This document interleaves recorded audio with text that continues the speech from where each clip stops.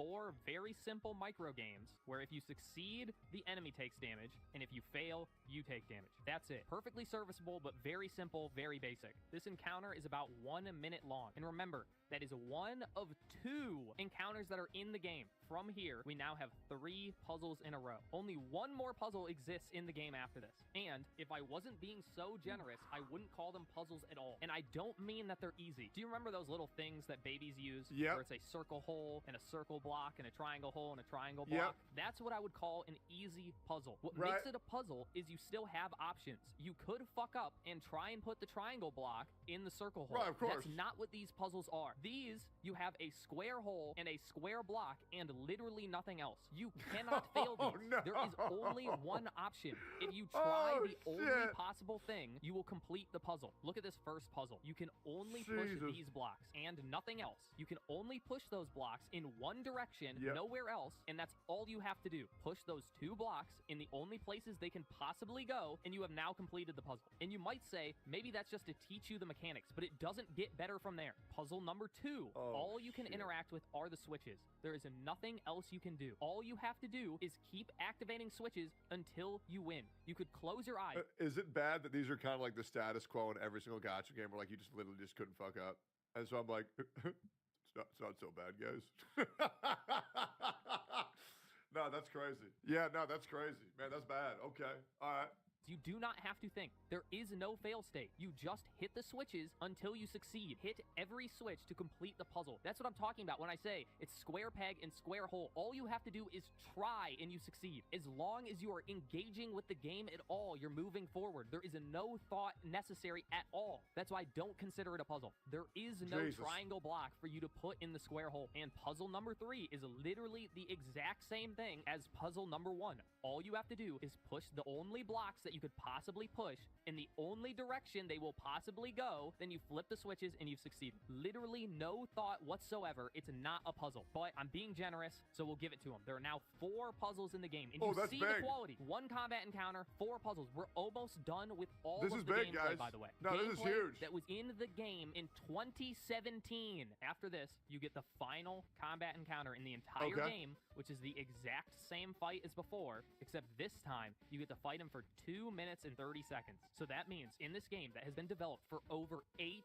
years, there is 3 minutes and 30 seconds of combat. $20,000, by the way. Do you feel scammed yet? Well, we still have 1 more puzzle and 2 mini games to go, so save your judgment. This last puzzle is the only thing I would even consider a puzzle in the game, and all it is your $20,000 for 30 seconds of gameplay. That sounds like anybody pulling for a max constellation unit in Genshin Impact. searching a room for And those people love it, man. Wow. clues to a 4-digit code. Yup, that's it. But it is a puzzle. You do have to try and figure out what the numbers are. So I'll give it to him. The game has one real puzzle. And the best part about it is you can just skip it. If you don't want to do it, the game tells you can just input 7 ones and it'll let you through anyway. Who knows what the punishment is for that, but I'm sure it doesn't matter. I did actually do the puzzle though, because I wanted to experience all this game had to offer. Was it worth it? Honestly, at this point, yes it was, because at least I got to play some video game in my video game. Okay, moving on. We're almost done. On to the first mini game of only 2, so it better be worth it. It is a game in which you get a picture of either a sandwich or a soda, and then you have to give them the sandwich or soda in the order they ask for. So if they ask for soda sandwich, you give them a soda, then you give them a sandwich. They ask for sandwich,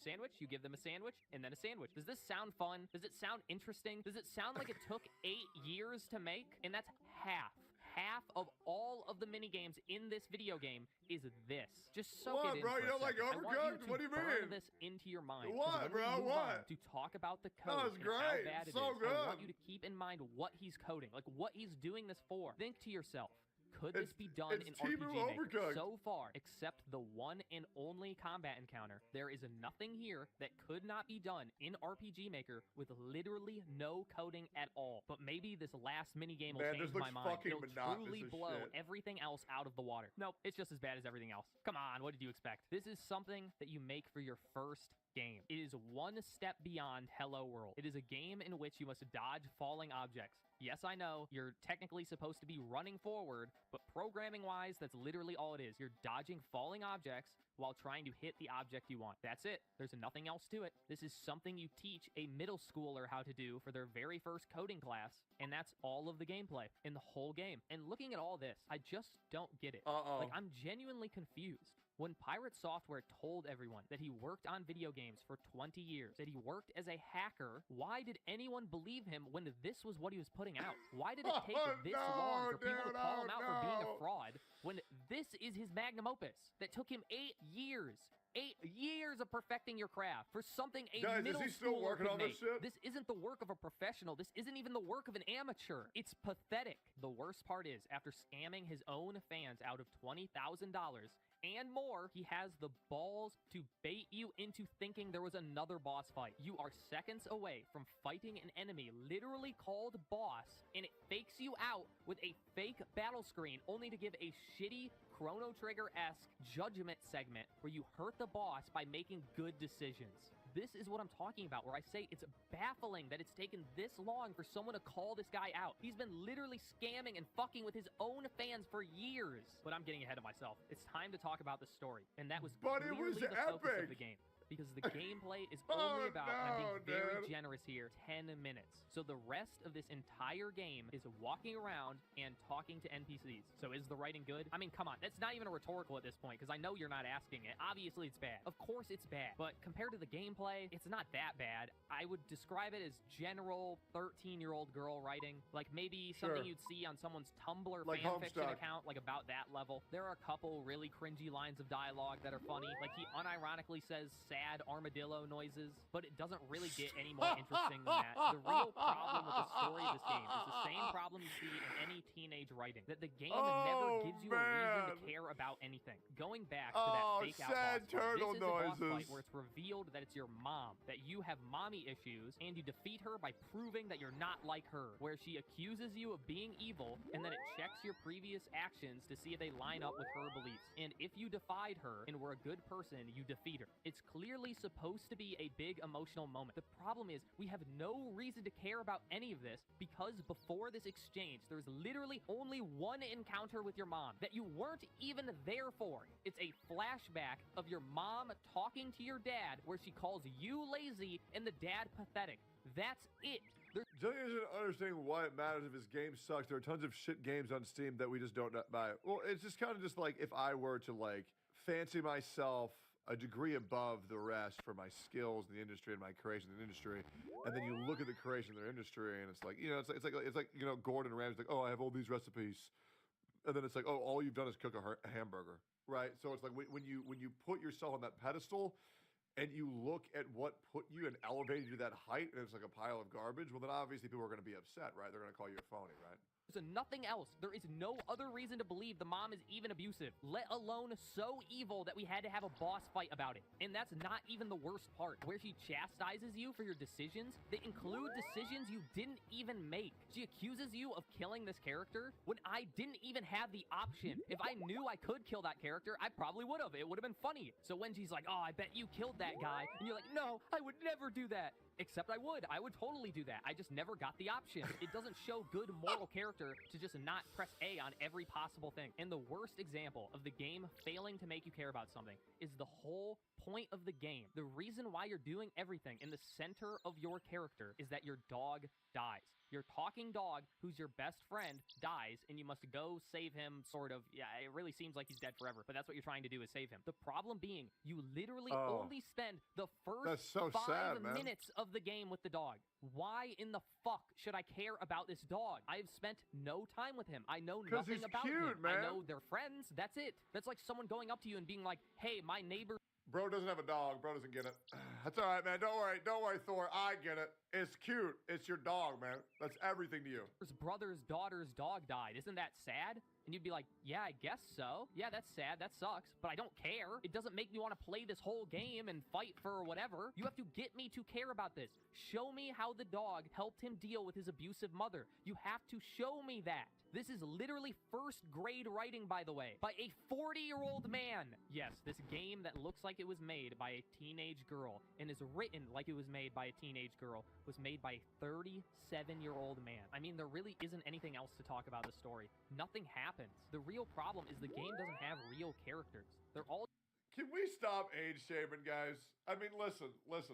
Thor is a gay furry. He is. We've already seen that, right?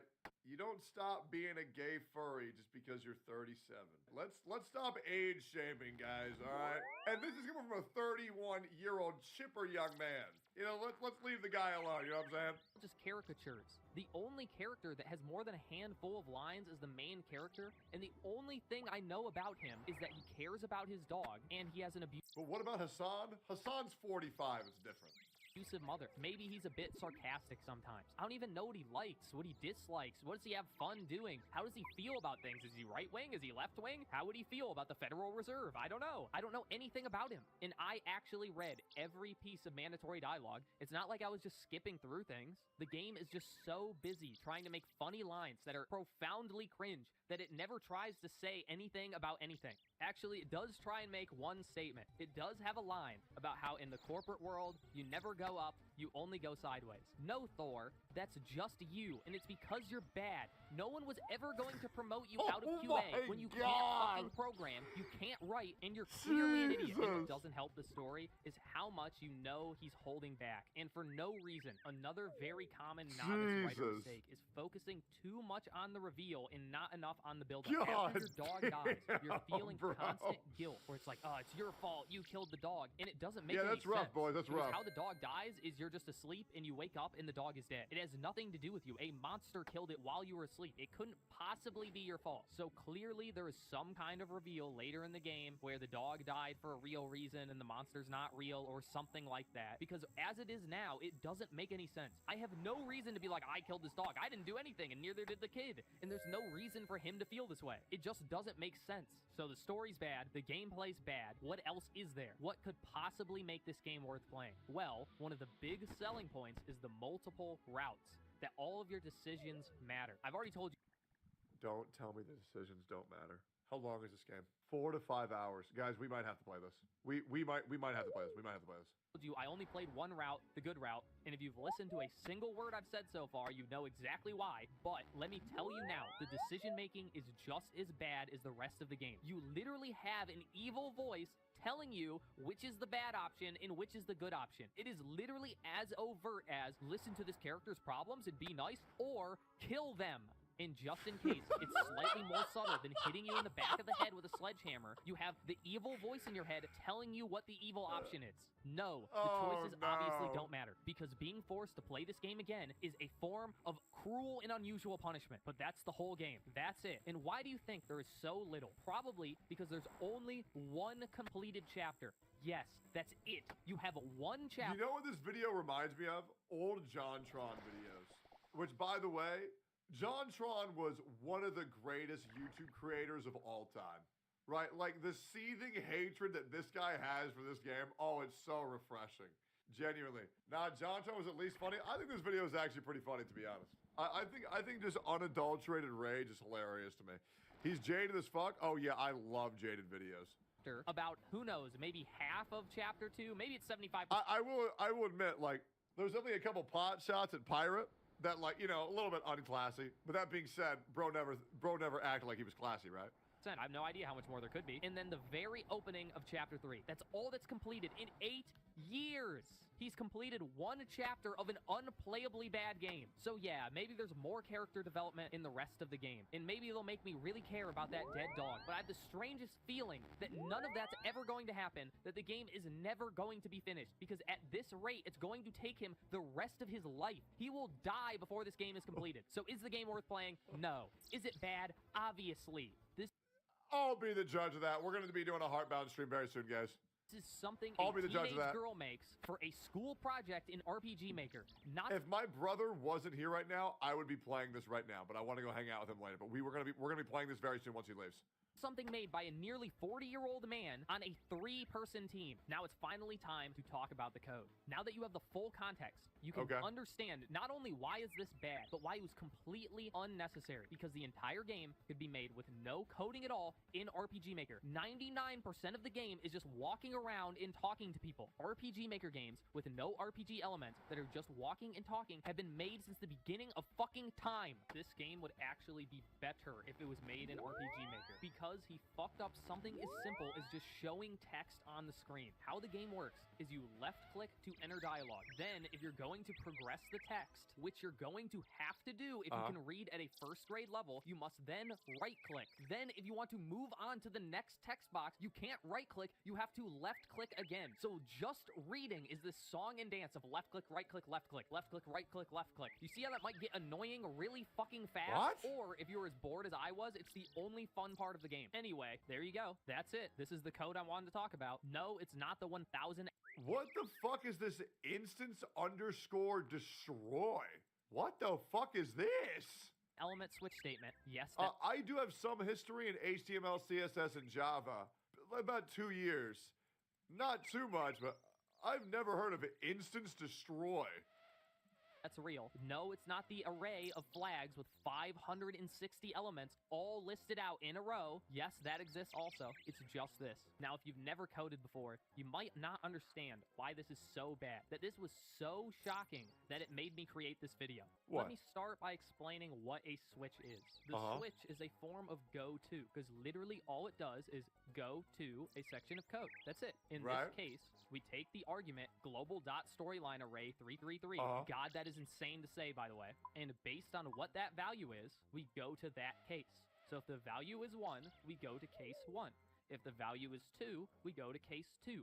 And this doesn't have to be in order. You could have case 333 and then case 12 right after that. You can do whatever you want. It's just whatever the value is, we go to the case that has that value. Now, the much simpler version of this is an if statement. All an if statement is if whatever is in those parentheses is true, then we do what's in that block. Now that you understand those two things, you are now a better programmer than our hacker genius here. Because what you see here is complete absurdity. He does not know the purpose of an if statement or a switch or how to use them. I'm going to give you 1 second to see what is wrong with the switch. All right, you ready? Why is it not an if? Why is there code that even says do nothing? Want to know how you do nothing in code? You just don't write it. So if we delete case 2, again, there's nothing there. There's nothing to do. If we just got rid of it, it'd be exactly the same. We are now left with a switch that has a singular case. So what that means is we check what is the value of our global whatever the fuck. If it is 1, we go to case 1. And there is nothing else to check because there are no other cases. Do you see the problem now? Yeah. We could literally just write this as an if statement. And what's the peak absurdity is that's literally what he did directly above this. So he did it right, then immediately did it wrong right after. And even then, it's still not correct. I'll give you one more programming concept. Okay. There's something called a bool. That is what the if statement is checking for. It's checking for a boolean. A boolean is either true or false. However, that can also be represented as a number, where 0 is false and everything else is true. So in this if statement, he's asking, is global array whatever the fuck equal to 1? Do you see the problem there? He literally has a comment confirming that what is in that array is a boolean. So there is no reason to be checking for anything. All you do is put global.storylineArray 367 and then end it there. And it works exactly the same. And then he could just do the exact same thing right below that. Global.storylineArray 333 and then end it there. No switch statement, no nothing, just an if. And I'm not even going to talk about how both of those blocks of code are literally doing the exact same thing. Both of them are only calling instance destroyed. So you could literally do an or there, and then you can combine all of it into one line. And this is the point. This is why it makes me mad, because he wants his code to be big. That's the point. I've seen a bunch of code reviews on his code. 2 very great videos about this, but I had to make this video because they don't point out what's important is he's doing this intentionally. He's clearly doing this to make himself look smarter, because his dumb fans who don't know how to code look at that and think, whoa, look at all that code. He must be a genius. He thinks more code equals better code because he's an idiot. You should have said, this guy doesn't like parts software. More code equals more better, guys. And his fans are stupid too. Look at here. I'll just give you one more example. Look at this. Do you see how it's a list of things where he's literally doing the exact same thing more every code, time? more All better. of this could be done with a single for loop. Yes, just one loop. Literally, all for loop is we do one thing over and over again until we hit the number of repetitions we want. And we can increment by any amount we want. In this case, we would definitely increment by 1. And the cool thing is, we get access to that incrementer, so we don't have to write the number every single time. But you see the problem with that is, he would have less code, and then it would look less cool. He wants these giant blocks of code. He's an idiot. He's dumb. He thinks big blocks of code means he's doing a lot of work. What a fucking dipshit. Can you imagine him just typing out over and over and over again, line after line? You know, some people might call this guy harsh, but let's be real. Pirate Software went way harder on European Asmongold.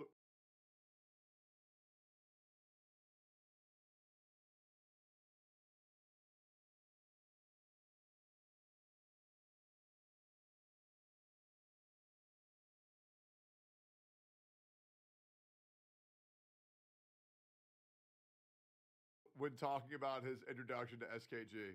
Like, let's just be real, right? Let's just be real. Line after line of the exact same thing.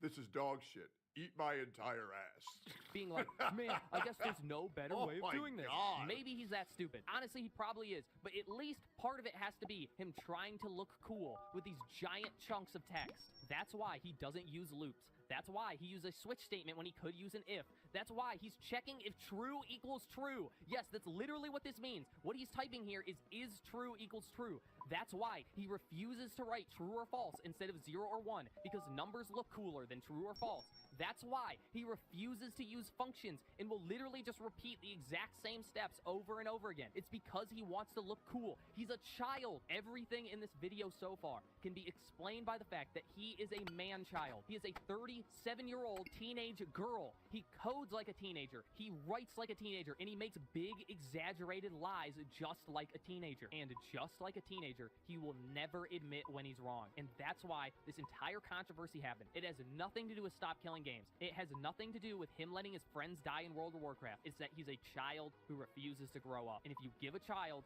millions of dollars and a ton of attention, they will fuck up eventually. And he'll never learn. You just know he'll never learn. You don't get to 37 acting like a child and even have the capability of learning. And I want to make it very clear. There is nothing wrong with writing bad code. There's nothing wrong with making a bad game. There's good night, Blaze, or I should say good morning. Hope you have better luck tomorrow, bud. He is being mocked endlessly as he acts like an expert when he's worse than a novice. And the only reason he's this bad after working on a game for 8 years is because he already thinks he's perfect. When you think you're perfect, you have no reason to learn anymore. You should not be afraid of failing, of making shitty things. What you should be afraid of is not learning from it. But that's just a theory. A game theory. Thanks for watching. Make sure you subscribe to Lord Frogmire. It is only thanks to my stream chat that I made this video in the first place. Maybe next stream. I'm going to subscribe to this guy, and my God. Bro, it just Grim Reapered this guy's whole fucking game. Oh my God. If this video gets 5,000 likes, I will be playing Pirate Software's game. Jesus, it's over for him. Pirate Software. Oh my God. What a video, man. Go like, comment, subscribe to that guy. That was great.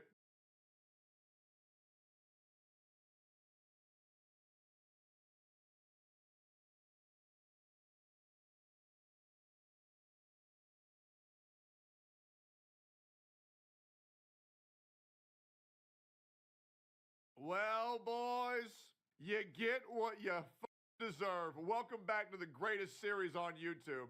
More Pegasus number 73. I actually haven't covered any of the slop that's been going on in this video. To all my slop enjoying piggies in chat, make sure to like, comment, subscribe to me and More Pegasus. Let's get into it. A lot of bullshit to talk about today. Let's go. Welcome back to a series so yummy, even Froggen subscribed. In today's video, Hassan is now implying that America or the Jews control ISIS. Of course, Hassan would know this as the leading expert in all terrorists, obviously. Ethan has responded, calling him anti-Semitic. His old arch-nemesis Destiny has also responded. Updates on the Hassan orbiting moons, including Caseytron. Subscribe for entertainment so good, it's practically a TV show at this point. I mean, 30-minute episodes and you don't have to wait a week. And it's free. Sign me up. Insane. Take it away, Jellywig. Let's up those numbers! Now let's begin with Hassan. I'm so curious. If he uploads a video every day, how many subs has he gained off of farming Hassan's misery every day? 16.3 million views in the past month. He's gained 64,000 subscribers. That is insane. Hassan trying to imply that the Jews control ISIS. So basically, ISIS is a very bad, terrorist group. So here we have a tweet by Dan Saltman. Hassan Piker is such a dishonest moron. Just say that the Jews control ISIS and get it over with. The sooner Democrats jettison these lunatics, the better. And he's attached this clip. On the other hand, you have obviously ISIS, which is, this terror cell that seemingly never attacks Israel and only kills Muslims. Weirdly enough, okay? Don't know what that's about. I'm not going to point any fingers here. Has the American forces actually defended ISIS at times? Yes. Has Israel defended ISIS at times in Syria? Yes, they have. Dude, this guy is completely insane. First off, I'm pretty sure he got that completely wrong. He's sort of like listing off conspiracy theory talking points. Second off, is he just doing it again? This is like when he saw the recent shooting on Israeli diplomats and was like, I'm not saying it's a false flag, but it would have been the perfect false flag. Guys, I'm not saying the US government in Israel controls ISIS, but guys, it's just awfully suspicious. Dude, he's actually going insane. Like, every day, we have a more and more extreme, ludicrous take. I mean, at least he's not glazing ISIS. I guess that's like an improvement, not supporting... Well, at least he isn't directly supporting ISIS yet. So we'll take the W while we can. Good job, Hassan. You didn't kill anybody today. Wow. Jesus Christ. The extremist terrorist murderers, that's a start for Hassan. Here's what people are saying. Big step. He'd unironically be pro-ISIS if they killed more Jews? Yes. ISIS has attacked Israel, but not often because of the IDF. Somebody's posted this screenshot. ISIS claims first attack in Israel. ISIS in Egypt claims rocket attack on Israel. Basically showing there are examples of where ISIS has attacked Jews. Somebody responded with... Yeah, but... what you don't understand is that doesn't fit Hassan's narrative, right? So he's not going to say it, right? And plus, all the people that the terrorists killed were actually really bad people, according to Hassan. That's why the terrorists are the good guys. Right, Hamas Biker? Hassan and Dan Clancy, and this is like the viral CEO that got caught cheating. Biggest pseudo-intellectual on the internet today. He's a literal bullshit fountain. Right, so Ethan responded. The USA and Israel have never defended ISIS. Hassan is describing a popular anti-Semitic conspiracy theory popular in Dan Bilzerian type of circles. He suggests that Israel is actually behind ISIS. Why? Because ISIS has never attacked Israel. Except Hassan is lying, as usual. ISIS has planned multiple attacks against Israel and Israelis. He also lies about ISIS only targeting Muslims. With the most cursory research, you will find that this is not true. ISIS has killed countless Yazidis and forced their women into slavery. Hassan is quite literally hand-waving an entire genocide against these. Proof? Where's the forensic evidence that they were sold into sex slavery? Yeah, what if they were just hoes and they were lying about it, bro? Where's the forensic evidence, guys? I'm gonna need it right now. People in service of his conspiracy theory. ISIS also targets Christians and Kurds, which are seemingly unimportant to him. Hassan is a terrorist mouthpiece for Hamas, Iran, and Hezbollah, happily spreading their propaganda and lies amongst his Western audience. I mean, you can't make this shit up. He's literally peddling complete conspiracy theories like a actual nut job. I mean, Hassan wonders why people just don't trust his coverage anymore, and then he goes and says shit like this. I mean, you literally twist any story completely to fit your narrative. Of course, people are not going to trust you at all when this is the type of shit you're peddling. And I just love how he always has to defend his so-called side, right? Obviously, we all know this. He is Schrodinger's Turk, white when convenient, Muslim when convenient, Turkish when convenient. Any terrorist attacks, it must be, the Israelis, the Americans, the white people. Just acknowledge that everyone can do bad shit. Everybody's got bad eggs. Stop being such a flippin' psychopath terrorist mouthpiece, dude. It's crazy.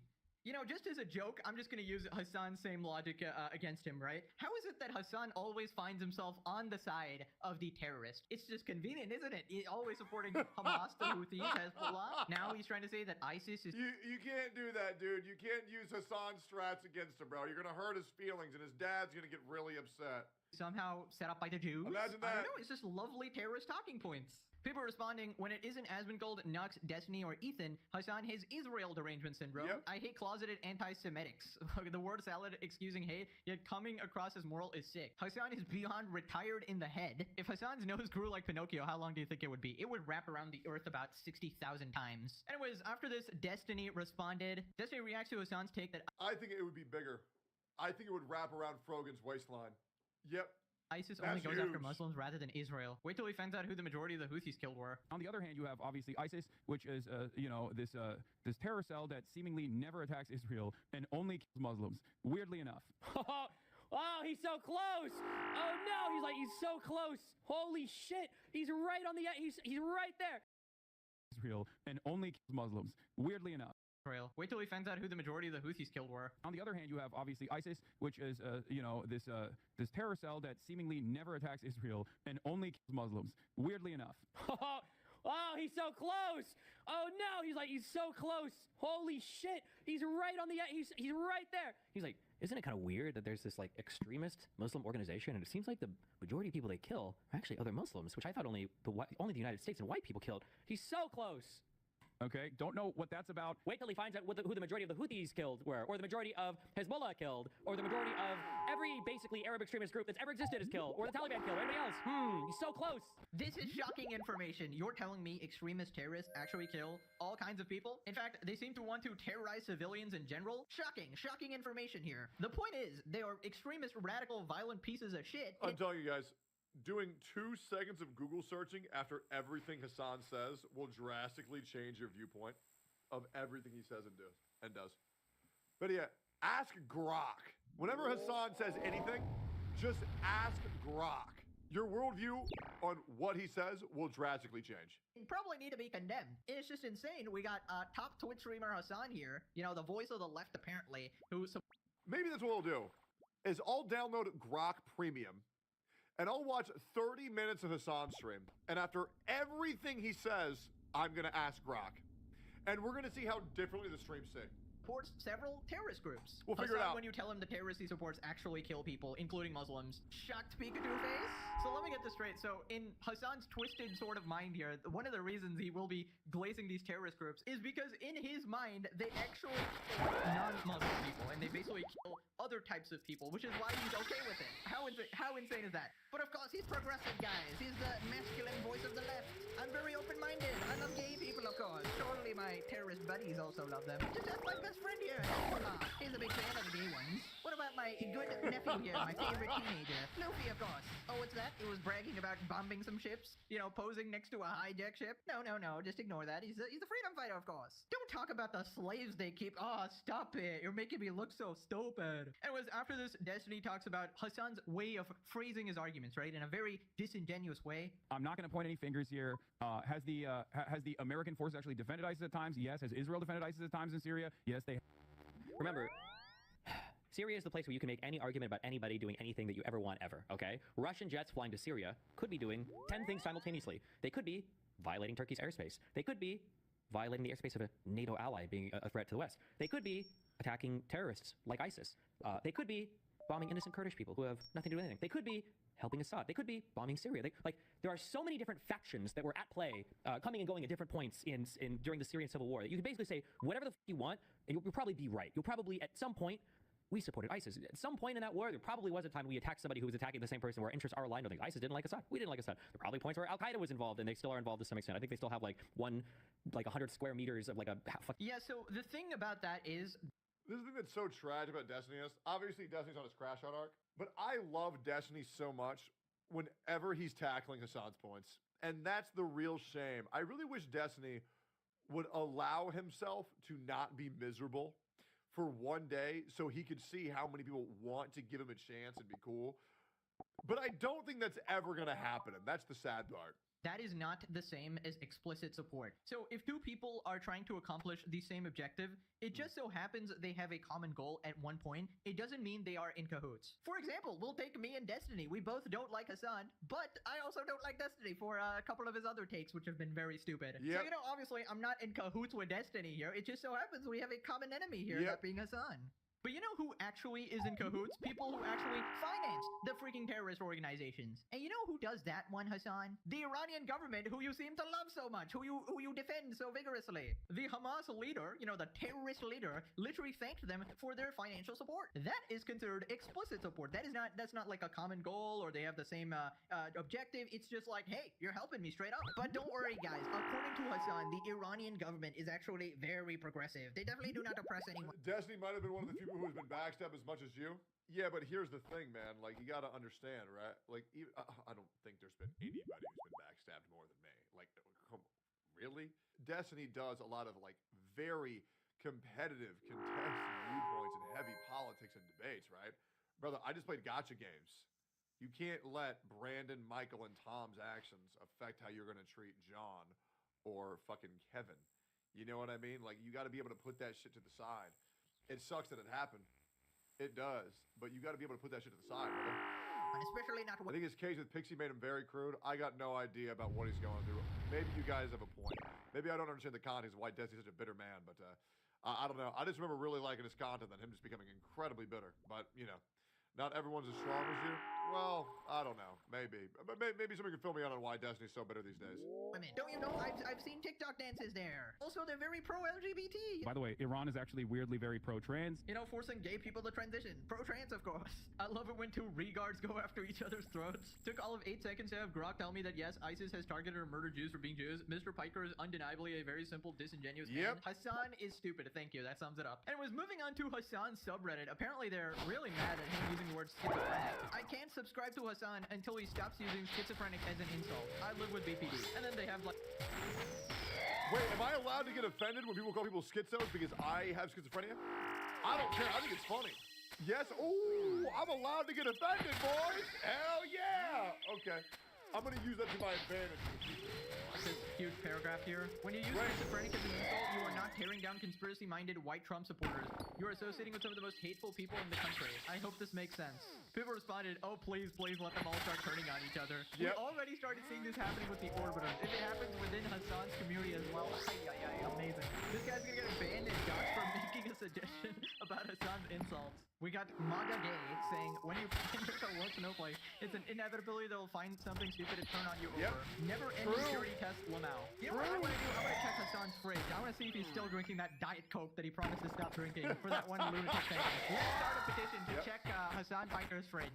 I think that's really important, guys. Moving on to the Hassan Orbiters. We got a big weekend for the Orbit, and we got Shonda Black, Denims, and I think this is Mike from PA here. And apparently they have actually gotten some viewership. Now, I don't know why this is happening.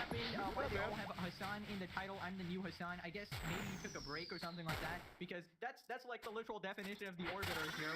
Whenever Hassan takes a break or there's some level of breakdown, they try to siphon one viewer from him, and they all like eat the scraps basically. It's basically like the most.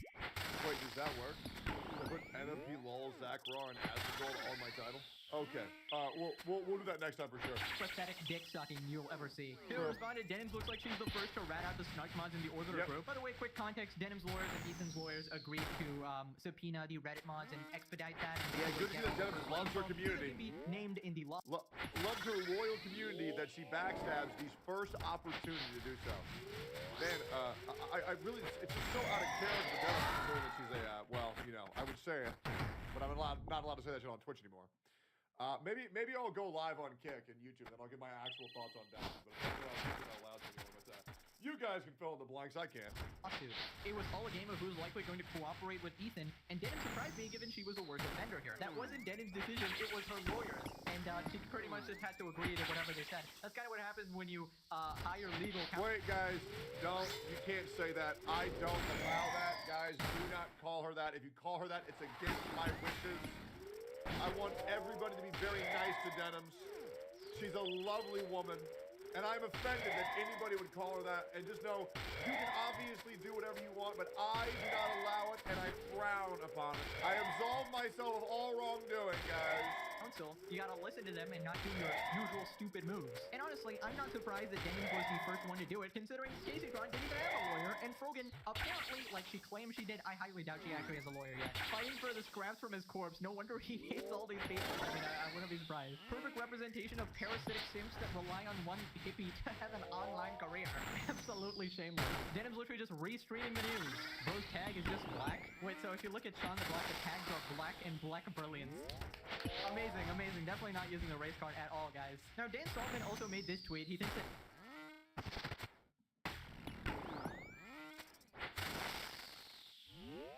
22%, boys. Come try and take it from me. Anyways. Ethan should settle with Frogan. He tweeted, offer to settle with Frogan. I'm honestly impressed that she has handled this so much better than everyone else. No comments, no shit talking, remove the VOD right away. How does she naturally handle this 100 times better than Casey or Denims, who are streaming veterans? Well, there's a simple answer to that. She's too busy eating, of course. So what the heck? Obviously, she only got time for this petty bullshit. She needs to meet her calorie goal, obviously. People responded, some people are too nice. No, 10 years ago, maybe. Never settle with these types. Just because she's listening to her legal counsel doesn't mean she deserves leniency. Make an example out of all of them. Okay, to be honest, I kind of agree with this because I feel like these people deserve no mercy. I mean, Frogan is particularly cruel. She was saying U.S. veterans take a bite. Take a bite. Destroy them all. Frogman is the ultimate veteran, 2 times rising star. Only difference is Frogan hired a lawyer and listened to the lawyer that's not handling it better. And I feel like if you don't teach them a lesson, they're just gonna keep doing this shit and feel like they're invincible, right? Now, apparently, we got some updates from Gato. I've just been. Oh, and by the way, guys, even more people will be facing the consequences of their actions very soon. It's gonna be great. Notified that this is a tweet Ethan Klein is suing me over. A little bit of tea, I got told this morning. A little bit of tea. Breaking, Ethan Klein has been arrested following the publication of a video in which he appears to be in the food. In 1 year's time, what is happening currently behind the scenes will be a major moment, which is drug field, psychotic. Why are you moving your eyebrows like asthma? Are you telling me that if I move my eyebrows, I'm copying asthma because my eyebrows move? Well, now I've become aware of it. Bro, people's eyebrows move when they talk. Are you retarded?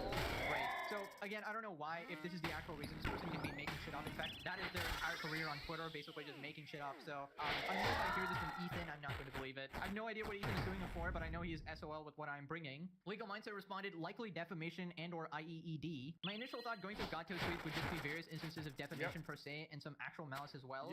He also has to be the least sympathetic defendant of all time, considering what he said about US and veterans. Every juror will hate Gato. You think they're not going to have sympathy for them caring for their father on like dialysis or something while tweeting 700 times a day? Apparently that's somehow taking care of your father, by the way. Now, apparently Dan has been going...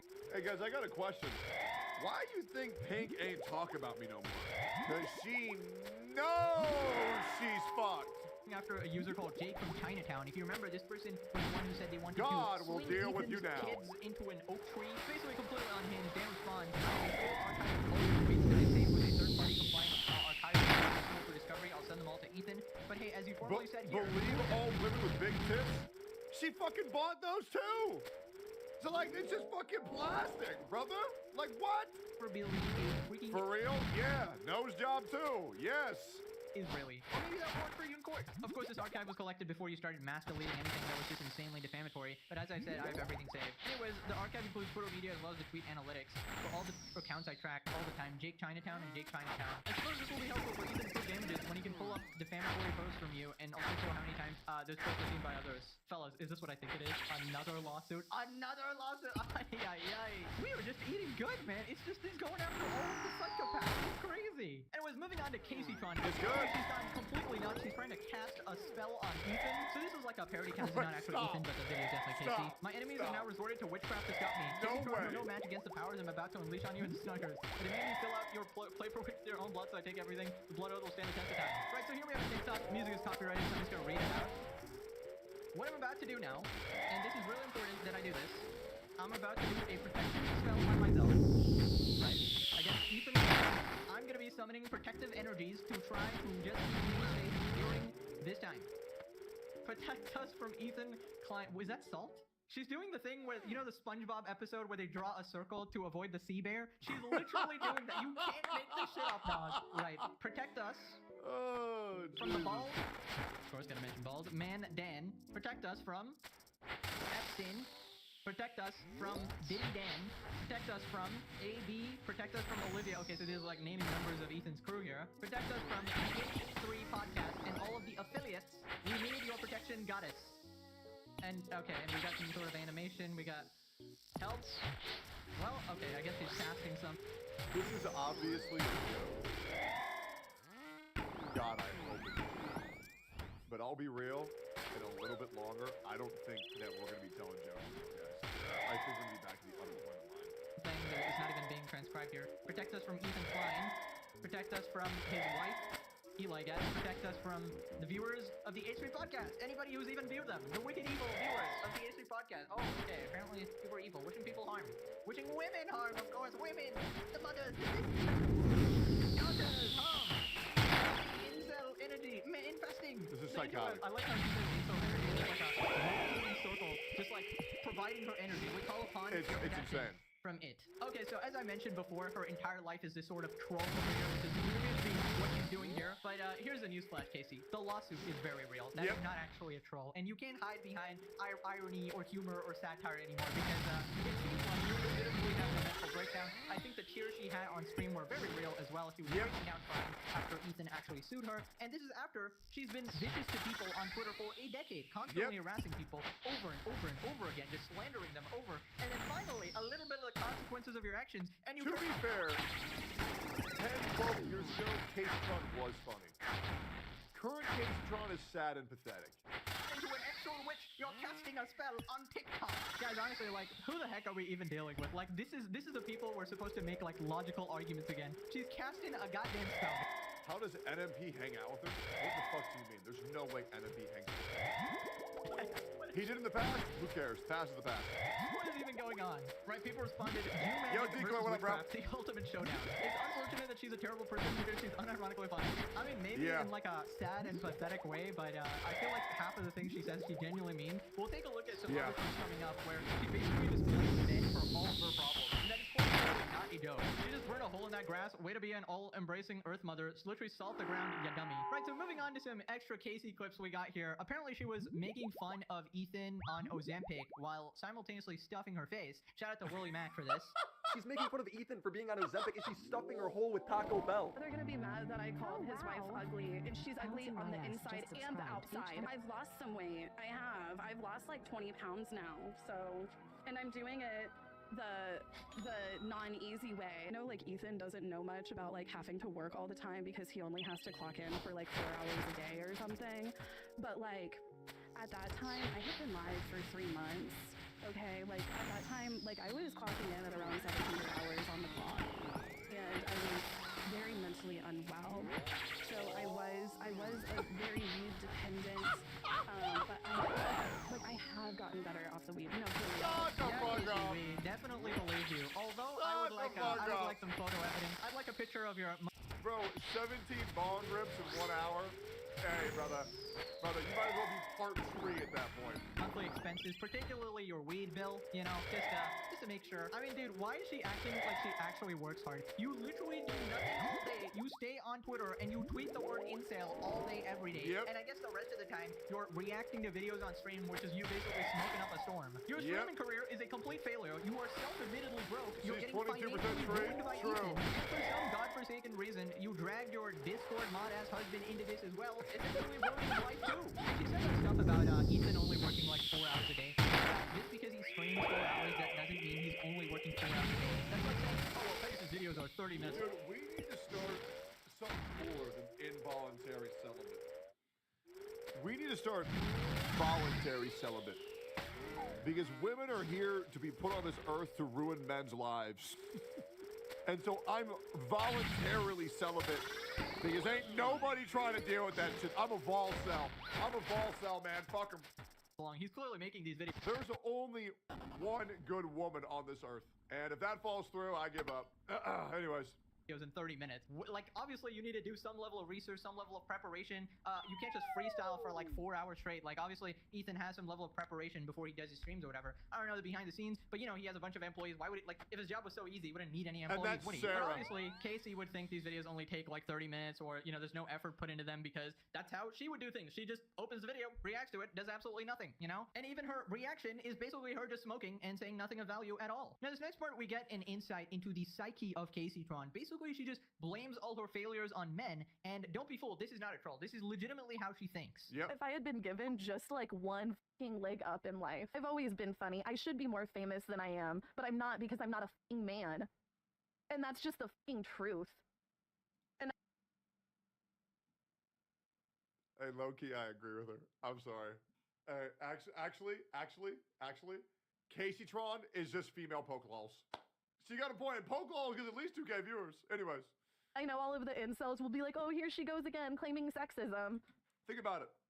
Fat, schizo, drug abuser. It's the same person. And you know, here's the thing. They used to be mad funny years ago. They used to be mad funny. Not anymore. That's gonna piss him off, by the way. Oh yeah, it's just fine though. Who cares? That guy's got to be angry at somebody. When there is someone who we should be angry at, and that's yourself. You gonna bring up my dad again? Ooh! Oh no! He's gonna get you like the boogeyman. Oh whoa! Anyways, let's go there. Like, then what the fuck else is it? That's right, guys. I'm a failure because of men. Men are the cause of my horrible failed life. Dude, honestly, everything makes sense now. This is why she's so obsessed with misogyny and incels and basically all these buzzwords, is because she actually attributes all of her problems to men as a whole and is unable to take When is Casey funny? Oh, dude, back in her League of Legends days, she was mad funny. Level of accountability and responsibility for her own life, right? Christ. And this might be a... You know who Casey-tron looks like? She looks like that slug from Monsters Inc., bro. You know the one who's like, Lazowski? She looks just like that fucking slug, bro. To take any level of accountability and responsibility for her own life, right? And this might be a little bit cruel or whatever, but the fact is, you're just not entertaining enough for people to watch you on a regular basis. That's why even after a decade of apparently streaming and being online in the community, you are unable to actually form a career, right? And that is not men's fault that you were unable to entertain. I mean, at least one person called it funny in the Twitter replies there, so I don't know why you've been unable to succeed, but blaming it all on men is such a horrible strategy because that makes you have no power over the situation. This is just a general life lesson. You want to take responsibility. It is just her fault because women are just less funnier than men. They are. You can call me misogynist, guys. Can you name me a single funny comedy special by a woman? Like, I'm sorry. All y'all do is just say, LOL, vagina, I farted, period fart. Okay, bro. Like, listen, I love her. I love her. Can't live without her. Love her. But women aren't put on this earth. They're here to be put on this earth to be caring and understanding. Well, that one. They're here to be caring and to be nice. Women are here to be nurturing, to take care of the kids, because men can't do that because men are stupid and they're not as good as parents as women, right? So women are here to be nurturing parents. When men are here to be funny and aggressive and destructive, kill the enemies in their way. You know, it's like yin and yang. The destructive ones. It's like men are here to bring death and women are here to bring death. There it is. It's like yin and yang, right? Men are on this earth to kill and destroy, and women are here to raise and elevate. There it is. Perfect. All right, great. Responsibility for all the problems in your life, right? It's a general Stoic principle. Everything that happens to you is because of you, and then that way, any success you have is also because of you, right? The thing is, if you actually believe that everything is your fault, that means you have the power to change your own life. That means your decisions actually affect the course of your life. But if you think everything is in the hands of some ape strong force, together. It's misogyny, it's the patriarchy, it's Father men's, 10 the reason I'm failing. Father 10 2 and are actually the better parents. I don't know. I feel like women are better parents. Not every time, but I feel like on average, women are the better parents. Of course your life is going to suck because you're not going to take any steps to improve because you think it's all on the part of men, So basically, genuine advice here, probably stop blaming other people for your problems, work hard every day, work on improving yourself, and maybe, you can actually... But I think we can all agree that parents are better when you have two of them rather than one, right? It is better if you have both your sons and they work in unison. move past this, provided you don't get sued into bankruptcy. I'm pretty much bankrupt already, but, provided you get past I this whole wish I had lawsuit both my situation, parents in my I mean, you might actually have a career. And I feel like the men excuse is such a cop-out as well, because what about all the successful women? Apparently, they just, they had nothing to do with it, right? Apparently, men made them successful as well. Like, that obviously makes no sense. Obviously, they worked hard to achieve what they had, and so can you. After this, she gives the ultimate virtue signal. She talks about how much she loves gay people and loves women. Basically, anybody but straight men. Though I get emotional whenever I think about it. I love gay people so much. I do. I love gay people so much. I love women so much. I do. I love gay people so much. Sorry. I'm like, it's not a joke. I do. I'm cringing. Like, I wouldn't be like who I am without you guys. And like I said, this is nothing against the straight. This is nothing against. I'm a straight too. But like being a woman on Twitch fucking sucks. Oh yes, being a woman on Twitch very hard. The special treatment must really suck. Being a woman on Twitch, just wear a low-cut shirt and then behind 10 years. What the fuck are you talking about? Women have it so easy on this. Here's how it works, right? Women have a guaranteed bottom line. If you go semi-lewd with your content, if you farm parasocial, minimum. The problem is, it's harder to do. Men, 99% of them, 0 views. But they have a higher potential to get to if they're actually from the That's the big difference. But it is much easier to have a shirt bottom line. And if money's hurting, if you get like 200 viewers, open an OnlyFans. Congratulations, you're a fucking millionaire. It's so easy for women on the internet. Shut the fuck up. Or the reason she's frustrated is because she gets no special treatment because, well, I'm not gonna include that sentence in mine. But yeah, what a pathetic pandering statement. I love women and gay people, guys. Anybody but the straights, of course. I mean, I guess I can posit a reason as to why she hates straight people, because no fucking straight man is watching this shit with a gun to his head. But yeah, after this, she cries about the lawsuit, and then she talks about how the good straight men need to hate her, as if, like, all straight men are inherently evil, and only the good ones will be supporting Casey Klein. My other hope is just like, we need the girls. We need the girls and the gays. Like I said, like I have just been like, and this isn't anything against the straight men. Like any of the good straight men know exactly what I'm talking about. But I think to any of the straight men that are one of the good ones, there's a lot of bad ones. I'm sorry to inform you. There's some bad ones.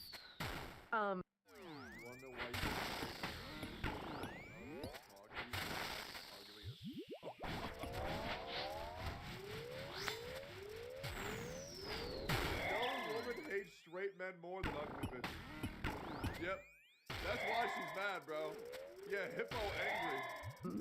But to any of the straight men that are one of the good ones, they get what I'm saying too, I think. But I've just been so passionate about making a space for women and LGBTQ people on Twitch for years because hello?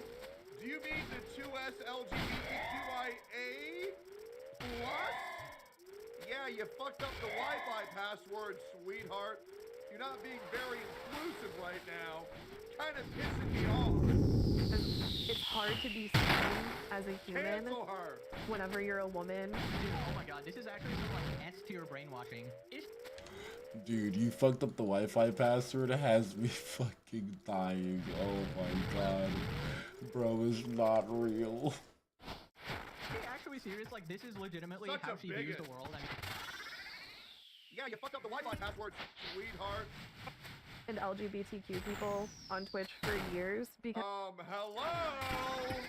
You mean the 2S LGBTQIA plus? Yeah, you fucked up the Wi-Fi password, sweetheart. You're not being very inclusive right now. Kind of pissing me off. It's hard to be seen as a human whenever you're a woman. Dude, oh my god, this is actually some like S-tier brainwashing. Is she actually serious? Like this is legitimately how she views the world? I mean, how pathetic is that? I mean, can somebody explain to me like what did straight men do to her so bad that she hates them this much? And it's not what straight men did to her. Straight men didn't do to her. That's oh, we're getting banned. Oh, fuck. God damn it. Somehow affects how she feels. Like, how does it change the price of the groceries? And don't worry, no good straight man is ever gonna, be by your side or wherever. They're all taking a a rocket to the nearest moon to get as far away from you as possible. And I feel like if I was as desperate as her for money, I wouldn't be so picky when she was like donating to me, right? I'd just be like, you know, I'll take what I can get. Apparently, the gays and the women are not, you know, filling your GoFundMe so far, so maybe the straight men at least. Although, again, I don't think there's many people jumping at that opportunity. Maybe your grinder-ass boyfriend, but, you know. Then she talks about how she doesn't deserve this, the world is just against her, all this nonsense. Brother, you deserve this shit the most. What the fuck are we on about? Then, So this is so fucked up, what's happening to me. This is so fucked up. Please donate. Like, there's some real fucked up shit happening to me right now that I do not deserve. Oh my god, I don't remember. How the fuck does this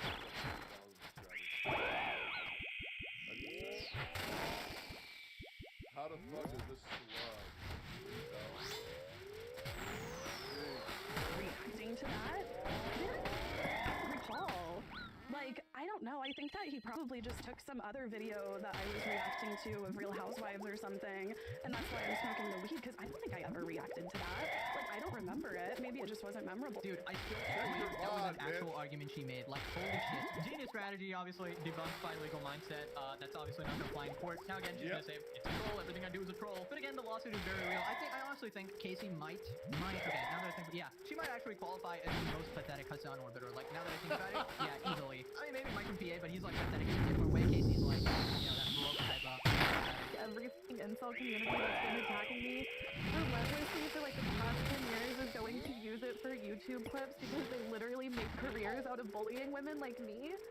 And I'm just so fucking tired. Tired of constantly being harassed by this shit, you know? Like, for the past 3 or 4 months, I've really just been like, I just want to focus on myself and I want to focus on my community. I want to focus on being funny. I want to be one of those people who's just a breath of fresh air, you know? Somebody who people can watch to escape and get away from it all. You've literally had a decade to become funny. You have completely failed at that. The only comedy she has is that like special type of train wreck comedy where you laugh at someone, ruining their life completely, and you're just like, haha, I guess her life sucks so fucking bad, it's actually hilarious. I mean, she says she wants to be left alone, but she literally spent years crying on Twitter, just making mean tweets of people, calling people incels, misogynists, slamming people left and right, denying kill his mom. I feel like she's getting everything she deserves, and it might not be in the conventional No ban, by the way. Isn't that great? way or for the reason, you know, this is a copyright lawsuit, but I guess karma works in mysterious ways. Now click this video so we can send Hassan to the moon. Let's fucking do it. Let's up those numbers. Great video, man. Love that shit. They are fucked. See y'all next time.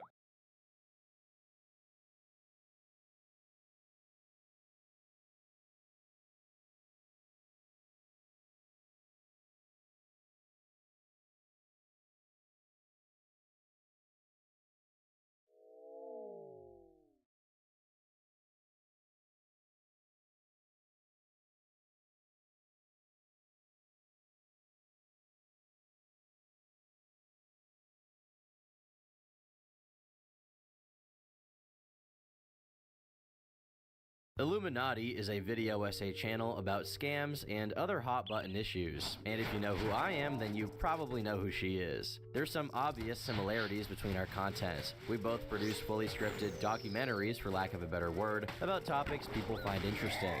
She's called out Autism Speaks, SeaWorld, PETA, Andrew Tate, and the right. It's time once again to stop pyramid schemes, scams, and other forms of corruption.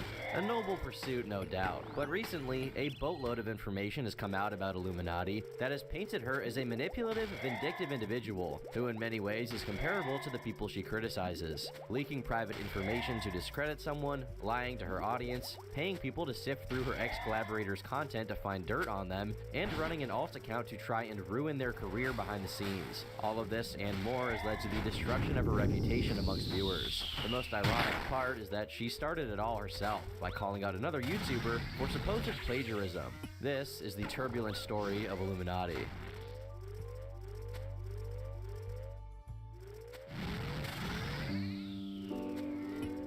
The first video on Illuminati's channel, uploaded at the beginning of 2019, is titled, What is an MLM?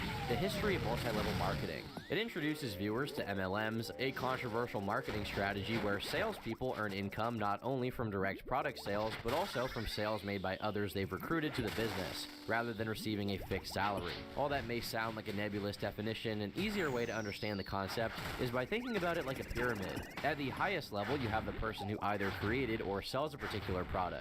This person then recruits others underneath them to sell the product as well, and those individuals in turn recruit others below them to sell that same product. The people at the bottom of this structure contribute a portion of their earnings to those above them, as each salesman or woman receives a share of the money earned by their recruits. If you haven't already noticed, the triangle shape is what's caused many to label multi-level marketing as a pyramid scheme, with some going as far as to call them scams. Blair set out to expose these MLMs to her audience, with this video in particular being an introduction. Her channel art even reflects this theme, with the recognizable triangle-shaped head with the large eye in the middle, based on the Eye of Providence, which you're probably familiar with from seeing it in pop culture. Or if you grew up when I did, your obvious introduction to it was Bill Cipher from Gravity Falls. However, even in her first video, it's obvious that this isn't Blair's debut on YouTube. She welcomes back her viewers. Hello everyone, and welcome back to the channel. If this is your first time here, my name is Blair, or the Illuminati, and today I'm super excited to talk about the subject that made me make this video. We're talking about— That's because the channel creation date is actually May 9th, 2013, implying that a large catalog of content was at some point removed. What kickstarted Illuminati's initial rise to popularity wasn't video essays, but a much older trend that took YouTube by storm a few years ago: Reddit videos. As of March 21st, 2019, the Illuminati channel had accumulated nearly 100,000 subscribers from browsing subreddits and reacting to them, laughing at r/entitled parents, r/choosing beggars, r/nice guys and nice girls, respectively, and criticizing anti-vaxxers was the bread and butter of her channel. Over the years, Reddit has accumulated a considerable amount of cringe-worthy content. Shocking, I know. Prompting users to subscribe to specific subreddits dedicated to showcasing it. Popular YouTubers like Soothouse, Sorrow TV, Wild Spartans, and of course Blair took advantage of this readily available material and made content out of the best of it. They found that they could pump out content with ease by selecting 20 or so cringy posts from these conveniently organized subreddits and reading them aloud in their videos with minimal editing required. Surprisingly, this approach brought them significant success, surpassing what one might expect from such simple content. And honestly, who could even blame them for capitalizing on it? At the time, there was one playlist on Illuminati's channel that gave an inkling of what was to come, titled Anti-MLM. By early 2019, the Reddit trend had already begun to die. Soothouse and Sorrow TV, who had capitalized on it the most, stopped posting altogether shortly after it reached its peak. Others who hopped on the bandwagon, like Call Me Carson, quickly hopped right off.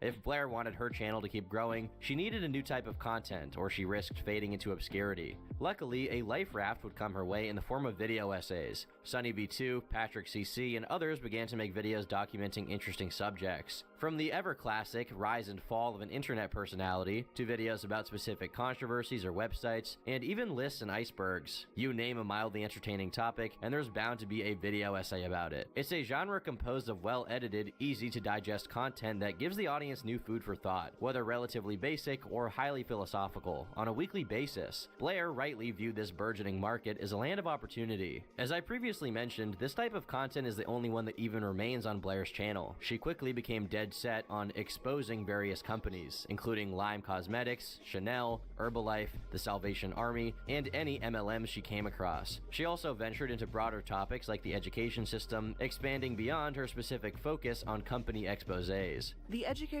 system is as outdated as it is broken. If it doesn't work for us and hinders students from feeling encouraged, creative, and free to explore the world around them, make no mistake, it's broken. However, it's important to note that Blair's approach to exposing these companies comes short of proper investigative journalism. Instead, she gathers information from news articles and other documentaries and presents it in a condensed format for her audience. This doesn't mean her content lacks legitimacy, but it does indicate that her videos don't necessarily go above and beyond what typical YouTubers like myself do. By 2020, Blair had ditched Reddit altogether, and who could blame her? The video essays were vastly more successful. By the middle of that year, she had earned nearly 500,000 subscribers. Her videos were averaging averaging more than 250,000 views, and she was uploading every few days. She was easily one of, if not the most prolific video essayist on YouTube. The output was unheard of. Each of these videos were fully researched, written, and edited in full without cutting any real corners. Videos on her channel were now broken up into categories such as psychology, history, shady businesses and charities, and of course, MLM deep dives, which were still a tried and true method of getting clicks. Faceless companies that profit off of recruiting others to sell a product many consider useless are easy to hate, and for every hateable MLM, you can be sure there was an Illuminati video to cover it. Now, you may be wondering how Blair managed to produce such an incredible amount of content on such a regular basis. There's no way she's doing everything on her own, right? Well, the simple answer is no. Even if she were taking 60 milligrams of Adderall every day with 3 Starbucks orders on the side, it would still be too much work for one person. Just like mainstream creators such as Mr. Beast, many video essay channels have started paying others to assist them in producing content more frequently without sabotaging quality. Creators like Patrick CC, Magnates Media, and myself have contracted additional help to keep a steady output of videos. So yes, you guys can rest easy and stop asking if I do meth in the comment section. If you guys check the description of Blair's video starting from 2019, you'll find a list of researchers, writers, editors, and thumbnail designers who have contributed to her work. Collaboration plays a crucial role in the success of many creative endeavors, and YouTube is no exception. Hello and welcome to The Corporate Casket, a bi-weekly series where bad businesses go to die. We will discuss any and everything from bad charities, terrible CEOs, and businesses that have a lot to hide. I'm the Illuminati, and today we're talking about an industry that has come up quite a few times before: supplements. But those helping her with her content, for the most part, didn't have online followings of their own. Instead, they were seeking behind-the-scenes employment. At the same time, Blair was also collaborating with other creators who wanted to grow their brand. The Sad Milk channel was launched in December of 2019, is a collaborative project between YouTubers, featuring Flinders, Illuminati, One Topic at a Time, Oz Media, Salty Reddits, The Click, and Wonderstruck Guy. It was essentially a reaction channel that posted similar content to the Reading Reddit videos that made Blair blow up in the first place. The food truck sign said, fries $5 and cheese $2, and I only realized the cheese was meant for hamburgers after they handed me this. You want cheese fries? Here you go, sir. Yeah, they're not wrong. This channel would be a successful venture, boasting over 200,000 subscribers. It also helps to boost the careers of those who contributed to it, who could now cross-pollinate their audience to share viewers. The channel posted videos throughout 2020, despite a community post outlining that a few of its members, namely Salty, OT, and The Click, would no longer be appearing in its videos. At the time, the only explanation given for this was that they had some creative differences behind the scenes, and that those leaving wanted to focus more on their own streaming careers. The post assured the viewers that the channel was not done for, and would still be posting videos with the remaining cast, even teasing some IRL group content. But on December 24th, 2020, its final video was posted, starring Illuminati, Oz, Damian Lee, and Wonder. After this, the channel was dead in the water, with fans wondering why they left it behind. But at the end of the day, creative differences was as good an explanation as any for the initial breakup. Blair continued posting content, refining her editing, writing, and topics until her channel was running like a well-oiled machine, as did her peers. The Click's channel grew to more than 1 million subscribers, and Oz Media similarly grew to more than 500,000. Blair's channel, meanwhile, peaked at 1.7, a level most creators can only dream of. 250 million channel views is sure to equate to a lot of AdSense money as well, and Blair continued to be one of the most successful creators in the video essay space, venturing more so into political content such as criticizing trends from conservatives that she saw as disingenuous. Nobody knew much about these creators outside of their videos, especially Blair, seeing as her content was relatively impersonal. Her opinion was certainly relevant to the content, but it wasn't like the viewpoints she expressed were anything out of the ordinary. For the most part, it was the research and presentation that made her videos worthwhile for the audience to come back to time and time again, to the tune of millions of new channel views every month. That should have been where the story ended, but thanks to Blair, it's not.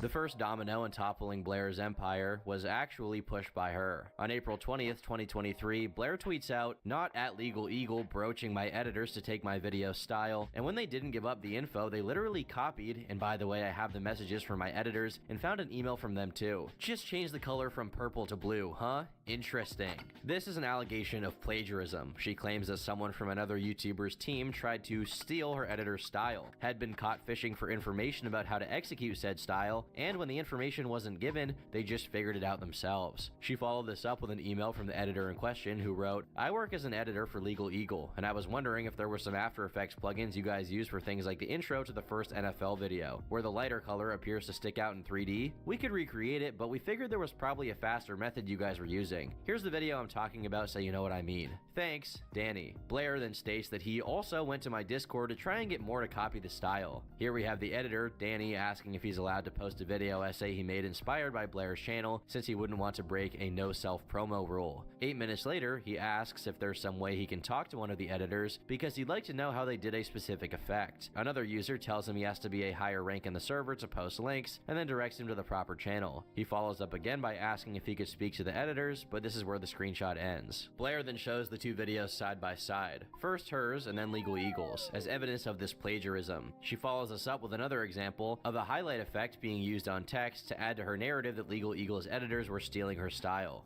Blair concludes by saying, "To be honest, I wouldn't have believed any of this was trying to replicate my videos if not for the email and Discord stuff that was done preemptive to their video coming out. Like, talk about, can I copy your homework? Yeah, but just make it a little different." She finishes with this meme about copying schoolwork to illustrate her point. Now, while Blair's initial tweet did get more than 700 likes, every follow-up tweet she made on the thread was increasingly less popular, as many realized how ridiculous this allegation was as they read on. Firstly, any point about editing is hard to justify in the first place because every video editor draws from inspiration when creating content. On top of that, people's editing style on YouTube usually just comes down to basic effects and presets, which the video editors don't even make. They come stock with software like Adobe Premiere, Sony Vegas, and DaVinci Resolve. But not only is the initial premise shaky on its own, the actual examples she shows, being the ripped paper and highlighting effects, are extremely common visuals for video essayists to use on YouTube.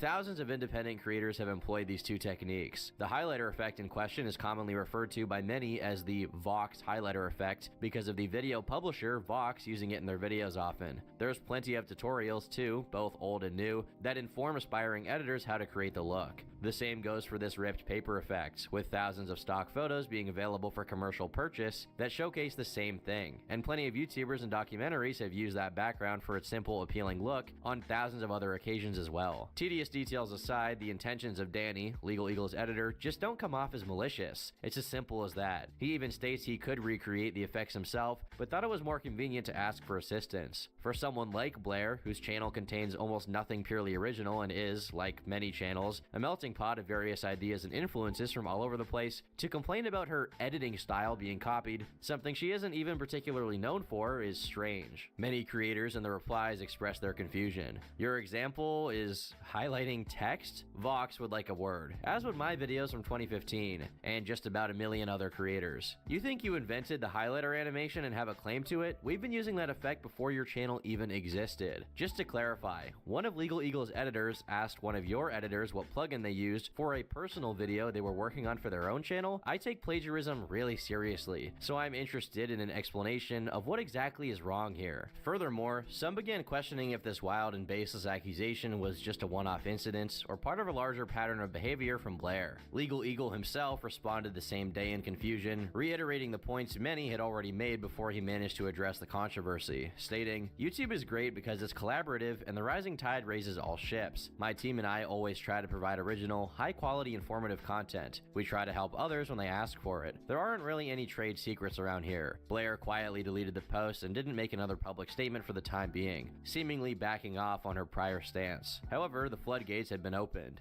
Bomber Guy responded with his own accusation, saying that Blair had plagiarized the documentary on her own channel and in a much more egregious way.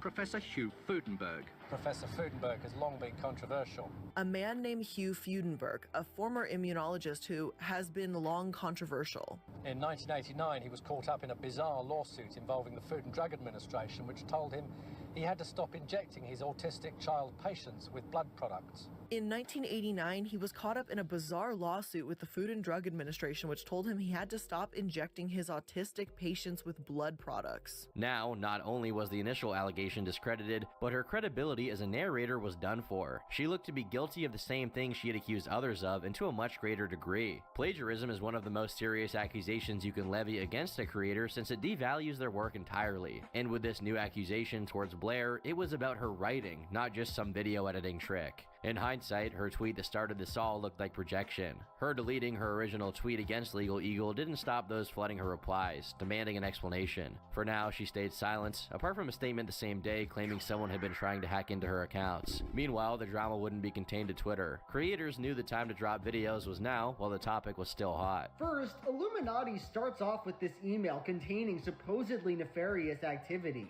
This editor is trying to steal her editor's style, but that's not really what's going on here, right? They're just asking about some plugin, a pre-existing asset that they may have used. Original content. Tom says, "Oof, I used to watch her stuff, but found it odd how she was able to churn out so many video essays at a regular pace. I had no proof that anything malicious was going on, but the vibes were just off, you know? Glad it wasn't all just in my imagination." Well, the thing is, Legal Eagle I don't even think needed to defend himself. I don't think they had to come out and say anything at all. The community ate Illuminati alive for the claim because it was so outrageous. The public was eating Illuminati alive, and yet it was still just the beginning of Blair's no good, very bad week.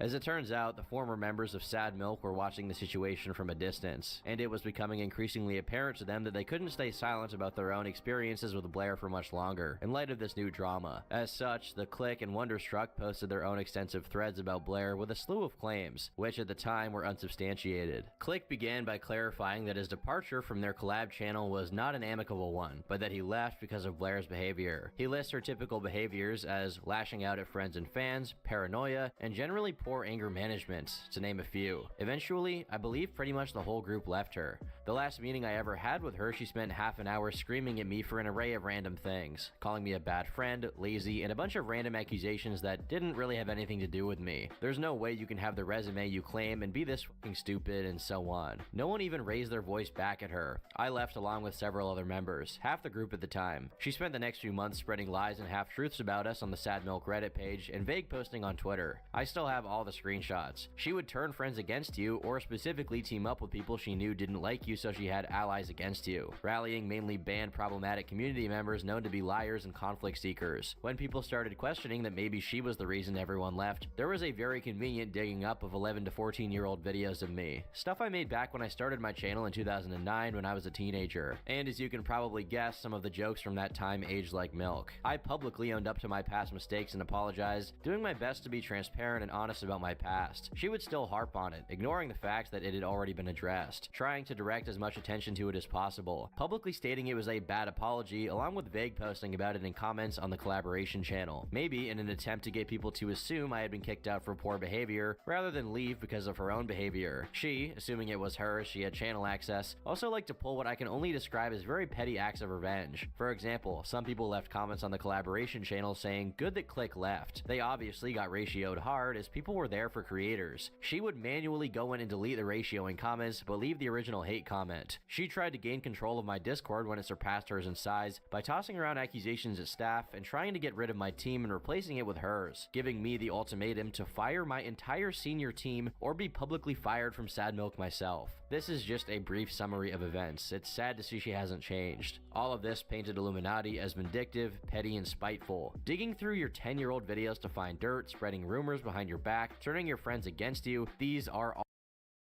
Discord when it surpassed hers in size by tossing around accusations at staff and trying to get rid of my team and replacing it with hers, giving me the ultimatum to fire my entire senior team or be publicly fired from Sad Milk myself. This is just a brief summary of events. It's sad to see she hasn't changed. All of this painted Illuminati as vindictive, petty, and spiteful, digging through your 10-year-old videos to find dirt, spreading rumors behind your back, turning your friends against you. These are all hallmarks of, as any Twitter girl would put it, a toxic person. Wonder revealed that he had lived with Blair for a period of time, and that time was basically hell. After being threatened with a breach of contract for speaking out, I can confirm that the behavior Blair exhibits is entirely accurate here. Sad Milk at the time was the nearest thing to family I had, which sounds pathetic, but the content creator space is a very isolating one. The amount of hours I would spend online making drafts, editor tutorials for new hires, staying up trying to get some editing in if editors were shorthanded. I missed Christmas with my brother and father fixing the mistake of the editor she hired, and I didn't even get a thank you, and it took me more than half a month to even get paid. Meanwhile, she delays payments to editors so she can purchase expensive clothes, visit BMW dealerships, and spend hundreds on food in a day. While I do hold my beliefs towards certain matters, every month or so there's a new villain of the week. And they would one second be a normal person in our lives, and the next second suddenly a hidden monster through, you guessed it, Blair's mouth. To say Sad Milk split on creative differences is a joke. It's a flat-out lie. Again, I'm aware of the bridges burned, but I can confirm that call took place where she screamed, cursed, and had a meltdown towards the clique in one topic. It was a train wreck. I tried making us schedules. I motivated Blair during another mental breakdown of hers not to delete the channel or the Discord, since I actively read through the comments on both. And we had people who we mattered to. After months of behind-the-scenes insults towards clique and OT, it became so stale and negative. Yeah, we all took part, but after it going on so long, it just became day after day Blair would sit and check OT's social blade. She would make fake accounts to stalk them. Not just them, but a large portion of the commentary community. I've personally seen her try to get her lawyer to shut down anyone who says anything against her, and they ruined her day by saying, yeah, we can't really do anything. It's insane. Innocent people don't work so hard to try and silence others. We would get no work done. I can't count how many times I pleaded and set up meetings for us to do something and nobody cared. I thought I had a friend who was hurting. Then I saw I had moved to villain. Blair, you can't hide anymore. Sooner or later, you are going to push everyone who cared about you away, and you'd realize the world isn't out to get you. But you made your fears a reality all on your own.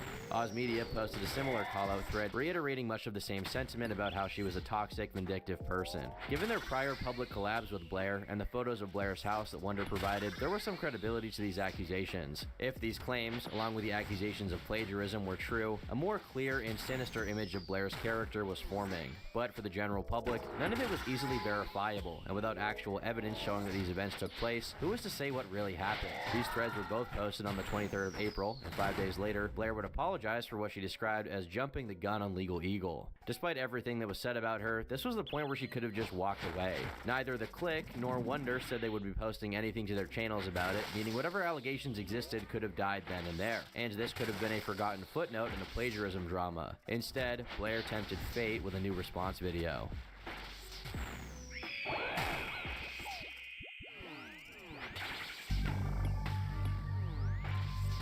A video by Blair titled Illuminati Exposed was framed as the conclusive video on the topic. Blair opened by reiterating her regret over the tweet about Legal Eagle. Truthfully, I should have looked into this more instead of just putting the information out there the second I had a gut reaction about it. I should have asked him what the emails were about, but I didn't, and I made a mistake. Plain and simple, I was wrong. So to Legal Eagle and team, I just want to reiterate that I messed up, and I'm sorry for any stress this may have caused you and of course to your team. She then sets out to debunk the accusation that she had plagiarized an older documentary by repurposing its script. She points out the part she read was a quote, not meant to be her own words, and that it was also credited in the description of the video. In his own video, he shows where I'm audibly quoting a direct line from the documentary, and even visually you can see it on the screen with the quotation marks. Additionally, you can even see the dual ellipses on either end of that quote, indicating that more of that source was being cited. When you go to my sourcing page for this particular episode, you can also see that the documentary is listed as a source. This is completely fair. The editing around that point of the video was a bit confusing and may lead some to believe the quote was being stolen rather than quoted, but given the appearance of a quote on screen during the part H Bomber guy showed, it seemed to be a valid response. However, this is mostly where the valid responses from Blair end, as the rest of the video devolves into unsubstantiated claims and a malicious revelation of personal information to try and discredit her former friend. Her segment on The Click opens by stating that she was aware of his use of slurs in 10 to 14-year-old videos, and that it had nothing to do with his departure from the group. However, she follows up by saying that the Click was still using horrifying language, her words, not mine, when she met him, specifically using the R slur, which has been deemed unacceptable. By who, I'm not sure. Maybe her Discord friend group, maybe Twitter, or maybe Reddit's moderation investigation team. Unfortunately, when those videos surfaced, it wasn't really all that shocking to me, as Oz Media and I had actually talked about how Click had been using the R slur while we played games together. I thought, or I wanted to assume, that I had misheard, but Oz said that he was uncomfortable with it and said something, but the language continued. The point is brushed aside as she moves on to a more serious allegation against the Click, that he was harboring a predator in his Discord server and did nothing about it. Apparently, in the Click's Discord server, there was a 19-year-old boy who bragged about dating a 12-year-old girl.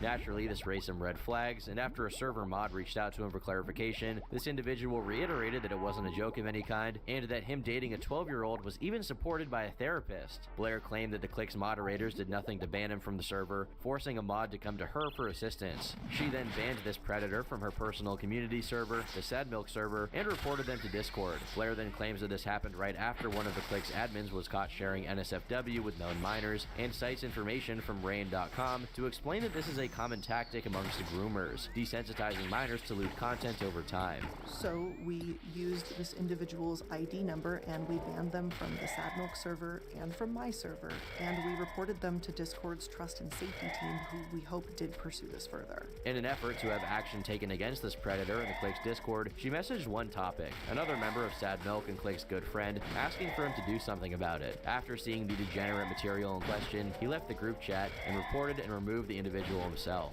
She concludes this section of the video by saying that the Click cultivated an environment that was unsafe for minors on his server. On your Discord server that had, and likely still has, minors present, you as an adult need to do the right thing and actually pay attention to what goes down in your server, or ensure a team will take action against inappropriate behavior. I am sorry to those minors who were spoken to in such an inappropriate way.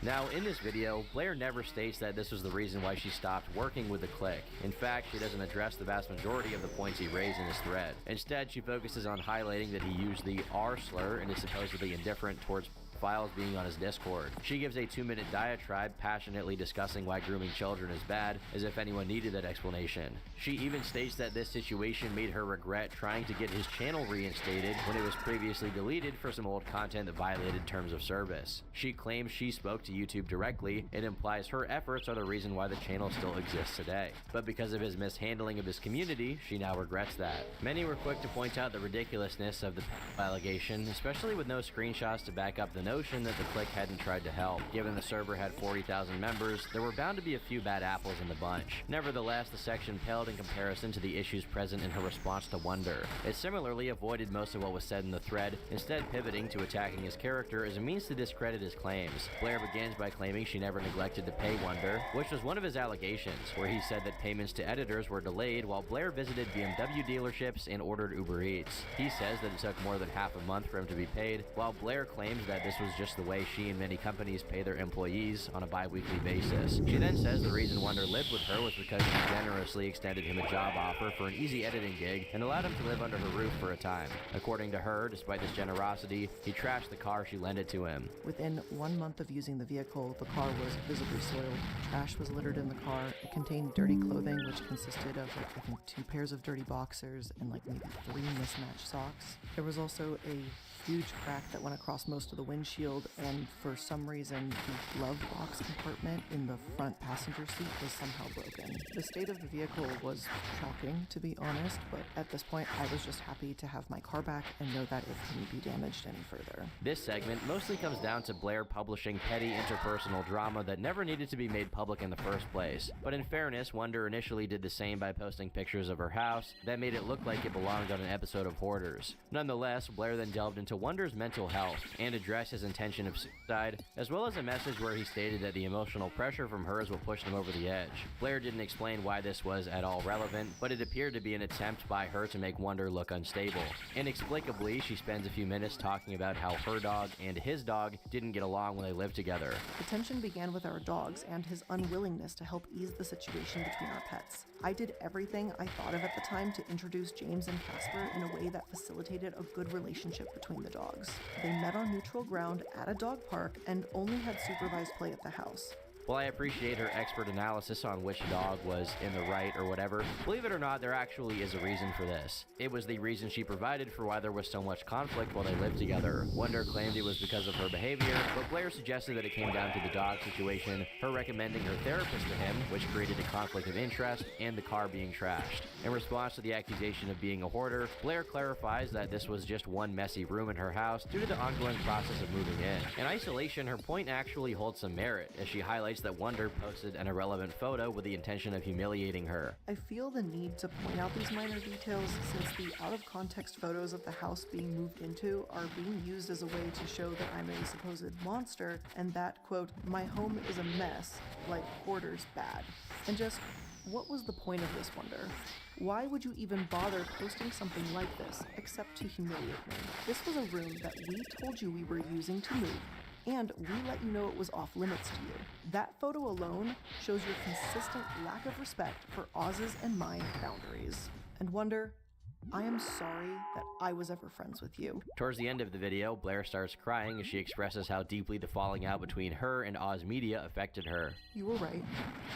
I am afraid of looking stupid and weak online. And yeah, I am those things right now. You've been with me through a lot of really intense and personal situations in my life.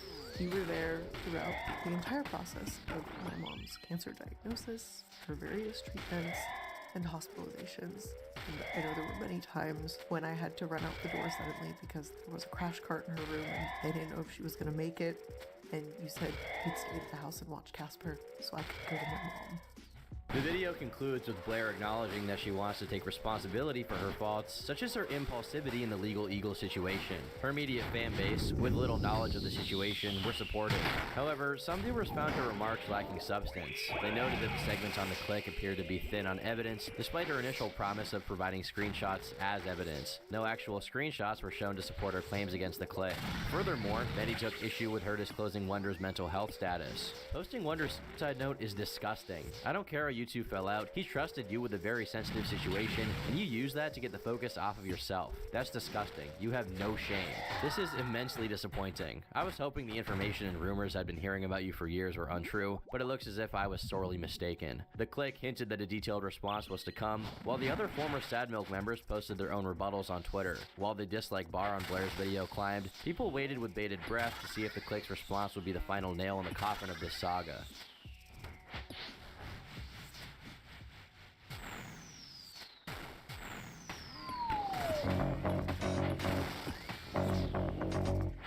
On May 2nd, 2023, the Click released his video. It only addresses his portion of Illuminati's response, as well as verifying the claims he previously made about her. To debunk the claim about him not doing anything in regards to the Discord predator, the Click clarified that he was asleep while the situation was unfolding, and by the time he woke up, it was already resolved.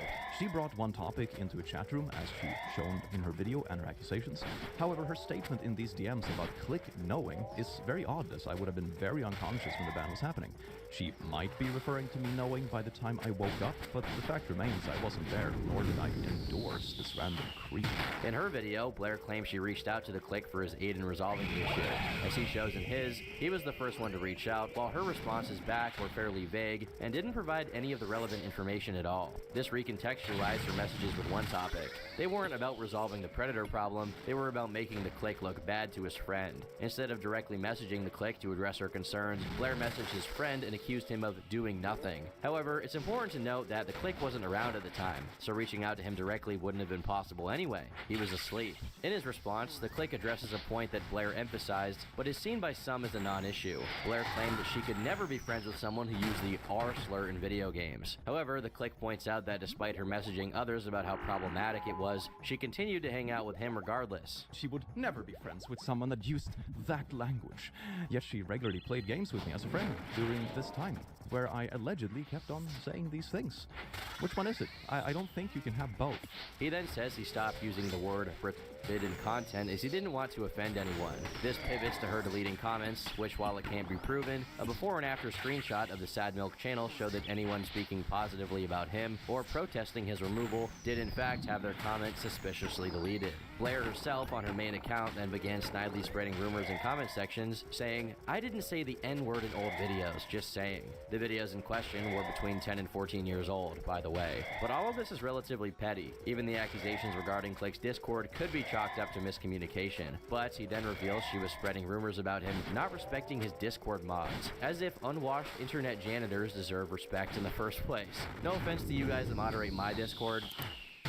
Okay, actually, some offense intended. They spend hours of their lives to help some YouTuber they love and look up to. The very least thing any content creator can and should do is give their teams the respect they deserve. Mods have always been the backbone of every YouTube and Twitch community. To disrespect them and try to just throw them away is insane. They're the ones who have a pulse on the community. Like, I'll never be able to properly thank my entire team, but God, I'll try.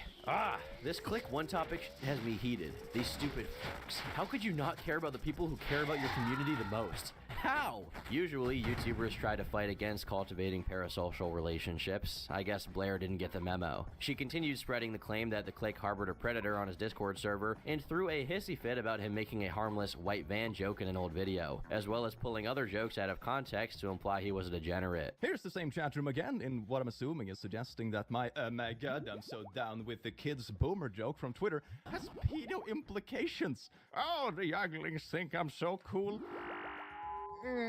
Blair then began enlisting people to dig through 10-year-old Let's Plays to find dirt on him. Again, here's the video still up with the R slur at 340-ish. Keep in mind, this was 2010, when the Click was in high school and didn't have any kind of audience. She talked with glee about the day when the public would eventually become aware of his past slur usage and cancel him. Ever since we made the Sad Milk announcement, some fans have been putting it together, while I'm mostly the bad.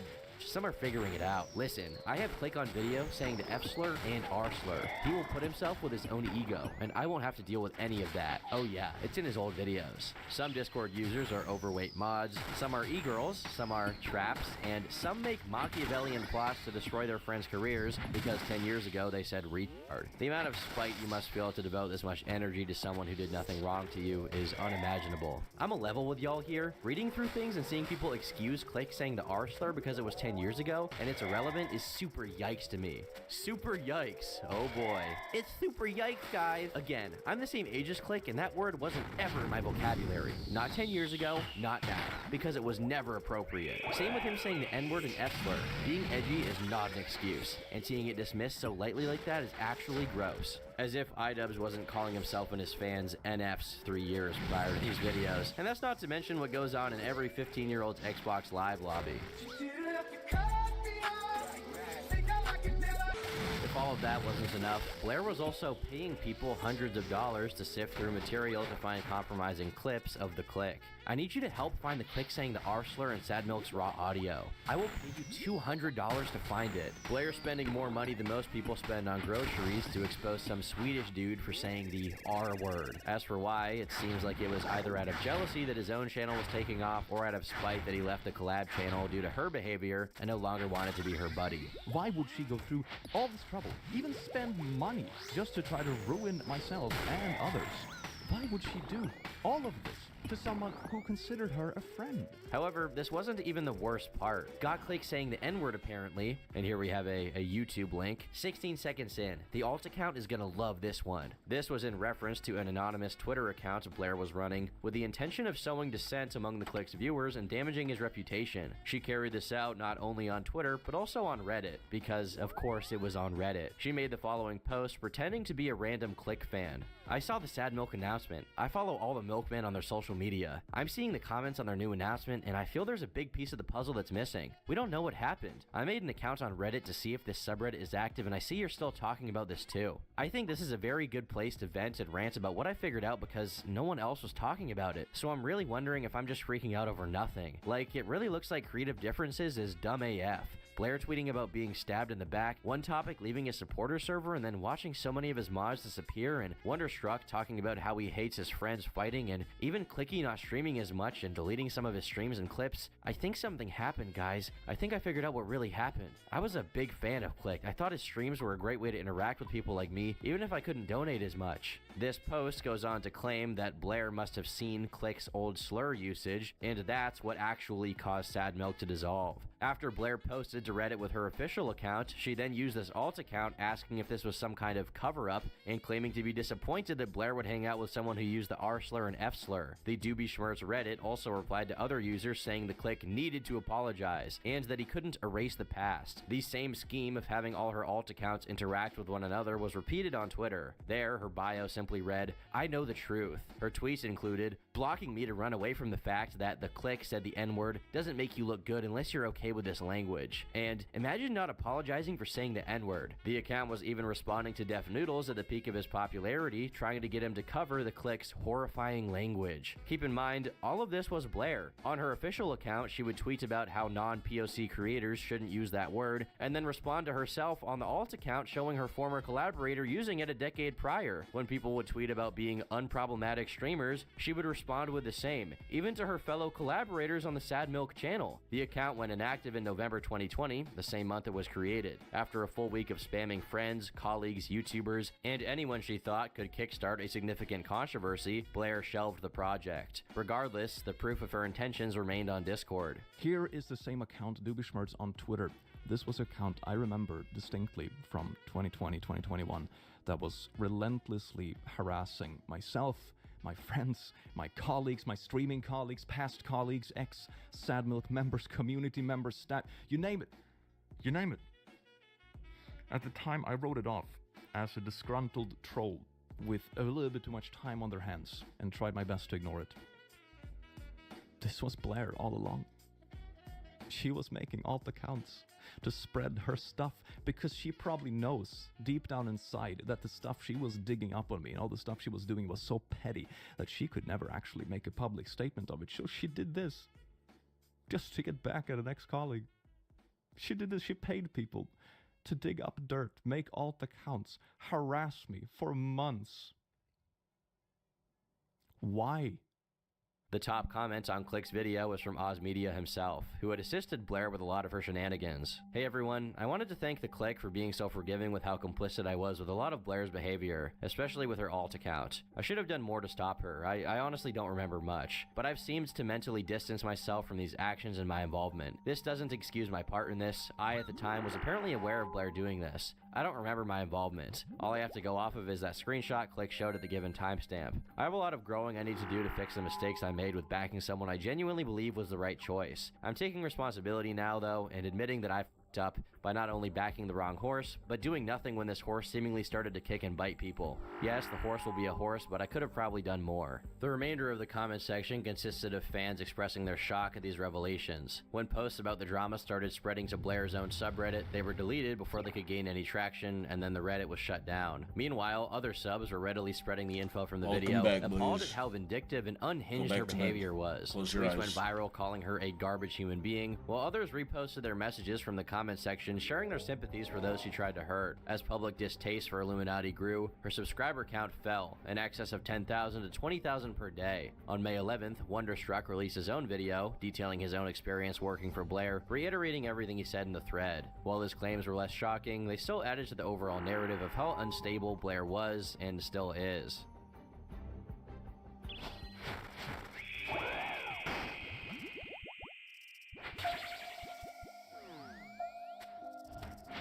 The cat was officially out of the bag, and now miscellaneous pieces of Blair's past were coming back to haunt her. With the veneer of charitability she had put up gone, every old drama she had been through was relitigated. For example, Blair had previously collaborated with the commentary talk show host Tommy C, contributing to the Shot from the Point news channel. After a distasteful joke was made about her friend, she logged into the channel and deleted every upload she was a part of. Uploads where she ironically played a caricature of a pro-cancel culture, dyed hair, social justice warrior. When criticized for this move by Nicholas Diorio, Blair contacted the artist whose art he utilized for the thumbnail and encouraged them to file a DMCA takedown on the video, out of spite for being criticized. When the video was reinstated, she contacted another copyright holder to try and do the same.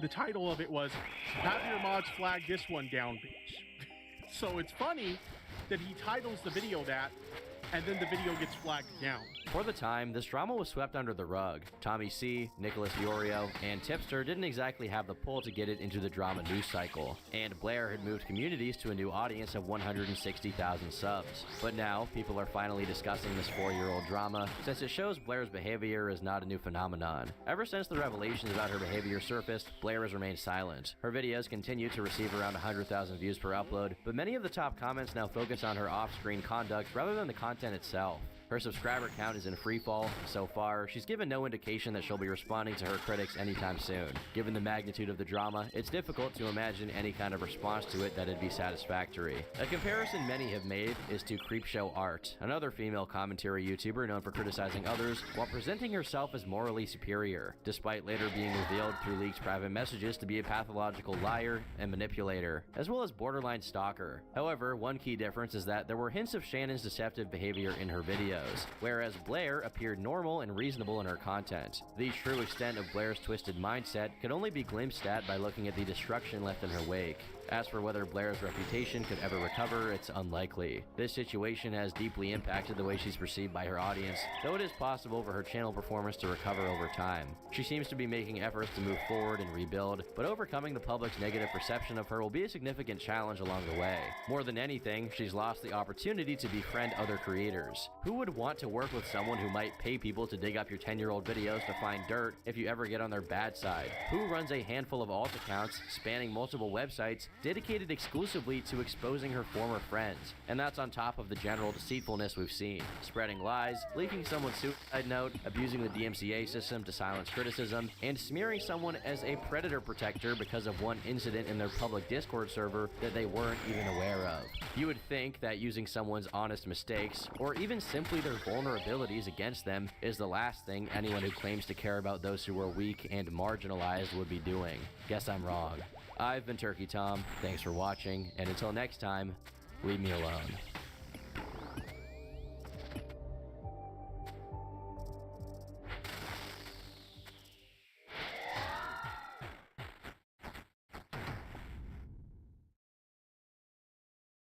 YouTubers are just regular people, catapulted into fame and fortune by their fans who appreciate their personalities. Because of that, they're willing to watch ads, buy merchandise, run fandom accounts, and more in the name of their online personality of choice. But what happens when the content creator accidentally makes himself popular with an audience of people they didn't intend to target? Or worse yet, what if they're not fit, mentally or otherwise, to have that audience? Today, we'll explore the complicated relationship between creators and their fame. Though nowadays he's known almost exclusively as Joji, before Japanese-Australian singer-songwriter George Miller made waves with his music, he was terrorizing the internet as his completely brand-unsafe alter ego, Filthy Frank. Beginning all the way back in 2011 with a simple and pretenseless upload titled Filthy Sh*. To say that Frank had one of the most successful and influential runs as a content creator is downplaying it. While edginess has been around forever on the internet, Frank was primarily held responsible for helping it crystallize on YouTube. Many people described what he was doing as bringing the kind of humor popular on the B-board of 4chan to a YouTube audience. Basically, if you were there in 2016, when people were regularly joking about ending their whole shit, you had one guy to thank.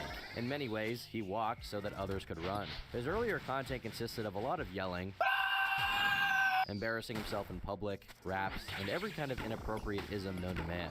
His later content was all of those things, but with more production value. In a way, being repelling in every way possible was so typical for Frank that it really stood out whenever he made content that was remotely palatable for mainstream audiences. It might surprise some to discover that he originated the "Do the Harlem Shake" meme in 2013. Regardless of how bad taste or indecent his humor got, every upload consistently racked up millions of views, so much that TV Filthy Frank, the channel that George operated for the brunt of his prime years, now boasts a total of over 1 billion views. As followers of the content piled on in astounding numbers, a lot of unwanted attention came along with it, namely people that were either too obtuse or too young to see the channel and the content for what it was, purely comedic. Partly because of this, it felt necessary for there to be a debrief and explanation in the channel's About section, which read, "Filthy Frank is the embodiment of everything a person should not be. He is anti-PC, anti-social, and anti-coof.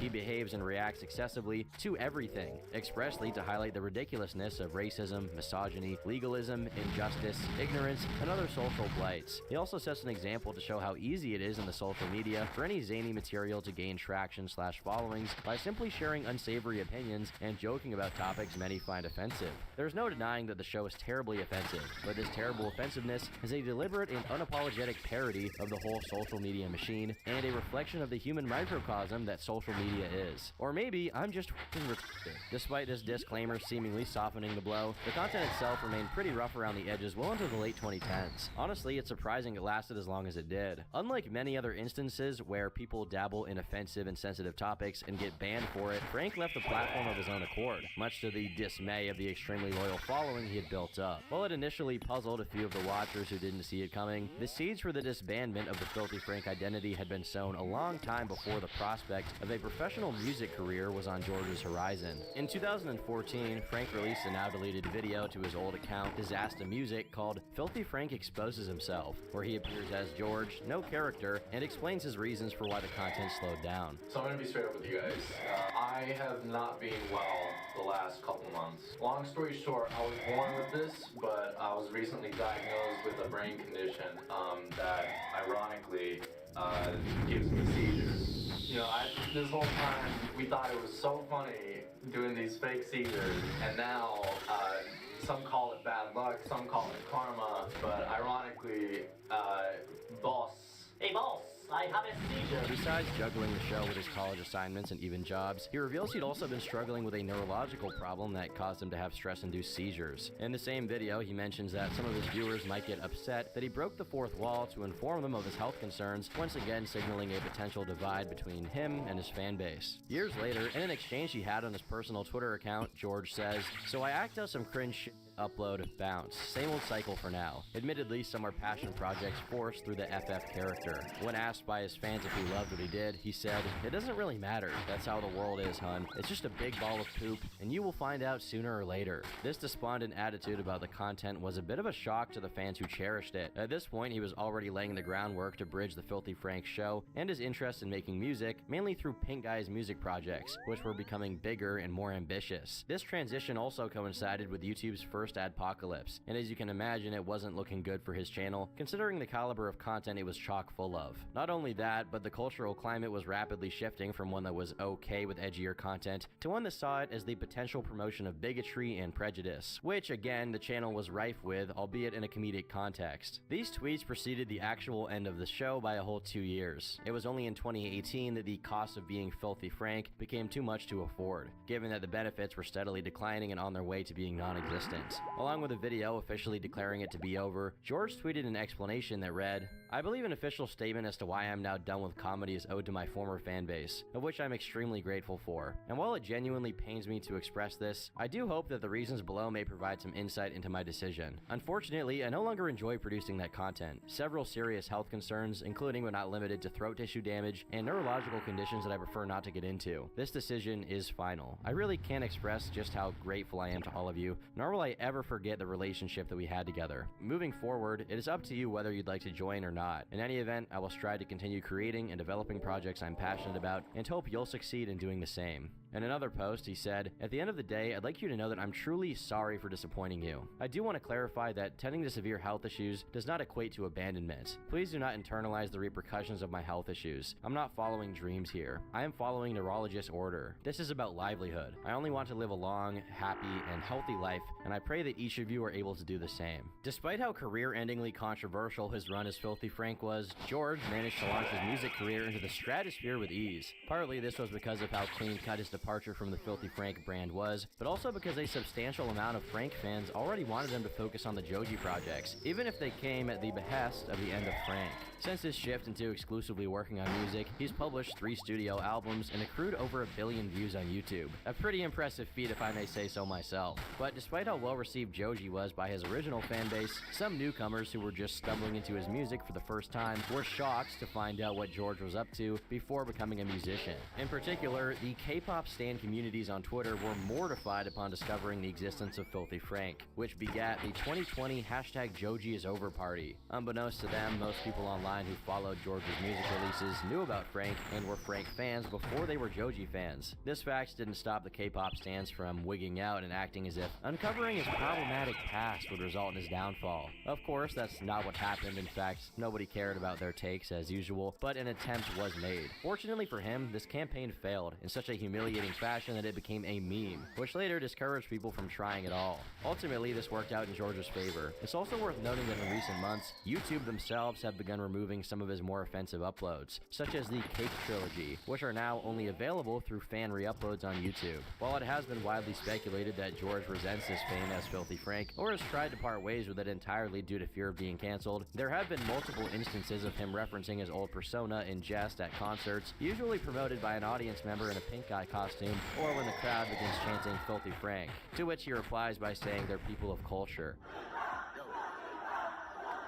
I see y'all are people of culture. Let's go. Add this to the fact that he stayed friends with Max Mofo and Chad, Anything for Views, after transitioning into his music career as Joji, and it seems clear that, on some level, George has made peace with it and embraced the fact that, for many of his fans, he is and will always be Filthy Frank, and there's nothing embarrassing about that. Despite the internet's infamous penchant for anonymity, most content creators, even the ones that start anonymously, eventually cave into the pressure and sacrifice their privacy to either satisfy a demanding audience or attract one. Achieving widespread success online is difficult if you aren't willing to allow the public to peer into your personal life and develop a parasocial relationship with you. However, if you can balance giving the viewers just enough of you so that they crave more, but not so much that they're either sick of you or constantly violate your privacy so you get sick of them, you can capture people's imagination in a very specific way. For a while, this sweet spot was hit by Corpse Husband. Known for his deep, distinctive voice and enthralling storytelling, this enigmatic figure has risen to stardom without ever revealing his true identity. With a massive following on YouTube and Twitter, Corpse Husband's horror story narrations initially enthralled audiences and captivated a dedicated fan base. The qualities of his content aside, one of the most effective elements of his persona was the aura of mystery surrounding him due to his unwavering commitment to complete anonymity, deliberately shrouding his face and personal details. I was setting up to do a little bit of gaming when I noticed I had an alert from one of my net friends saying they had stumbled across something interesting. A series of black boxes that, when opened, seemed to lead you down another web directory. It was like tunneling, but more vast. This decision has undoubtedly added to his allure, igniting curiosity and fascination among his fans. By keeping his identity out of reach instead of plastering it all over every video of his, as the average YouTuber tends to do, Corpse Husband dangled the enigma of who he was and how he looked in front of the viewer's face. While his unique voice and the stories he told were more than sufficient to captivate the watchers, Corpse Husband himself became the focus of attention over time. This is a bit of a backfire, since part of the reason for the concern with anonymity was that it allowed people to pay attention to the stories and judge the content on its merit instead of developing a cult of personality and fandom. His popularity was kicked into high gear as he slowly but surely transitioned into the music industry. In 2016, he was featured in a Living Tombstone song called Grim Grinning Ghost, which currently sits at almost 5 million views. While this proved that Corpse had a reason to believe this endeavor was promising, it was only a fraction of the success that he went on to achieve through music. In 2020, he dropped the hit single White Tea, which has over 26 million views. While this is already extremely impressive at face value for someone in such an unorthodox starting position to become a recording artist, Corpse went on to surpass it a few months later when he dropped E-Girls Are Ruining My Life, which more than doubled the number of views of his first single, with over 55 million views. Within a year, he was featured on a song with an established artist, Machine Gun Kelly, which garnered over 28 million views. It seemed everywhere he showed up, the numbers just piled on relentlessly. But as you can imagine, attracting a lot of attention online goes both ways, and with all the positive feedback came many hardships, both in his personal life behind the scenes and online. Often, when you seek to not draw attention to yourself, you accidentally attract even more attention, which was very much the case with Corpse Husband. One of the reasons for people's infatuation with his identity, particularly his appearance, was his voice. Before I start the video, I just wanted to give a quick thank you to Felix, aka PewDiePie. The recent growth of my channel, and in general and everything else, was initially caused by him being kind and welcoming enough to allow me on his channel, which I'm incredibly grateful for. He's done things to help me that he definitely wouldn't have to do, and even behind the scenes has just been super nice. Some people thought he was faking it or using a voice changer. Others speculated that his face wouldn't match his voice. Honestly, there were a lot of e-girls who idealized him as some handsome anime stud, and consequently, a lot of dudes who were rooting for the day their fanfic fantasies got crushed, and Corpse was revealed to be an extremely unattractive dude. Neither of these expectations would be met in reality. Whether because they liked him obsessively or hated him blindly, people became fixated on Corpse and tried to pry personal information out of him in any way they could. If having one stalker is already bad news, imagine being gang-stalked by however many thousands of people were scouring through his online presence to find one moment where he slipped up and revealed something about himself. As far as stalking goes, he'd already dealt with a serious incident in real life. Back in 2016, someone knocked on his house's door and claimed to be from a gas company. His mom was the one who opened the door, and since she had no reason to doubt this person's claims, she let them in. Only later, when they called the gas company, they discovered they had no involvement in that visit. In the following days, there were multiple occasions where cars parked outside the house that sped off when someone left the house to check, and even one instance of someone trying to kick in the door. Mind you, this was years before the astronomical degrees of online fame he would accumulate, so imagine how much worse it could be in present day. As his audience grew, having an online presence became a lot more costly and stressful, and impossible to engage with in a healthy way. Sure, he was looking for it, in a way, but he couldn't have known that's how it would pan out. But that was far from Corpse's only struggle. Corpse was already battling multiple physical ailments, namely fibromyalgia, a condition that causes a plethora of issues such as generalized pains, sleep issues, and fatigue. He also had thoracic outlet syndrome, which is when your rib cage is compressing the nerves on your chest, as well as sleep apnea, chronic insomnia, an eye condition that caused him to have to wear an eye patch, and last but not least, he had GERD, gastroesophageal reflux disease, meaning stomach acid kept flowing back into his esophagus and constantly irritating it, which caused his voice to be as deep as it was. Years ago, I thought it was fibromyalgia, but at the time, doctors weren't believing me because I was 19 and seemingly okay. But then the problem started getting worse, and it started with my eyesight. I wasn't able to read stories because my eyesight was going. But whenever I would get a prescription, they would tell me I have 20/20, but then I wouldn't be able to see when I'm reading. These problems were compounded by the mental illnesses he developed due to his online presence, such as imposter syndrome and anxiety. Overall, the stress of being Corpse was already getting to be a bit much for him. In his song, Agoraphobia, he mentions he fears going outside because he fears people will find him. Recognizing how taxing maintaining all of his online projects was to him, Corpse slowed down posting content on his horror channel, which was hitting record numbers through his Among Us videos, so that he could focus more on his music. In February 2021, Corpse revealed that the stress from doing the Among Us streams took such a toll on his mental health that he cut his face with a razor blade 10 minutes before starting a stream to deal with his anxiety because of his insecurity about his appearance. When asked about a potential face reveal, he said, "Realistically, it will happen, inevitably against my will. But a lot of people think it's a business thing or a gimmick. I just deeply fucking hate my face, and people's expectations at this point are ridiculous and unachievable." Naturally, this was cause for concern for the fans who genuinely cared about his well-being and went out of their way to show him some support. For the better part of a year, his uploading was very infrequent on both channels, which worked towards achieving his goal of taking a step away from the limelight, though only to a limited extent, since whenever he did put something up, it soared to millions of views almost instantly. Unfortunately, obsessive fans and haters alike don't forget a target, nor do they give up easily, and while he tried to hang back and heal, they worked in silence, culminating in September of 2021 with his alleged face reveal. Apparently, people found a picture of Corpse from when he must have been a teenager by figuring out his grandmother's Facebook account. As he expected, Twitter users in droves complained about his appearance not meeting their standards. Don't you hate it when real-life people don't look like the anime characters you imagine them to be? Meanwhile, others brought up the possibility that the face reveal might not even be Corpse at all, and just some random emo-looking teenager that was now being mocked by the entire internet. Corpse never commented on the situation itself, and it's dubious whether the person in the picture is him or not. To make matters worse, the reveal was promptly followed by another dox, this time not only of what he looks like, even if from a distance, but of where he lives, what gym he attends, and his full name. Again, no comment was made on these leaks either, and to this day, very little is known about Corpse besides what he decides to share with his audience voluntarily. One thing is for sure though, with this horrific track record, he has all the motivation to continue to fly under the radar, since some people are downright repulsive when it comes to respecting the privacy of others. SkyDoesMinecraft, also known as Adam Dahlberg, was one of the original Minecraft Blitz players from the early 2010s. Because of how entertaining and energetic his gameplays were, there was a point in time when he held a position next to other gaming giants from the early 2010s. At one point in time, he was even the single most subscribed Minecraft channel with over 12 million, behind only PewDiePie. His Butter series, where he notoriously referred to gold as butter in the game, spawned a catchphrase that became synonymous with his brand and fan base. The only issue with that is, given how wide-ranging his audience was, especially among younger viewers, inside jokes quickly go from funny and community-oriented to annoying and forced on outsiders. To put it bluntly, the kids in his audience took the butter thing, along with his hatred for squids in Minecraft, and turned it into a dogma they proselytized everywhere they went. Mainly, this meant Minecraft servers getting griefed and masked by players leaving behind signs that declared war on squids or labeled gold as butter, as well as spamming every chat until they got banned or muted. The unintended consequence of the misled fans who did this was that people associated the actions of the fan base with Sky himself, and preemptively disliked him because of that. At this point, being a famous online gamer was still in its early stages as a concept, so this situation served as a case study of what can happen when a fandom grows too enthusiastic. Surprisingly, he managed to deal with it well for half a decade. Not only did his conventional Minecraft content flourish, but he successfully branched out into other endeavors such as music.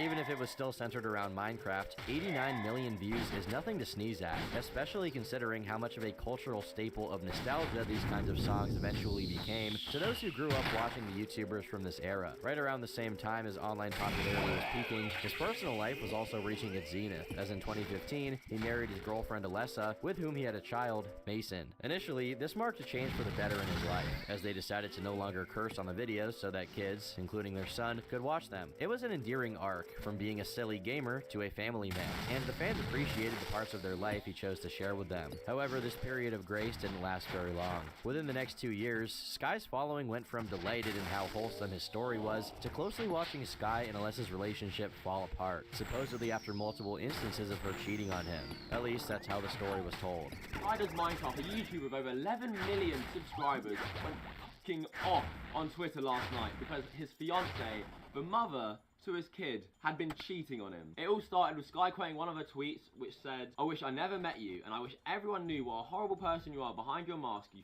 fucking enjoy wearing so much." He followed this up with, "In before the, oh my god, don't make it public. You made it public when you started fucking around with so many of my fucking public YouTube friends. Garbage." Like seriously, how fucking many people was enough, woman? You'd think being able to count it on one hand would be enough. Going through a breakup is bad. Going through a divorce that involves a child is infinitely worse. But doing it all in front of an audience of possibly millions of bystanders is the kind of thing you'll only find on YouTube and in the inner circles of hell. At the time, most people sided with Sky, especially since during the divorce proceedings, Sky was given custody of Mason, solidifying his position that Alessa was the one in the wrong. Now, it's impossible to accurately tell to what extent each party contributed to the divorce, but one thing is certain, Sky was not the squeaky clean good guy he was widely thought to be when this was happening. In 2017, Sky quit gaming to focus on his music career, and as has been deduced by the people who were paying close attention to his online presence, entered into a relationship with a girl called Elizabeth. This, along with many of Sky's dark secrets he hid from his fanbase, was hinted at in KSI's diss track to him, Adam's Apple. I can't stress enough how much of a late 2010s internet moment this was. Sky's serious abuse allegations, which would eventually undo the rest of his career as an entertainer, were first mentioned in a KSI diss from 2017. Worst of all, people sided with Sky at the time because the information KSI was referencing was coming from Alessa, who everyone thought to be an untrustworthy cheater slandering Sky to get Mason's custody back. And on top of that, I mean, it was a diss track after all. It was only at the beginning of 2022 that more was disclosed when Elizabeth came forward and backed Alessa up. In the document shared by Elizabeth, she said, "You are a sick man. I spent months and months loving you with my whole entire being. I spent thousands of dollars just to come live with you. You made promises you didn't want to keep, but promises you made to manipulate my life so you could be in control. You use your fame, your name, and your platform to hide the disgusting and disgraceful things that you so claim not to do. You not only verbally abused and degraded me, the mother of your second child, you traumatized me and put me through things no one should ever have to experience. You hurt me for too long, and I'm tired of feeling afraid of you and what speaking up may bring. I had to tell people you weren't abusive, because whenever I said you were, you would harass me and say horrible, horrible things. You were so unkind. I do not wish for anybody to have mental health struggles, nor do I wish for somebody, even you, to have such severe struggles. I wanted nothing but to love you and help you heal. You informed me you were only bipolar and possibly on the spectrum, which was never a problem for me. That was not the case. What you hid from me is the dangerous man you were capable of being, the person you are overall. 95% of our relationship, you hid me. You refused to want people to know my name or know about me at all. You avoided it at all costs, saying it was to protect the relationship. You refused to even let me talk about the baby publicly, as if it was irrelevant and you didn't care. But that's just the tip of the iceberg. According to Elizabeth, he consistently pressured her into pregnancy, despite her saying she wasn't ready for a baby. However, when she did get pregnant, Sky seemed unfazed and did next to nothing to help out, effectively being an absent father before the baby was even born.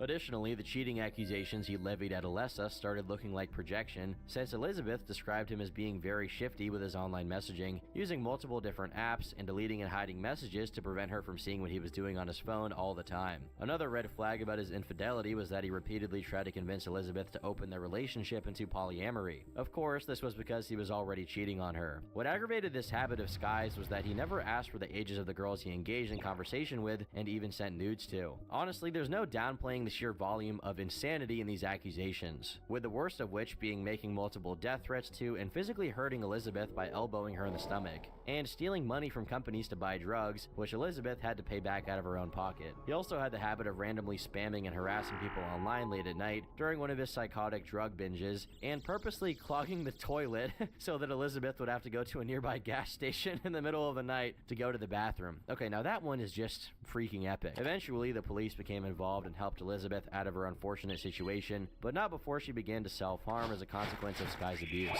A lot of this, if not all of it, was happening while Elizabeth was pregnant, aggravating it to another level. After Elizabeth came out with her story, many other people felt emboldened to do the same and reveal their experiences working for Sky, all gruesome in their own way. Everything he had built in years of being a content creator, he lost in just a couple of years of not just recklessness, but an outright penchant for destroying himself and everyone around him in the most vicious way possible. He never addressed any of these claims besides the odd cryptic tweet where he suggested he would do something to hurt himself to get people's sympathy. His fan base, which used to be exceptionally loyal, became desolate at the thought of the person he turned out to be. Whoever Sky was before he was a rich web celebrity was long gone, and his original fan base has no interest in holding out for his return. Noah Antweiler, widely known by his online moniker Spoonie, emerged as a prominent internet personality renowned for his video game reviews, let's plays, and comedic commentary. During his run as an active content creator, he fell into the same category as Old JonTron, angry video game nerd, and nostalgia critic. It's understated how effective this format used to be, but media criticism, interspersed with in-character skits during the late 2000s and early 2010s, is what Twitch streamers reacting to videos and not saying anything is to modern day. But even from the beginning, there were signs that Spoonie was unfit for the degree of attention he was attracting. In 2010, he faced his first bout of criticism for his behavior at gaming conventions, namely E3. During a panel with Angry Joe, he started going off on a game called The Bureau, XCOM Declassified, for being too great a departure from the series' original format, yelling out betrayal repeatedly as he ranted. Given this was a very mild offense, but people picked up on his lack of self-awareness and how childish he tended to sound, almost as if he thought he was in character in one of his video sketches. This was just one of many instances where his contemporaries frowned upon his attitude, ultimately leading him to become a persona non grata in gaming convention circles. On the 11th of May 2012, Spoonie tweeted the following at a fellow member of Channel Awesome. You know, if things don't work out with you and at Nash076, I'd be happy to chain you to a pipe in my basement and love you. My way. My way of loving someone is dirty and painful and ends in tears. As you can probably imagine, it didn't take very long for this tweet to get him in hot water. Though he did eventually apologize profusely for the tweet, his absolute tone deafness was noticed and considered a major liability for other people who were associating with him professionally. An example is when another member of Channel Awesome, Lord Cat, claims to have lost an interview with Minecraft creator Notch because of Channel Awesome's depreciated reputation as a result of Noah's online behavior. The whole gaming industry turned its back on me. Not you, not Joe, not Blister Thumbs, me. I went to GDC the following year, Spoonie, and I had a chance to interview Notch. Mojang, specifications, Minecraft. He was hot then. That was going to be huge for This Week in Games. That was going to be huge for the stream. It was going to be amazing. And you know what happened? The representative at Mojang caught wind that we were going to interview Notch. And he stepped in. And he said, oh, I've heard of you. You're with that guy with the glasses. You're with Blister Thumbs. I tried to tell them, no, I'm not. They said my name was associated with them. And he heard what you did, making a fucking jackass of yourself at E3, you fucking moron. As a punitive measure, he was first suspended from posting to Channel Awesome for a month, and later on, let go of the network altogether. Instead of taking this as a note to be more careful about what he said and did, he took the opportunity to completely on Channel Awesome, saying their site was poorly designed, and he left because he didn't need them anymore and could do better on his own. I guess the first thing I would talk about is there's kind of a financial aspect to this, and in many ways I just didn't need Channel Awesome, in the sense that it was a really one-sided relationship, but also on another respect, their website is so poorly designed. It really is atrocious. My videos are so buried beneath a nest of layered, rooted menus that if you wanted to find my stuff, I think I'm under like blistered thumbs, side critics, and like I'm so far buried you can't see what I'm doing, and I'm one of the more popular guys on that site, or I was. Even if this were true to any extent, that's obviously not how you handle a situation, and what is essentially the closest thing you have to an actual career. In the same breath that he epically owned Channel Awesome, he admitted to not actually being sorry for the tweet that got him in trouble in the first place. This marked him as permanently unpredictable and prone to making bad decisions without considering the consequences. Quickly, this was associated with Spoonie's status in real life. He was an unemployed guy in his late 20s who admitted to having multiple psychological problems. Another sign that he wasn't dealing well with being an online entertainer was the frequency with which he engaged with negative feedback, as well as how he engaged with it, often banning people from his website if they dared to say something mean about his videos. Sure, it's his right to moderate his website however he wants, but a surefire way to tell someone is a narcissist is if they obsessively keep track of every single thing people say about them and try to silence criticism.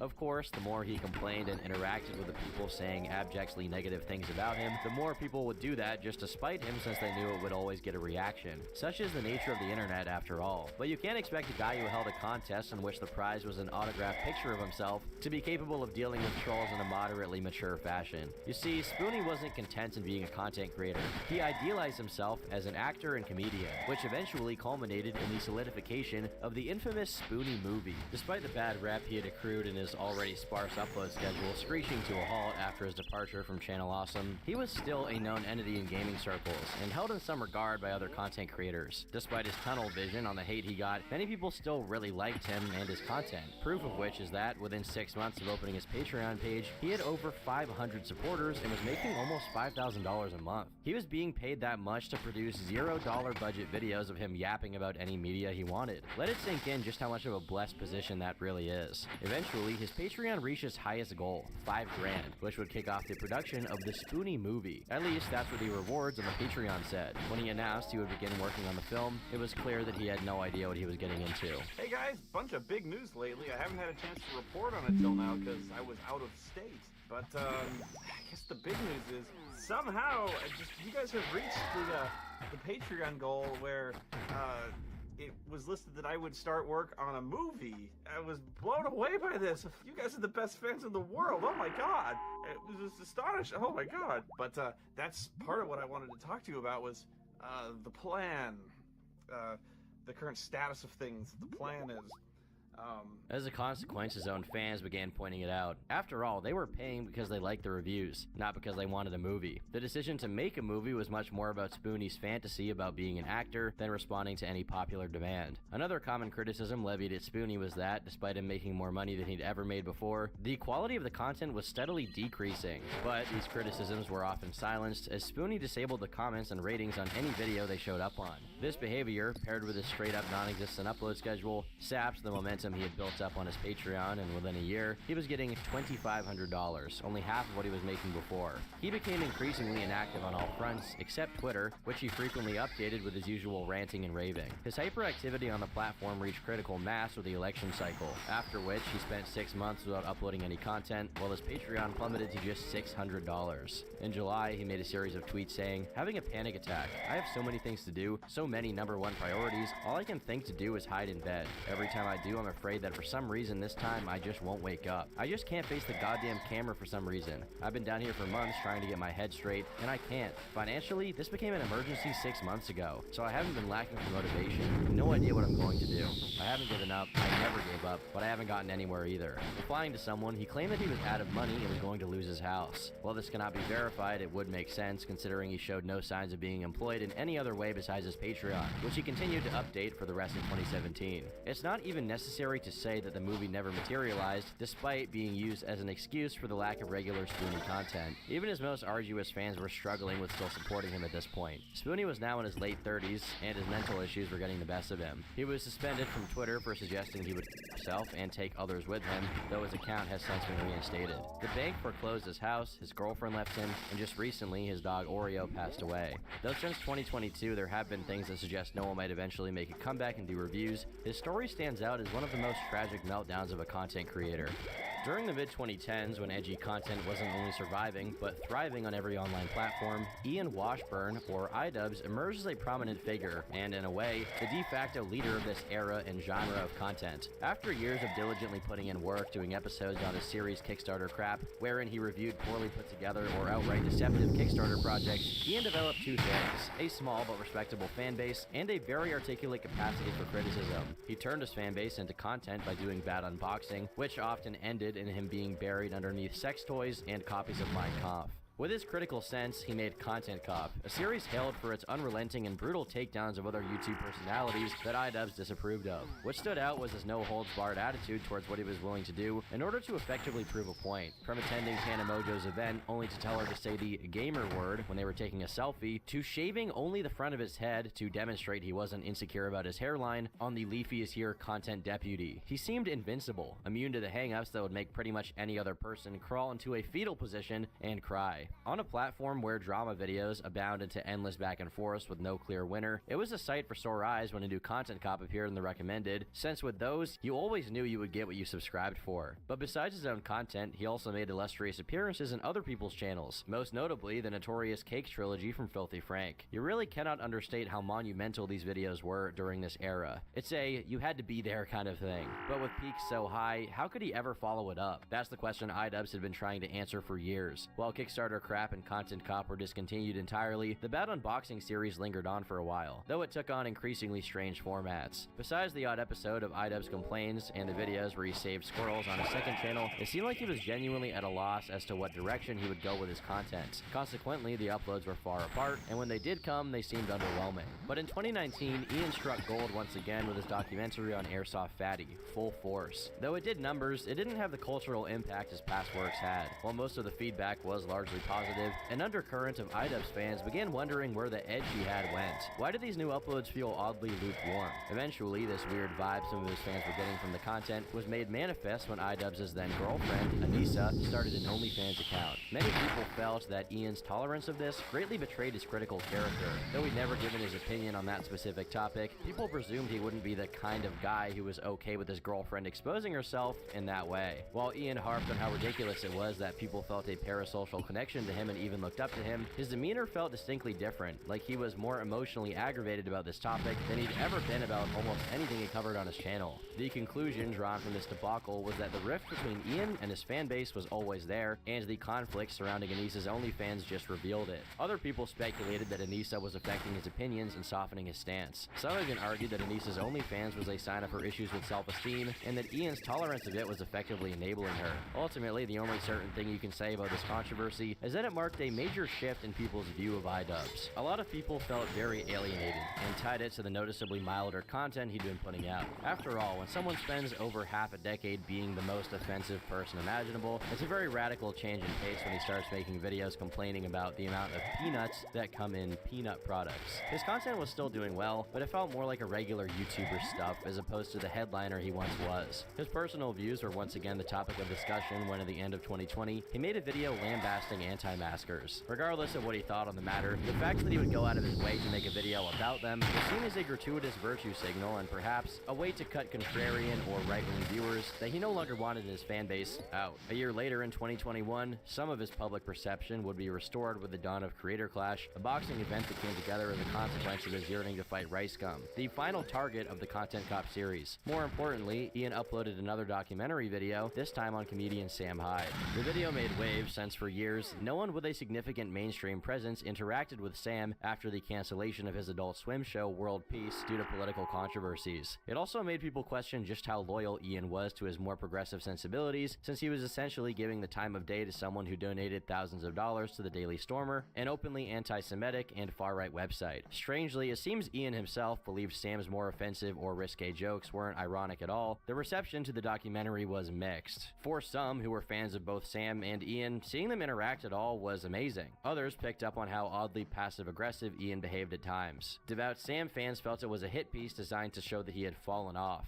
It also came off as strange that he decided to make some of his criticisms towards Sam's style of humor in post, instead of bringing most of it up directly to him while he shot the documentary. Ultimately, doing the doc on Sam was Ian's worst mistake. Not only did it immediately capture the attention of all the people he wanted to push away, but Sam himself was catapulted back into the internet's mainstream. While Sam himself wasn't allowed to fight at Creator Clash, he did train Harley Morenstein, one of the participants, who actually went on to win his fight. This became a complete nightmare once Creator Clash 2 rolled around. Froggy Fresh, another YouTuber slated to participate in the event, began associating with Sam Hyde. This, in addition to some remarks Ian considered offensive and unbecoming of the event's more brand-safe image, led him to drop Froggy from the event, which resulted in another controversy. People thought it was unfair that Froggy was dropped on such short notice after training for the fight. To make matters worse, Froggy was supposed to fight Chris Raygun, both of which are pretty short guys, and when Froggy was dropped, his replacement was significantly taller and with a much longer reach, resulting in a very visibly mismatched fight. Ian and Anissa, who organized the events, caught a lot of flack for this, which was accelerated by Sam's active participation in insulting and joking about their professional and personal decisions. Finally, this culminated in iDubbbz posting a video called I Miss the Old iDubbbz, where he explicitly disavows his old videos and what he considers his own bigotry, and pledges to donate to progressive causes, such as the Trans Women of Color Collective. If I'm gonna have the balls to go to Tana's fan meetup and say slurs at her and then make a video about how it's okay to say slurs, I think I should have the balls to make an apology video and take accountability for the mistakes I made. That's what this video is. I am responsible for creating a lot of hurtful and damaging content on this channel, and I've also created a culture of apathy and, I don't know, a lot of cruelty as well. Once again, people felt betrayed since in this video, he implies that the people he did content cops on didn't deserve it, or that it was in poor taste or too offensive, which was largely why people found him funny in the first place. Others felt that regardless of his change of heart and personal beliefs on what kind of humor crosses the line, the video was gratuitously self-flagellating for something that virtually no one held against him. The way he talks about this content makes it sound like he used to fucking murder puppies for these videos. It was never that extreme. I very much would consider it edgy. It was 2016 edginess in all of its glory. And for its time, it lived peacefully. You know, all four nations, water, earth, fire, air, lived together in harmony with all of this edginess going on. But I don't think it was a mistake that he made those videos. They're not hurtful, nor do I really think they're damaging.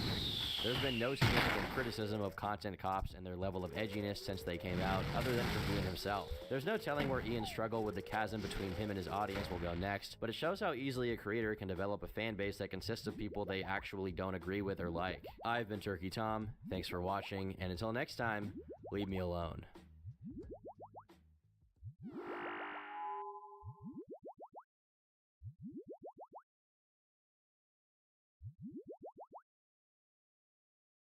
If you've spent any amount of time watching live streams over the last couple of years, the name John Zerka is likely to ring a bell. He's garnered notoriety to the extent that the mere mention of his name has turned into a sort of internet cultural reference point, or meme.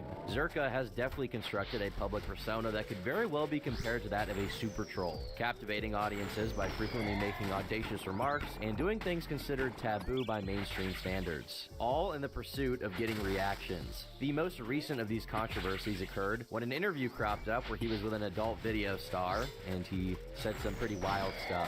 This was later confirmed to be an outright lie. However, it's critical to note that most people who have come across this internet personality are only acquainted with surface-level details. Furthermore, they may possess a fuzzy understanding of his affiliations with other controversial figures within the red pill content creation sphere, such as Fresh and Fit or Sneeko. But what a large number of people fail to grasp is the amount of headline-grabbing incidents this guy has been involved in. While it's true that he's been mired in multiple controversies, to the point where he's faced several suspensions from the live streaming platform Twitch, ultimately forcing him to find refuge on alternative sites like Kick, there's a deeper story here that many have yet to explore. Zerka has an extensive history of saying outlandish things for attention, and he's largely built his brand on this template since 2019, burning several bridges in the process. Today, we'll be uncovering the ashes of those bridges, and much more, as we go into the full history of John Zerka, a creator that truly will do anything for views.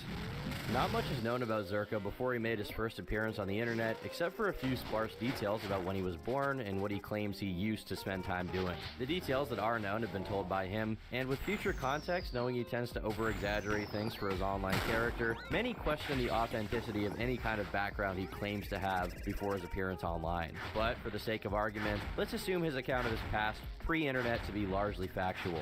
John Zerka was born in 1995 in Canada to an Albanian family from Kosovo, who followed secular Islamic practices. He had an early fascination with Dragon Ball, particularly connecting with the character Vegeta. As a child, Zerka was reserved and timid, traits that stand in stark contrast with his current audacious online presence. As a child, John would become extremely attached to a teddy bear he would get from his refugee family home, and often play with it along with his Dragon Ball toys with his siblings. Getting very attached to this teddy bear, he would feel so connected just from the sentimental feeling that all the way to grade 9, he was still playing with it and having a serious connection. But one day, presumably because they had moved or had to sell some things due to financial reasons, his father would tell him that they gave away the bear. Mostly because, according to John, he was already in grade 9 and his parents thought he needed to grow out of it. John said he spent the next 3 days crying over the loss of his bear, and his brothers often called him soft because of it. Throughout school, he would also constantly grind a video game called Maple Story, an MMORPG with a very dedicated player base. Similar to games like World of Warcraft that sucked time out of anyone that got invested, John was one of the kids that did in fact get very, very invested. Because of his assumed lack of real friends in school and his quiet, nerdy demeanor, John would sink hours and hours into this game throughout his entire school career, waking up in the morning and putting in almost 8 hours a day from the age of 14 to 18.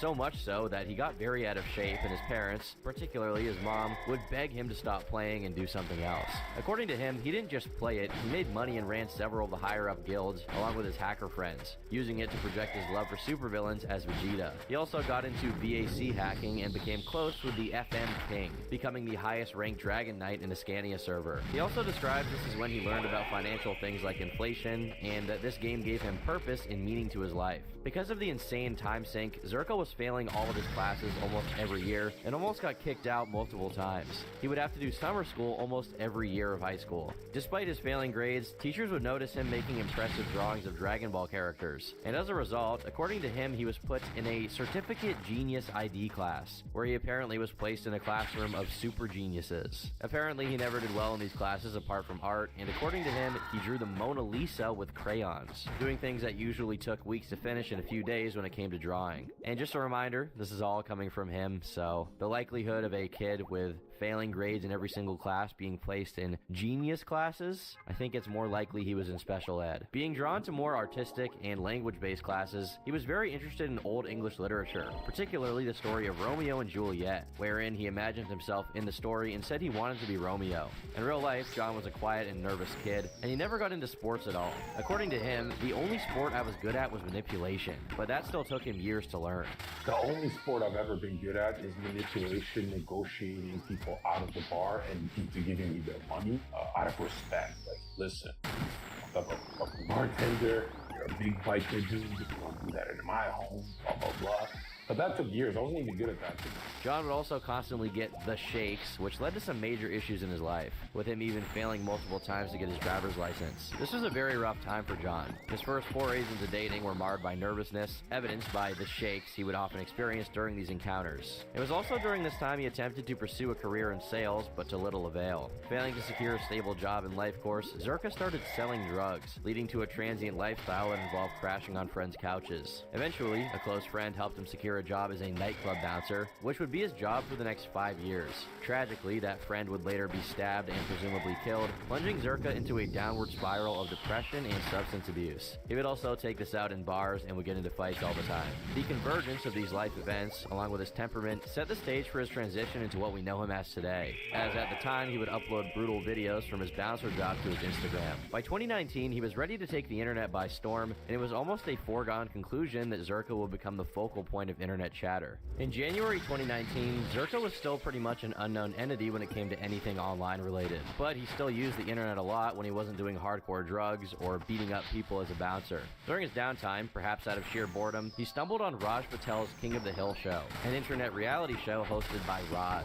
The show had an interesting twist. Raj would gather a group of attractive female streamers and have them interact with random people he picked up from the audience, with the possibility of dating in the mix. It's a bit like today's popular podcast trend, exemplified by shows like Fresh and Fit, where instead of dating, people engage in debates. But back then, with Raj's show, it was more about gauging the charisma and personality of the random participants. It was spontaneous and anything could happen. Zherka, unlike most guests on the show, didn't seem to take any of it seriously. He struggled to complete a coherent sentence and spent the majority of his time roasting the girls and avoiding questions. One of his initial moves was to display what he claimed was a pistol, which violated Twitch's terms of service and sent the host Raj into a panic until Zherka humorously revealed it was fake and apologized. Slowly but surely, viewers began to catch on that this was all a massive troll, but there was something about Zherka's demeanor that started to charm some of the audience. I got the person for her name's Candyland, right? Yes, I'm Candyland. Let me see. I'm excited. So, it's an English dictionary. I hope he's not gonna show his I can't understand every time she speaks. I don't understand her. Address, sorry. I got another present. There's a rose. Okay. This rose will go to whoever I'm the most compatible with. What set Zherka apart from the typical streamers was his brazen disregard for convention. While others sought to impress the audience with their wit and charm, he seemed intent on dismantling the entire premise of Raj Patel's show. His reluctance to engage in the expected dating rituals and his penchant for roasting the female participants left many viewers in stitches. Zherka was, in essence, the anti-hero of the stream, a character who thrived on chaos and unpredictability. Their reactions throughout the entire stream proved that comedy is dead. John's lines and comedic timing were perfect. I was laughing my ass off the whole time.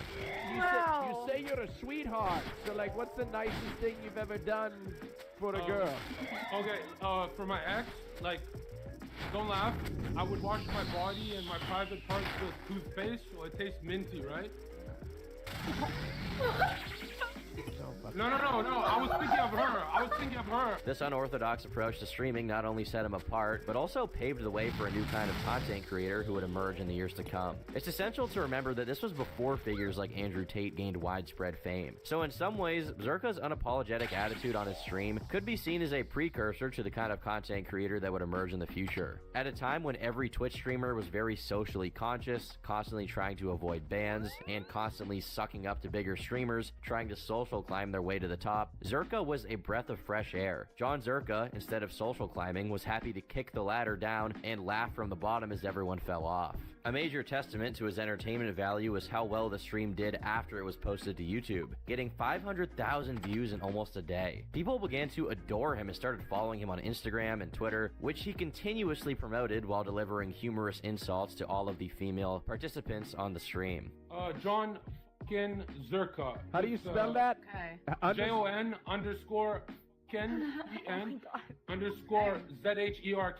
In the aftermath of that fateful stream, Zherka's social media presence exploded. The combination of his sheer audacity and the humor itself had struck a chord with a significant portion of the online community. However, it also attracted its fair share of detractors and skeptics. In fact, he garnered so many that his Instagram account was banned shortly after the live stream concluded, probably due to the videos of people getting the snot kicked out of them by bouncers, and John included. Regardless, people loved Zherka and the obvious character he was playing, and Raj would start having him on as a consistent guest after this infamous first stream. When Zherka returned for the next episode, he cranked up his cocky attitude and doubled down on his witty roasts, much to the amusement of the audience. But Zherka wasn't content with just being a fixture on King of the Hill. He extended his larger-than-life persona to other platforms and events, including debates that featured the same audacious personality reminiscent of Andrew Tate. These appearances had a peculiar effect on the serious debate participants, like Destiny, as Zherka's irreverence and unapologetic style style turned what was once serious discourse into a lighthearted spectacle where he would just roast everyone and totally ignore the topic at hand. With each statement, such as the notorious declaration that fat shaming works, Zherka solidified his position as not just a character on the show, but as the driving force behind its entertainment value. They do shame. They call you a fat fucking... You're all low IQ, you stupid... You want to harm society by telling them they're beautiful and fat and blah, blah, blah. Shut the fuck up, Destiny. Fans couldn't get enough, and they eagerly asked about his whereabouts whenever he wasn't on the Raw show. This demand eventually prompted him to create his own Twitch channel. It was around this time that Zherka decided to diversify his content and start his own shows, capitalizing on the momentum he had generated. Leaving behind a 5-year career as a bouncer, he launched his channel to a roaring success, amassing over 21,000 followers in the first month alone. Zherka's content was an eclectic mix, featuring insane IRL streams that took him to the streets, akin to popular people like Ice Poseidon. Everybody stop! Stop. I own Los Angeles, that's why you all stop. You can go now. Thank you. But then he would also invite girls to come on his show and try to rizz them up or roast them, often both at once. He even met up with one of the female participants he had encountered during a stream, making an appearance on her stream that culminated in a bizarre moment where he sniffed her. In a video game. I don't know, dude, I'm gay. Oh my god. Did you just smell me? No, I was smelled Raj. In the following months, Zherka's channel experienced exponential growth, and he began to catch the attention of prominent creators like Tyler1 and Greek God X, getting interviewed and acting like it was no big deal. Most streamers would bow to their feet and beg for subs. Instead, he called them losers live on the air. To an outsider, it appeared as if he were a seasoned Twitch veteran who had been a major streamer for years, not just someone who had recently burst onto the scene. And that was largely due to his charisma. It truly was unmatched. Unfortunately, this meteoric rise came with its fair share of pitfalls. In July, during an IRL stream, a girl flashed the camera while trying to promote her Snapchat. Zherka's attempts to react quickly and shield the camera from the indecency was not successful, and a look of depression washed over his face, as if he already knew what was coming. I America_Lover on Snap. Yes, sir. Wait, I don't need that. You get me in trouble. The following day, Twitch handed down a severe punishment, a 30-day ban due to the incident involving nudity. Fans were outraged, and Zherka too voiced his frustration. Obviously, even objectively speaking, it's ridiculous to ban someone over a stranger flashing the camera, but Zherka had noticed a major hypocrisy in Twitch's rules. He pointed out that Twitch was full of booby streamers that film themselves half naked, and that there were several wardrobe malfunctions that didn't get them banned. Except he was the one who got the raw end of the deal when he wasn't even trying to get himself into that situation. In an article written a few weeks after his ban, Zherka said, "Well, if you look at it, guys seem to make a lot more money than girls on Twitch, so it's unfair that way, but if you look at it the other way, guys deal with severe bans compared to girls. It seems like if you're a girl, you can get away with anything. I'm not going to talk about cats and stuff, but you know what I mean. Basically, girls for nudity get a 1-day ban. When someone flashed me on stream, I got perma," Zherka added, before noting that he was only even able to return to Twitch thanks to a top 10 streamer who had his back and petitioned for his return. He stated that he was broken without his chat as they had saved his life, but sounded off on Twitch one final time. How the are you going to take that away from me, and you're not going to take it away from the fucking e-girl that had, oops, wardrobe malfunction for the 30th time to triple her stats? Ridiculous. Following his reinstatement on Twitch, Zherka embarked on a renewed and determined journey in the world of streaming. He had dabbled on and off, but now he was set on taking it very seriously, committing to streaming for 8 hours a day, akin to a regular full-time job. His content, which had been a mix of various elements, began to solidify into two main themes: politics and e-girls. Zherka's venture into politics began when he shared a debate platform on a live show with Destiny, a fellow streamer known for his political discussions. Zherka, in his characteristic and somewhat eccentric style, started to express his own political beliefs. These beliefs, as mentioned before, would probably be closest to Andrew Tate's views, but amplified to the extreme. Zherka's approach to politics was unorthodox and entertaining. He often prioritized saying the most absurd, trollish things to garner laughs and draw in more fans, or just spark outrage on the panel. However, it seemed like he would occasionally interject his genuine political views into the conversation, blurring the line between performance and authenticity. This enigmatic quality, the difficulty in distinguishing whether he was being real or playing a character, became a hallmark of his content and endeared him to fans who relish the unpredictability. This guy has incredibly mastered the art of being 100% satire, yet still being based and right about 78% of the things coming out of his mouth. In another way, you could say he would start saying insane stuff as long as it got attention, which would define the rest of his career. As he continued to make appearances appearances on Destiny streams, it became clear that he and Destiny had formed a unique partnership and mutual appreciation. Their on-screen dynamic, characterized by contrasting personalities, added depth and entertainment value. Destiny's patient and rational approach often contrasted with Zerka's provocative and unfiltered style, making for some of the funniest Twitch clips of all time. On the other side of Zerka's streaming content was his fascination with e-girls. He frequently broadcasted himself in public settings attempting to pick up girls, and also regularly interacted with female streamers.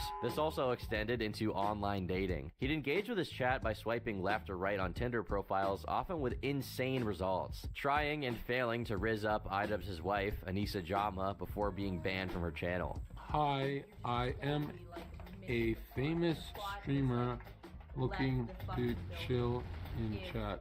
Is it okay? Hi, I'm a more famous streamer looking to chill in chat. Hello? Oh, cool. She's chill. I'm not even kidding you. It was like legitimate. She's chill. She's chill.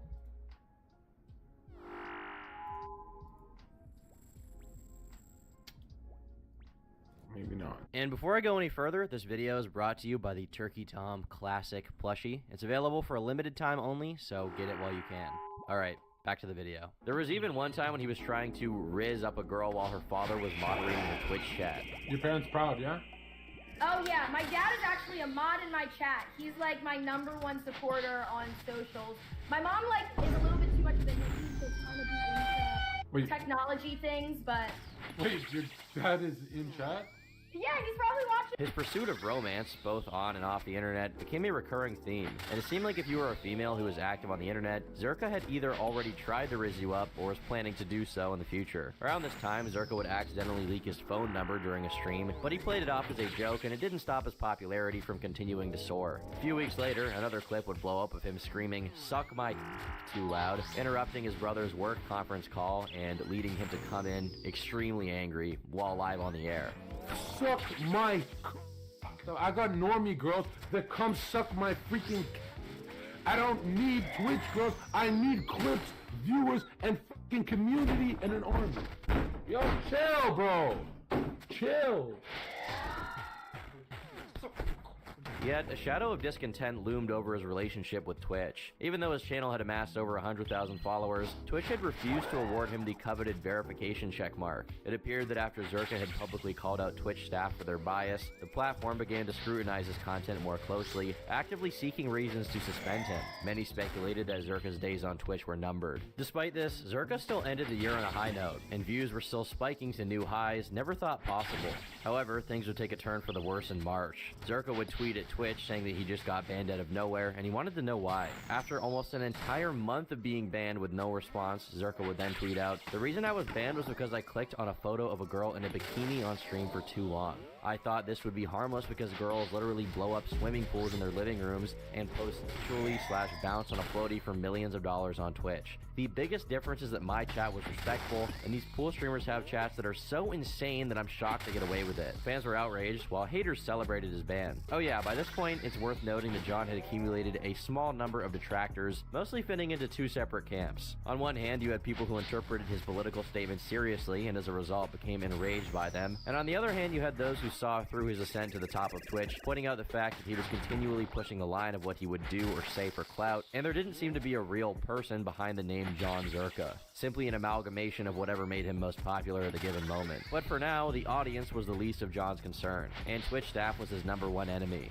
This temporary ban occurred during the peak of the hot tub streaming trend, reigniting debates about Twitch's double standards regarding barely dressed female streamers. Although this explanation for his ban was speculative, it appeared that Twitch had implemented a ban on using Tinder outright because streamers would show chat pictures of potential matches and ask for opinions, often leading to unsavory responses in Twitch's eyes, to say the least. After a grueling 2 months of no streams, Zerka was finally unbanned, but his viewership and momentum had suffered significantly. Destiny had recently come out to support him, and Zerka was now largely considered an orbiter for Destiny. In other words, someone who orbits around a much larger creator than themselves in an effort to gain more views. The reasoning for his frequent appearance on Destiny streams was arguable, but it seemed to fans that after his stagnation in growth as a result of the ban, Zerka had started going on Destiny's shows in an effort to recapture his audience. As fall came around, Zerka seemed seemed like he was starting to get a little more desperate for attention now that he wasn't at his peak, and for some it seemed like he would do anything for another sweet, sweet drip of attention. Little did people know that there was almost no place John wouldn't go for clout.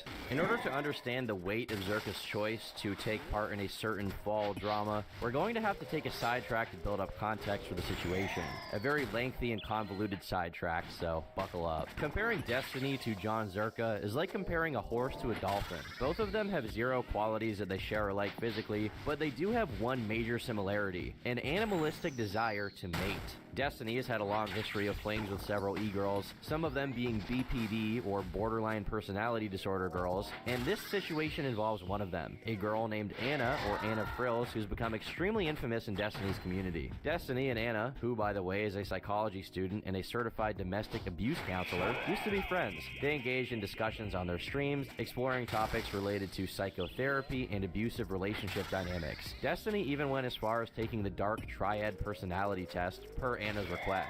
Anna is the internet stereotype of BPD woman, and these streams were absolute dumpster fires in many cases, making her look pretty insane. In fact, these discussions often tainted Anna in a negative light, to the extent that, according to Scoots, a prominent Destiny orbiter, Destiny actually prohibited their upload. Right from the start, there was something strange about how Anna was talking to Destiny. Instead of outright diagnosing Destiny with a personality disorder, she consistently made indirect references to specific negative personality traits and behaviors that she believed he exhibited. It wasn't until one of the many streams they shared that Destiny decided to confront her about this tendency. Unfortunately, the conversation veered off course as Anna became fixated on defending the purity of her intentions and the validity of her communication style. Behind the scenes, in the early days of August, they had a face-to-face meeting, but both agreed not to publicize it. Hopefully you can read, or I guess more accurately listen between the lines to know what meeting up means. However, Anna, perhaps underestimating the possibility of leaks from her relatively small community, did announce their get-together on her Instagram and Discord. She also somewhat indiscreetly included it in her stream title when she left their shared space to stream separately. To make matters more complicated, unbeknownst to Destiny, she was still streaming when she returned to their shared room. It was weeks later when Steven discovered this and confirmed that he and Anna had indeed met during that time. Even before this though, the two seemed to already not have the best relationship. Following their meeting, Destiny embarked on a flight to Sweden to visit Melina, his wife, with whom he has an open relationship in case you weren't already aware. Shortly after he landed and started streaming, he participated in a sponsored event on his stream. During this time, he was essentially unavailable for casual conversations or even messaging, which lasted roughly a day or so.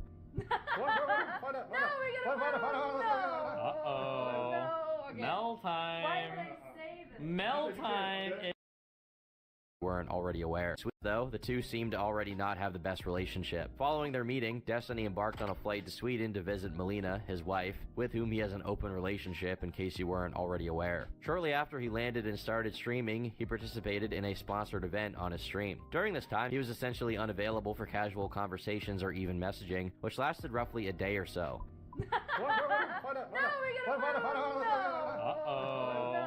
Mel time. Mel time. It's Mel time. Oh, she got the form. Okay. So we're just doing salsa or just one? Yep. Okay. Yeah? It was after this period that Anna's reaction took a dramatic turn, as if a switch had been flipped. She began sending him an onslaught of aggressive text walls, expressing her discontent with his behavior and implied that he was a cold, uncaring narcissist who showed no regard for her feelings. Additionally, she criticized what she perceived as his seemingly loose standards when it came to casual relationships. It's like, Steven, do you have any standards, Steven? Do you have any standards at all, Steven? Or do you just... Is it just anybody, Steven? Literally anyone? Literally anyone, Steven? Everyone?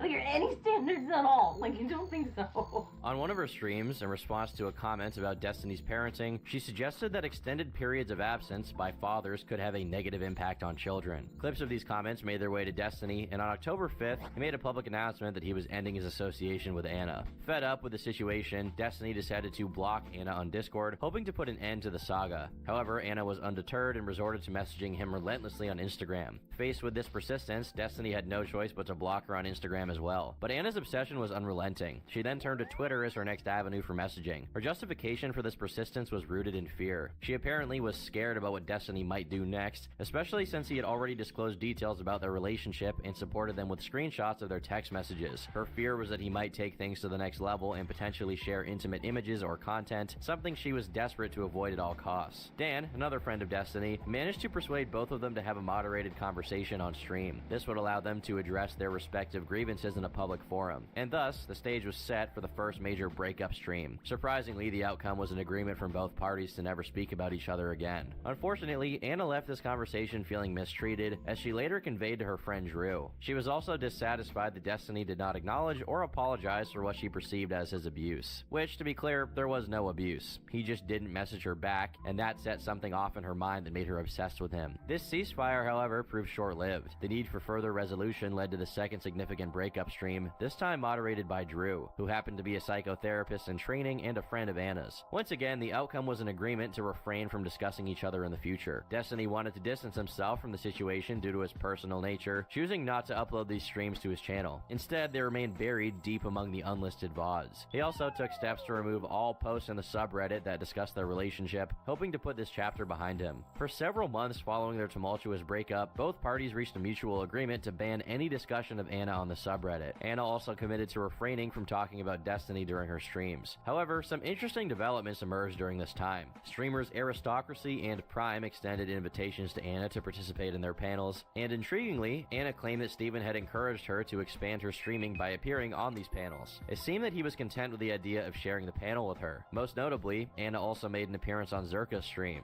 During these appearances, Anna often discussed topics related to abuse without explicitly mentioning names. But some viewers interpreted these discussions as indirect references to Destiny, as Anna had a persistence to always talk about these issues on every single panel. What's beyond interpretation, though, is that some individuals Anna reached out to began privately informing Steven that Anna had been making serious allegations against him. These allegations included accusations of non-consensual sexual encounters, manipulation, and a laundry list of other significant claims. This development deeply unsettled Steven, especially since a streamer named Bob7 had previously employed a similar tactic earlier in the year, which had surprisingly effective consequences in tarnishing Steven's relationships. In response, Destiny made several attempts to appease Anna during this period. He initiated dialogue with her behind the scenes and even revisited their long-distance friends with benefits arrangement. There were even moments where he affectionately called her princess, despite the fact that she had said crazy shit about him. It seems like his best attempt to appease the entire situation and avoid it going nuclear. The culmination of this ongoing drama reached a breaking point when Anna appeared on a Zerka panel alongside a few other streamers. The conversation eventually delved into sensitive territory, and Anna grew increasingly furious, launching into a passionate tirade about Destiny. She began explicitly discussing him and her perceptions of abuse inflicted upon her. In a surprising move, Destiny, who was on vacation in Sweden at the time, decided to join the conversation to confront Anna. He also had some strong words for Zerka, accusing him of being overly fixated on his romantic life. Zerka had seemingly bought into everything Anna had been saying and continued to provoke Destiny, leading to his growing frustration. Steven voices displeasure, particularly about Zerka's relentless engagement with women who made serious accusations about him. Steven, we saw the clip of you admitting that most of DGG is from 4chan and that they're ecstasies. Don't you think they're going too hard on Anna? Listen, John, there's so much stuff to talk about. Turn your cam on, Steven. There's so much stuff to talk about on the internet. There must be something to talk about besides my life, John. You have. There must be other content out there. Hold on. You think I chose this topic? Yes, every rewatch the VOD. Rewatch the VOD. During this heated stream, Anna had a complete mental volcanic meltdown, marked by screaming, crying, and a cat filter. Zerka had to mute her several times so that Steven could even be heard. Over the course of this conversation, much of Anna's behavior, as characterized by Destiny, seemed to be validated. She was crazy. Viewers walked away from this stream with the understanding she was not mentally well, and that her interpretation of reality was not to be trusted. I like how people started off feeling empathy and siding with Anna because she was crying, and then we get to see them all realize she is batshit crazy. Later on, Anna also accused Destiny of forcing her to have unprotected sex, a claim that turned out to be false once DMs were leaked. Nonetheless, the panel collectively agreed that they should never discuss each other again, seemingly bringing the issue to a close. However, Zerka later realized that it appeared he was exploiting this emotionally distressed woman for content. In response, he deleted his video of the stream on that day. He managed to convince everyone else, except for the streamer Stardust, to do the same. When Stardust refused to delete her copy of the video, Zerka and another streamer, Infrared, attempted to pressure her on stream, leading her to tell him, "Go f*** yourself. In response to this escalating drama, Destiny decided to prohibit Zerka from using any of his streams as React content moving forward. Zerka initially claimed that he had been sent a cease and desist letter from Destiny, which Destiny later clarified wasn't the case. Zerka deleted the tweet 30 minutes later. The drama between Destiny and Anna would persist for months, leading to tens of hours of video content where Destiny would call her crazy and she would have a mental breakdown and kind of validate his take. However, Zerka largely distanced himself from the situation after that incident. In the aftermath of this entire escapade, Destiny and Zerka's relationship remained hostile for the following months, with Destiny coming to the realization that everything Zerka said truly was for the views. Any and all beliefs he expressed seemed to be driven more by a desire for attention rather than genuine conviction, even in cases where he would seemingly break character and say something in earnest. He was willing to have Anna, someone who Destiny had openly expressed was spreading lies about him, on his stream to spread lies about Destiny. Meanwhile, Destiny was half the reason that Zerka had managed to fall back on after his ban in the first place. It felt like a betrayal. Despite this, the two rekindled their association with each other a few months later, and while not exactly friends, they were willing to be friendly with each other in a rival type way after Zerka apparently apologized and Destiny decided to let the Anna saga be water under the bridge. They would still debate each other and get heated, but the two stopped genuinely hating each other after a while. If you take him seriously, Zerka is the most annoying person in the world. If you treat him like a clown, Zerka is a lovable idiot.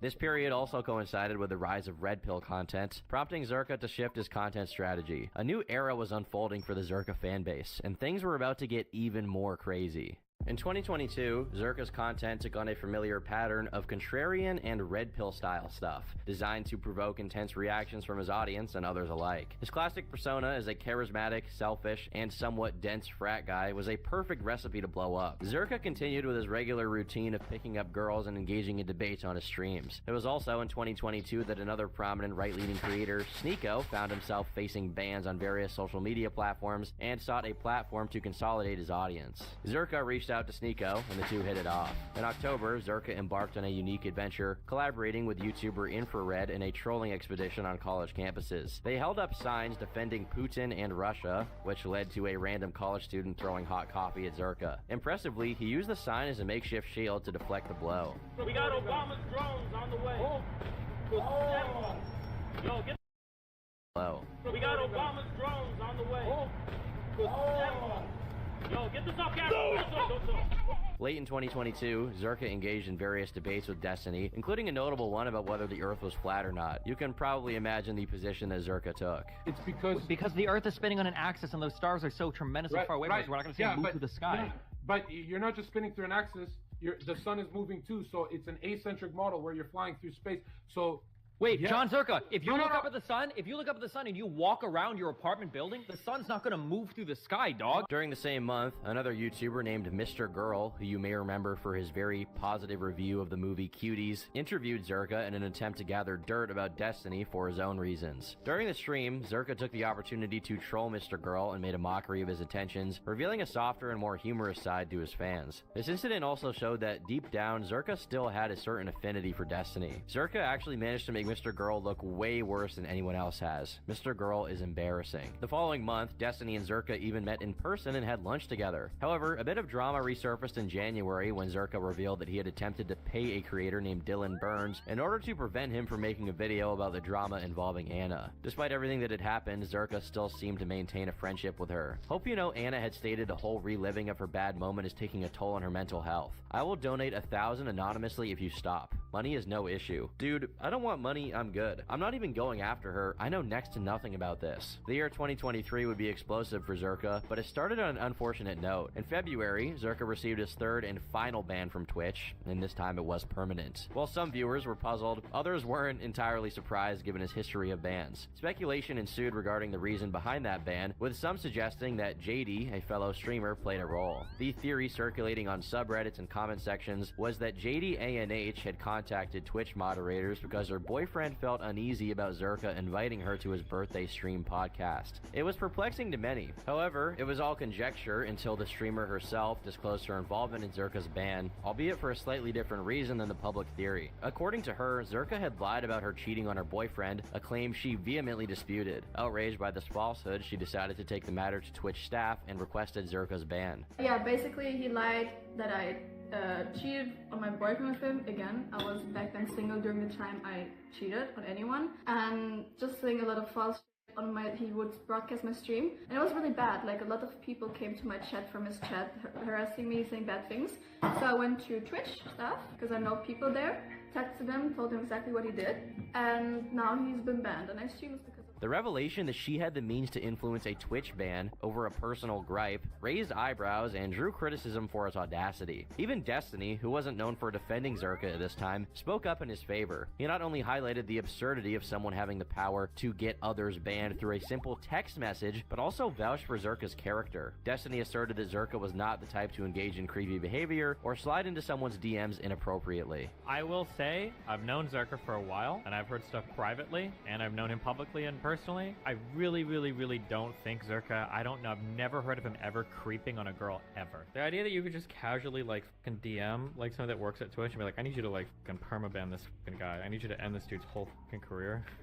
It's so fucking wild to me. Despite the defense from Destiny, Zerka still found himself permanently banned from Twitch, and nothing was going to change that. The consequence was not just the loss of nearly 200,000 followers, but also a profound sense of despair. He described this period as the darkest phase of his life during a rare moment on Destiny's stream, when he seemed genuinely depressed and, for once, completely out of character. I'm telling you, I'm not lying, I'm going through the worst phase of my life. Worse than high school, worse than getting fired, worse than losing everything. I don't even know how I'm smiling talking about it. I think it's, right, this is the first time in my life I called my mom to, you know what I mean? If you ever been hurting so bad you talk to your mom, you just leak to your mom, actually it's not okay. In his quest to address his ban, Zerka found an unexpected opportunity on the No Jumper podcast alongside Destiny. Their debate was nothing short of insane, marked by Zerka's constant fidgeting, microphone cable wrangling, and passionate rants about fluoride, as well as Destiny's preferences and romantic partners. He likes 18-year-olds. A lot. You think he looks 18? No, he likes them. That's not even true. He bangs a lot of 18. That's not true. 19. Not true. Like, okay, say you had a hot 18-year-old holler at you tomorrow. I'm not saying I wouldn't, I just say I don't. It's not like I've got a legion of 18-year-old girls. But okay, like, you clearly would like to be living the Leonardo DiCaprio lifestyle. What's holding you back? Is it morals or is it just optics? Looks.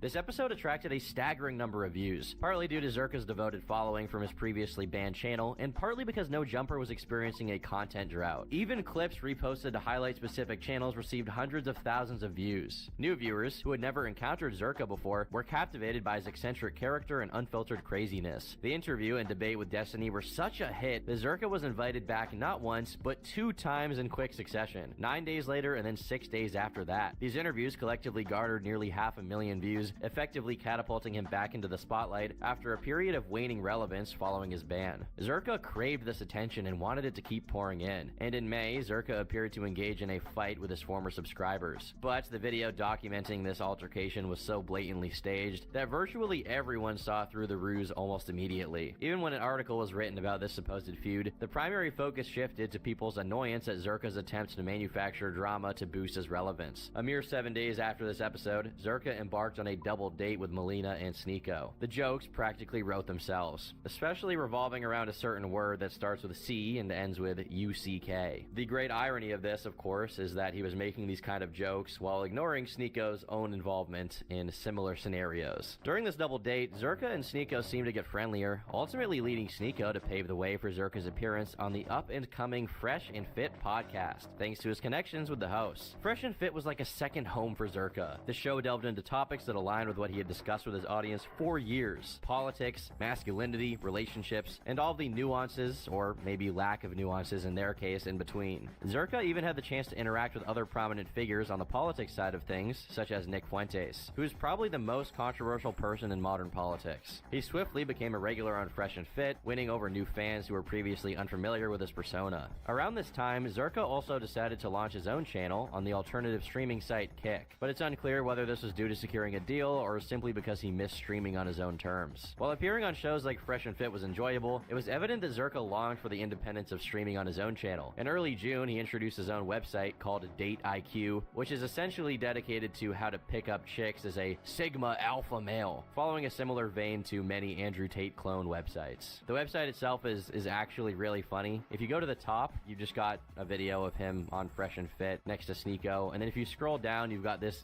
goofy picture of him with a Miami hat on. And it says, learn how to talk to women and get what you want. And then below that it says, in Date IQ, I'll show you how to get your phone blowing up. And then we have a list of messages that I guess you'll be receiving very quickly after interacting with John Zerka. Here we have Mary Damon. It says, OMG, you didn't have to rizz me up like that. Then we have Kylie Jenner, who says, last night was so fun, we should run it back. Date IQ says, boom, you have 34 new days scheduled. Keep crushing it, G. Lena, I think this is Lena the Plug, as in Adam22's wife, says, my boyfriend wants you inside me. And then we have Bottom G, who says, yo, put me onto your game. And he also claims to have changed thousands of lives. John reviews his smoothest pickups, where some girls started off hating him and turned into loving him within an hour of him speaking to them. John breaks down each and every detail of what he says, how he says it, why he says it, in granular detail so it's replicable for anyone. So if any guys in the audience are having a hard time with the ladies, hit up Date IQ, okay? This is your one-stop shop. Results not guaranteed. There's gonna be no results. Let's be real. On June 15th, Zerka dropped a mysterious video on Twitter showcasing his face covered in bruises while uttering the 6-letter F word a few times. This puzzling and slightly alarming post left fans both confused and concerned for his well-being. Later on, Zerka shed light on the incident, which apparently involved Sneeko. He revealed that it all stemmed from him making derogatory remarks about Muslims during one of his streams. Apparently, a group of individuals from the Muslim community confronted him in real life, demanding an apology and trying to intimidate him. Surprisingly, Zerka took responsibility for the altercation, not for his derogatory comments, but for his aggressive response. Instead of backing down, he basically encouraged them to fight him. He admitted that he should have handled it more peacefully instead of provoking further conflict. Unsurprisingly enough, this newfound perspective didn't prevent him from later mocking Sneeko for his devout religiosity and efforts to spread the teachings of Allah. Around this time, Zerka also claimed to be Dwayne "The Rock" Johnson's stunt double in the movie Skyscraper. He insinuated that The Rock was a homosexual, complete with a comical photo featuring a lookalike and The Rock himself. Fast forward to July 13th, and Zerka, Nick Fuentes, and Sneeko decided to join forces, Power Ranger style, to debate destiny on the Fresh and Fit podcast. Zerka seemed to have assembled his dream team from the past few months, ready to take on the epic libtards in classic ownage style. The outcome? An entertaining shouting match that both sides appeared to relish in, as was often the case with debates featuring Zerka. Additionally, John found himself entangled in a minor dispute with FouseyTube. In classic Zerka manner, once he got Fousey on the phone on livestream, he decided to call him gay and ridicule him for an incident involving a prostitute at an airport. Seeking yet another means to maintain his streak of fame, Zerka decided to contract a 20-year-old adult film actress to join him on stream. He falsely claimed that she was 16 years old and called himself a pedophile. Yes, you heard me right, he called himself that in an attempt to bait reactions. This audacious stunt successfully garnered attention, with Drama Alert even featuring a viral tweet covering the clip. For those unfamiliar with Zerka's history, these tweets might have raised eyebrows. However, for those who knew him well, it was evident that these statements were merely extreme provocations aimed at generating more attention and views. Although still peculiar, Zerka's track record made it clear that these statements were nothing more than bait for reactions. Nonetheless, some viewers couldn't help but interpret these statements as a Freudian slip, saying these jokes were just a mask for what he truly felt. And I don't necessarily blame these people for thinking that. After all, that's what Zerka wanted. He wants you to think that because in his mind, as long as you're thinking about him at all, he won, no matter how disgusting you think he is. By mid-August, Zerka's friendship with Sneeko began to crumble as he increasingly distanced himself due to his inability to handle banter or criticism, which eventually led him to unfollowing Sneeko on Twitter. On August 25th, Sneeko responded to a video made by Zerka in which he hinted at having incriminating information about Sneeko that he chose not to disclose. Sneeko's response asserted that he, in fact, played a significant role in Zerka's rise to fame. I made Zerka's career, and he admits it. I don't even say that on stream because I don't want to come off like I'm egoing him. He will tell you, Sneeko made my career. I make his career, and then all you do for months straight is talk shit. You go on stream, Sneeko this, Sneeko that, Sneeko that, Sneeko that. Zerka admitted this point was true, but countered with, "You're gay, lol." Destiny weighed in on this exchange, speculating that the dirt Zerka possessed on Sneeko might involve providing him with drugs, and Sneeko not strictly adhering to the religious principles he had been preaching about for months. There's like a million times where I say stop, he said stop attacking me, and I just delete. I'm like, okay. Yeah, the fall Zerka's talking about is probably the drugs. That'd be my guess. He said he got drugs from Xeno, and it was probably Sneeko. On September 1st, during a call with Aiden Ross, Sneeko abruptly left the conversation, presumably out of fear, when Aiden added Zerka to the call. Sneeko's chat obviously ragged on him and labeled him as a coward, to which Sneeko only responded by expressing his desire for genuine friendships. You told me to add him in, and now you're trying to leave when he's about to join? It's just kind of weird. There we go. So I want real friends, bro. I want real friends. I don't want people around. Like, I'm sick of this, like, the influencer thing. Don't you see how, like, and this is why it's uncomfortable now. 2 days later, Aiden Ross interviewed and confronted Zerka about his pedophilic comments, to which Zerka responded while donning a Mario costume, refusing to back down from his prior statements. Aiden, seemingly overwhelmed, was left speechless, and his reaction was akin to a computer experiencing a sudden malfunction. Did you call me a pedophile? Yes. Yeah, Sneeko told me you're a pedophile. Yeah, I am, but I didn't know you knew. Like, what the f is Sneeko just talking shit? I mean, it's a little bit weird, don't you think? You don't think it's weird to fuck 16-year-olds? It's a little weird. No, it's weird, but they're so hard, dude. I went to a state where it's legal and I just fucked one.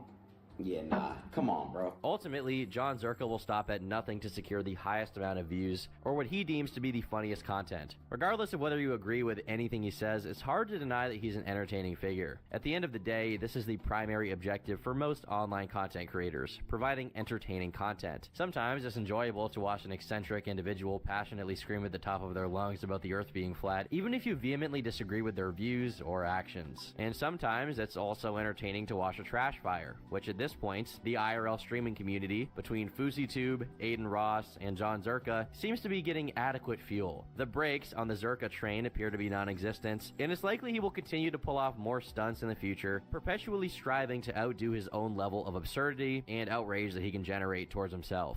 That being said, this can't last forever. For every fan he gains when he does something absurd, he loses 10 potential fans who are turned off by whatever he said. These people will never watch him because of that. And for the fans who do stick around, he has to increasingly embarrass or incriminate himself for the sake of entertainment, while also burning bridges with everyone around him. Truly, John is someone who is fun to enjoy from afar. But for everyone who gets close, between Destiny and Sneeko, they seem to realize sooner or later that staring into his eyes is more akin to staring into the abyss. He's a complete vacuum of personality that will truly do anything for views. I've been Turkey Tom, thanks for watching, and until next time, buy my plushies. Bye.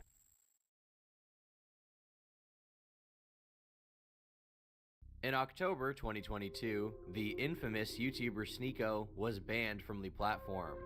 According to news outlets, this was due to him repeatedly breaking community guidelines, though the specific meaning of this is unclear. In the 6 months before his ban, he went from a moderately popular content creator to one of the biggest streamers on the site, regularly going live to more than 20,000 of his extremely loyal, rabid fan base.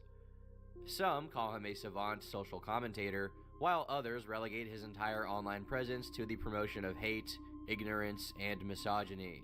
One side celebrates him being cast into the Shadow Realm, considering it a win for a more tolerant environment. However, this is far from the consensus. A whole host of people, not necessarily fans of his, by the way, see his banning as a depressing sign of the times, that the climate no longer allows for old-school, politically incorrect YouTube, and Sneeko is one of its most prominent scapegoats. But who is Sneeko, and what does he stand for, if anything?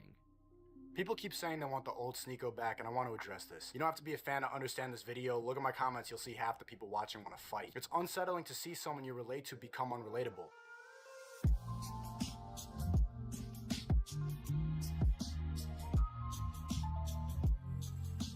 Sneeko, real name Nico, was born on September 8, 1998, just in time to grow up alongside the internet. Like the rest of Generation Z, he got to watch as it slowly but surely eroded the space once monopolized by traditional legacy media. When you see a teeming cultural shift like that happening, it's only natural to try and join it and ride the wave. He created his YouTube channel on April 9, 2013, naming it Sneeko, a clear portmanteau of his first name. At the time, Nico's uploads to the channel consisted of the tried and true Call of Duty commentary routine. While mostly adhering to the commentary formula, he would attempt to put his spin on the concept, which often meant delving into political discussion over his gameplay. Alright, so the main issue we're going to talk about today, like we said, is separation of church and state. The question at hand is, should the U.S. intervene in Syria? Imagine you're in a BO2 lobby, and you just hit this little motherfucker. Should the U.S. intervene in Syria? It's like, nigga, plant the bomb at B. Shut the fuck. Sneeko always made a point of being as transparent as possible in his beliefs, harboring an open discussion on various topics. from wacky internet shenanigans to gun control to critiques of feminism. Looking at it from a neutral perspective, he was actually a good deal ahead of the curve when it came to controversy maxing, which later became the MO of seemingly every commentary YouTuber. Because now that a lot of people are finding this, they're saying, why are you just copying Tate? I've been saying the same since 2015. I've been on YouTube for a long time. I've been on the same since 2000. I started my channel in 2013. If you don't believe me, if you think that I'm just riding a wave right now, get off my During this period, he enjoyed a moderate amount of success, cultivating a loyal fan base intrigued by what he had to say. Eventually, this led him to drop out of college to pursue a career as a full-time content creator. At the time, it seemed risky, especially considering that having YouTube as a job was an even less believable prospect than it is now for the average person. Nonetheless, it paid off. His content would evolve, keeping the edge that intrigued so many during his Call of Duty commentary days, but now with a more philosophical bend to it, if you could call it that. He started recording and editing video essays and think pieces on ego, catcalling, obesity, and his position as a content creator, and what would eventually be termed a social media influencer. This desire to seek what he saw as truth through funny would lead Sneako down the path of notoriety. Right now, with the amount of eyes I have on me, I could fart out 7 videos a week, make them all 10 minutes long so YouTube would let me spam the mid-roll ads for mobile games. But what's the fun in that? I would hate my own videos. People would know that I'm only in it for the money. Sneako would always have the propensity to collaborate with other creators to boost the growth of his online presence.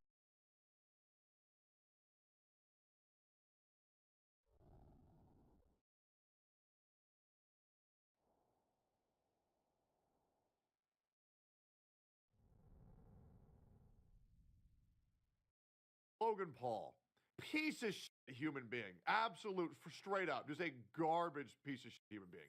However, brother is a great professional wrestler. From the Suicide Forest to scamming millions, hundreds of millions of dollars of his own community from cryptocurrency. What piece of shit act has he not done? Well, let's talk about what he did do, because apparently bad karma is finally here for, well, not my boy, but a boy, Logan Paul. So it has been 3 years since Logan Paul and KSI launched their hydration beverage Prime. Wow. And despite their lightning in a bottle start, the last 2 years have been filled with controversy after controversy. From alleged forever chemicals in their products, to countless lawsuits, beef with the most famous... Hey, don't forget about that mold in lunch later. Here's the biggest controversy with Prime. It tastes like shit. I've tried every flavor.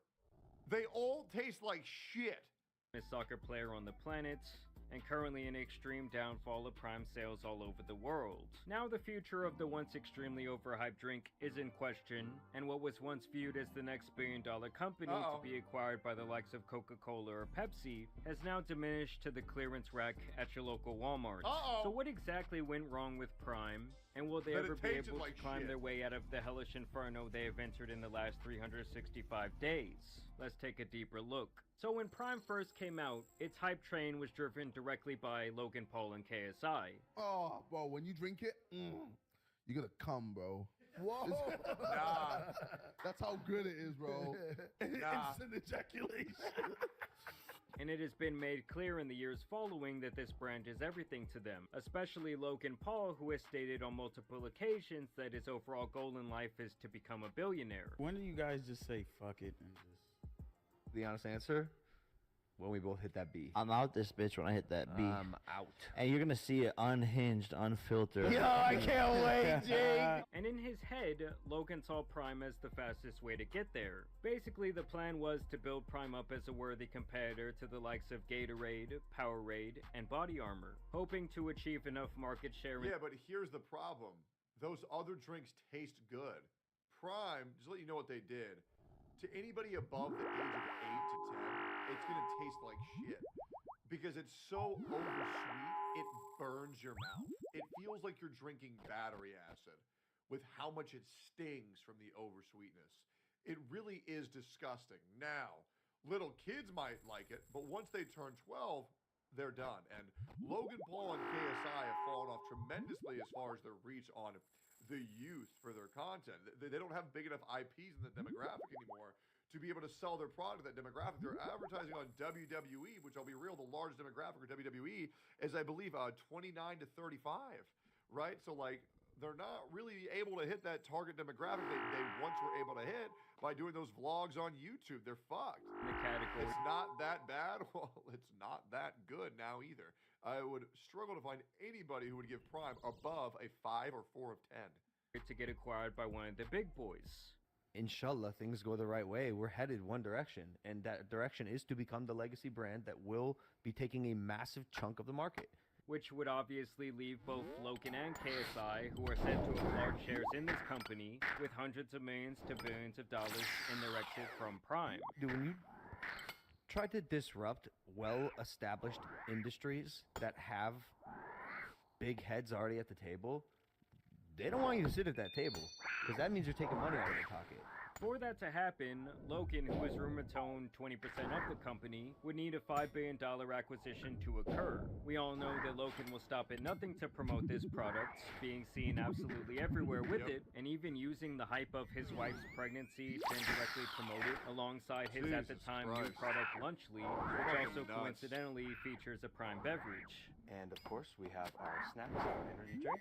Weird as fuck. In the world, Lunchly. Of course, we have the turkey cracker stack. The nachos, my personal favorite. But honestly, it seems like no amount of promotion or collaboration in the current day is going to save Prime at this point. Like if the company were a rocket, it would be nosediving straight into the ground on a free fall. Like I'm saying, Prime is going backwards faster than Megamind's hairline. Going in. Megamind. All What right. is that? Your forehead grew larger. Bro, are these forehead jokes just going to be me for the rest of my life? Now, to truly understand Good the fall of God, Prime, bro. you have to understand the decline in its popularity Have across some the shame. pond over in Shame the that UK, shit, brother. where the sports drink has reportedly lost 90% of their profit year over year, going from £3 million to a measly £300,000. Now, I will note that this number can be really deceptive when gauging a company and its overall health, because obviously expenses can vary from year to year. But the revenue, on the other hand, is where Prime should be absolutely horrified. We already knew that last year the sales in America were down by over 50% in the first half of 2024, but now it has been revealed that the revenue in the UK is down 70% from 2023 to 2024. To be exact, they're down from £112.2 million to £32.8 million. This actually makes it one of the steepest falling, fast-moving consumer goods in the entire food and beverage industry. Now, to save face, representatives from Prime claim that this was a natural occurring phenomena, and that this was expected after the initial hype bubble, but there's actually a lawsuit going on right now that makes me think that they previously thought differently than that. But obviously, from the outside looking in, this does not bode over well for potential investors or other competitors who are potentially interested in purchasing the company. Today I'd like to pitch you Prime Hydration. Okay? Prime Hydration was developed to...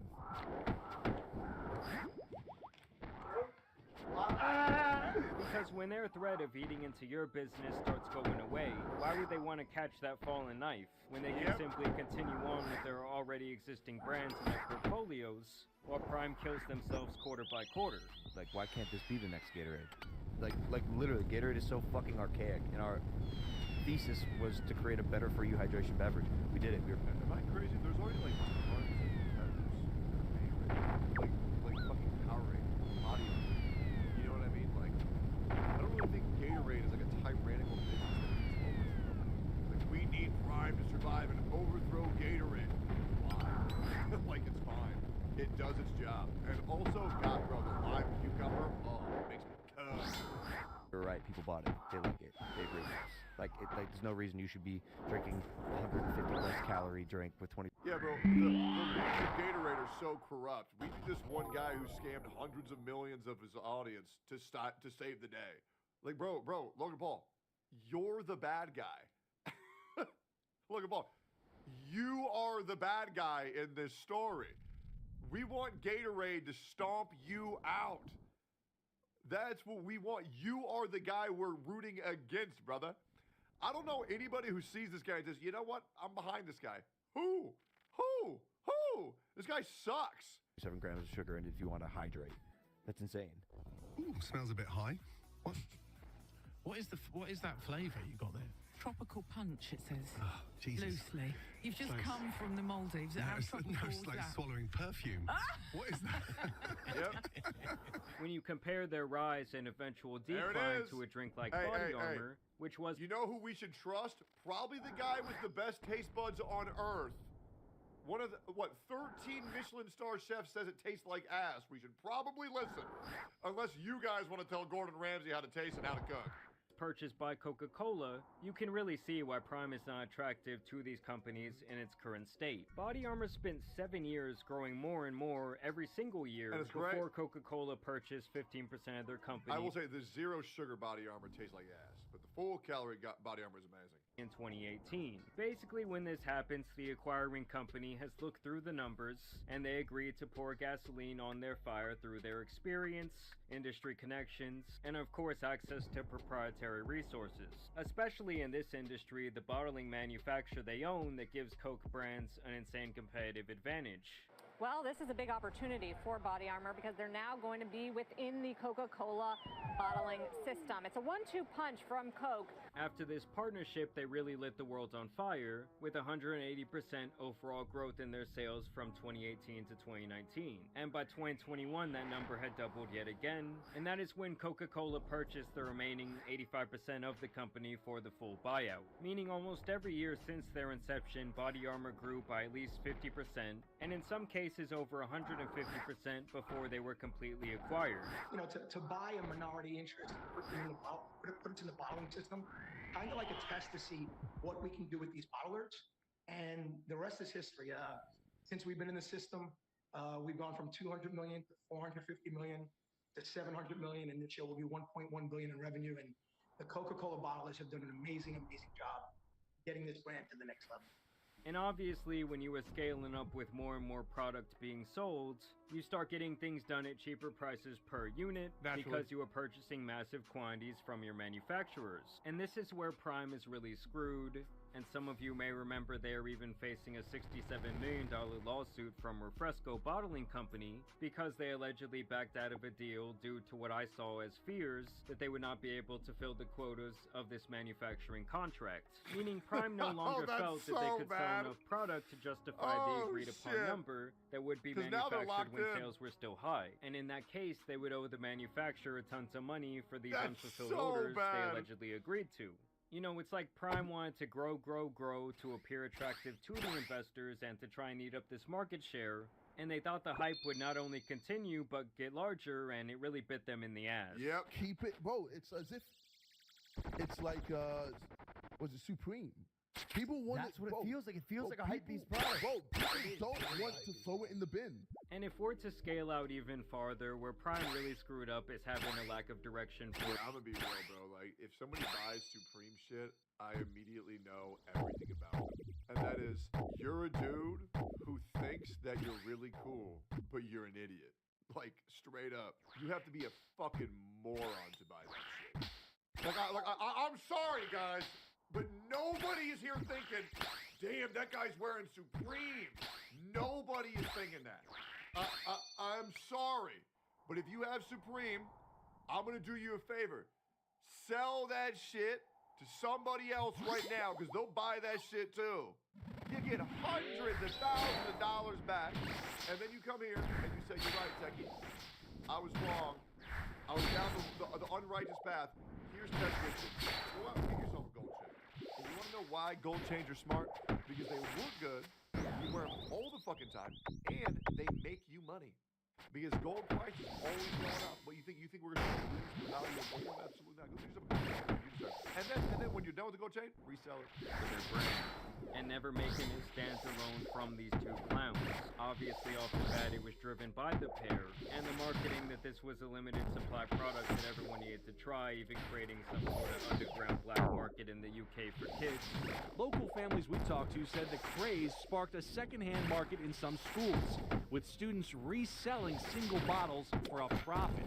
Maybe young children might do like, because it's colourful, you know, it's bright, they might think, oh yeah, that looks so cool. I just think it's because famous people are like Yeah, influencing it, and like everyone believes them. But at this point, they have oversaturated the market with countless products and flavors, and pretty much everyone who wants to try the drink has already done so. It has also been noted recently that people who do buy Prime on a regular basis are buying less of it on average than before, meaning even their established returning customers are getting fatigued or aging out of their product.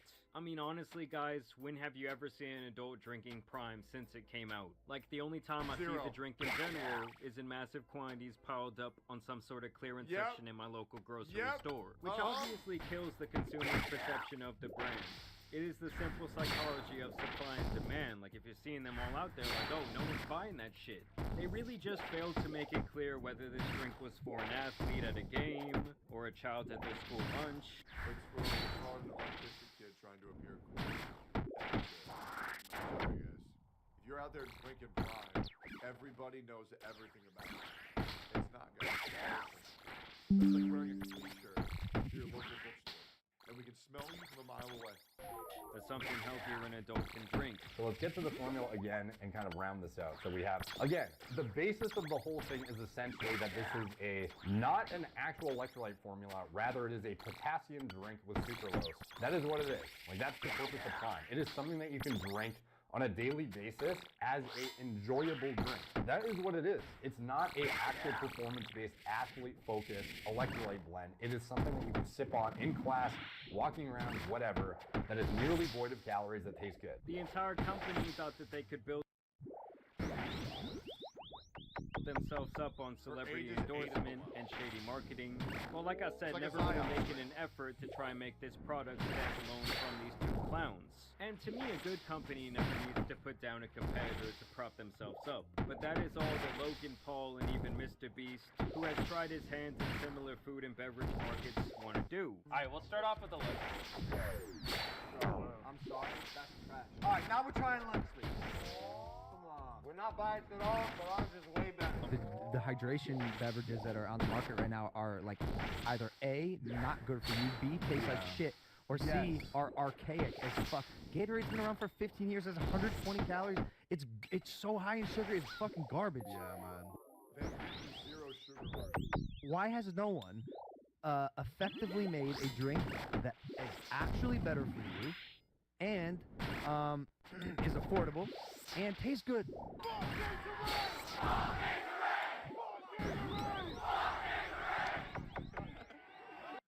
See, they're trying to do the Mr. Beast fuck Hershey's thing, but here's the thing. Hershey's actually tasted like shit. And so did Feastables when they first came out. But they tweaked the formula, and now Feastables actually taste good. That's the big difference. What? What? Wow. No, UK showed up. Like, compared to, all our competitors, we're just destroying by doing the wackiest shit. Though. Yeah, like we got in Prime mascot costumes in Shadowbox. Bro, when you ever gonna see what Gatorade do that or Powerade or these other competitors? Guys, I'm not biased at all, but I mean this once again, not biased at all. But Happy Juice using code BALDY, BALDY, for 10% off is way better than any of these other drinks regardless. So why the fuck are you not ordering some Gamer Subs using code BALDY specifically Happy Juice today? What are we doing here, man? Like, you guys are literally you're wasting time. What, you don't like apple juice? To me, it's just a very tacky way to market and attempt to make your product look superior. And to make matters even worse, over the years, various health professionals picked apart their claims of being the superior. Not available in my country? Ooh, dumbass.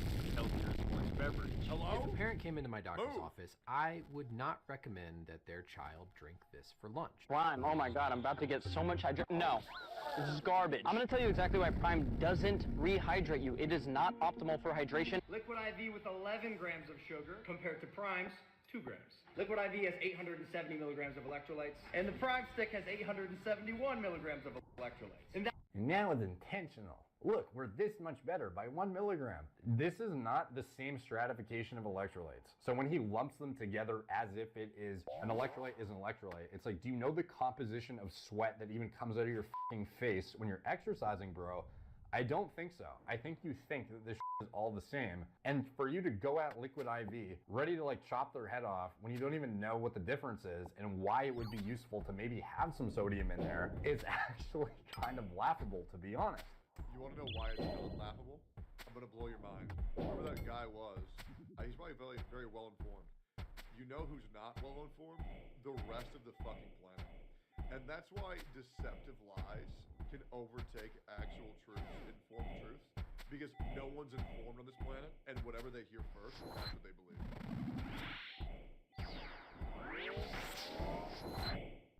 Like, let's be real, guys.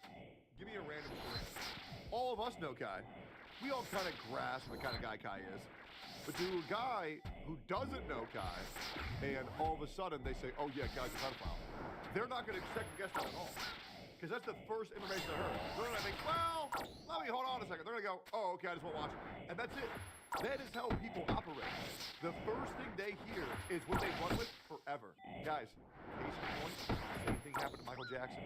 Everybody said he was a weirdo that was black who wanted to be white. They didn't tell you it was because of a fire accident. They didn't tell you that those are lies that you entire lives, because that's the first thing they ever heard. That's the craziest thing. He was weird. He was weird. That's it. At the end of the day, I really do think that Prime just bit off more than they can chew. They obviously cut a lot of corners, expanded way too far, and really lacked the experience to make their ascension a smooth ride. Now things are looking more bleak for this company than ever. They're obviously still facing a couple of massive lawsuits, and it's my estimate that the long-awaited buyout is never coming for this company. But either way, I want to know what you guys think down below. Have you ever tried Prime? Are you a frequent consumer of their products? Do you know anyone who's still on that Prime kick who's older than the age of... Hello, fellow kids. I, too, love Prime. Of like 12. Y'all let me know down below. Either way, I do want to thank you guys for watching today's video, dropping a like and subscribing. But the only thing I see people drinking is chamber stuff using code BALDY for 10%. I am very, very, very, I'm just so unbiased. But I'm like the most unbiased. Anyway, until next one. Peace.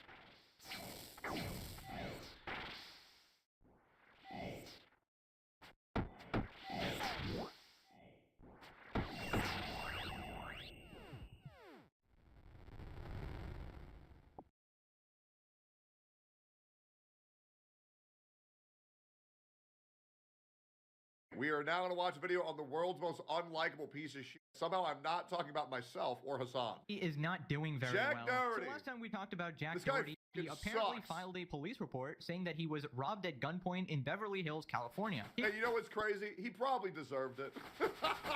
claimed they stole his $300,000 chain, chased him around, and tackled him to the ground. Something I usually don't get to say. Story because he didn't have any bruises or cuts or anything, and he said that he was running at them with a gun pointed to his head. So I don't know. I kind of thought it was some pathetic. Man, this shit's more fake than Amaranth and her husband's fucking arguments on stream. Yeah, fucking right, bro.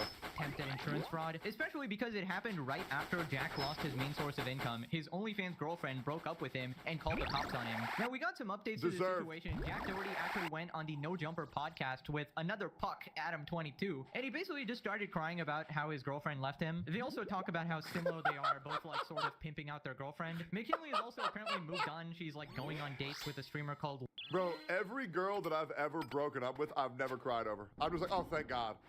You know what I'll do? I'll cry because of how much time I wasted on these stupid motherfuckers. But I have never beaten myself up over a woman ever, and you will never catch me that way. Lacey. Hell no. I'm like, oh man, thank God I'm free, bro. You know, thank very God. real, loving relationship here. Zero sarcasm there. And she even talks about the whole robbery incident, saying that Jackson started filming her after it happened, asking Now, maybe I'll pretend to farm a couple subs, but realistically, I don't for clips on TikTok. So as always, we're just gonna check in on the local doofus and see what's up. Great. That's with Adam22 and Jack just discussing their career. So like, you know, basically rage bait your way into going viral, and it felt like you were kind of sounds like pretty hard for a while, and kind of took that like about as far as sounds like a song. Was that like an intentional? Just like you, it's like, you know, same thing. It's crazy because motherfuckers be saying that I'm a rage baiter. Brother, what have I rage baited? What have I rage baited? The only thing that I ever rage baited, there was one thing. The shit with Trump on Twitter.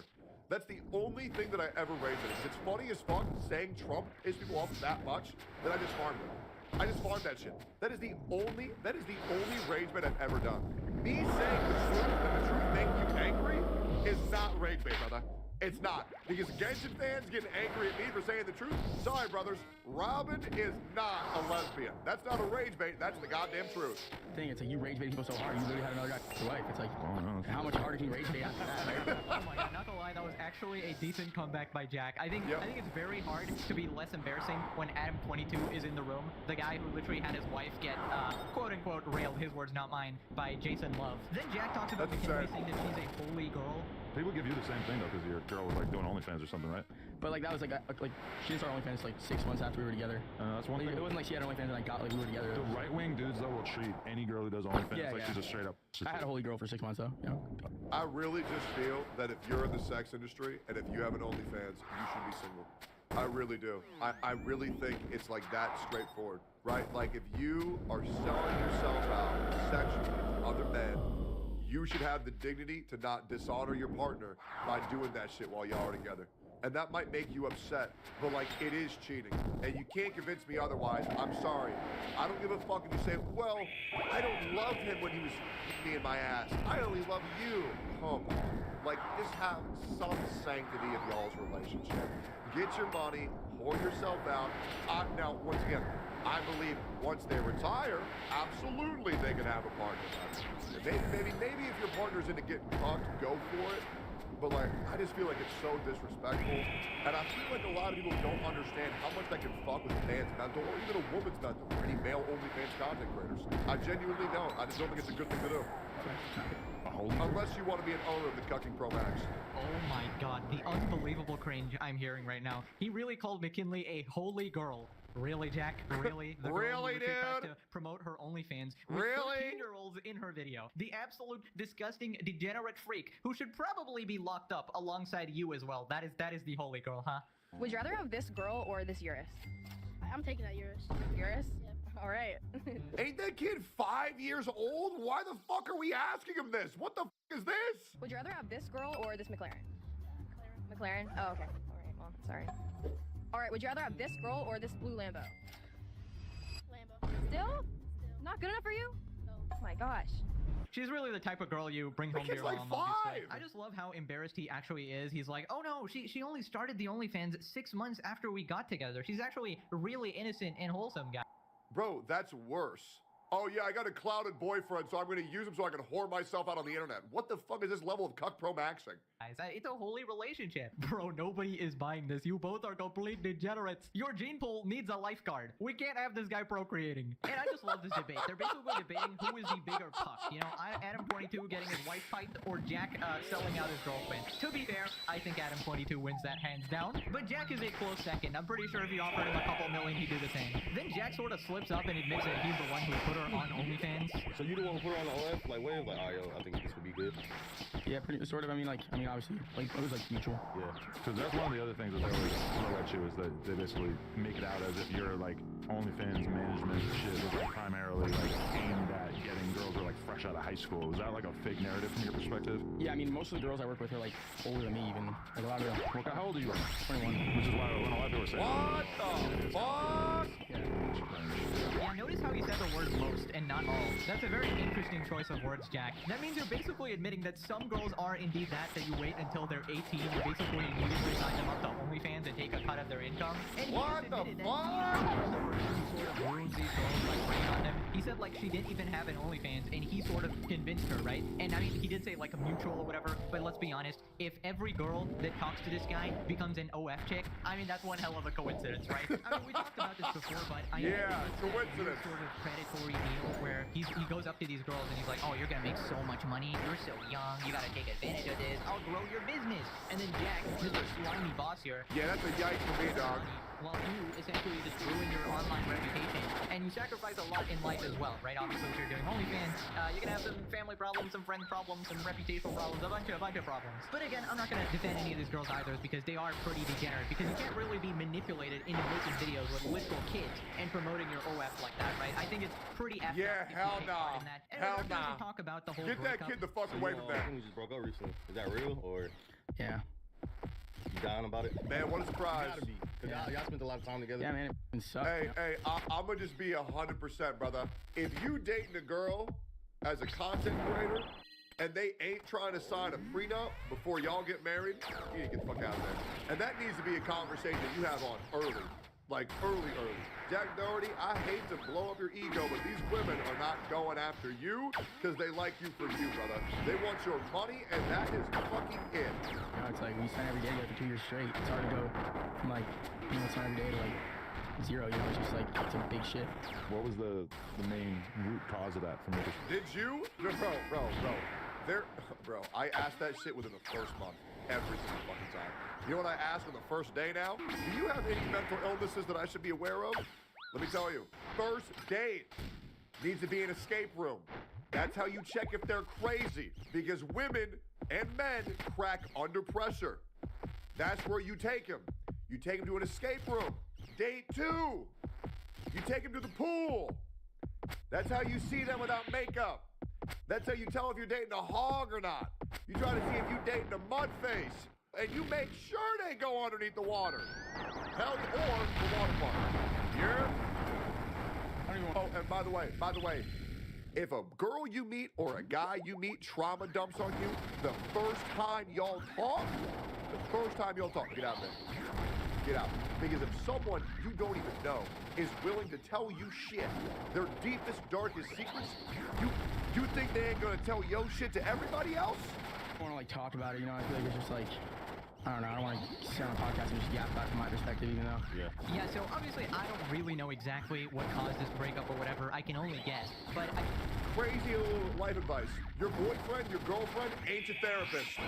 Everybody already said this to Jack, that this is not a real relationship. Obviously, you two are just using each other. I feel like if you just accepted that fact, you would be so much happier. She's obviously only with you to elevate her brand and influence, and you were pretty much using her as a money generator, right? So for this absolute twerp to go on this podcast and act all sobby about it, like, oh my god, I loved her so much, like, shut the fuck up, you piece of shit. And you know, hypothetically, if he was actually dumb enough to fall in love with her or whatever, I mean, sucks to suck, okay? Another day, another sucker is born, I guess. What an idiot. Bro actually thought she was into his personality, bro. Ain't no way. You got literally the bottom of the barrel of trash, narcissist, dickhead personality who literally goes out there, bullies people, hiding behind security guards. You would have been I love this dude. That's the kind of man I want. Said no one ever, bro.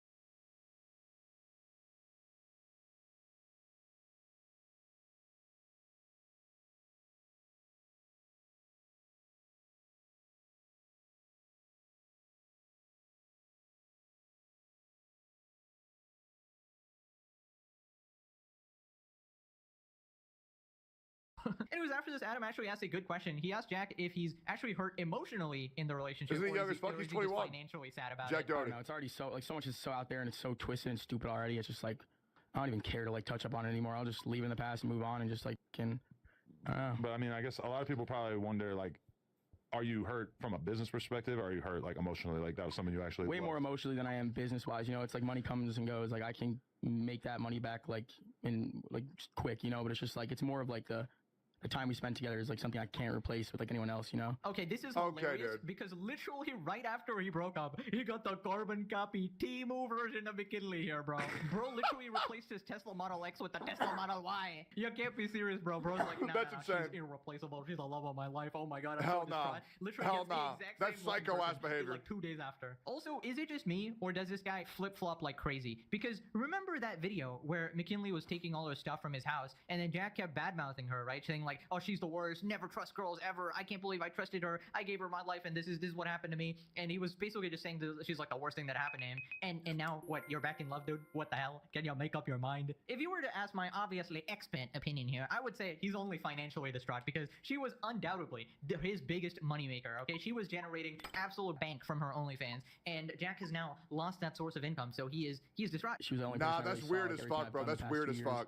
That's And, weird as fuck. It's like been the craziest past 2 years of my life, so it's just like like. And she's the last relationship that you'll ever get into when you're like a normal person. So like every girl after this, you're gonna have to be like a lot more precautious about, because you don't know if they just want to, you know, get in there, use you for your clout. I love how these absolute pucks here are assuming that anybody would want to be in a relationship with them. Literally two of the most embarrassing people on the internet in a podcast together, bro. You can't make this shit up. It's absolute cinema. Also, why is Adam pretending? Brother, what other reason is for anybody to be with you besides that, bro? What else do you have, Jack Doherty? What do you have? What do you think you have? Exactly that. It was transactional. And I feel like if you willingly get into a relationship with Jack Doherty, I mean, your brain probably runs on Windows 95, let's be honest. You gotta be like a different level of slow. Then we get some real solid advice from Jack here. The clip that I noticed was the police being at your house. Why was there even need for it? No idea, bro. It's insane. Like, when there's money involved, girls do crazy things. That's all I'm gonna say. Bro, it's just like girls are girls, bro. It's like, I really realized that, like, this past month, like, God. Bro really wants to act like he has aura saying all this shit, thinking that he hard as fuck. Bro, Jack, you are dumb as shit. Damn, like. Wow, really insightful words from Jack Doughboy. I know. Here. Girls are just girls, man. For real, for real. True. Yes, Jack. queen. What the hell happened? How could this happen to you? Nobody saw this coming. This is so shocking. This is my shocked face right now. Also, might I remind the audience, she called the police on this guy because he wouldn't let her take her stuff from his house, right? So isn't that you being a complete piece of shit? Because, like, why else would she actually call the police on you? And then you were even screaming at her while the police was there, just constantly shouting at her, recording her, putting her on the internet. So I don't know, just not a good look. Like, you're calling her crazy and stuff like that, but I feel like you're equally messed up in the head, you know? Now, one question that's always been on my mind is, does Jack Doherty actually watch all these videos we make about him? And the answer is yes. In fact, he is glued to the screen right now. No. Turns out he's probably watching this video as well, so everybody say hi to Jack real quick. Hi, but Jack! Here he is talking about Charlie, Penguin Zero. Do you watch the hate documentaries that people make about you, or is that just not even interesting to you? Which ones? Shit, I don't know. I see the thumbnails. I love that one. Those ones, I love like 8 million views. I love his videos, but like, when he makes one on me, I'm like, damn. But you talking Moist Critical? They do be like hella hateful. Like, they can like I get where they're coming from for sure. It's funny videos. Like, I'm not like, oh, them for hating on me. Like, I get it. You know, it's just like, it's content. But some of the things. I've never seen a hate video on me that actually had the proper context of the clips that are being referenced or the full story to any issue that I've ever caused. And then, like, you know what's crazy? All the creators who that I talked to about their video have profusely apologized. Even the creator, Royalty is Here, made a hit piece on me about 2 years ago. And then I reacted to the video, and then he put out a comment saying, oh yeah, I did not know the full story of any of these fucking clips. That's why this shit don't bother me whatsoever. But when Jack be watching this shit, they're just like, man, yeah, I suck ass, don't I? Things are a little like over the top. Like, man, I must suck ass. Is it really over the top to call you an insufferable douchebag? Isn't that exactly what you are? Like, you tell me, Pop Quiz, right? What do you call a guy who pays security to protect him while he goes and harasses random people on the street? I mean, my answer would be an insufferable douchebag. I feel like it's pretty fair to call out a... I think the moment that pranks become only for the person doing the prank, it's no longer a prank, it's just harassment. I think prank content is the lowest common denominator of just absolute slop on YouTube. And I think it's just people trying to get away with crimes by dismissing it as a joke. I think it's so fucking gay. It's like these people where they tell this guy to go in a gym and try to get his 1 rep max of 315 to go for it. The guy can't do it. And when he's struggling to get the bar off of him, they walk away. And so he's stuck with 315 pounds on his fucking neck. Thankfully, somebody comes and gets the bar off of his neck. The guy gets up, knocks one of the motherfuckers the fuck out, and these guys have the nerve to say, bro, it's just a prank. It's not a prank. And you need to know that you gonna get yours if you be doing that dumbass shit. A lot of the horrible shit you do. What do you call a guy who gets into a car crash because he's too busy looking at his stream chat, and then instead of helping his friend who is literally bleeding from the face and maybe has some serious damage, he immediately tries to film it and record it for content? Like, motherfucker could have killed somebody here. I don't know how bro isn't permanent off of every platform.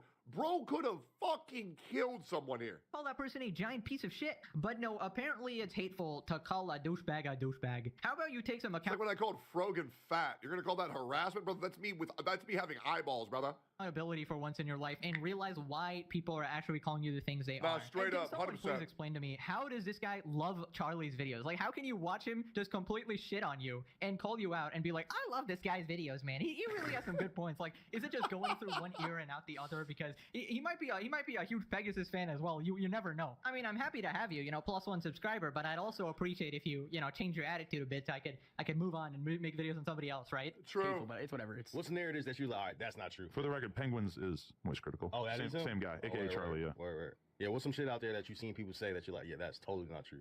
everything. There's nothing like specific off the top of my head. Like there's a lot of things people say, so it's hard for me to really think. There's a whole bunch of lies, but I don't know any of them. But yeah, everything's not true. Oh, okay, man. Man, we really getting high off the copium here, huh, brother? Think of something specifically, you know? Yeah. Just everybody's just wrong about everything, you know? But Jack Doherty is banned from every platform besides party. There is justice in this world, man. Imagine that. Yeah, can you like name one thing that they're wrong about? No.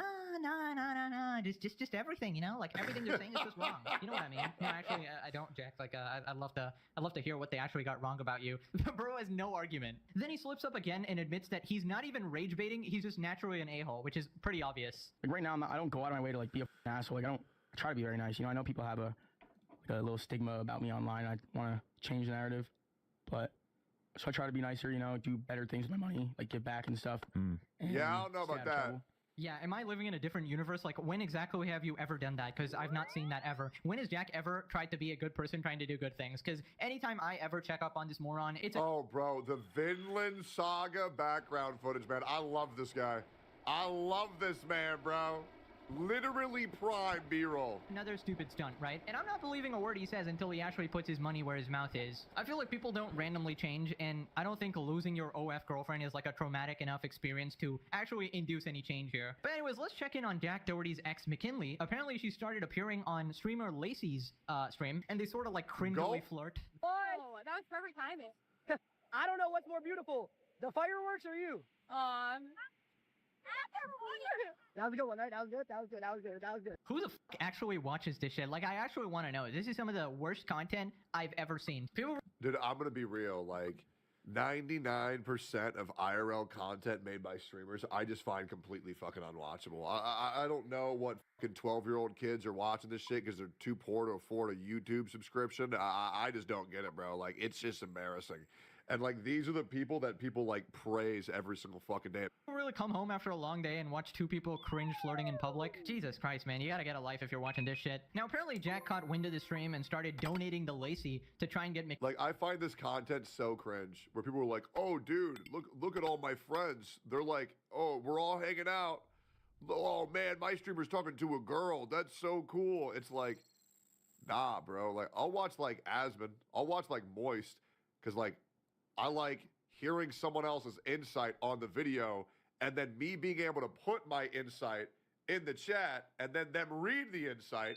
That way we can have like a good conversation and get to a deeper meaning or a better understanding.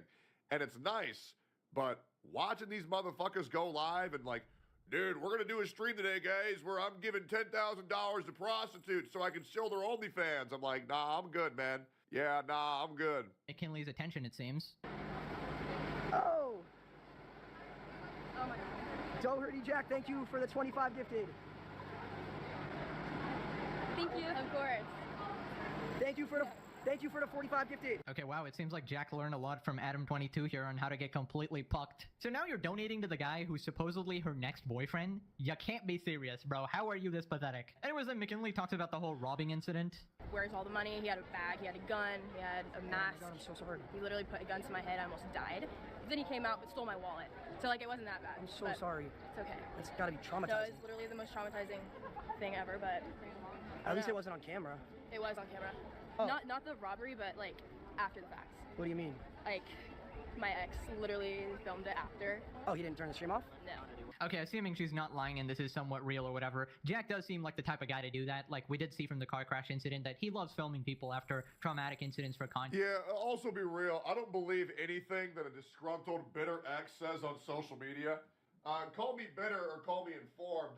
I'm not really going to be like, oh, okay, so let me go to the person who hates you the most and ask them to give you an honest opinion.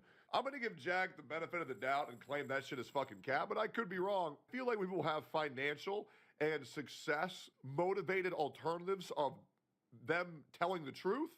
Feel like they're going to take that 9 times out of 10.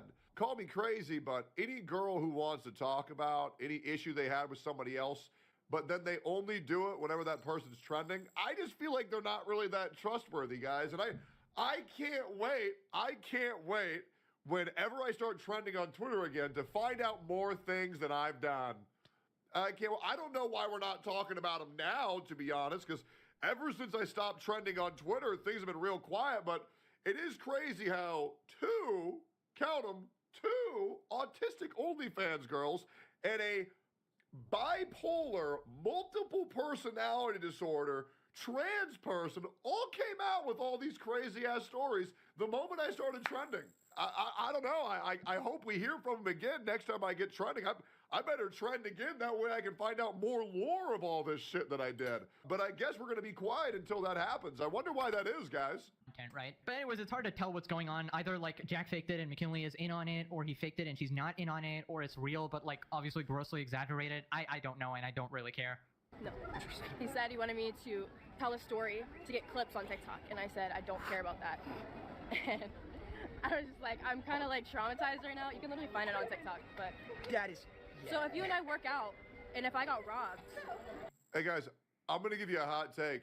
I think Jack Doherty and his girlfriend are pieces of shit. Yep, I do. It's really that easy. Would you still stream First like of all, after? If me and you worked out, you would never be in a position to get robbed. Oh, really? Oh my god, we got Mr. MVP, simp! By the way, simping for a girl who thought it was a good idea to have Jack Doherty as a boyfriend, that's definitely gonna end well. But yeah, Jack asking for TikTok clips after a gunpoint robbery definitely sounds like a Jack thing to do. Wild. Jack's the type of guy to watch you get run over by a car and then pull out his phone and start doing the gritty. Now Jack responded, They would never be in a position to get robbed because he can never buy a girl that much jewelry. What a surprise, still a massive douchebag. It looks like he hasn't changed at all. Also, yeah, but I got more money. That means I'm a better partner. Yeah, good one, man. Wow, that is like shockingly similar to McKinley. Now Lacey responded again. Jack Doherty calls Lacey broke, says he would never be able to afford what he can. Well, you think I'd give a That's the issue with him, is he thinks everything in the world is about money when it's not. I'd rather have less money and be a decent human being than be him and have more money. You think I care what that little tweet says about me? Wow, actually based. That was like the one good take in this entire video. True. Good shit, Lacey. Based. Man, I'll be real, man. Yeah, I think they're both pieces of shit. Lacey's fine with me, though. Yeah, that shit's cringe as fuck. Like, comment, subscribe.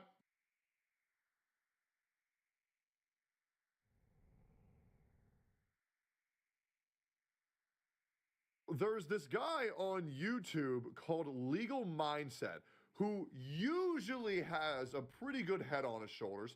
I don't like giving anybody on the platform a this guy's always right, but at least this guy's pretty educated when it comes down to how the law works, considering it's his job.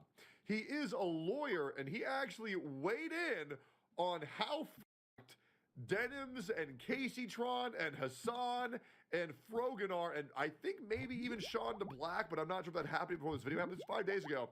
He actually weighed in on how everyone in Hassan's orbit is, and if Ethan Klein's lawsuit has any weight. Now, me personally, I've spoken to a lot of lawyers about this, and everybody says they're around 90 to 95% fucked. And I think there's a reason why Hassan won't donate the $25K that Ethan wants him to his orbiters, because I think even Hassan knows that he got all of his friends fucked hard than how hard he fucks his friends when they beg him for a raid.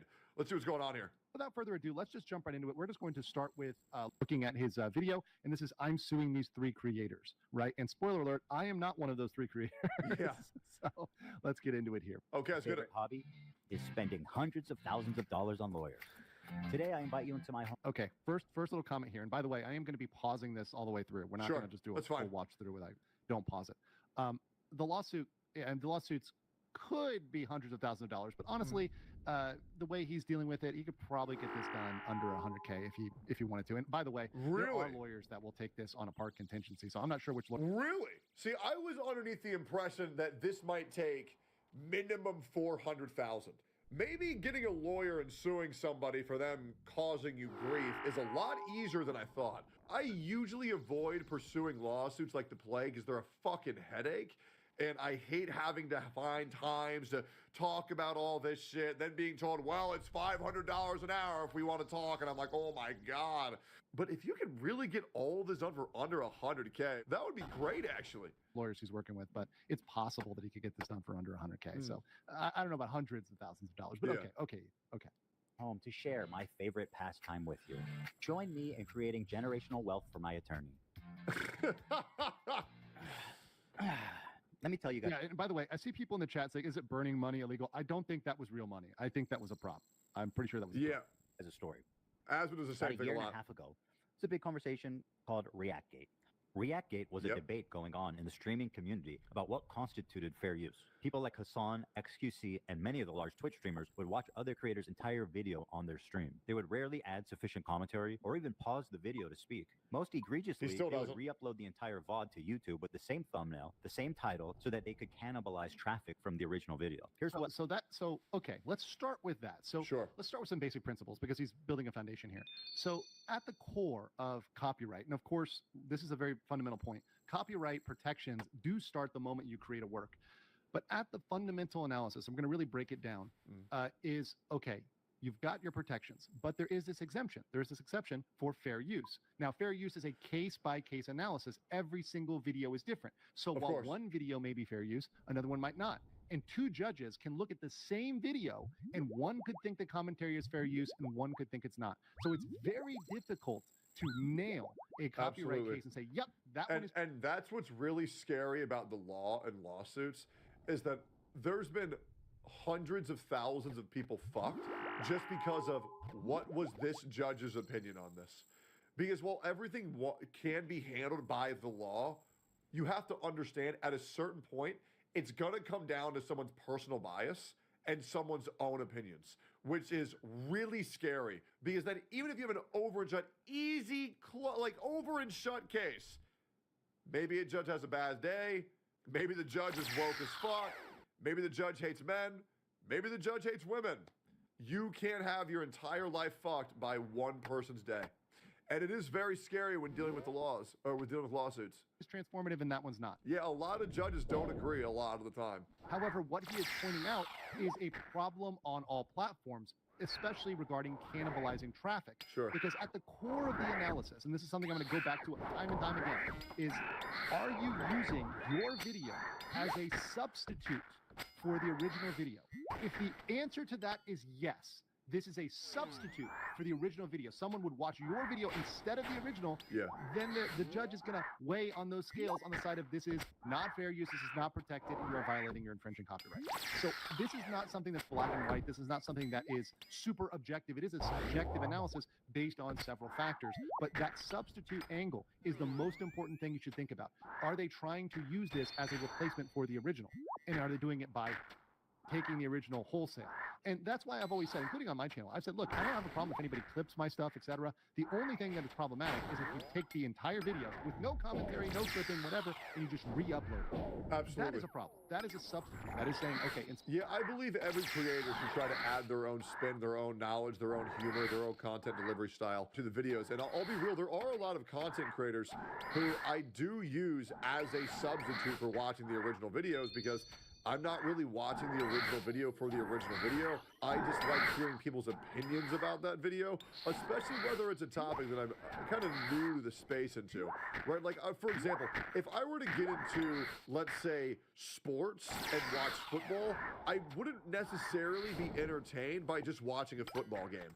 But I think I would go watch S-Fan react to a football game, because I know he has a lot of passion and a lot of knowledge in the subject, and I think he would be pretty good at transforming the product. Now, I don't think S-Fan is using his content to cannibalize that product, but I don't think it's really his fault that people want to use him as a substitute for actually watching the game. Instead of going here, I'm just going to re-upload your video here. That's clearly infringement, right? So what these people are going to argue is, okay, there's no way Dennis can argue that fair use. She admitted her intentions. Oh yeah, absolutely. And Espen's never said, I'm going to go live to make it to where nobody watches the NFL, right? He's like, oh, the NFL's live. You guys want to watch it? And that's it. Okay, well, does sitting in a chair, if you're watching the game with a buddy, yeah, fundamentally change that? And how much do you need to talk? How much do you need to interact? How much do you need to do in order for that to be transformative? Do you need to talk 10% of the time, 5% of the time, 25% of the time? What ratio of input is necessary for something to be transformative? I think that you should increase the video length by at least 50%. And then if you're playing the video at 0.25 or 1.25 speed, like I usually do, because people talk dreadfully slow in today's day and age. My ADD can't fucking handle it. I try to increase the video's length by at least 30% because obviously the video's playing 25% faster. I'm extending it by 55%. That increases it a net 30% because the speed up, then the extension, bada bing, bada bing. And that's a very important question. And I do feel that there are judges that could think either way. But we're going to get into it because these specific examples are important. But more broadly, a lot of people do this. A lot of people just watch videos, sit in the corner in the little cube, and really don't add much. Really don't have much to add. And I'm not even going to point out whether it's educational or not. I'm just talking in general for commentary. Just sitting in the corner and not doing much. Yeah, that's not really adding too much to the overall conversation. I think if Hassan were to upload a video to his YouTube where he chair reacts for half the video, I feel like it should be taken down 100%. There's a lot of videos, and Charlie does the same thing, and I myself do the same thing. If I feel like I haven't sufficiently added enough to the video, I just will not upload it. Yeah, I just won't. I don't want a bad react on my channel, yeah? What Lamino had to say about this phenomenon. Because then it's just kind of disrespectful to the poster. I don't mind people reacting to my videos, but I do mind when they play the entire video. A face cam in the corner or the occasional interruption does nothing to address that issue. My video is still being played from beginning to end in someone else's streamed video. It's neither ethical nor necessary to feature the entirety of someone else's work. Or, you know, if you do the bare minimum, that's for permission. So I will say this. This is my comment on that, is that it sometimes is necessary to show the whole thing because you need the context of the whole work. So if you're going to give a reading, you're going to give a reaction, and comment on something, you want to comment on the entirety. Just commenting on a clip. And also, asking for permission to react is also like, you know, yeah, let me just reach out to Mr. Beast real quick. Now, I do think a great option that YouTube should implement, and I think this would make YouTube a much better space. I think creators should opt into a React program. And what that React program should be is, are you open to other creators reacting to your videos? And if you press yes, then when you have a creator react to that video, you get somewhere between 25 and 40% of the revenue made off of that creator's reaction directly. And I think that would avoid all issues, who's allowed to react to this or not. And I also think it would make it very fair, or more fair, by us thanking you monetarily for us reacting to your videos. Now, that's not it right now, but I do think it would be great for the whole ecosystem of YouTube. I really, really do. I like that idea. Yes, same. It can often be out of context. Oftentimes, if you just take 30 seconds or 45 seconds or 1 minute of something, that's not the full context of the conversation. And in fact, I would encourage people to look at the whole thing because oftentimes people are not looking at everything they're saying. Now, mind you, maybe looking at like super great Asmon idea. I am almost 1,000% positive Asmon has never said that. Now, Asmon may have said something like that, but I don't believe Asmon's ever said exactly like that. For chats or something else, rewatching a live is not necessary. Okay, whatever. But in general, if someone is trying to give a message, you would want. He did?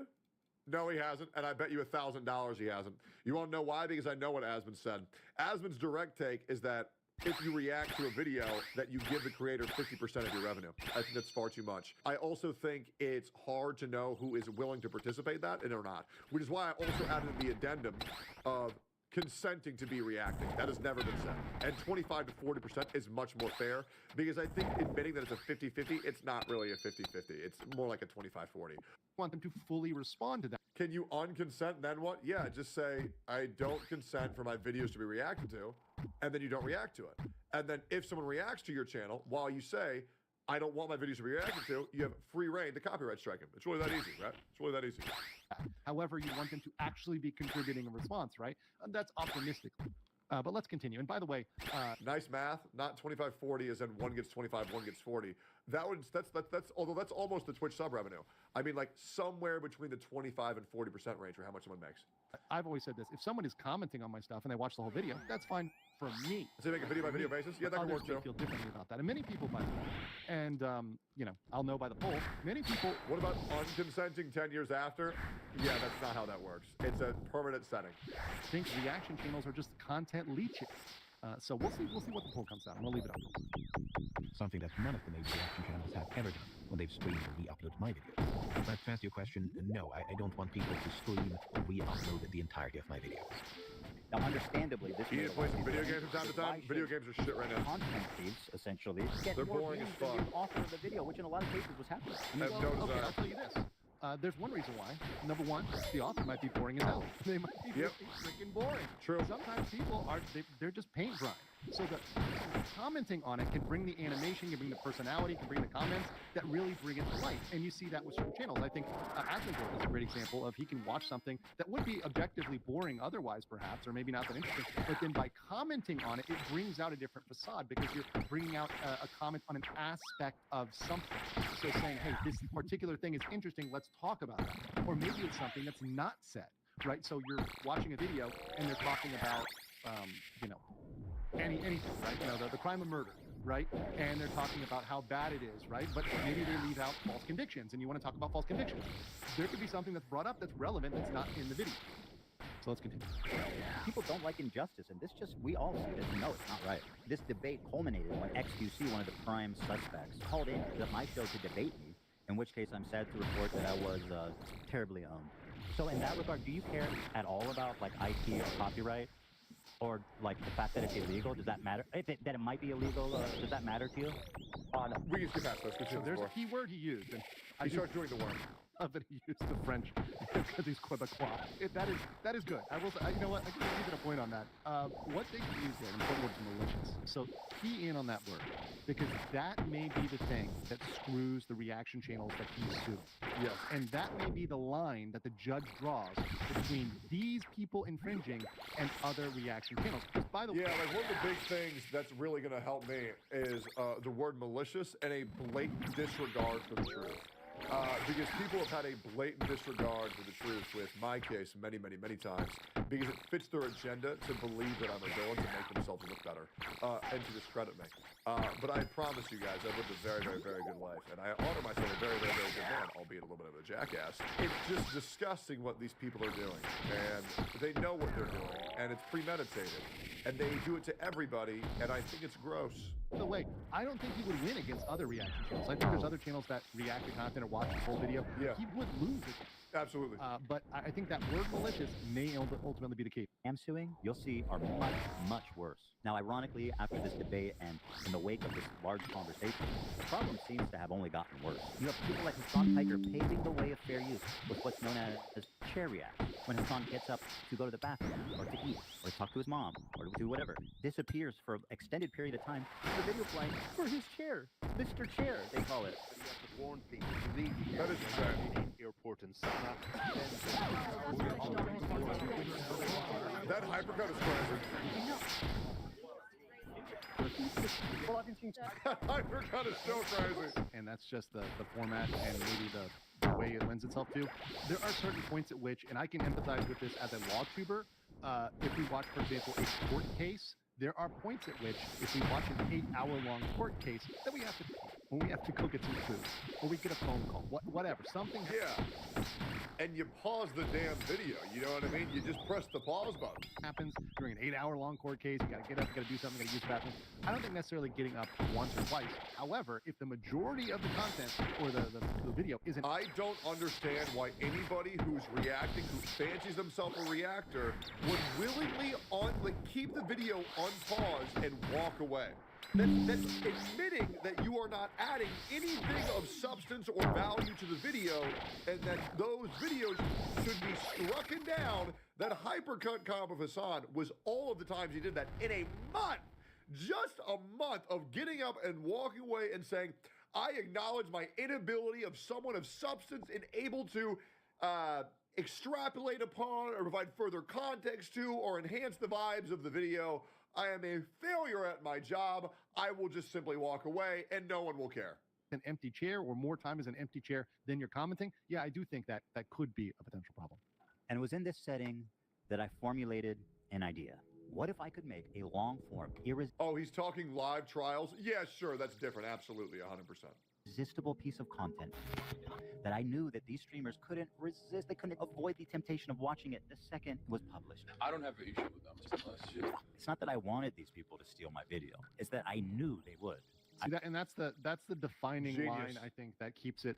You know, people mention trap, absolute genius, trap versus knowing someone's going to steal. So that's the dividing line. And if you also can't commit entrapment as a civilian. Police officers can do it, but civilians can't do entrapment. Know the channels, it is pretty predictable that they would react to it in that way because that's what they do. That's what they do with everything, right? So if someone does that with everything, it's predictable they would continue to do that with future content. I knew they would watch the entire video, add little to no commentary, react to it instantly, giving them no time to form an opinion. The trap was set, and it worked even better than I imagined it would. We captured pretty much every large streamer reacting to it in its entirety immediately after it was public. I didn't react to it. Excuse me, Ethan. Excuse me, Ethan. I did not react to this. Neither did I. It is what it is. I said, too long. I did not react to that. I did not react to that at all. Do you know why? There was no legal issue with it. So a lot of people wanted me to talk about that and wanted me to get into that. But at that point, it hadn't risen to, is there a legal question here? What's going on? Is this defamation? Because he hadn't said, hey, I'm suing or whatever else. None of that was at stake there. So for me, looking at that, I actually thought at the moment to myself privately, this could escalate into something legal. And I was actually thinking at the moment, is this going to escalate into defamation, slander, some sort of, legal suit over what they are saying about each other? That's the... Oh, he said big streamer? Oh. Never mind, he's not talking about me, guys. Direction, I thought. And to be honest, I was surprised when it played out this way, when it played out the copyright angle versus a defamation angle or some other sort of angle. So this is actually, to me, it was kind of surprising. And it was an interesting surprise, but actually a pleasant one because it gives me an opportunity to talk about the law in an objective way without going into the personalities themselves. So, a pleasant surprise. Now, the thing is, there were a few people that went above and beyond to commit copyright infringement. For example, Denim sits here silently with nearly 50,000 live viewers. That's 30 times her regular viewership. She's working directly with the Snark subreddit moderators to siphon views, and their intention... So this is really bad. This is the really bad one. Yep. There's having a documented list. I still don't understand why Snark subreddits are even legal. Because Reddit has a terms of service where they don't allow Reddits to, I guess, conglomerate, to coordinate on destroying someone's life. Yet H3 Snark is blowing up every single fucking day. I don't understand how it's even legal. Where you can say, we're going to watch it without supporting H3. Which, by the way, that's why I don't think LSF should be allowed, because let's be real, man. We all know that website is a coordinated harassment campaign towards anybody that disagrees with Hassan or Miskif. Let's just be fucking real, guys. It's intentional. That shit is so brigaded, it's insane. And that's where the word maliciously comes in. A creator died because of a Snark subreddit? Yeah, I know, it's fucking terrible. Maliciously trying to siphon views and be used as a subreddit. That's not good. That's not good. It's not a good look. If you enjoyed not giving views to that terrible video, follow, subscribe, go Prime. See, so that's where she screws herself. Yep. So he's literally saying, don't give views to it and give me money. That is the definition of substitute. That's where she screwed herself. She's literally saying, I am the substitute, give me money. I am giving money instead. It turns out they just do it for you. You couldn't cook up a more incriminating begging for money isn't really new for Denims. Statement, if you tried. Denims, the queen of self-esteem, you prevail again. There's one thing about copyright you should know is that you gotta register it before you publish to be eligible for statutory damages and attorney's fees, which is the main biting force of a copyright infringement lawsuit. Well, I'm happy to tell you guys now, I, Ethan Klein, have registered Hassan Piker Content News with the United States Library of Congress. Some of you guys out there sweating? Even though theoretically I could sue a lot more creators and rake in millions of dollars. But the purpose of this is not financial gain. People like XQC watch the entire thing, but I would never sue them. He would lose. So this is why I think he would lose. I don't think he would win against Asmongold. I think he'd 100% lose. Probably against SQC as well. I haven't watched SQC's video on this. Watched a little bit of Asmongold, which I can say that, but I'm very certain he loses against Asmongold. I don't want to kill the reaction community into fear. Actually, the opposite. By the way, Legal Mindset just said that Asmongold adds to his videos and XQC doesn't. And that's why he's sure that Asmongold would be fine and XQC is still 50-50. That's what's hilarious. I hope that the shade is insane. It makes us all look bad. but could destroy the commentary community as we know it. Well, guys, if you enjoyed not giving any views to that terrible video, follow it, subscribe, throw a prime. They all met this very specific high bar of criteria that I set forth earlier. These people were not targeted based on their gender, their identity, their political beliefs. All three are on this. But they should have been. All three, as far as I could tell, that react. Yeah, Ethan went into this video and was like, no blacks allowed. No blacks allowed to react to my video. No filthy fucking women allowed to react to my video. Hell no. Full video. Drum roll, please. Who's sweating at home, guys? Here we go. The queen of ripping farts and bong loads. Yep. Dog, what is nuts? You think I'm Nathan? Rogan, who, bless her soul, she's still rising. Can I walk in and use the bathroom? Do I have permission? Can I use the bathroom? Such a loser. Such a loser, it's insane. Apparently being liable for me interviewing a Yemeni teenager who's really known genocide his entire life. What happened? And Denham's the queen of self-owning. My God, is she the queen of that? It's very obvious to me that guy's talking to a Speedo fan. Oh my God, bro, I love you. None of the hostages that have been released so far have said that they've been The sexual assault I experienced should never happen to any human being. This Yemeni kid is just a Yemeni kid with a gun and is not a human being. There is no proof of him being in with him. Are you a soldier? Yes. That seems pretty definitive. He never said Hassan Nasrallah was a good guy. I can't believe I'm calling Nasrallah base. I mean, listen. Now for the fun. Let's. She really is one of the dumbest motherfuckers on this platform, man. It is actually fucking insane. It is shocked how fucking stupid one woman can get. And be so oblivious to how truly stupid they are. And it kind of freaks me out that there are people who can be that dumb and not realize it. It's scary what an army of simps can empower a woman to do. And while everybody's sitting there jerking their little woke dicks off to that stream, they're just blindly agreeing because they're about to blow their load. It is wild. They're just phasing out of the conversation. Huh? What? Yeah, W. Oh. Imagine Johnny Somali married Jen. Anyways. Take a look at this. Once again, I'm just commenting on the legal stuff, not the opinion stuff or the substantive stuff or the underlying issues, right? So, their individual opinions on their disagreements with each other, etc. That's not really relevant to copyright infringement. So, no complaints. And let's start with my favorite of the three, the very own, the prestigious, the highly acclaimed, the highly analytical Casey Tron. A lot of people have been wanting to watch this without necessarily supporting Ethan Klein. So we're going to watch it. Well, that's a really dumb thing to say, don't you think? Yes, he's correct about that. Yep. Her saying that without supporting Ethan Klein. Once again, that's a substitute nature. So that's where he gets into, that's where he's hitting it on the head. And that's, I assume Ethan has had a conversation with his lawyers.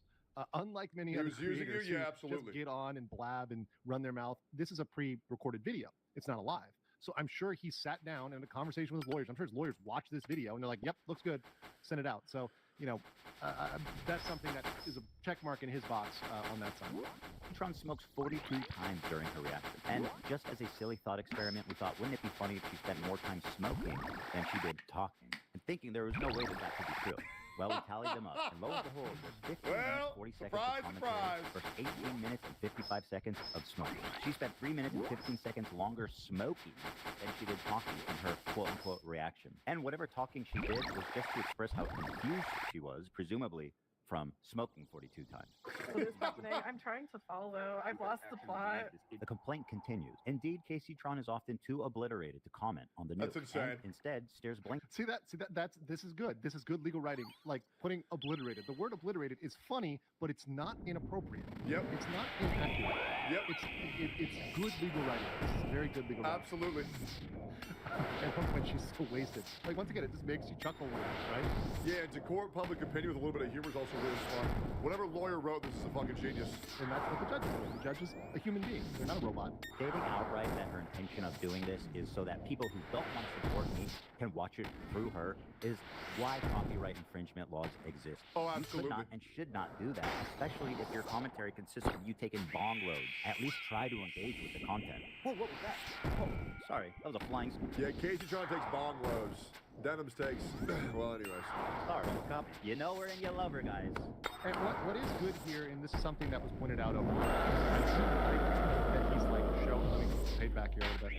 Frogan. Almost up. You know where he left. Okay. I do like that he's showing the complaint because you. Another little spicy little take. I think Frogan, and don't get me wrong, guys, I think Frogan is bad. I do. I think she's really fucking bad. But she's nowhere near on the same level as Hassan and Dennis. Frogan is just a lolcow that everybody likes to make fun of because she's so fucking dumb and she's so unaware of her own actions. And she's just said the dumbest shit, but she's honestly just stupid and harmless, right?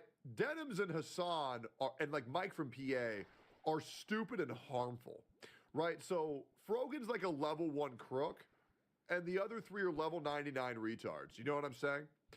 And she's getting fucked by association right now. But honestly, she has no career if she doesn't have association with those 3. So it's you know, she's chosen her path, man. She's chosen her path. Showing he actually filed. You know, when you see the complaint, you know it's real. You know it's filed. It's not just pockets back. It's not just something that you're thinking about doing. You've actually filed. You've actually filed. Lover, guys. Frogan. Reaction by exit. Here she is standing up. Damn, she's the big. video running as she steps out of the room. Protectionist on this side. She said, quote, "It's time to watch the new loop ethically. Hell yeah." Huh. Very smart to say on camera. She said, quote, "Thank you guys so much. I do appreciate everyone's support. Thank you for watching it with me." Well, you are so... Yeah, because that implies that it's unethical to watch it without me. So yeah, I can see those grounds too, Sue there. Oh, welcome, and I'm so glad that you were able to enjoy that day. I think Denims is the most fucked. Absolutely.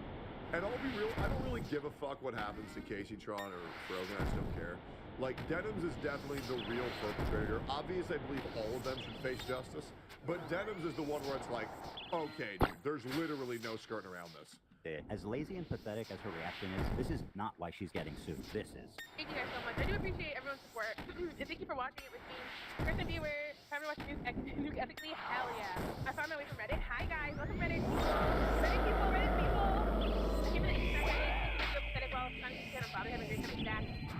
We're gonna watch it live, yeah. He doesn't want people to know when it's dropping because we're all watching through other streamers. And I suggest you all watch it through other people as well. It's the, see that's the comment that Dan threw right there. I also think it's disgusting how they're communicating with a Reddit focused on ruining Ethan's life. And that's where I just think it's completely unacceptable to even consider these people human beings, because anybody who would actively pander to a schizo community is disgusting. It's not the chair stuff. It's that comment. I actually think that's the thing that the judge can come down and say, yep, because you literally said that. Yep. You said, I would advise you don't watch his video when you watch us. That might be the thing that they draw the line and say, that's where these people crossed over. See, Denims did it. She did it there. Very clear. Frogan makes the same face when she sees a Twinkie. Very clear that she wanted to substitute for Ethan's video. I learned not to steal when I was 5. Up next is Denims.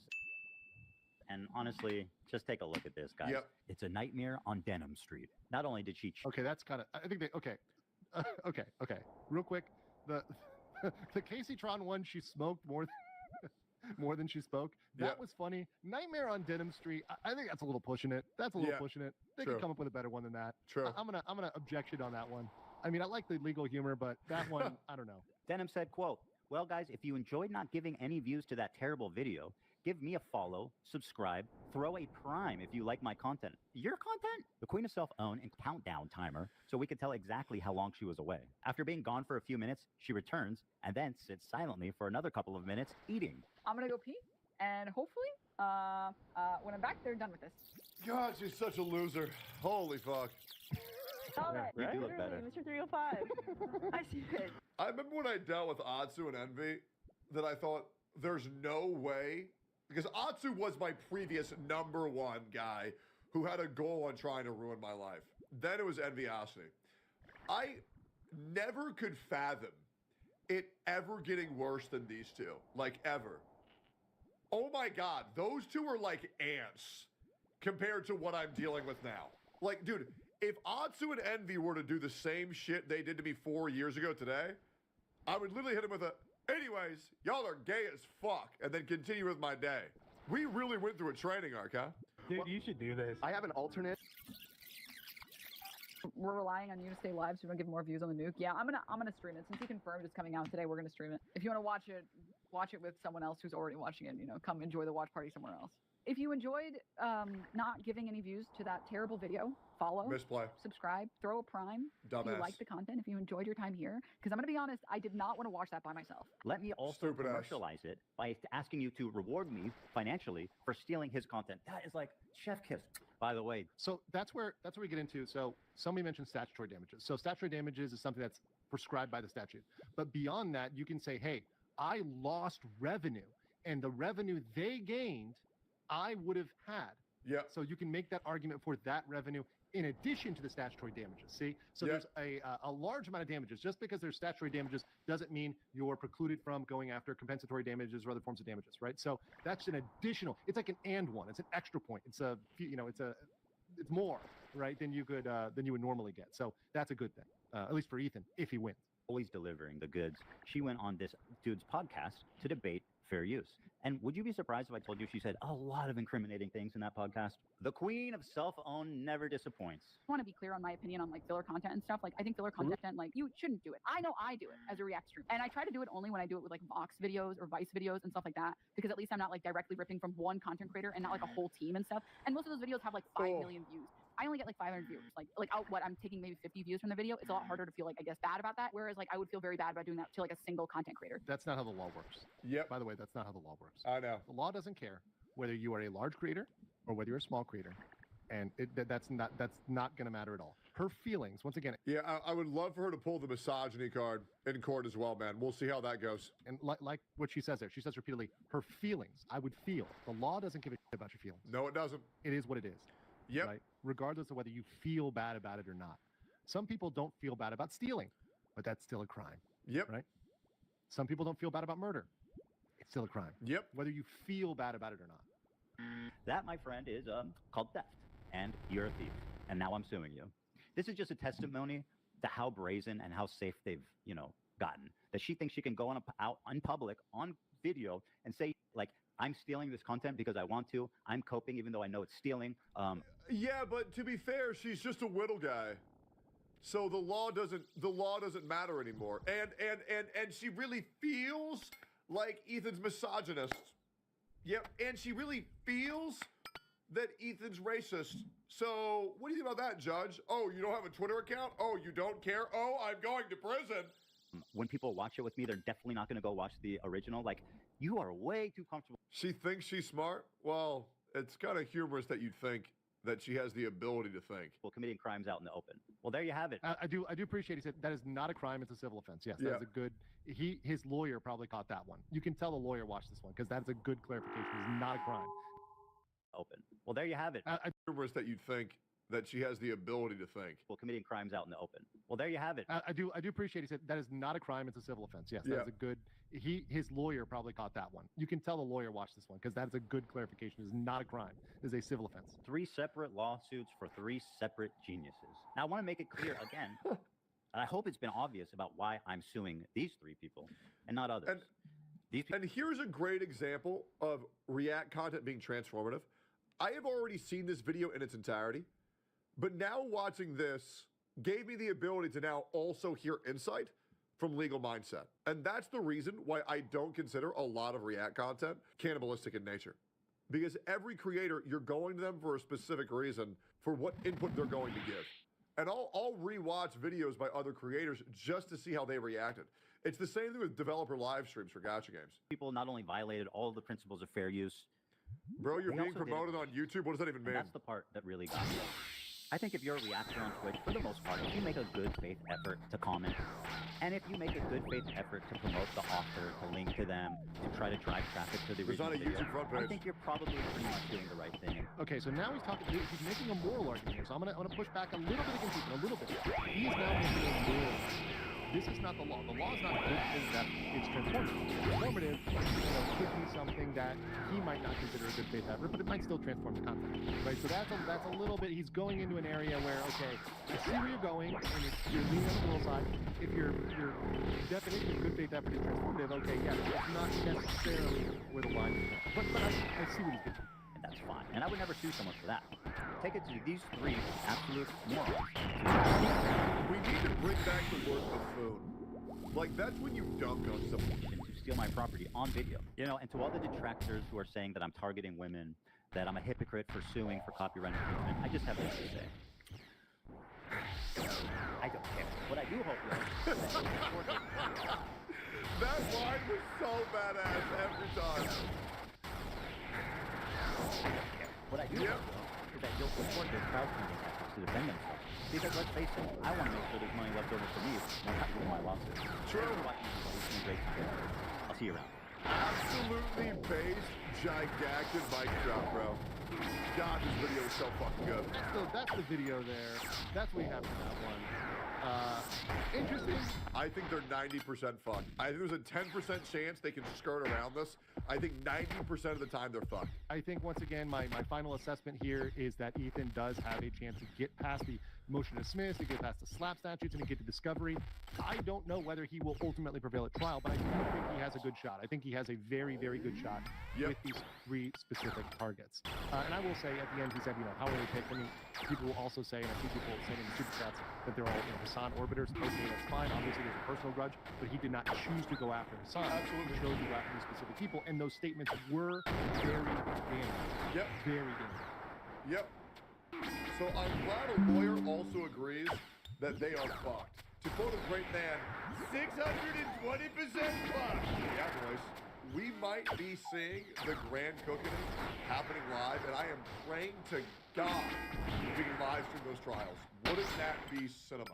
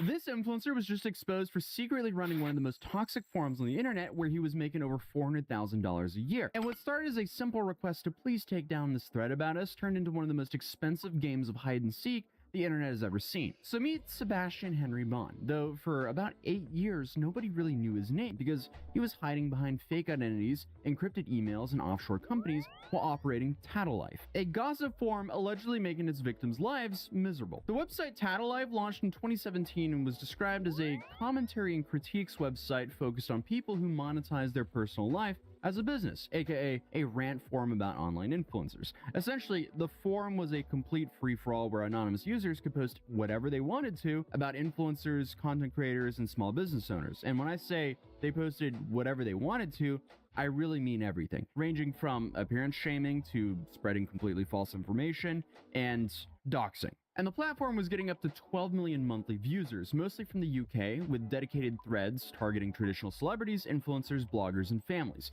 Users could start a thread about literally anyone as long as they had some sort of online following. And the worst part is there was nearly no moderation, as some visitors would straight up post doxing photos and stalker-like posts saying, "Hey, we're watching you," alongside of making jokes about people and relatives who have passed away. And this is the kind of scummy things that you would see get banned from most other places online. What kind of abuse are we talking about? So the site is well designed for moderating in voice of dissent, voice of extremism, and hate speech, defamation, abuse. And so thematically, when we looked on the site, we saw details of our business, and there was defamatory details of our business, completely untrue, but it got more menacing over time. And eventually it got into stalking. There was lots of commentary of where we were when we were in a restaurant, we're watching you, stuff like this. And so kind of like cyber stalking. But stalking in real life. So this was somebody saying, "Oh, we can see you in this restaurant, we're looking at you right now." People were driving back and forth at our house, and the details of our house were posted on the thread. And Sebastian, while allowing all this to happen, was pulling in around $400,000 per year through advertising revenue, all while operating under the fake identity of Helen McDougall. And the guy has created this entire business model around letting people anonymously ruin people's lives and people's privacy, all for, I guess, profit, while he himself lurked in the shadows. So an example of someone who's affected by this is Donna Sands. In February of 2021, she was running her clothing brand called Silky and building a solid following on Instagram, around 300,000 followers on her business page and 20,000 on her personal account. Essentially, she was a small business owner trying to make it work. Her husband, Neil, was a tech guy who barely used social media, but because Donna occasionally posted photos and videos that included him, somehow both of them became targets of this forum. One day, a friend approached Donna telling her that they were being discussed by a bunch of people on this gossip website called Tattleife. And when she looked into it, she didn't just find a single bad comment or two people talking about their lives. What she actually found was a 45-page thread dedicated entirely to trashing her and her husband, Neil. First heard about it in February of 2021 when my friend contacted me and she said, "Donna, I heard in the office some people laughing about a thread that there is on Tattle, and I just wanted to bring it to your attention in case there's something that you can do."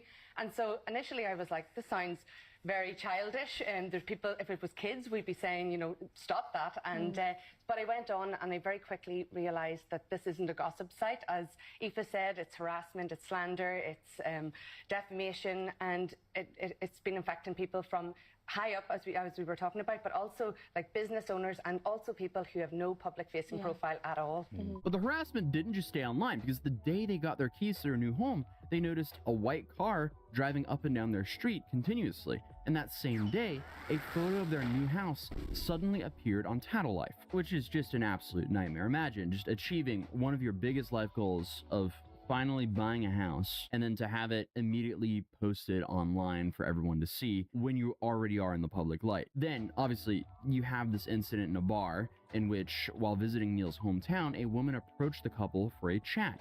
Donna says that she had a bad feeling about it from the beginning, and sure enough, less than an hour after the conversation, everything Donna had said was posted on Tattle Life, fully transcribed. And when confronted, the woman, who turned out to be a lawyer, admitted that she wrote it. This went from, you know, every defamatory statement you could imagine about our business to our personal life, and then it just got more menacing over the months as it went on. So talk to me about how it got more menacing, because it actually bled into your physical real lives. We were in a restaurant one night, and a lady came over to us and said, "Oh, Don, I recognise you from your store." Donna's been in kind of fashion since she was 16. She's a lovely community of people that would always come over, and we're always delighted to chat to people or whatever.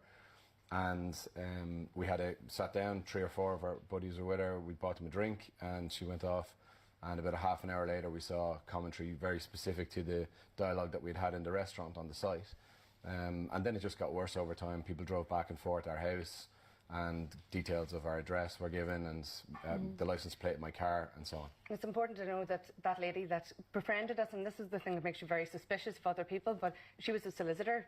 So this is someone that would know should know better than to do that. And I think that, you know, it's surprising who has actually been writing on these threads. They're very intelligent people. Neil and Donna tried everything they could to get this content removed. They even sent 5 separate emails to Tattle Life's only public email address, simply asking, hey, can we take this thread down? But they only got a singular response from Tattle Life's admin on September 24th, 2021, who, instead of replying that he was going to remove the content, he made threats against the couple to protect the anonymity of the website's users. So obviously, there's some serious mental toll with this. Donna said even on happy occasions like their engagement and wedding, everything was kind of overshadowed by this like bubble of hatred around them, explaining that even on the morning of her wedding, she was thinking about how posting photos would lead to more criticism instead of celebrating one of the best days of her life, which is definitely a massive downside of being a public figure on the internet. But these people aren't like massive enough to where you would expect this kind of behavior to be happening around them. Because honestly, I mean, this is the kind of behavior you would expect around massive celebrities, not people with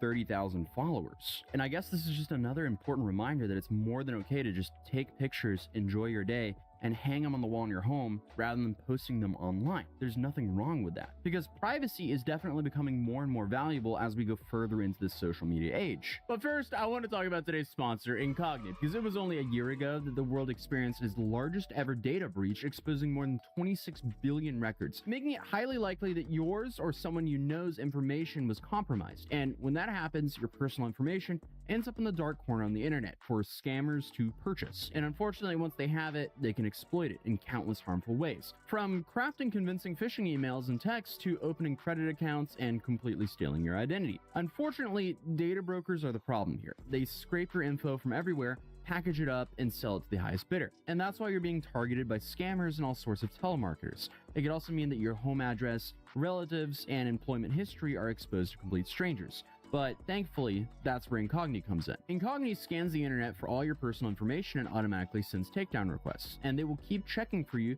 to make sure that you don't get put back into the system. I've now been using Incogni for about a year and a half now, and it's already had 774 data collectors take my information down. And this has saved me roughly 580 hours of manual work I would have had to do myself if I wanted to send takedown requests one by one. And even better, Incogni just introduced unlimited and family unlimited plans, which also include their custom removals feature. And this feature gives you the ability, if you see yourself sitting on some sketchy people search website or database, you can point it out and Incogni's privacy agents will actually handle that takedown for you. And the family plan lets you extend all of this to 5 family members as well. And for me, the biggest win here has been the peace of mind. And more importantly, I now know my address, shopping habits, and employment history aren't just floating around that I personally use and enjoy. So again, if you think Incognito can help you, you can go to incognito.com/Atozy or click the link right down below to start taking your personal data off the market. But without further ado, let's continue the video. Because Neil said this entire situation affected his work too. Back then, he did some lecturing and was paranoid that every time he stood up to speak, someone could just Google his name and find all this false information about him. They both know that dozens of people had already tried to take Tattle Life before and failed. The owner was completely anonymous, hiding behind the Helen McDougall persona. And if there was one thing that they knew for sure, it was that the name was fake. But while police requests went unanswered and media investigations turned up for nothing, Neil felt like his background in tech might give them a chance that others don't have. So in May of 2023, Neil and Donna hired Gately Legal. This is a high-end law firm to start the legal process. They sent pre-action correspondence to Tattle Life's only public email address, giving Sebastian Bond a chance to respond. 6 weeks later, nobody from Tattle Life had replied. So in June of 2023, more than 2 years after first discovering the thread about them, the couple filed a lawsuit against the person or people running Tattle Life. Their legal team pointed out that not only was the site anonymous, but it wasn't even properly registered with the UK authorities, despite making hundreds of thousands per year through advertising revenue. The court granted reporting restrictions to protect the couple's identity and to prevent the unknown defendants from potentially hiding assets. So, when Sebastian failed to respond to the legal action, the judge issued an injunction ordering the content to be removed and for the user data to be disclosed. So that was the first real win for the couple. But here's the thing. Sebastian still did not show up to court. So in December of 2023, Mr. Justice McCallendon delivered a scathing judgment, calling the post quite appalling and saying the way the couple had been vilified by anonymous posters was completely unacceptable. Also, shout out this man who's literally named Justice, who became a judge.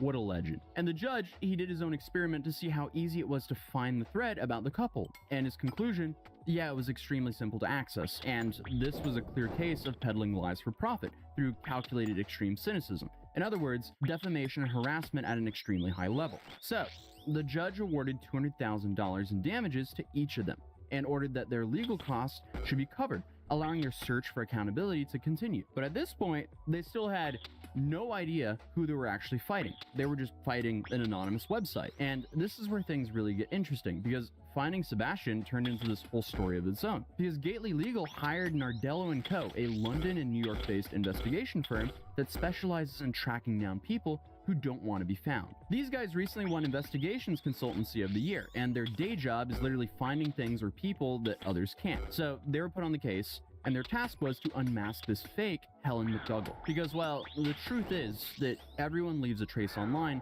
no matter how hard they try to hide it. And people who spend lots of time on the internet leave distinct patterns that can be analyzed and profiled. So the investigation took them through domain names, company filings, social media profiles, past businesses, and former websites that all laid out the foundation for Tattle Life. And that's where they found other websites that use similar technical setups and programming, revealing the patterns of how Sebastian operated. So not only that, but they also studied language patterns, writing styles, grammatical errors, preferred phrases, and unusual punctuation habits. So that was when they found the evidence linking Sebastian to a vegan website called Nest and Glow, supposedly ran by someone called Bastian Durward, another fake name, even though this one seems to relate to his real one. And Sebastian, of course, was not perfect by any means, so soon enough the investigators discovered he constantly used the same similar passwords across various online accounts. They also found old photos and videos that he'd posted years earlier, assumingly before he realized that he might want to hide everything, and used details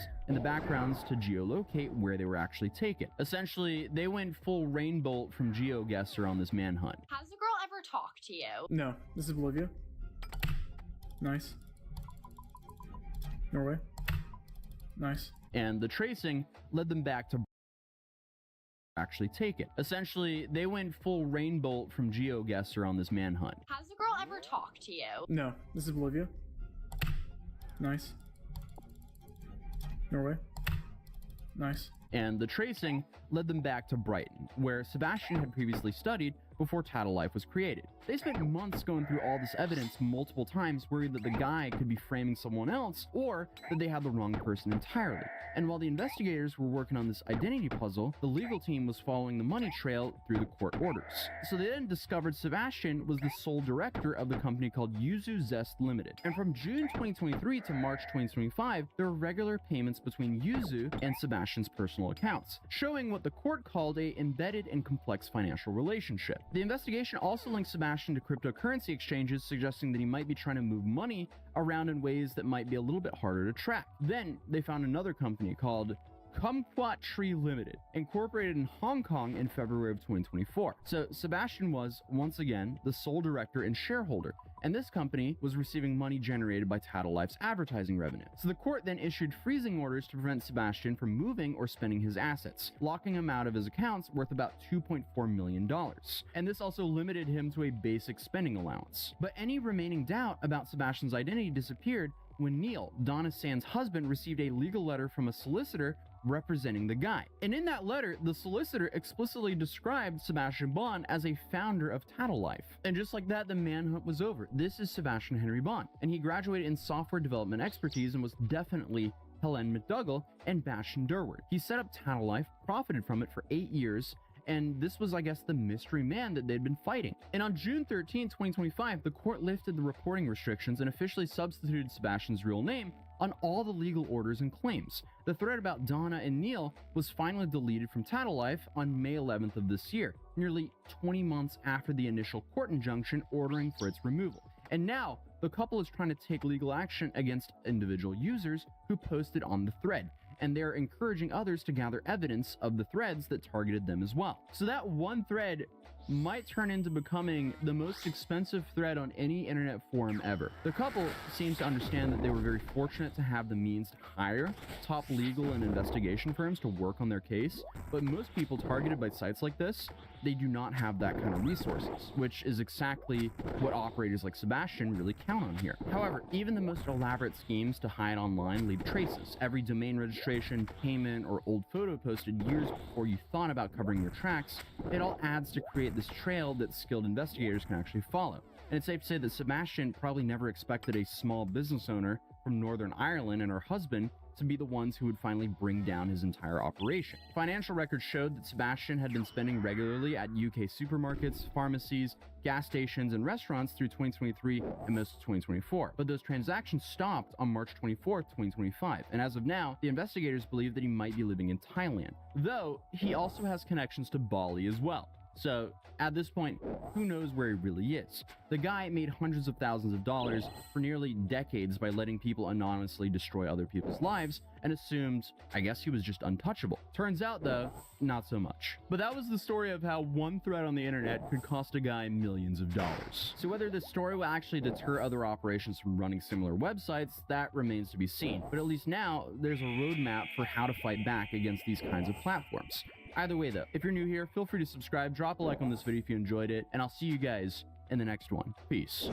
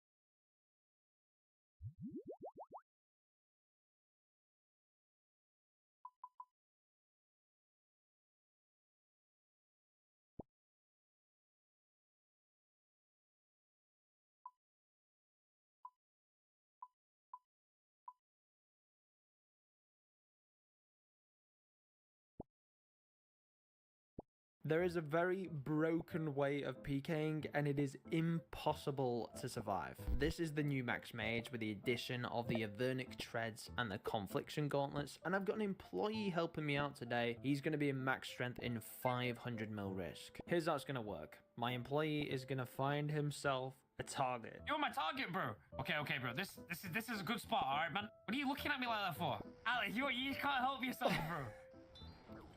You're gonna end up dying, kid. Okay, this guy's snitching on you. He's like, Professor's out here in Ancestral. Watch out. Yo, he's my target. It's very simple. I attack my employee's target. I volatile spec, which can hit an 87 in the new Max Mage, by the way. And because it's my employee's target, he can instantly hit him in max strength. And with the right hits, it is quite literally impossible to survive. No! 84 didn't even need the halberd to it. Poor guy, dude, that's so sad. He's the same guy, Torvester, that 2 seconds ago was like, Torvester's out here. Watch out, Skilly. We take that. Nice. Jagex know about this, and they've obviously tried to fix it. That's why skill specs can't spec at the same time that I spec. That's why he's using the Noxious Halberd. But as you can see, it doesn't matter. Going in now. Now. Yes. Oh my. Okay, go now. Oh, I killed him anyway. This is too strong as it is. Like, the Nox Halberd is just an extra if we need it. See, Mill? They all add up. Oh, he's run out of run. He's out of run. This is it. There's nowhere he can go. Volley in now. Go. Oh! Nice. Oh, poor guy, dude. Beautiful, man. He should have been dead anyway, to be fair. 300 XP. Oh! Every single person you attack is in melee armor, meaning the mage accuracy is just mad. The volley hits every single time. 4 mil. Sending it now. Go now. Okay, never mind. That's not even worth it, but we'll note it down. Oh, what the fuck? Wait, what? We're actually making bank right now. Like, we're getting kills, like, so quickly. It's crazy. They all die. Not yet. Go now. That's it. It's got to be. Okay, red skull down. Nice. 9 mil. Okay. Nice. See you. Hit this motherfucker, Alex. Go now.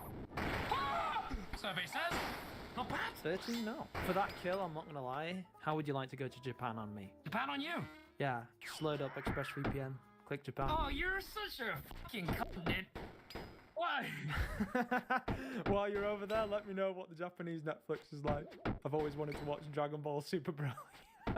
ExpressVPN has servers in 105 countries worldwide, meaning you have just way more stuff to watch on streaming services like Netflix, Disney Plus, Amazon Prime. For example, was literally just in Monaco. I can simply switch back over to the UK and watch the stuff I usually watch, like football. Especially when I'm traveling, I am constantly connecting to hotel, airport, cafe Wi-Fi, and hackers love unsecured networks. By connecting with ExpressVPN, it keeps you safe with strong encryption by encrypting your data and masking your IP address. There's also a password manager which is super useful. You can store unlimited passwords, usernames, credit card numbers, and notes. And also, one subscription covers 8 devices, so you could use it on your console, your TV, your phone, or even people in your family with one subscription. If that sounds like something you're interested in, you can find out how to get 4 months for free by scanning the QR code on the screen, clicking the link in the description, or by going to expressvpn.com/Torvester. And thank you to ExpressVPN for sponsoring the video. Go. 83. No! Loser IRL.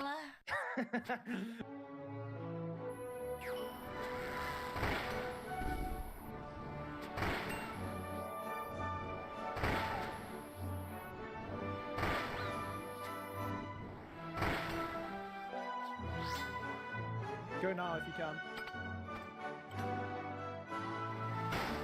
Oh my! You fucking rat! You rat! Oh my word, that was insane. 140! Oh! Oh my! Let's go! in my time PK, I genuinely don't think I've ever done anything as overpowered as this. That's 194 damage in 1 second. Massive. Go now. That is massive. Oh my god. That's crazy. Oh my word. The 300 XP drops. They know where to find me if they ever wanted to follow me, you know what I mean? They ever wanted to go watch my shit, Alex, you know? Go now, go now, go now. That should be kill. Unlucky. So unlucky. Literally a chance every single time. But this doesn't come with no risk. I am risking 900 mil, don't forget. It is very easy to get anti-PK'd. So I'm trying to learn all my lessons that I've learned in the past after dying for billions of gold, not to repeat. It will not happen in this video.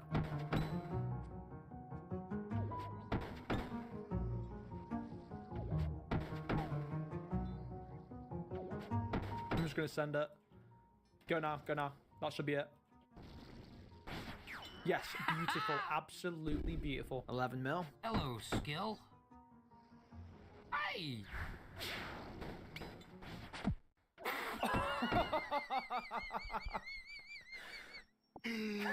Poor guy, he just hits the oh, okay. Oh man, that was great. Oh, Alex, he didn't even get protect on. Oh shit! Should I make more videos with skill specs? Let me know by giving the video a like. Excuse my specs. He's venged. Oh my god. Okay, fine, I'll save you. Are you gonna hit him? He was like 10 HP just then. What do you mean, fine, I'll save you, bro? Holy smokes. Holy smokes, Steely. Dude, Alex. You're fucking so annoying, bro. You know that? You gotta include some of your Pooh impersonations in this video, bro. I'll include Winnie the Pooh if you do a homie. Homie? Homie? Where's the crack, homie? Huh? Oh dear, oh dear. Has anyone seen my pot of honey? The wonderful pink about pickle. What? That was good. That was insane. Fucking hell, bro.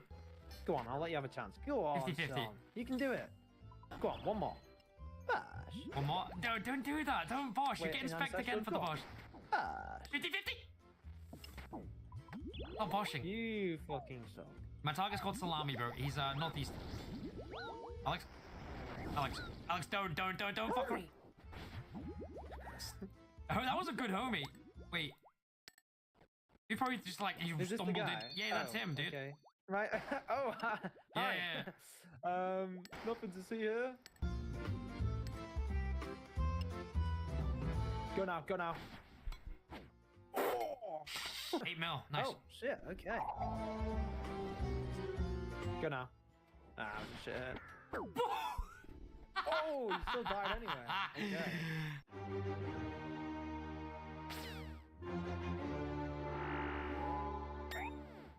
We are watching one of the greats of the modern time. Go now. Oh, no! I wasn't protecting him. Why are you laughing? It's not a funny situation. He is too good of a player to be putting in a performance like that and being laughed at. No. No, It's Alex. every time. Alex, no. You can't make it up. I never learned from my mistakes. Why is it fine? It always happens at this time of night as well. 1.1 billion. It's actually stupid. It's never happening again. This is the last time, I promise.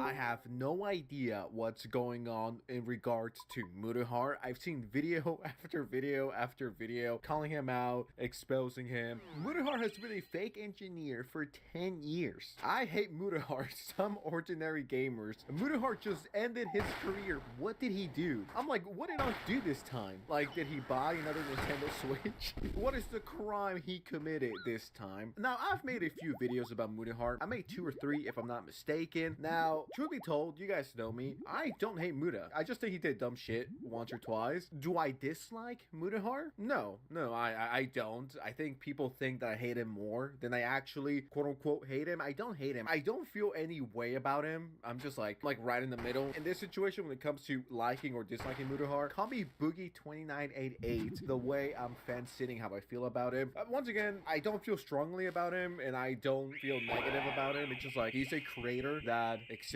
and does his thing and he's killing it. Good for him. But besides that, it's not like it goes anywhere beyond that. I just called him out a few times for being silly. Not only me, but other YouTubers have. It's okay. We all fuck up from time to time. I mean, some of us more than others, but common sense. But recently, I've seen video after video after video calling him out. And I'm genuinely curious on what he did. Did he throw someone else under the bus? Did he buy yet again a second, third, and fourth Nintendo Switch? And like 10 different copies of Super Mario World? I am so unemployed. I am here to get to the bottom of things. Now, this is the video that pretty much got everything started, so shout out to this guy right here. He made this video called Mutahar has been a fake engineer for 10 years. I like the thumbnail. Cybersecurity expert, engineer, dropout, liar, fraud. Ladies and gentlemen, amigos and amigas, we're gonna get to the bottom of things. I will not rest until I find out if Mutahar is a fake engineer. I am here to get to the bottom of things. If you appreciate my journalistic thingy, make sure you subscribe to the channel, drop a like. We're trying to hit 1 billion subscribers before the end of the month, so we gotta get those numbers up. Let's up those numbers! Enough yapping, let's just get right into it. Despite saying he would quit drama, not only did Mutahar return to drama, he decided to join forces with Ethan Klein to go after Hassan Piker. It's an odd choice because Ethan doesn't exactly have the highest opinion of Mutahar. Do you have the part where Mutahar runs outside with a gun? I don't, but I'm like, dude, these people are insane. Boogie's not even the craziest one in that room still. There's a point where Mutahar goes, oh shit, is someone stealing my car? And he runs outside with a gun. And then he comes in 30 seconds later and goes, oh no, it's chill, it's just my brother. Oh my like, god. This pseudo badass weird fucking shtick he's doing is not it. Yeah, I totally agree with Ethan here. And I want to make this very clear. I am not dick riding anyone. I never have. I never will. The only person that I'm going to dick ride till the end is myself. Okay, that sounded super egotistical, but we all got a little bit of yay inside of us. So, you know, I could agree with some things that Ethan says. I could agree with some things that fucking Hassan says. You know, every once in a while, every blue fucking moon. Is it blue moon or red moon? Whatever the expression is. Doesn't mean I'm like their biggest fan or anything. I'm like, yeah, I agree with that. But that's not here or there. This whole badass based epic chat, giga chat attitude that I've seen from Mutahar quite often is how do I say this nicely? Because I don't hate the guy, but it do be kind of performative and corny. I'm gonna go grab my gun. Now, I said that before, but it's very obviously in a joking manner. And I think you can tell it's pretty fucking obvious when I'm being satirical or not. The tone change, the everything. But pretending to be tough online is corny. And as someone who's done it before, and I regret it, as someone who's done it before, I am here to tell you that it's corny. Now, I wasn't in my 30s doing that shit. I was in my early 20s, but point stands. Corny either way. This is a very cute plushie, by the way. If anyone knows where I could get one, please let me know. I want to take a shower with it. Frankly, he's so mean-spirited and nasty, and he has this weird thing where he needs to act like cool and that he's so successful and rich. He tells Boogie, dude, why don't you upload more? I upload every day and YouTube's not even my job. I was like, shut the fuck up, bro. I think he thinks his real job is being a day trader. I might be wrong about that, but I mean, that's pretty funny. But like, yes, it is. Shut up, bro. I'm uploading every day. Ugh, I really got turned off by Mutahar in that one, man. Really did. I remember he would constantly be like, well, YouTube isn't my real job. I am above the slop. I am above the drama. I am better. I actually have a real job. And it's like, bro, you upload every single day. Like, it doesn't make you any more cool if you upload every day or not. You could upload every day like Critical, you know, and have aura like Charlie does. You could upload every day like anyone else and you could still have aura. There's so many people out there that are ashamed to be YouTubers who are these massive fucking YouTubers. It's like, oh, I'm only a YouTuber with like 2 million subscribers. It's so embarrassing. That's not my real job. I upload every day and I care about the algorithm and I bitch about it, but it's not my real job. It's like, shut the fuck up. And that's not only going towards Moonheart, that's going towards anyone. Pick a name. It's not my real job. I am above the slop. I am above the drama. And then goes right back to talking about drama in a few months. It's like, once again, I'm not only talking about Moonheart here, I'm talking to anyone who has this pretentious, holier than thou attitude. I'm not a YouTuber, I'm a musician, but I can't sell out a 150 people capacity venue, so I'm gonna bitch and cry about it. It's like, okay, bro. You know, if you're good at something, stick to that. I'm not saying not to try other shit. You know, I'm a very big brain creative person, but if you're good at something and you're getting paid very handsomely, don't make that any less. You know what I mean? Stop your ego trip. You're a fucking YouTuber. I don't know. I just wanted to get that off my chest for a minute now. I hate all these fucking pretentious douchebags who act like that. Once again, I'm not saying Moonheart is a pretentious douchebag. I'm just saying people that act like that. I really got turned off by Mudohar in that one, man. Really did. So Mutahar is a poser and he lies about having a job outside of YouTube. Those are pretty heavy accusations. But who has the time to watch through over a decade of videos and streams to check if he's telling a consistent story? I certainly don't, but I know a much faster way of achieving the same end result. So this guy pretty much got to the bottom of things. Shout out to him once again. So the big allegation, the big accusation towards Mutahar is the fact that he keeps saying, I'm an engineer, trust me, I'm an engineer. I just let that guy's video play. Once, for certain keywords and timeline the claims he's made. I play video games and scratch my balls most days when I'm not working. I wake up, I scratch my balls, I do my job, and then I fucking play some video games. I wake up, scratch my balls, play some Mass Effect, make a video, and like do some of my stock work, and that's it. I wake up, I scratch my balls, and I play some Mass Effect, okay? I wake up every day, I do my job, I scratch my balls, I play around with Linux, some video games. This guy is obsessed with scratching his balls. I don't know balls. what's worse here. Potentially lying about being an engineer or lying about scratching your balls every single day. I don't know what I'm more disappointed by, the ball part or him being a fake engineer. Now, do I give a fuck if he's a fake engineer? I mean, maybe he never graduated, but he's self-taught engineer. And that's one thing, you know what I mean? But for you to constantly talk about it and like in a way be like, I'm an engineer, good for you. He himself says that he did not finish school. We're gonna get into that. But it's like, do I care that he's lying? Like, it's corny, it's cringe, it's to look cool, right? I have something more than YouTube, guys. Look at me. I don't care as long as you're not giving people advice when it comes to that kind of engineer field that you're in. That's the only issue, or when you try to act like a professional. I'm not saying he does every single day, but it's like, that would be an issue. I guess to me, the biggest crime is just being cringe and trying to look cooler than you actually are. Oh, I'm gonna bring my gun. I'm going to fucking shoot. I heard some noise out there. I'm an engineer. I'm very humble, guys. I'm just like you, for real. Mutahar has consistently claimed that YouTube isn't his job. Hey, YouTube isn't my job. Thank God my job isn't YouTube. YouTube is not my job. YouTube is not my job. YouTube is not my job. YouTube is not my job. YouTube is not my job. I use YouTube as a hobby. This is not a job for me, okay? He works a regular 9 to 5. Like, I work a regular job every day. I go to my office, I work, I come home, I cut together the video that I recorded the night, or 2 nights or whatever before, and I post that on the internet. It is a therapeutic, fun thing for me. So what is that job? If you ask Mutahar's fans, they think he's a cybersecurity expert, an IT professional, a video editor. Ethan said, day trader. There seems to be an awful lot of uncertainty about this definitely real job that Mutahar has. Mutahar's also insisted throughout his career that he is an engineer.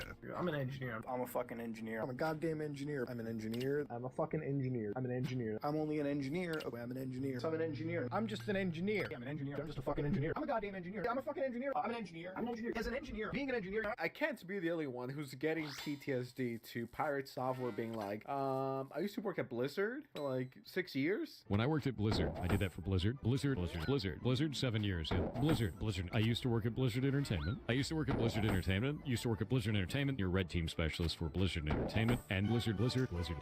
Is having worked at Blizzard. I grew up at Blizzard. Blizzard. Game industry for Blizzard Entertainment. Blizzard. Yeah, no, I worked at Blizzard back when I used to work at Blizzard when I was at Blizzard. For those who don't understand, like, I used to work at Blizzard Entertainment. I know how to do that because I worked at Blizzard. Example of this when I was at Blizzard. How do you know so many things? I worked at Blizzard for 7 years. I'm an engineer, and I worked at Blizzard for 6 years. Fun fact. But did I mention I'm an engineer? I don't think I have. Fun fact about me. I'm an engineer.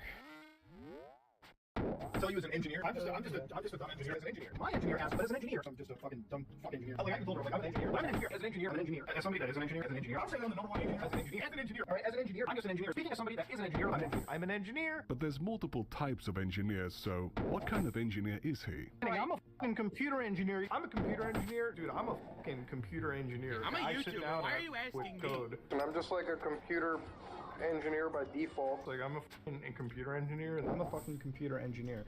You want to talk about cyber warfare? I'm a computer engineer by trade. I'm a computer engineer, and I'm a computer engineer. I'm a computer engineer. No, I'm a computer engineer. Okay. Now, I don't know if you guys caught it yet, but not only is he an engineer, he's a computer engineer. A little fun fact about Muda, I don't really think he brings it up too often. He's a very humble computer engineer, allegedly. Now, not only on YouTube in 2025, could you just make a video being like, I don't think this guy's an engineer, guys, and have some fucking guy, and that fucking guy being me, react to it and have a blast. I love YouTube. Fucking love YouTube, guys. It's like, it's my passion.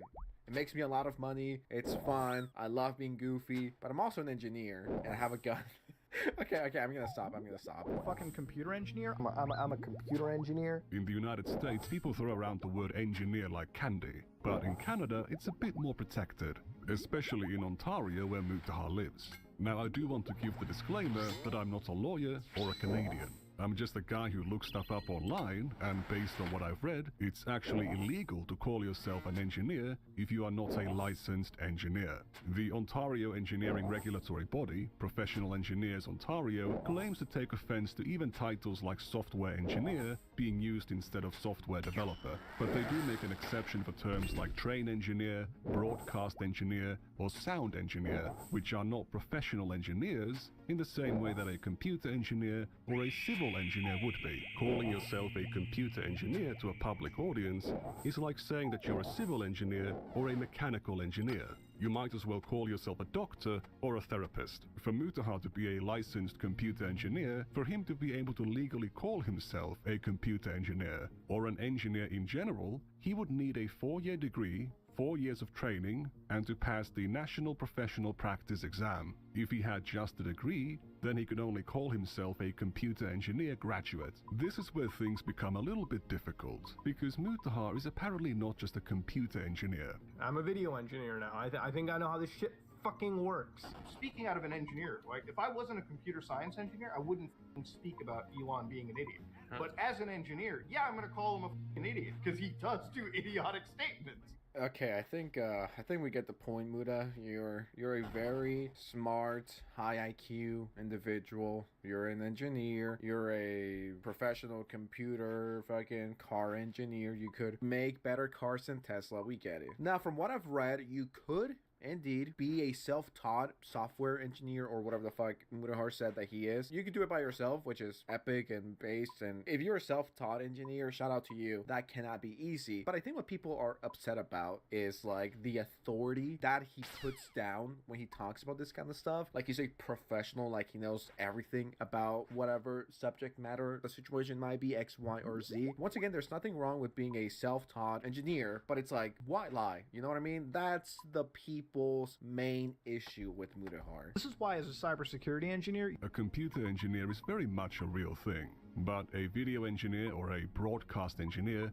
isn't a real professional engineer. While computer science graduates often work in software development, sometimes called software engineering, computer science isn't an engineering discipline. So computer science engineer doesn't really make sense. Cybersecurity engineer is once again using the word engineer as just a job title. Mutahar clearly wants the prestige of being perceived as an engineer, given that he's been calling himself an engineer for the past last 10 years, and he uses this title to make himself more authoritative. But I'm an engineer. I know how this stuff is going, so I'm not even speaking out of pocket right here, okay? If you want to disagree with me, feel free, but you're actually wrong. As somebody who is a computer, engineer, somebody who understands computer code, for instance, hearing Elon talk about computers and anything code related is actually mind-bogglingly stupid. It's not clear what kind of an engineer he is. So, what education does he have? Like, it's a really good explanation of why, like, I picked engineering as, like, the road to go down when I was studying. I'm like... So, he would have an engineering degree. I went to university for computer sciences, and that's it. Education background, asking a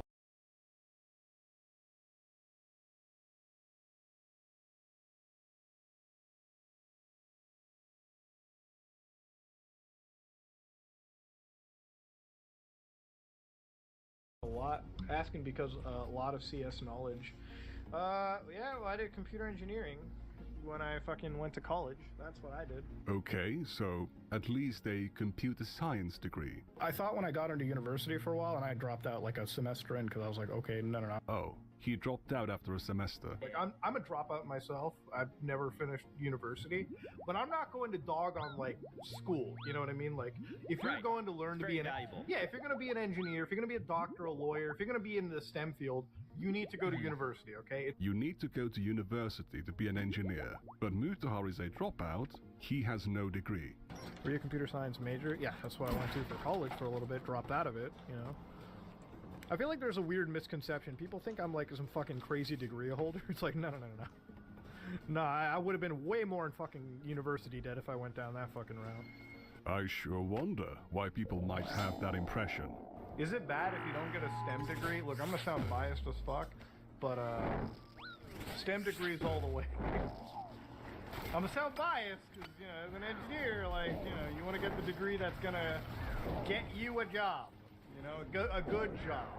Not saying other degrees can't, but, like, you gotta be smart. Sometimes he says he didn't always want to be an engineer. My biggest thing was I didn't really want to be an engineer anyways. I understand what's going on here. It sounds to me, and if anyone could correct me, it's all pointing to being a dropout, a university dropout, and then by your own, being a self-taught engineer. That's what it sounds like to me. Feel free to correct me. And truth be told, as a former engineer, no, I'm kidding. I'm kidding. I'm not that smart, pal. I think I could say something about this because I've been in a similar situation. Well, not in a similar situation, but I could kind of understand where this is coming from. So a few years ago, I used to go to university. This is like right before YouTube took off a few years ago. And I was studying to be a translator, believe it or not, from English to Espanol and vice versa. And then I was learning a third language, and that third language was going to be Italian, which I did do, I believe, a semester or two. It was around the time that I was about to drop out either way. So I was like, well, I'm not gonna learn any more Italian. I'm out. But I didn't drop out during the first semester of university. I dropped out probably halfway through it. I just couldn't take it. It was so much work. It was a lot harder than I thought it was going to be. So complicated. I just couldn't do it, and I hated it, and the money wasn't going to be good. And I'm like, well, if I'm studying something and I'm paying for this university, you know what I mean? Like, I want to make money off this. I guess you could do all right if you're a translator, but I just wanted to make a lot more. I wanted to make a lot more money and just do a lot more for myself. I didn't want to go down the 9-to-5 route and just being miserable and,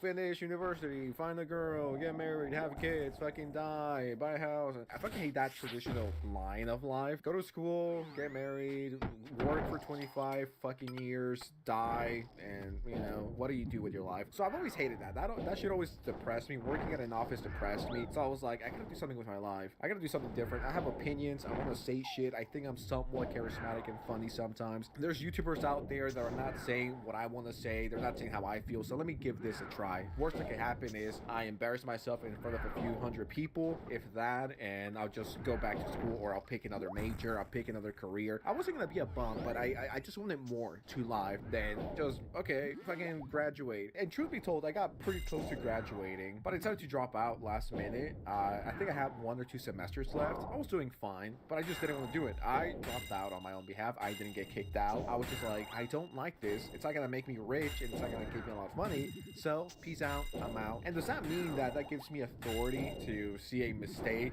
in the translation and be like, well, as a professional translator, you're wrong here because X, Y, and Z. It's it's like, no, I shouldn't have that authority, and I shouldn't be calling myself, oh yeah, I'm a translator. I'm a former translator. Even though I was super close to finishing and graduating from university, I'm not that. So I'm not gonna call myself that if I never graduated. You know what I mean? And then YouTube took over, and you know that, and investments, and then you know I've been very lucky with the opportunities that I've been given. So there's no need for me to go to school unless I actually want to learn something new, which I might go to school just for fun and actually study something that I care about and just whatever the fuck I want to study. But I'm not gonna be going around calling myself a professional translator because I studied what 5-6 semesters. I got pretty close. I learned a lot. I know a lot. But does that give me authority? It does not. And if that's the same case with Mutahar, unless he's self-taught or maybe he has a few certificates, I don't know. But if that's the case with him, in the similar case to mine, I do think it's dumb for him to keep calling himself a professional engineer or whatever the fuck he said. As someone who kind of understands where he's coming from, I wouldn't do that shit. I wouldn't call myself a former translator. Growing up, I didn't really want to do anything. I actually wanted to do law. I didn't go through law. Honestly, I didn't even want to be an engineer when I grew up.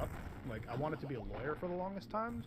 Other times he says he's a former engineer. So, like, being a former engineer, like, I virtualize, like, everything, so I, like, contain shit. And Even an ex-engineer. the coolest ways possible. I'm, like, a fucking ex-engineer. But here's the thing. He's been saying he used to be an engineer, or that he worked as an engineer for 10 years.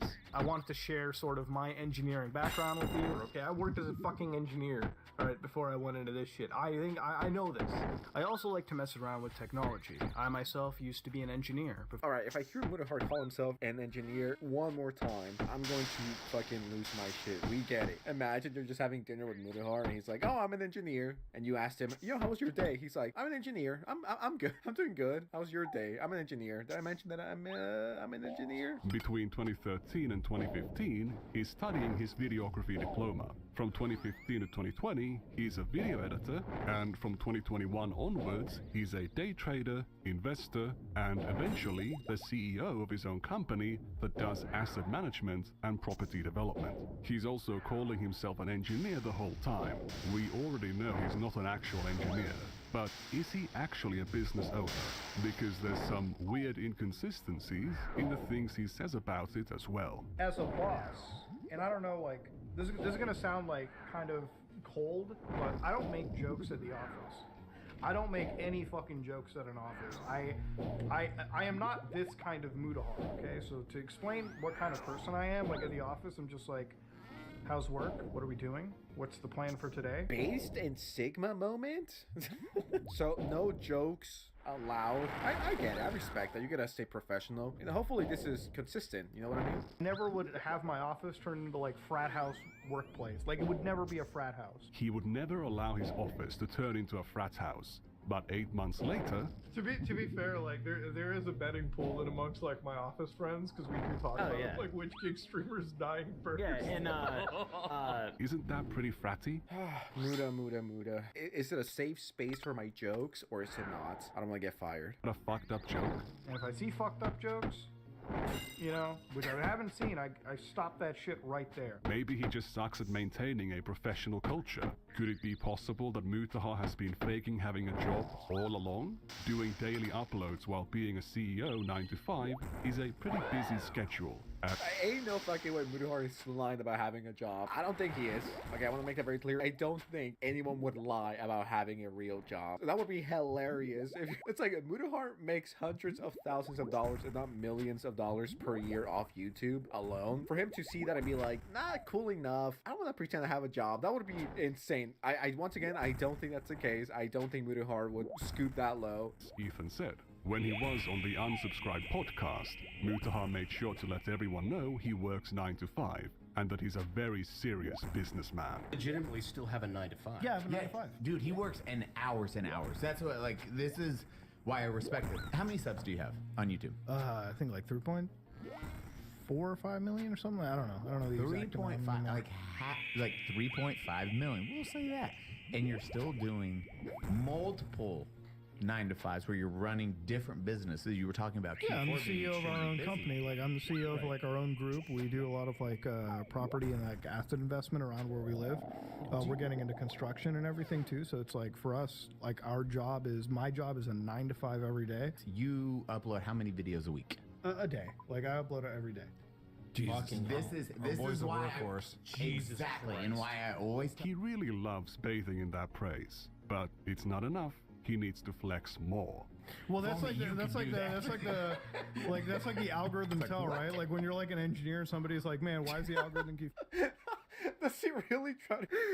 Bro really just loves to slip that in there. You know, when you're an engineer, I'm gonna try to do that next time. I'm definitely gonna do this more. Well, as a translator, you're not speaking Spanish the right way. Oh, your Italian is a little off. Not very good. Even though I know very, very, very, very little Italian.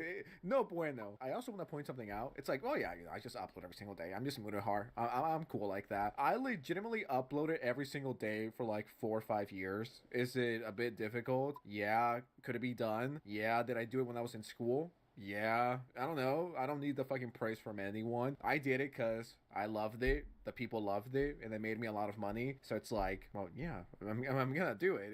I'm winning. You know what I mean? Why are they glazing Mudahar like he's like fucking Superman? Not only does he have a 9 to 5, guys, he uploads every single day, and he also saves children on his off time. He might be Superman, and he cures cancer and AIDS while he's at it. It's like the glazing gotta stop. I'm like, bro, what's the last 10 things you watched? Gay porn?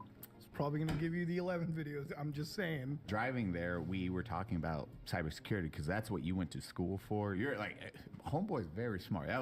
You do actually business, and then YouTube is a secondary YouTube is always thing. Like the secondary side gig. Then he brags about his charitable donations, and we see behind the curtain how uninformed Mutahar actually is. Like for me, it's like the receipts. Crazy. If I could tabulate them up every year, you know, like like during COVID, I probably gave away $200,000 of charity.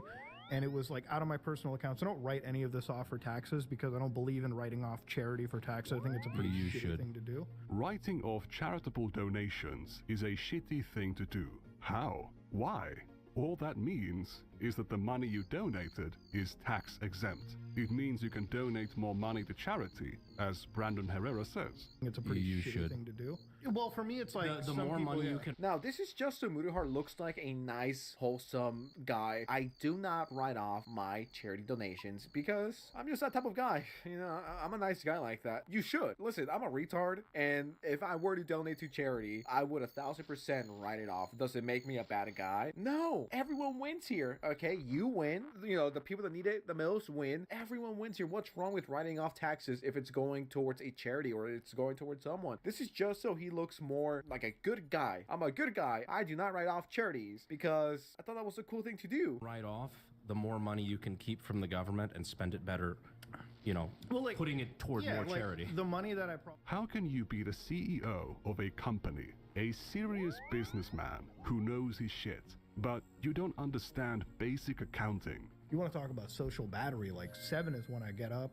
I got to be in meetings every fucking day. My work day doesn't end until like 4 p.m. That's when I get like a chance to open up the Premiere Pro project file for the video, and I get to work on that, and then I get to upload that a day later. Like, I don't believe in days off. Like, I literally can't believe in a day off. Like, I'm always like jittery because I'm like, I want to do work. Like, I really do like enjoy doing work. Like, any day that I don't feel like I do my job, fucking cry about it. I'm like, this fucking sucks. He works till 4 p.m. every day and cannot take a day off. However, he seemed pretty happy to take a day off to watch a video game commercial from 1 p.m. to 3 p.m. on a Thursday. I love to read comment sections in videos.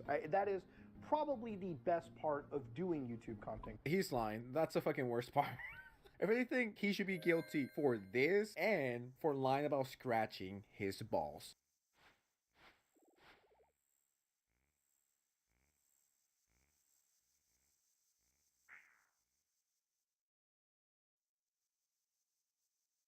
So this piqued my interest. Something happening between Mudahar and Nuxtaku. Now, I'll be real, before going to this video, I like both of these people. I'm not necessarily friends with either of them, but I am cordial with both. I've been on their podcast many times, which I found out yesterday fell apart 4 months ago, which was a shame because I went on their podcast 3 times. I enjoyed every single second of it. It was great. Love talking with Muda, Nux, and Oompaville, even though Oompaville never talks. I heard there was some weird-ass shit that happened between Muda and Nux. I was going to look into it, but the video was deleted and delisted, but I heard there was something about lollies and, oh, God. Let's just see what's going on here, guys.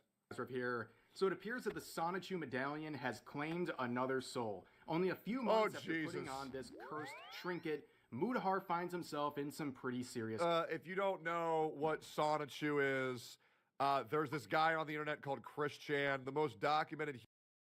I have no idea.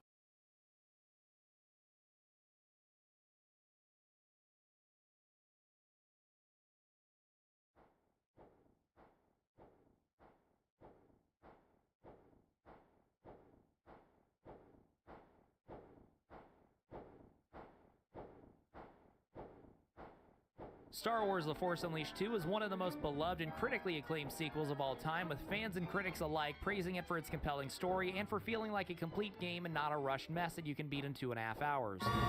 I'm a frog, and in this video, I decided to take every ounce of fun out of Force Unleashed 2 and beat it without using a lightsaber. I actually did this already in January, but I accidentally deleted all my footage, leading to me uninstalling the game, never wanting to play it again, and making a Dishonored video instead. But now I've reinstalled the game and still have my no lightsaber save file from January, so rather than starting a brand new save and redoing the exact same thing over again, I'll instead take that save and play on the Unleashed difficulty, which you can only do on New Game Plus, meaning my lightsaber crystals and powers and holocrons that I had unlocked my first go-around will still be there. But on the other hand, this difficulty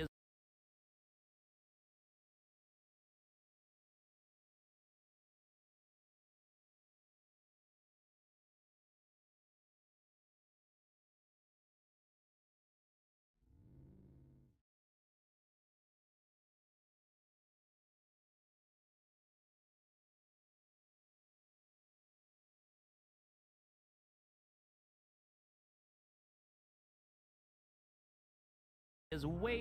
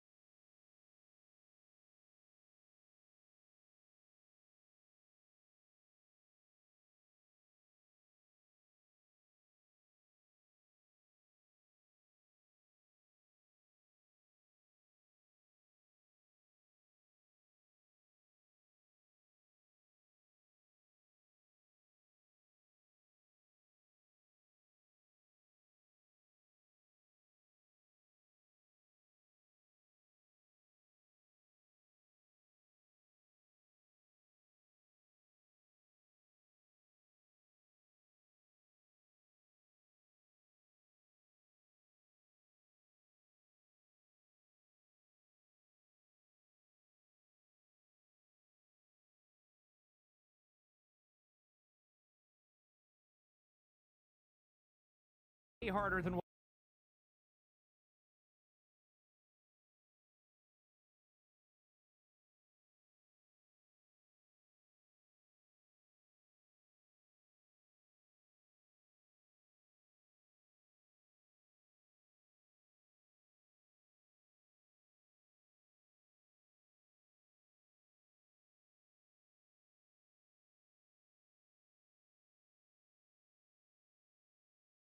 Welcome back to a series so strong, even Muscle Man subscribed. In today's video, Hassan is once again trying to rewrite history by lying about his unhinged tweets. Asmongold is calling out Hassan once again for being a massive hypocrite. Anissa Jomha and Anissa's wife Idubbbz are back completely humiliating themselves. Destiny is being completely unhinged while beefing with Hassan. Ethan is calling out Philip DeFranco for not speaking out against Hassan, and a bunch of more updates. Subscribe so Netflix gives me a contract already. We're creating cinema and you don't have to wait 500 years for an episode. Jelly, jelly, jellywig. Let's up those numbers!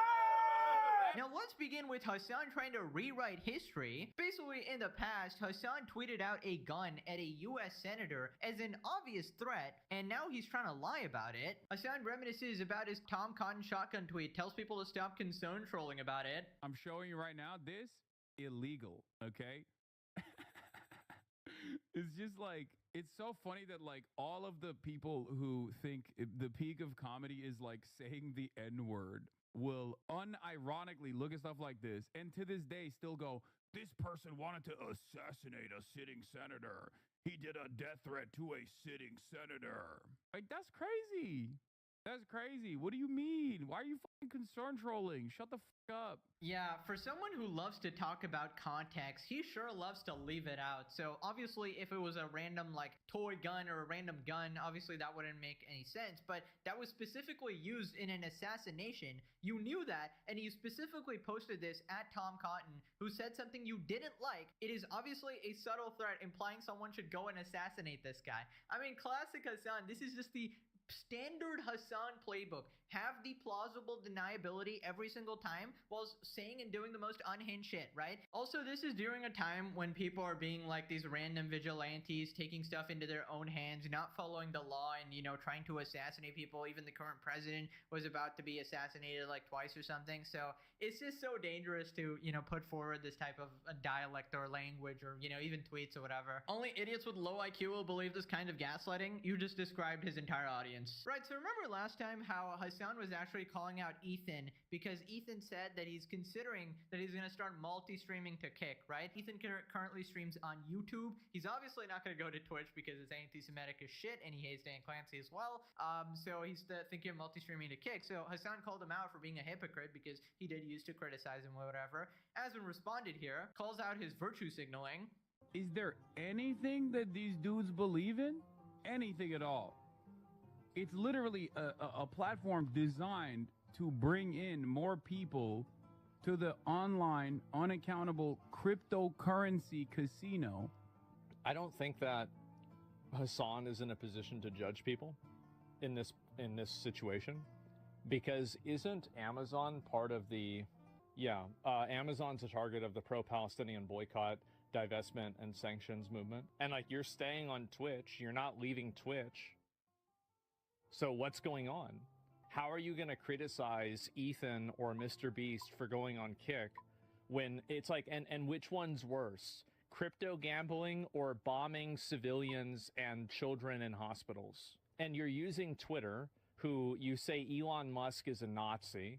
So you're using a Nazi platform constantly. I hate this like weird virtue signaling thing that happens where a person decides to do something with a place like Kick or Rumble or some other, brand or something like this, and they're seen as a bad person, but their own behavior betrays every single viewpoint that they have. But that's different.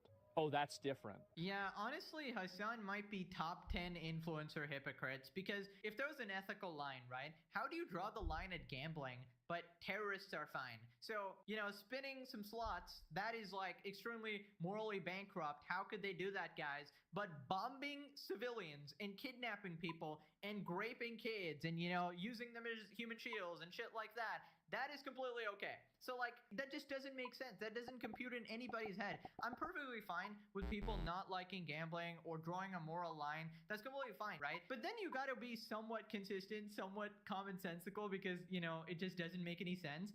And I feel like you gotta realize like how bad this situation has gotten if Lefty Ethan actually has to go to Kick, right? Because Twitch is actually so bad. It is literally so bad that it has convinced Ethan that Kick is now the only option besides YouTube or whatever for multi-streaming and to grow his audience or whatever. He will pretend to care, you know, pretend to virtue signal until it actually inconveniences him, right? So he will, you know, stop drinking Diet Coke or, you know, boycott all these things that he doesn't actually use or whatever. But then, you know, he'll have no problem saying like free Palestine. But then when it comes to actually stopping streaming on Twitch, stopping supporting Amazon, shit like that, that's when he can't do it because that actually, you know, affects his income. That actually significantly damages him. So he's not going to do that. And then these are the same people who expect Ela to like go to jail and not to, you know, join the IDF or whatever. Of course, she's not going to do that. All right. Like, you're not going to give up your entire life for that shit. And you know, the best part, the absolute funniest thing, there was actually a guy who said, okay, I'm not joining the IDF. I'm going to prison. Right. And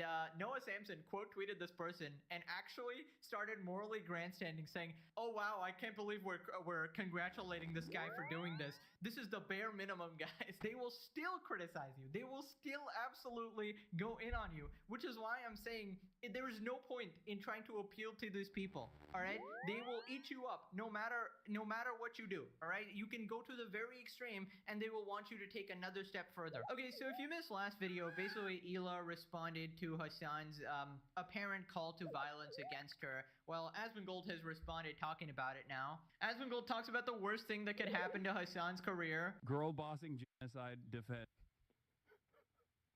One of the worst things that could ever happen to Hassan would be for there to be peace between Palestine and Israel. Because then he would lose his defense that he has for everything. He's criticized for something, and he says, oh no, but there's a genocide. But there's a genocide. Oh no, what's this? Yeah, he'd have no content. Yeah, that would be it. You'd be done. Yeah, some would say it would be over, possibly done, maybe even finally done or finally over. But I've said this before, Hassan benefits off of this war. The Israel-Palestine conflict has made Hassan so much money, it is actually unreal. And this man basically relies on these things. He relies on the emotions of these hurt people, and he exploits it for his own financial gain. It is really disgusting if you think about it. And all of these people, the Hassan orbiters as well, they will happily raise money for their own lawsuits, right? Apparently their own sort of personal situations are more important than the lives of like civilians in Gaza and shit like that, right? So it just shows you how much they stand by their own cause. They would rather you donate money to them, donate money to the multi-millionaire Twitch streamer than, you know, Gaza or whatever. Somebody just responded, Jews! And we just got Hassan going absolutely soy face. Moving on to Anissa Jomhat. That's right, she is officially back. And guys, she has a big announcement coming later today. What could this possibly be? They could not possibly get humiliated any further. But don't you worry, it is the case. People responded, please let it be a divorce. That would actually set Ian free, bro. You're quitting OnlyFans? Oh, she's changed. Please let it be you and Ian are suing H3 because he hurt your feelings. That would backfire very hard. You unlock Ian's PP from the cage? Oh my god. Are you going to apologize for, you know, taking money from charity, all this harassment towards Ethan? Ian is pregnant. I would actually believe that, actually. Ian started his own OnlyFans? My god, I would not put it past that guy. That guy's hitting rock bottom. So Ethan responds here absolutely memeing, saying, Creator Clash 4. Imagine after all of this, after these failed events and absolutely losing money for charity, they come back with another event, bro. That is diabolical. Dear God, don't tell me she's pregnant. Oh my God. That is, bro, that would be the top 10 worst nightmares for Ian. Is the succubus going to give iDubbbz his soul back so he isn't so lame? So this is an important thing to keep in mind. Basically, people were calling her a succubus, right? And she has leaned into this now. In true succubus fashion, I'm announcing my relaunch. You can subscribe now. Lots of more photo sets to come. Ladies and gentlemen, the news is true. She has relaunched her OnlyFans. And I assume this is because they have absolutely taken a massive financial hit by the whole Creator Clash 3 thing, and iDubbbz losing 90% of his audience essentially, and yeah, their podcast failing, they're in the basement, they can't move out, they're trying to do anything to survive now, and this seems like the last ditch strategy to basically stay afloat. And yeah, this is just pimping out your wife again, absolutely diabolical. Then she replied to herself with the OnlyFans link, 40 likes, interesting. We got Male Slayer saying, "Yas, we are so back." Now we got iDubbbz responding, "I love succubi. Sorry to those who have never experienced the love of a succubus." Dude, are you kidding me right now? This guy is engaging in the most degrading humiliation ritual in all of mankind, bro. Bro is so absolutely pucked. It is actually insane. Brother, any self-respecting man would have left ages ago, but this guy is a hollow version of his previous self. He's completely gone. We got Sensitive Society. This is so hot. Please take all my money. Brother, you need to be investigated by the FBI. What the fuck is this, dog? Come on. We caught him in 4K, fellas. Caught him in 4K. Oscar with the legendary troll here, of course. Whenever you're having a bad day, remember some people have their wife on OnlyFans. That is a different level of hell, dude. Why do you humiliate your husband at every chance? That is her purpose. That is her nindo. That is her ninja way. You know, that is like Naruto tries to become Hokage and Anissa tries to humiliate iDubbbz. That is like the reason for her existence. Sounds like iDubbbz YouTube money has dried up. I want to die, dude. I can't believe this fall off needs to be studied. I cannot believe we have gotten to this level. Now that's a bad unboxing. Put it away. If you didn't know, one of iDubbbz's iconic series was Bad Unboxing back in the day. And yeah, this is just a funny joke. Lamau, yes, humiliate him further. Film content with Leafy. This is another reference. Basically, Anissa used to be thirsting after Leafy, another commentary YouTuber, which is very interesting, of course. But I would say at this point, Leafy's kind of out of the picture. The willing participant here would be Hassan, who has actually dated Prawn Stars before, so he loves being cucked as well. So yeah, maybe you'd make a perfect fit here. So you return to being a hoe after you couldn't make it in the real world, lol. And she's the one who says, commentary YouTubers don't know how to work a real job. Commentary YouTubers have no idea what it is to work a normal job. Oh my God, dude, that was an insane drama. I can't believe she even said that. And she was like, well, actually, I worked at, what was it, Dairy Queen or something like that? And she's like, yes, we have so much business experience. We failed multiple charity events. Our business experience, guys. The love of a succubus, and we just got them broke and in despair in the basement, bruh. Domain expansion, infinite cuckery. You're a shell of a man, and I'm astonished you have any shred of dignity left. He does not. He does not. No way. Sensitive Society again. I'm going to buy all of her pigskins. Somebody get this man. Somebody get your mans, bruh. What are you doing, dog? So anyway, somebody quote tweeted saying iDubbbz's wife went back to be an OF hoe. You can't make this up. And then Anissa responded, 90% of the fun of continuing to be online is getting these losers to foam at the mouth anytime I do anything. They never figure it out either. Anissa, I would like to break this to you. I am getting paid for this. I'm legitimately getting paid to laugh at you. It is wonderful entertainment. Honestly, this shit is better than a TV show. We love doing this, all right? We are not losing anything by doing this. In fact, I am benefiting in literally every way humanly possible. Also, you say you're having so much fun continuing to be online, but then you constantly constantly tweet about, oh well, actually I'm leaving, I'm touching grass, guys, I'm trying to stay offline right now, you know, stay away from all the haters and shit like that. I don't know, it just feels like massive copium to me. She responded again, people writing paragraphs in my replies proving my point, I struck a nerve. Mailser responds, he's promoting you, let's go. That's freaking awesome. Just had to make the incels mad. Oh my god, have you been talking to Caseytron here? Holy shit, that's like her signature ultimate move, man. Made the incels mad enough to put it onto his Reddit, lol. Oh no, you know OnlyFans is one of the biggest contributors to IPAC, right? You working on OF means anyone buying on your account directly supports killing Palestinians. I thought you were against this, was I wrong?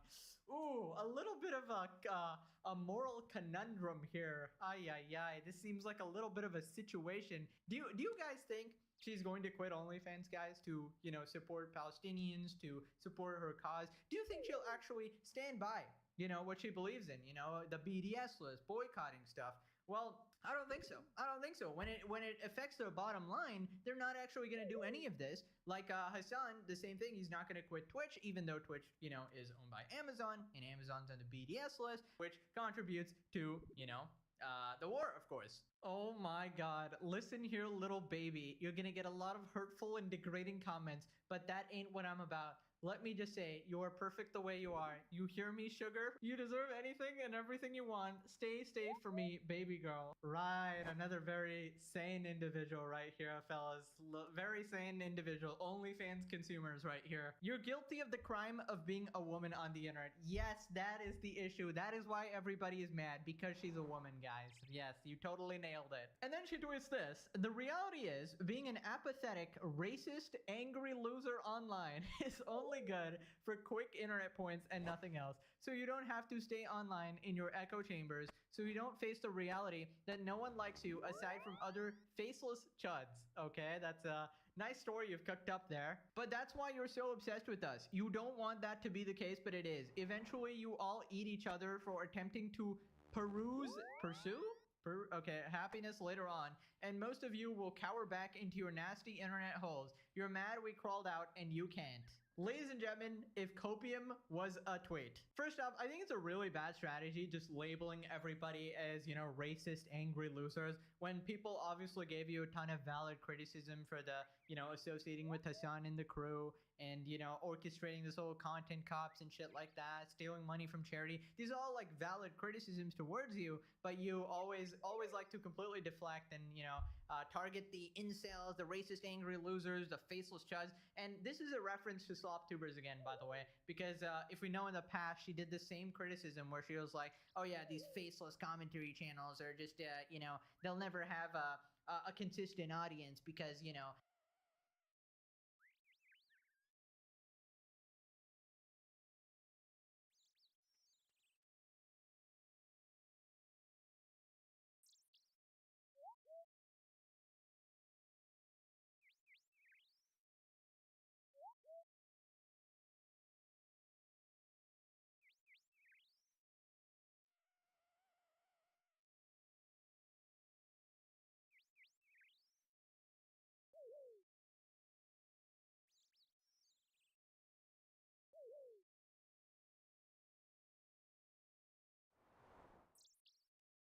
they're only interested in these topics or whatever.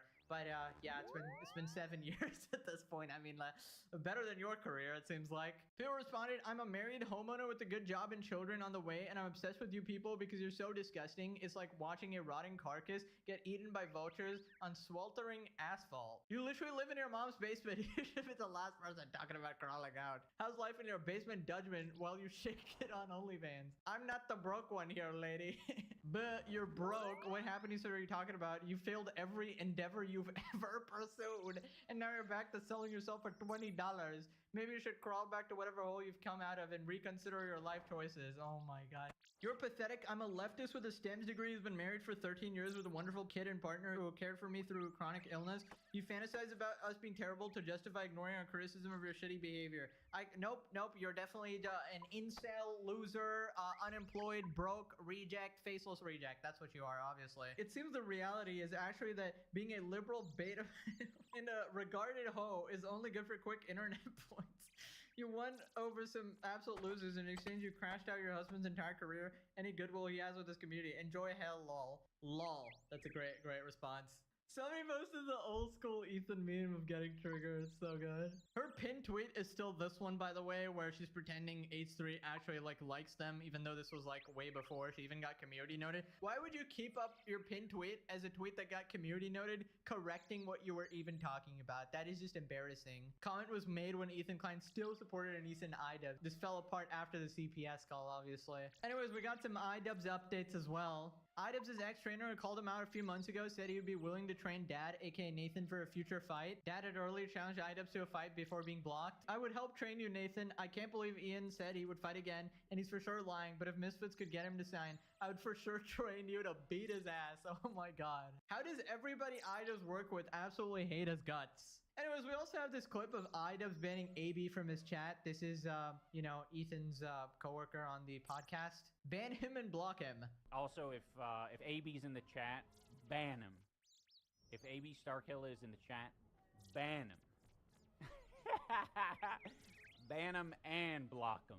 Oh my god, that is a broken man, bro. How pathetic is this? Bro, I would not ban him. I would savor that one viewer, that extra one viewer. It's really counting when your stream is that fucking much of a flop. Ladies and gentlemen, this man is playing WoW while his girlfriend is on OnlyFans, relaunching her OnlyFans, probably making out with gorgeous Gabe on the side, maybe Hassan as a entree or something. This is tragic, bro. No amount of therapy is fixing this, all right? Bro is truly and utterly, in every sense of the word, lobotomized. Absolutely legendary fall off. Okay, this will go down in history, legitimately. Moving on to the Hassan versus Destiny situation. Basically, after Hassan threatened Ela, Destiny responded saying this stuff. Even the Nazis weren't this blatant. This is so far beyond the pale, it's actually unbelievable. I honestly think you could perfectly justify, I'm not even gonna say it, you know, Hassan IRL for statements like this.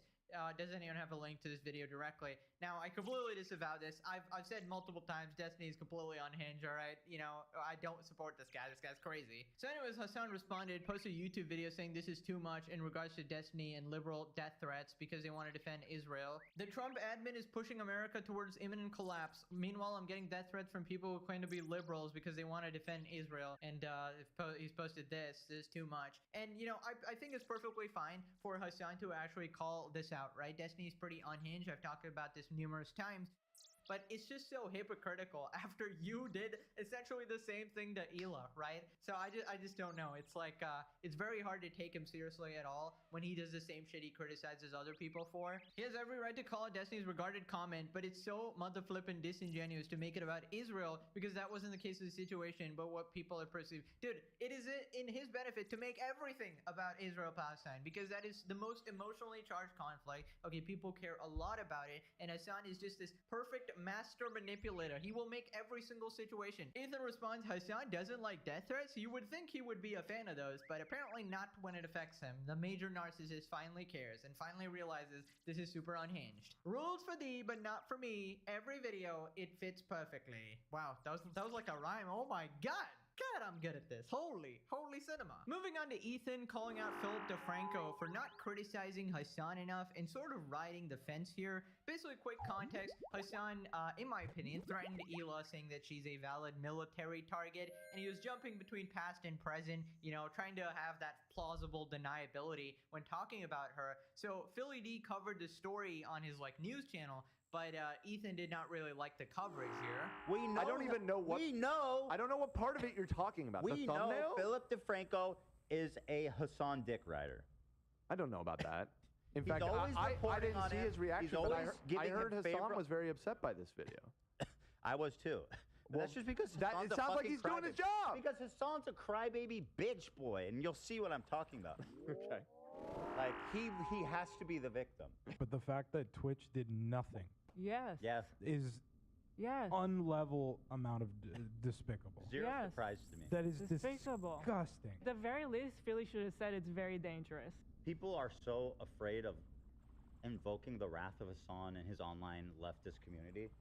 We have lost sight of what is sane and normal. This Yeah. comment's interesting. I love how Phil sits on the fence over Hassan Klein's situation. Truly marvel of our time. Yeah, I definitely think that this is not one of those situations where you really want to fence it, because it's a very like clear-cut situation that you should have no problem really taking a side, unless you sort of, you know, secretly have some ties with one side, or you know, you want to agree with them.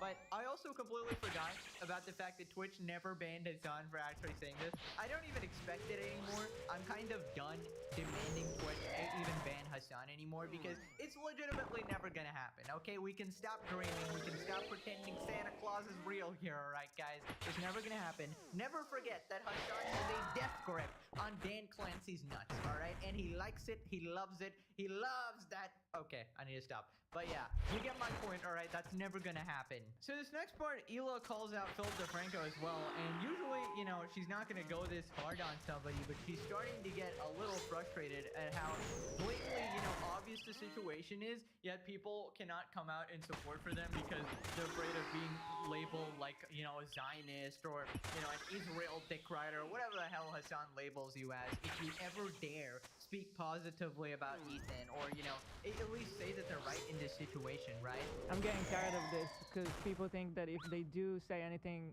positive about us, they're like a Zionist. And I think that is why Philly is avoiding talking about you, unless there is like a two sides to it, and it's like on the one side you got Ethan, on the other you have Destiny. You tell me what you think. Like, fuck. Mind you that I've always spoken against settlements before this motherfucker even knew what that was. Okay? I've always been against it. So shut the fuck up, Hassan, and go learn something before you talk about other people's business. Now, when people say, oh, she just did mandatory service, he's like, oh no, it was way more than mandatory. She volunteered to go into raid. In this raid. No, it was just mandatory service. Yeah, you were a secretary and you went on a ride-along. And I was a secretary. Don't rewrite history. I'm not gonna sit by and let people rewrite what I did and what is my life. It was mandatory service, and I was a secretary. 20 years ago. Now I'm an American citizen. You got a problem? Yeah, I think I'm starting to see the problem here. Philly's coverage is usually super like, hey guys, what do you think about it? And he usually just asks his audience, right? And you know, that's fine. I have no problem with that. And in general, it's like very like, you know, left-leaning sort of coverage. Again, don't really care about that. But when you talk about Ethan versus Hassan, if you're being neutral or whatever, it's just not a good look. You know, usually that's always a fine thing to do, but there's just no good way to attempt to be neutral here without looking like you're covering for Hassan here, right? I compare being like a terrorist supporter to being like a PDF file, because it's like, it's that level of bad, I feel like. Okay, at least you're not the one explicitly doing this stuff, but come on, it's like, I feel like we're putting it very close to that. So then if it's like PDF files versus kids, imagine, right? And you're being neutral in that situation, I think it's like, well, I think you gotta pretty much show support for the kids at that point, right? Obviously, weird comparison there. I'm just trying to make you understand how like blatantly obvious it is that you should be disavowing Hassan here, right? I don't feel like it's very complicated. I don't feel like the average reasonable person is gonna stop watching your show if you disavow Hassan, unless of course you got Hassan supporters in your audience, which is something you need to evaluate. And gonna be honest, I think he's sort of pulling a Ludwig, a good old Jellywig maneuver when you're basically just sort of covering for him. Like, it isn't a very complicated situation. It's very simple, straightforward. Yes, Hassan is a fucking terrorist supporting freak. You should probably be calling him out. I don't know. That's just my opinion. Now, another issue they had with the coverage was that Phil DeFranco immediately brings up Destiny versus Hassan, right? And Destiny is such a massive idiot for this, because by, you know, saying those unhinged comments about Hassan, he gave him a chance to cry victim when he was, you know, Hassan was 100% in the wrong for saying this about Hila. But now Destiny comes in and says some more unhinged shit, and then that gives an opportunity for Hassan to cry victim and be like, wah, they're going after me as well. And, you know, Hassan will take any opportunity to make him look like the good guy or whatever. Which is why Destiny is a fucking idiot, honestly. What the law is right now. You had Hassan arguing that he wasn't even trying to give an opinion, he was just discussing international law and active resistance. With Hassan also claiming that many people were taking... Come on. Like, you can't give me like a... We're not stupid. He's like, you know, Palestinians have the right to resist. And, you know, there was someone 20 years ago that went on a ride-along who escaped justice.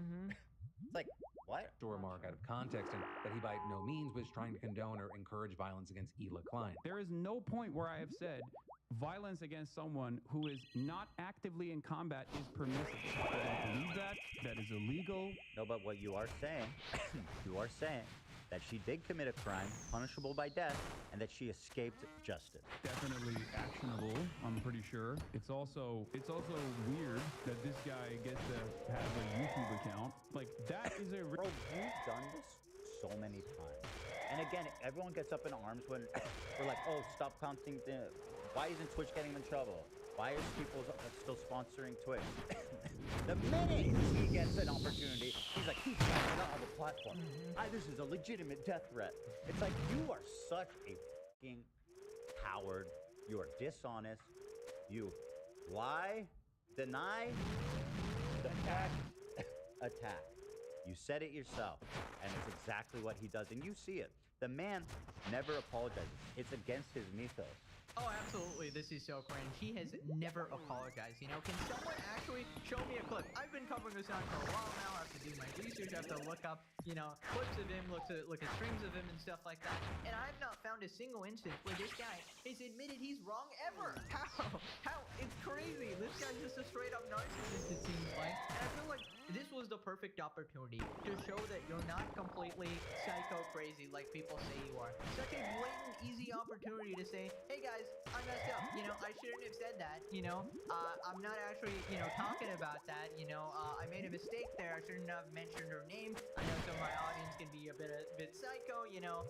But then, no, he couldn't do that because then the cult would start wavering, right? And as the cult leader of the Hassan audience here, in order to be a perfect cult leader, he has to never waver, okay? Always double down. Make sure everyone thinks you're always in the right? Because then they will start thinking for themselves if you ever think it's wrong. And I just find it insane how this whole thing is playing out. Like, how can he actually get away with this by completely shifting the focus of the conversation to another thing like Destiny, which is completely unrelated to Ethan and Hila's situation, right? So it's just insane. He completely lies about Hila like this, says this absolute unhinged shit. He even doubles down later. It's just absolutely crazy. Now, if you remember in the previous videos, basically Hassan was calling out Ethan for admitting, quote unquote, admitting his wife is a terrorist, right? Which he never did. Ethan Klein has admitted that his wife is a terrorist on stream. Basically, they were having this debate or whatever in which Ethan curb stomped this guy. And yeah, he kept basically asking, is your wife a terrorist or whatever? And Ethan got frustrated and he just said it as a joke to like sort of shut him up because he kept interrupting the debate and stuff like that. And Hassan ran with that, which is just absolutely crazy. Ethan Klein himself has on numerous occasions agreed with that sentiment. This is the most insane lie. He keeps saying this too. He goes, oh yeah, Ethan agrees, she's a terrorist. And he's referencing during our debate when he wouldn't shut the fuck up about Hila being a terrorist, and I roll my eyes so far it looks like I'm having a seizure. Somebody grabbed a screenshot, and I'm like, okay, bro, yeah, she's a terrorist. Can we move on, please? And he's like, Ethan says she's a terrorist. And by the way, early on in the conversation, because I went back and watched all this stuff, he asked me if I think Hila's a terrorist, and I say, no, obviously not. Yeah, I mean, that is so absolutely disingenuous. It is completely crazy. By the way, this is the same guy who talks about context, guys. We need the full context. I can't believe these guys are clip-chipping me. I can't believe these guys are leaving out the context, guys. You need to watch all 500 of my 10-hour streams. That's the only way you can get the full context of what the brilliant mind behind Hassan Piker. And then he was spreading this like, oh, Ethan admitted his wife was a terrorist. Dude, you can't be fucking serious. That's absolutely crazy. You're completely leaving out all the context. Again, I mean, Ethan should have never even said that or entertained that as a joke as well, because obviously Hassan and the bad faith audience is gonna clip that, you know, use it and constantly reference it over and over and over again. But I just find it interesting. This guy claims to care about context. This is hilarious, man. Now click this video or you're stuck with a woman like Anissa forever, dude. Welcome back to a series so magical. Even Harry Potter subscribed. In today's video, Hassan is losing his mind over several chatters calling him a terrorist supporter. He blames it on Tectone and Destiny. He's now admitting that he radicalizes people, but in the good direction, whatever that means. Chatters are pointing out his weird relationship with Kayla Lorenz, and he's getting stun locked. He's calling anybody that criticizes him MAGA and misogynist. Apparently, apparently he's been going around spreading doxes of a bunch of creators and still hasn't been banned on Twitch. Lawyers have responded, as well as some of the creators involved. Local Puck iDubbbz has announced his new video where he's going to be responding to the haters and the commentary channels. We are almost certainly at least getting mentioned. iDubbbz is also talking about his future plans and rejecting any chance at redeeming himself. Ethan is calling out iDubbbz again for being a pathetic train wreck, making fun of his failing stream career, and responding to all of the viral clips. And a bunch of more updates. Subscribe, or you gotta play WoW with iDubbbz for 7 days straight. What did the peanut butter wear when he went bald? A jelly wig. Let's up those numbers! Now let's begin with Hassan crashing out over a chatter who called him a terrorist supporter, which, in my opinion, he very much is. Hassan throws shots at his haters, including Tectone and Destiny. There's a person who straight up, shut up, you're a terrorist supporter.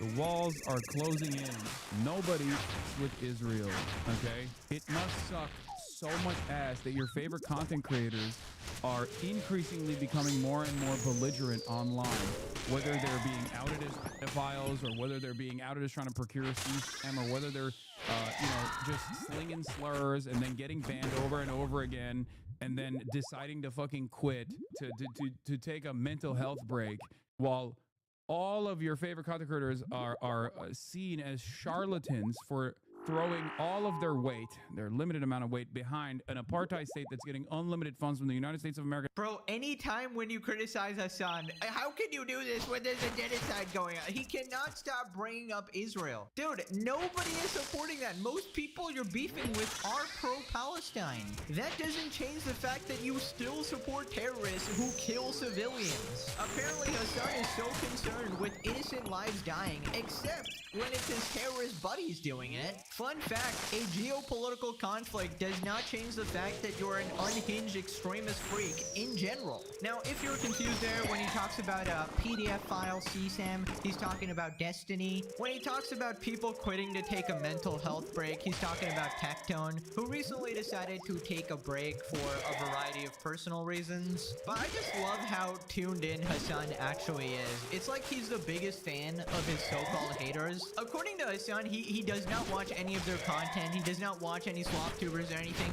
but he just knows exactly what they're doing at all times. Yeah, guys, I don't watch them at all, but at 10 minutes and 56 seconds in the video, this exact thing that he said, I'm gonna bring it up on my stream and say that it's completely false. But I haven't watched it, obviously. That shit's beneath me, of course. Anyways, then he keeps beefing with a bunch of chatters, and they just keep calling him out. You're gonna have to permaban like half your chat at this point. In broad daylight, okay? All of that shit's happening. All that shit's unfolding. And you just come in here and you sling this shit in my direction. I do not support. Okay, he apologized. I do not support the terrorist state of Israel. Okay? You are seeing the same, buddy. Chill out. What about the Germany brothel? No one sees me the same. No. Unban this. You radicalize more people, let's be real. Yeah, in the good direction. Yeah, Hassan, what exactly is the good direction? You know, the direction where you see babies dying and you start laughing at the baby settlers, you know? But Israel, guys! Therefore, I have an excuse to be a disgusting piece of shit in every single situation, even unrelated. Dude, this guy sees innocent civilians getting shot and killed in America and goes, well, you know, probably a ploy by Israel. Probably a false flag here. You could not have designed a better false flag incident like this. Your community is so toxic, they spam hearts for a shooter, bro. Who does that? You yourself literally advocate for violence routinely, threaten to kill people, platform complete psychopaths, and then you complain about chatters calling you like terrorist supporters. Like, of course you are. Also, let me break this to you. You are absolutely seen as a charlatan, way more than the people you criticize. And I think he knows this, that outside of his little bubble, he is a complete and utter clown. Nobody really believes a word he says anymore because he just constantly lies. But he can continue living in fantasy land. That's why we're here, you know, to expose the truth. Hassan should be deported and sent back to Turkey immediately. This dude is gonna have a lawsuit thrown at him soon, and I know it's gonna be the biggest crash out in history. Projection, a SpongeBob meme, Approved. Moving on to Hassan beefing with another chatter. This time they're talking about Taylor Lorenz. Hassan responds to chatter accusing him of having a thing for Taylor Lorenz. Dude, you spent half a day on this shit. By the way, what is with this guy and getting stun locked like 12 hours a day just mauling at chatters, bro? Oh my god. What a miserable existence. Dude, you spent half a day on this shit. I know you have a thing for Taylor, but enough. Okay. I think you should see yourself out of this community forever. That's a perma. Also, literally 20 minutes so far into this article. I technically understand, like, the assumption that I am reporting on this because I have a thing for Taylor is so psychotic and gross. So this is psychotic and gross, but when Hassan constantly says that Ethan has a psychosexual obsession with him based on literally nothing. So basically, the second anybody says the same shit about you, then it's a problem. Then it's a permaban. Then it is gross and psychotic and unacceptable. Dude, actually, you need to record yourself and play yourself back because this is circus clown behavior. Anyways, he goes right back to his central tactic of calling the chatter a MAGA grifter and implies that they're misogynist. We should probably behave better than like psychotic MAGA style viewers of politics. It's objectification. It's undermining the veracity of the reporting of a female reporter. It's just not something that is appropriate. It's false, and it's false in like this incredibly weird, gross, parasocial way. Well, I agree it's false in the sense that it's probably the other way around. Like Taylor is definitely the one obsessed with Hassan here. But I just love how he pulls out the perfect Uno cards, you know? It's like the Uno reverse. Just pull out Israel or MAGA or Nazi, misogynist, some fucking cringe buzzword that has nothing to do with the situation at all. Dude, not everybody that makes fun of you is some Nazi freak. People can criticize you and it's not that deep. How is it that you get to sit there all day, every day, and say all these lies constantly, and the second that anyone even hints at anything involving you, it's just unacceptable? It's just crazy the amount of double standards he has for himself, and we just catch him routinely doing this shit. Like, oh my god, I can't believe you think I have a thing for Taylor, but also Ethan has a thing for me. Like, dude, Lamau, Taylor Lorenzo's son thinks you're gross. You think that's ever going to stop her? She has a dedicated shrine to this man, alright? She likes him almost as much as Dan Gooning Lord Clancy. Bruh, the copium is peak, and the fact that someone thought he was a simp to her, not the other way around like usual, from, let's say, the other orbiters, I do think hurt his ego. Oh yeah, that could be a possibility too. Yeah, exactly. Hassan is gay and wants to be with his beloved Asmongold. Taylor's in shambles right now. Dude keeps shattering the hearts of the simps thirsting over him. Everyone knows he has a thing for Asmon. Is accusing him of cheating. One day, Hassan's house will be raided by the FBI and we will find the Asmongold shrine. Moving on to the Hassan doxing scandal. Hassan doxing or sharing the personal information of other political content creators, including their full names, city, state, and zip code. Yeah. Dylan Burns, Hunter Avalon, Hutch, Destiny's own personal chef. Like, this is what happened. This is what took place.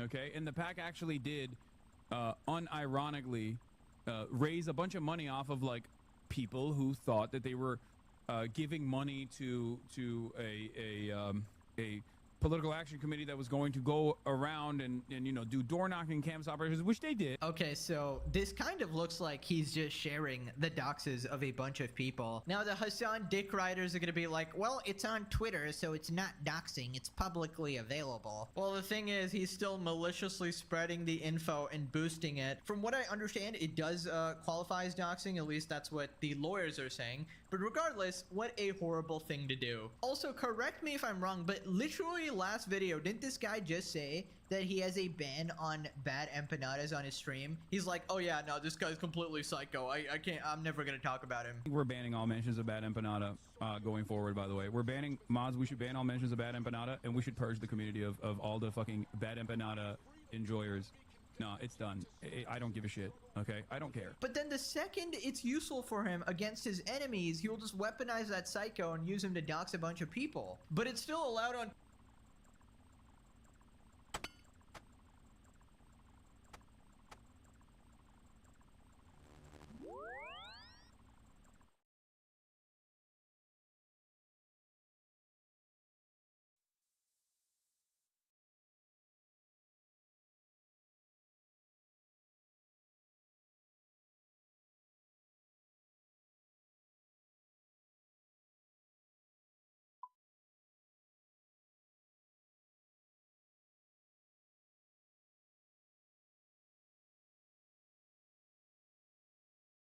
Twitch, right, Twitch? Scumbag. Why is Hassan not in jail yet? One of the greatest mysteries of this world, alongside the expanding universe. Anyways, a bunch of people responded, and they are just completely shocked. Hunter Avalon expresses contempt with Hassan doxing him. Less than 2 years ago, someone tried to neck me. Today, Hassan doxed me in front of over 30,000 live viewers. Really quite despicable stuff. I always knew Hassan was a piece of shit. This proves it. They're all doxers. That's what they do. They don't see any problem with it. They would do worse to you if they could. They don't personally wish you harm, but they hope someone else does something bad to you, then they laugh about it. That's the only reason to dox someone. We got this guy called Hutch responding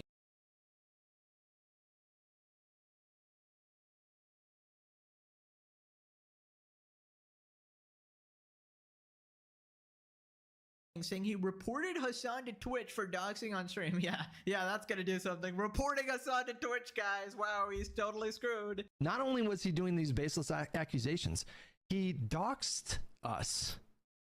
He doxed us. It's like prominently featured on his screen. Like, hello? Hello? Are we like, I don't know what to say, man. I mean, like, I reported the VOD. The VOD is still up, you know, like you can find the VOD on his channel. I reported the VOD. I sent an email to like Twitch support. I added them. Like if there's no consequence for this, like I don't know what are there's just no rules. Like I don't understand. It's a blatant violation of Twitch's doxing policy. Like if you go to their policy, this is what it says about doxing.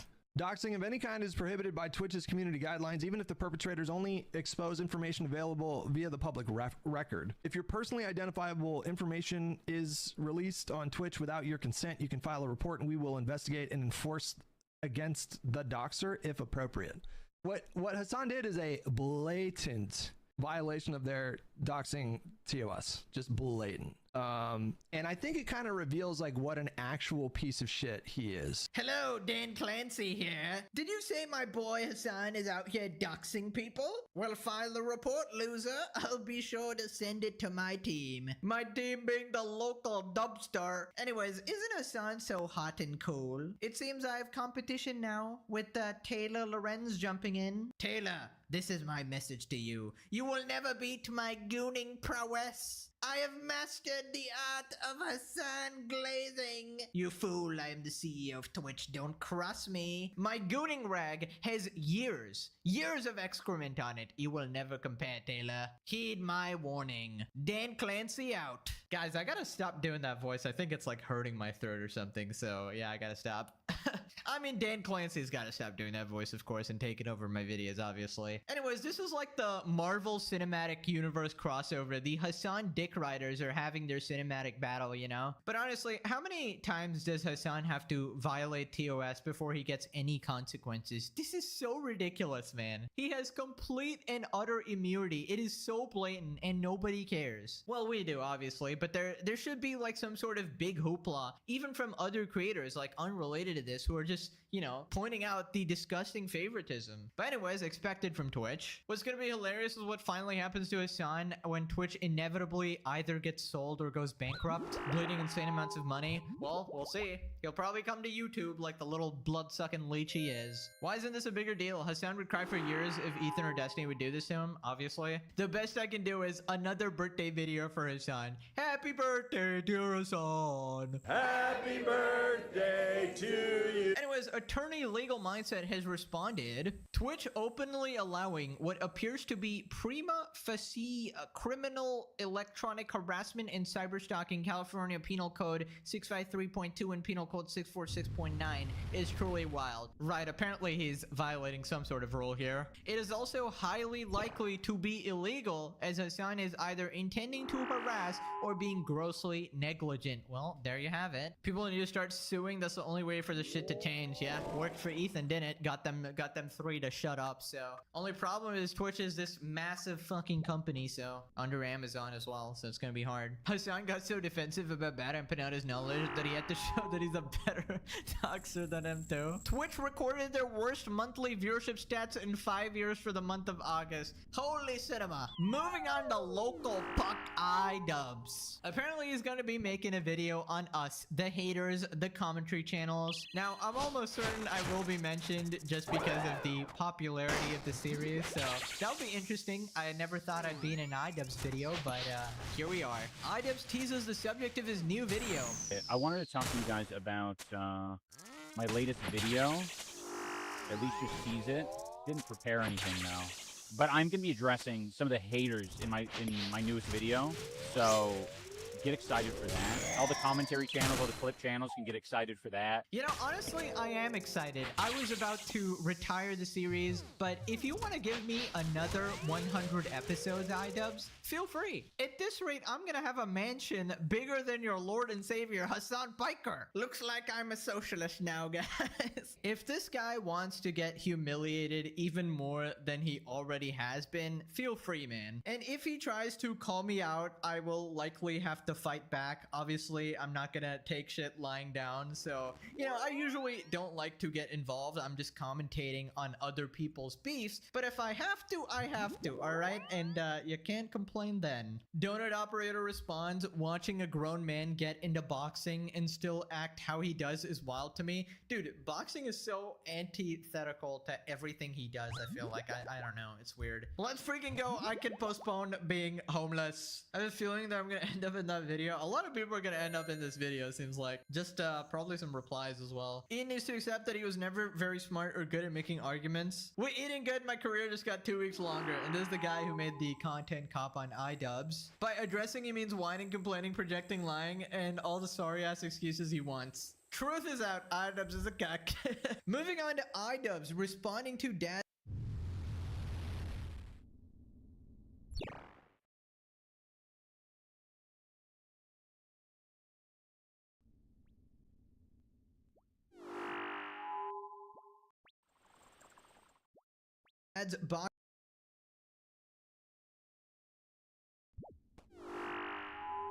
Boxing challenge. If you remember last time he told him to kick rocks, well, he responded again on this podcast. iDubbbz explains why he won't box dad. His behavior hasn't been cool. Like, he's been literally talking shit about you guys. He's been contributing to the negative attention. So for anyone who's like shocked of like why you don't want to fight dad, like, no, you have no reason to fight dad. There's no reason for you to step in that ring. You have nothing to prove to these people.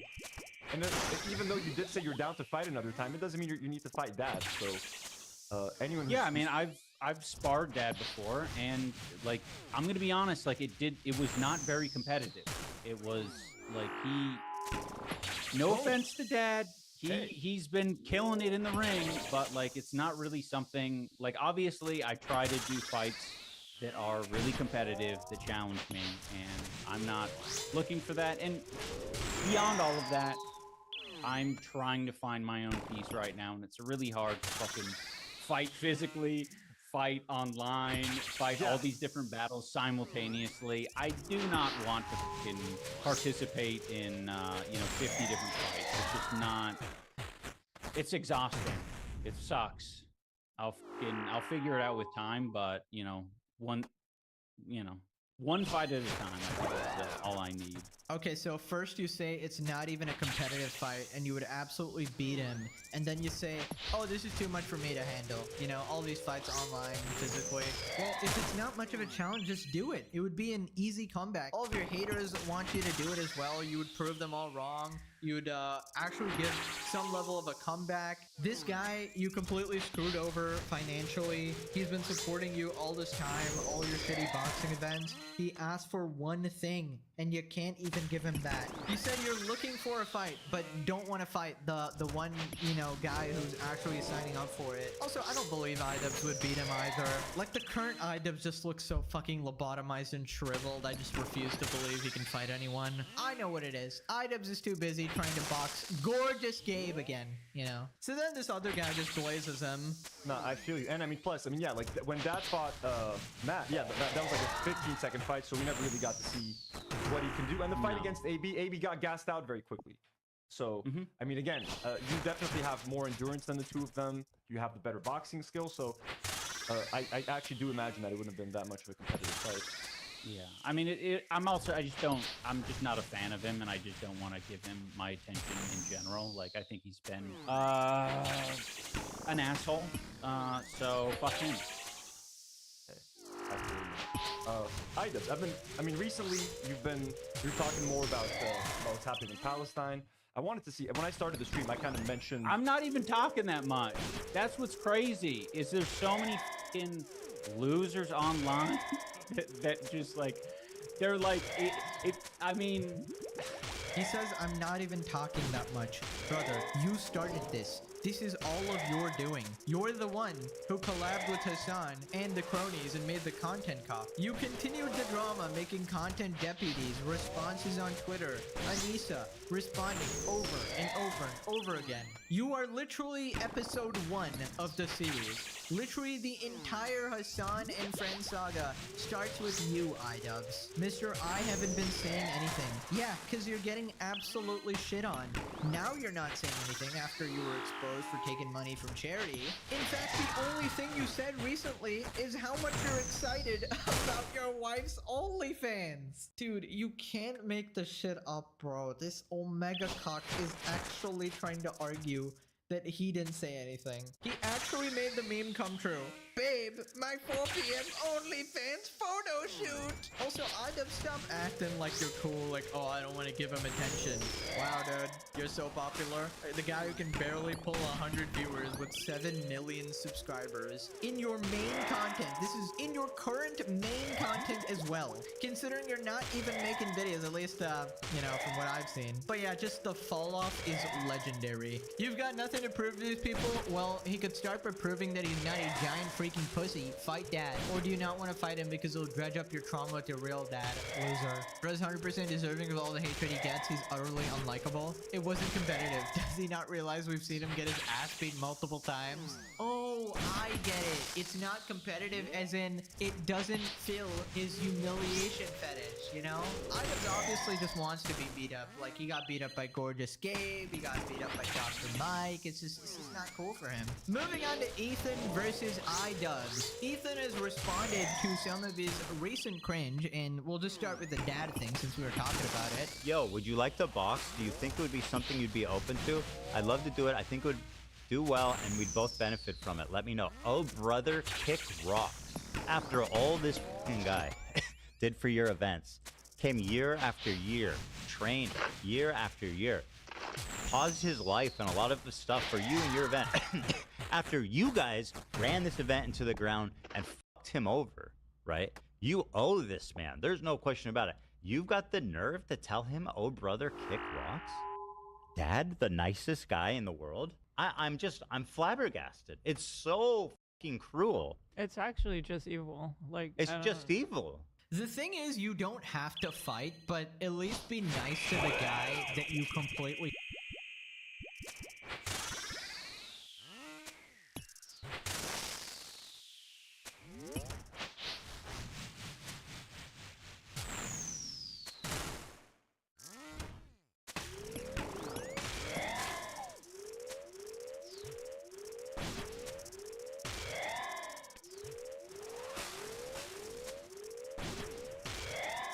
fucked over. You know, have some remorse, have some, dare I say, empathy. But of course, iDubbbz never had any empathy in the first place. He doesn't care. He did the same shit to Ethan and tried to justify the CPS on his kids.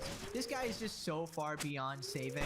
Kick rocks, says the guy stuck in a damn basement, bruh. Then he talks about the Radiohead clip where iDubbbz stopped listening to music because he thinks the band is Zionist. Also, the lead guy literally made a very reasonable statement condemning Israel, and still, it's just not enough for iDubbbz and Anissa. He's just a dribbling husk of a human, and Anissa just tells him what to think. He hates Radiohead. They're Zionists. Listen to this shit. Anissa was like, oh, Radiohead's so great. I listened to a couple songs, I'm like, oh yeah, Radiohead is great, so that Radiohead is a little bit like Zionist coded. We stopped listening to it regularly. I think Netanyahu and his crew of extremists are totally out of control and need to be stopped, and that the international community should put all the pressure it can on them to cease. Their excuse of self-defense has long since worn thin and has been replaced by a transparent desire to take control of Gaza and the West Bank permanently. So, I mean, this guy's being called a Zionist by Ian. Do you listen to Coldplay? Nah, that's Zionist. What about it? I don't know. Wait, so you're telling me even though he condemned Israel and said, oh, this person in the extremist Still, it's not enough. They're Zionists. I mean, what do you need to say? That I support the Houthis 10 toes down, I support Hamas. Is that what you need to say for these people to be on your side? Unbelievable. You can like completely openly disavow them. And still, it's just not enough for these psychos. And it's such performative bullshit. He just doesn't believe a word he's saying. He's just doing what Anissa is telling him, trying to seem like a good guy. Buddy, that ship has sailed. You literally effed over 2 charity events. Like, that is some of the lowest, bottom of the barrel human behavior. You are not a good guy. Stop trying to hold on to this title. Then he talks about Anissa going back to OnlyFans.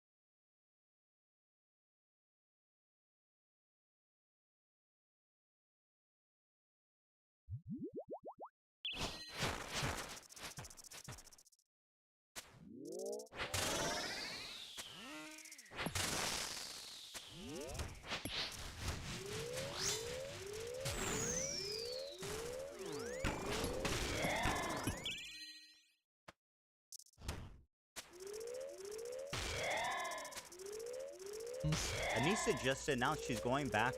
They are going back to OnlyFans.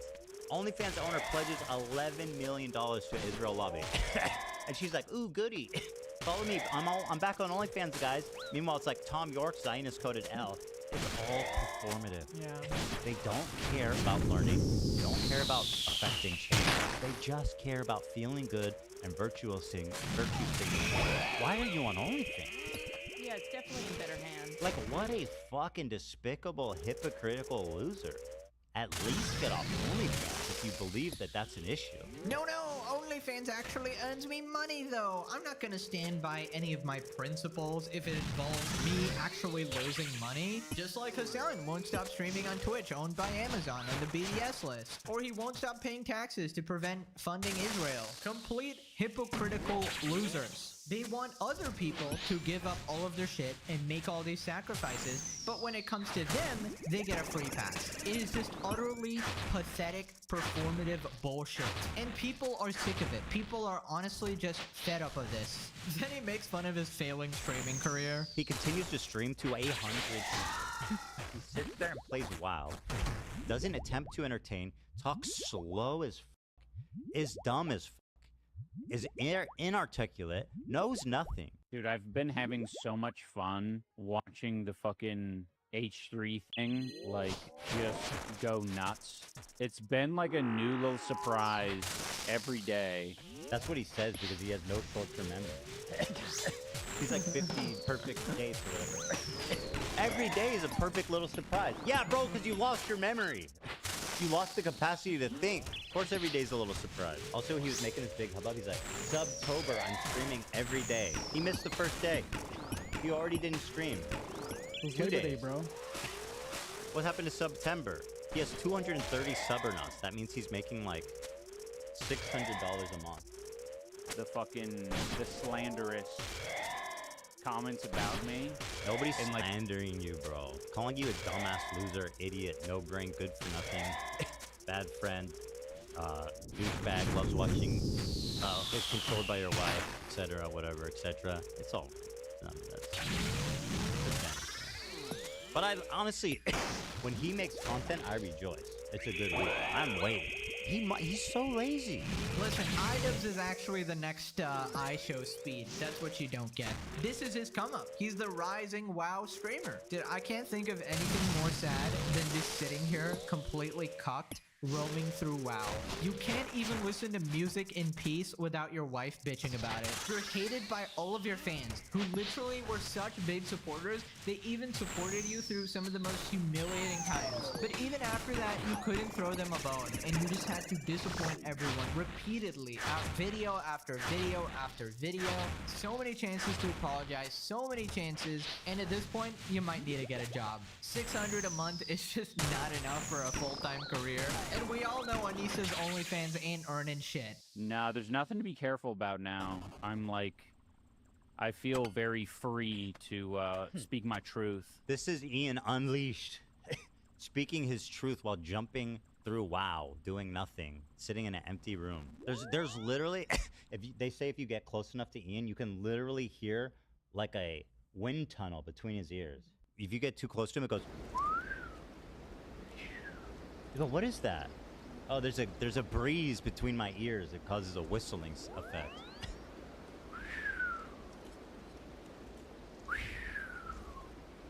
Bro, you got a breeze in your brain. What happened?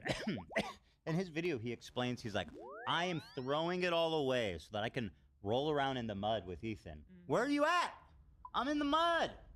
I'm still here. I haven't left the mud. He also said he was done talking about this and done with drama. He's confused. He doesn't remember anything. He really doesn't. But I look forward to your next video. It will be a lot of fun. And in the meantime, I wish you the worst. And I hope you guys are arguing and hate each other. I wish you the worst is diabolical, bro. Ethan is a true hater, but it's understandable considering what they did to him. They were literally best friends. It was treason of the highest order. But yeah, I'm looking forward to that new video. Maybe we make an appearance, who knows? More content for me. Moving on to Taylor Lorenz. Now, quick recap. She wrote an article for Wired where she exposed some people for allegedly being paid to promote an agenda. These people are now considering suing her. Taylor Lorenz responds to David Pakman contemplating litigation against her. David Pakman says he's considering a defamation lawsuit against Taylor Lorenz and some other people, he said. It could possibly include Hassan because he was spreading this story too. Time to sue. Not the point, but this thumbnail is wild. Reminder, there are 0 corrections on our story after nearly a week of this entire dark money influencer network throwing the book at us. The no corrections is a black mark on Wired, not a flex or evidence it is correct. Anyways, Taylor makes the genius decision of going on Destiny's stream to debate him about it. I would reserve all of my exclusive reporting material for them. That means I'm not using it for a podcast. That means I'm not using it for social media. Taylor, I love you. Listen, Steven, don't interrupt. You know what? I've signed a lot of these contracts and you're doing this game. You're doing the game. If you keep interrupting me, we're not going to have a conversation. Okay. Are you going to let me finish speaking or are you going to keep interrupting me? Okay, go ahead. Please let me finish my thought before you interrupt me again. Go for it. There are many reasons why we're not publishing this material directly.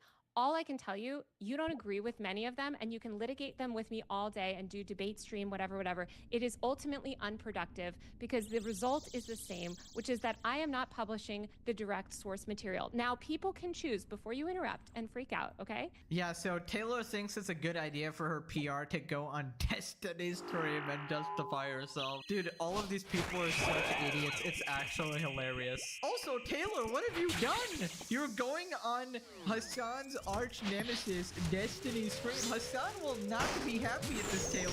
How dare you even entertain this man? You have to pretend he doesn't exist like I do. You know, with all this constant non-stop simping, Taylor was in line to sleep with Hassan at maybe age 60, you know, get together when they're old and lonely and stuff, right? But now it just got pushed back to age 70, bro. You just did something that Hassan will never let you live down. Interacting with Destiny and even giving him a chance to speak. Next thing you're gonna talk to Asmongold, that's when it's truly over. It's done.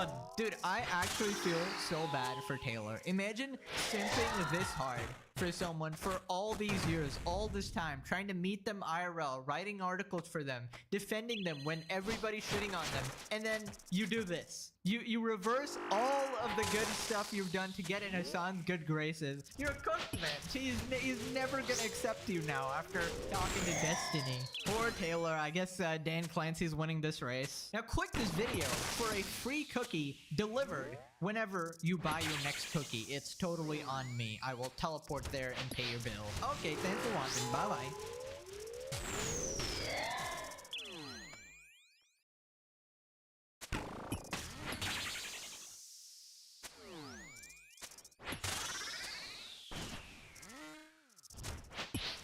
What if you had literally nothing? No money, no armor, no weapons, and you had to kill every single boss in the game in combat level order? That's exactly what I'm attempting today. The only way I can buy gear is by selling loot that I receive from each boss kill, and I can only kill each boss one time. I'll have to work my way up from the bottom of the bossing ladder, starting at the lowest level boss in the game, a level 106 Obor, and end the challenge with the highest level boss in the game, a level 1563 Soul Heretic in the Colosseum. There are 56 bosses in this challenge, and if I want any hope at attempting the bosses at the top of the ladder, I might need a rare drop or two. I was inspired to try this by Solomission, who attempted this challenge well over a year ago. He made it all the way to the Inferno, but couldn't quite finish it off, so this challenge has never been fully completed. And the reason why I'm really interested in trying it is that it might be impossible now.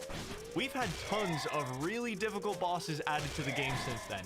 Inflation has raised the price of crucial items tremendously. Supplies are way more expensive, and some changes they made to two of the lowest level bosses in the run all but guarantee you go into complete poverty to start things off. So, let's get started. I've decided I'm going to start the challenge by getting a haircut. I just feel like the extra defense bonus from having hair could be the difference maker. You never know. This is where our journey begins. Obor level 106, a boss I have 0 items for.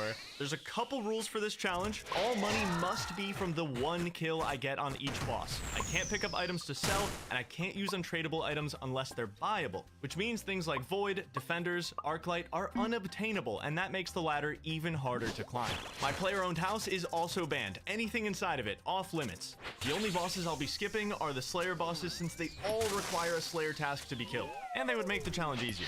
There's not even really any strategy here. This is gonna be pure luck on Obor. Maybe a nicely timed redemption could help me here, but I just need to hope he hits nothing and I hit something.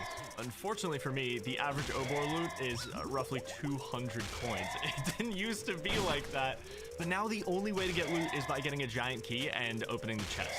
We are probably not getting one of those. It's a 6% chance, so whatever we get here, we're really gonna have to make use of it. Tanked so many hits, please. Yes, we got him. Okay, the loot is 6 nature runes. That's it. You don't even get big bones from this boss anymore. You get giant bones, and these are untradeable. 500 coins. The next boss on the list is Barrows. I have to think of a setup for 500 coins. I have no idea what I can even do with this. I mean, this gets me like 50 airstrikes. That's not enough. Is the challenge just over? What can I do here? Wait, how much? Oh, I bought for 249. Oh my god, this is the key. The ammo for the Black Salamander is 1 coin each. Oh my god, this works. This actually isn't even a bad setup. Oh my god, I can't afford a spade. Okay, had to run all the way to a farming shop because it's only 3 coins here. So that saves me, and we're gonna go over to Clan Wars now with our minigame teleport. I can't use the rejuvenation pool in my house, but I can use these public pools at Clan Wars to regen my stats at least. I'll probably buy a Ring of Dueling later just to make that easier. It is time for Barrows. Hopefully I just have enough prayer to get through the entire run and I don't need to leave. Barrows Brothers are level 115, by the way. All right, this Barrows chest is so important. This is like where most of our money's gonna come from. Please. No unique, but decent amount of blood runes. No death runes. I think that's okay. Right around 32k, putting our net worth around 33. I'm gonna buy some very cheap food. Wines are 4 coins each. That's amazing. And I'm gonna buy a ring of schooling so I can reset my stats easier after each boss. Bryophyta level 128. I'm gonna try to keep using this salamander for the next few bosses. Like, it's so cheap, it's so cost effective. I need to save every penny. Bryophyta got the same rework as Obor. I need a mossy key to get any decent loot from here. The average drop is around 700 coins, so not really expecting much here. Bryophyta down, and 119 coins. This might be a hard challenge. You guys are gonna love this next boss. All I need is a bronze pickaxe. Look at this big, beautiful level 160 gemstone crab. This is an official boss on the OSRS wiki, and if it's a boss that I can solo and it's on the wiki boss list, I have to kill it. Although the gemstone crab doesn't even really have HP, it just dies after 10 minutes. So I'm doing this on a PvP world because it's the only way I could get a world to myself. All right, we're almost done, and we can mine the crab for 3 gems because I'm the only one here. It might not sound like a lot, but once again, every drop counts. Let's see what we get. Those might be the worst gems. 349 coins. It's something. It is something. It's time to upgrade the gear. I'm gonna buy some black d'hide. It's gonna help our black salamander out a lot because he's kind of carrying right now, and he could use some help. Level 200 Scurious is our next boss. I think the black salamander is probably close to its lifespan for this run. I'm gonna have to replace it with a real gear setup fairly soon. There's a chance we get something really good here. We could get a clue scroll, a rune chain body. Lots of potential here. All right, Scurry is down for 2,000 coins. No, the average drop is 10k here. That's probably not very ideal. This might have to be the last boss I use the salamander on. It's gonna start ramping up fast. Chaos Fanatic level 202 is next. Okay, I'm over a minute into this kill and he still has so much health. I think the salamander might be getting outclassed. I need something better. Oh no, I only have 10 tar left. Wait, this is really bad. This is not good. Oh my god, dude, this is horrible.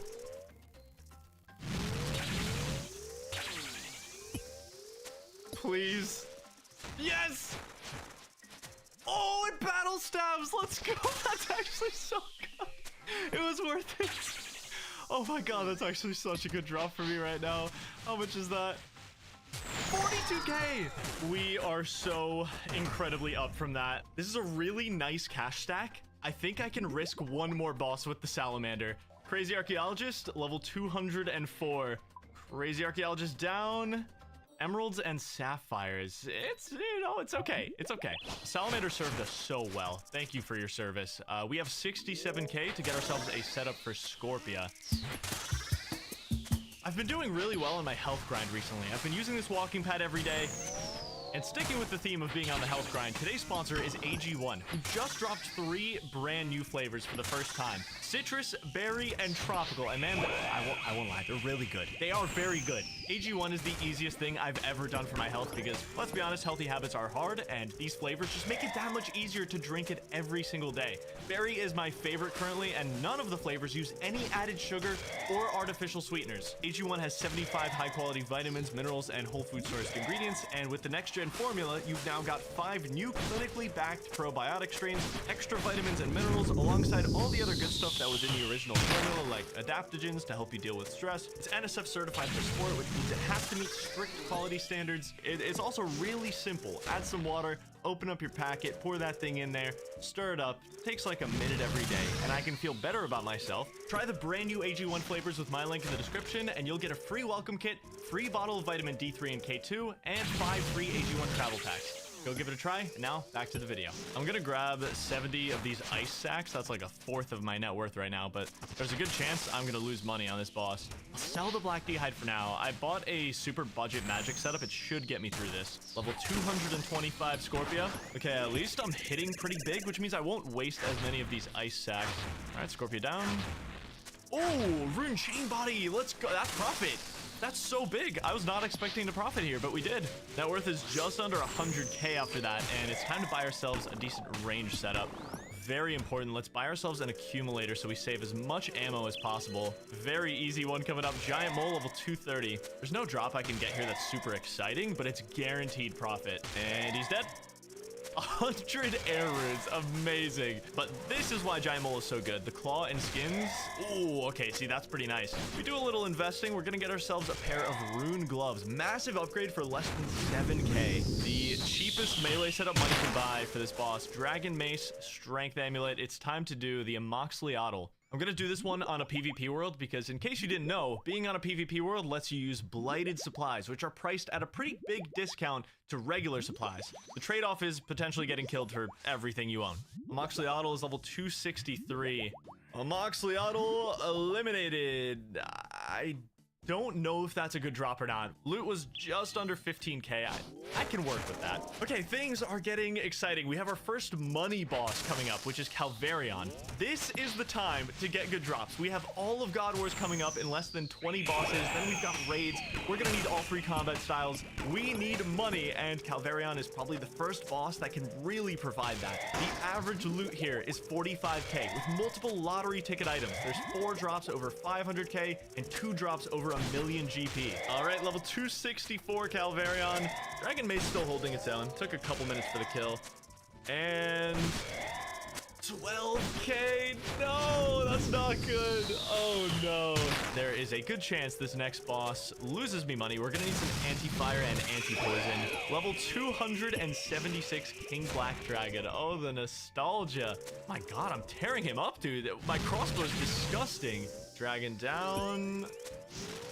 Okay, not bad. Honestly, not bad. I might have made the slightest bit of profit. Tried and purchased for 41k. I hope 40 casts is going to be enough for this one. Deranged Archaeologist, level 276. Average loot here is about 17k with a 1 in 43 chance of hitting the steel ring. That thing's around 300k. Okay, 40 casts was enough. And we get 10 white berries for our troubles. 2.7k. I lost a lot of money on this kill. I decided to run all the way up this mountain to buy climbing boots just to save myself 500 coins. The next boss on the ladder was Hispori, combat level 284. And this is a big money boss. The average Hispori loot is 63k. That's like half my net worth right now. And there's a 1 in 35 chance I get the bottomless compost bucket, which is 1.5 mil. I feel like I gotta hit something rare to clear the Inferno. All right, Hispori down. This could allow me to make a really deep run. Come on, something big. Oh no. Oh no.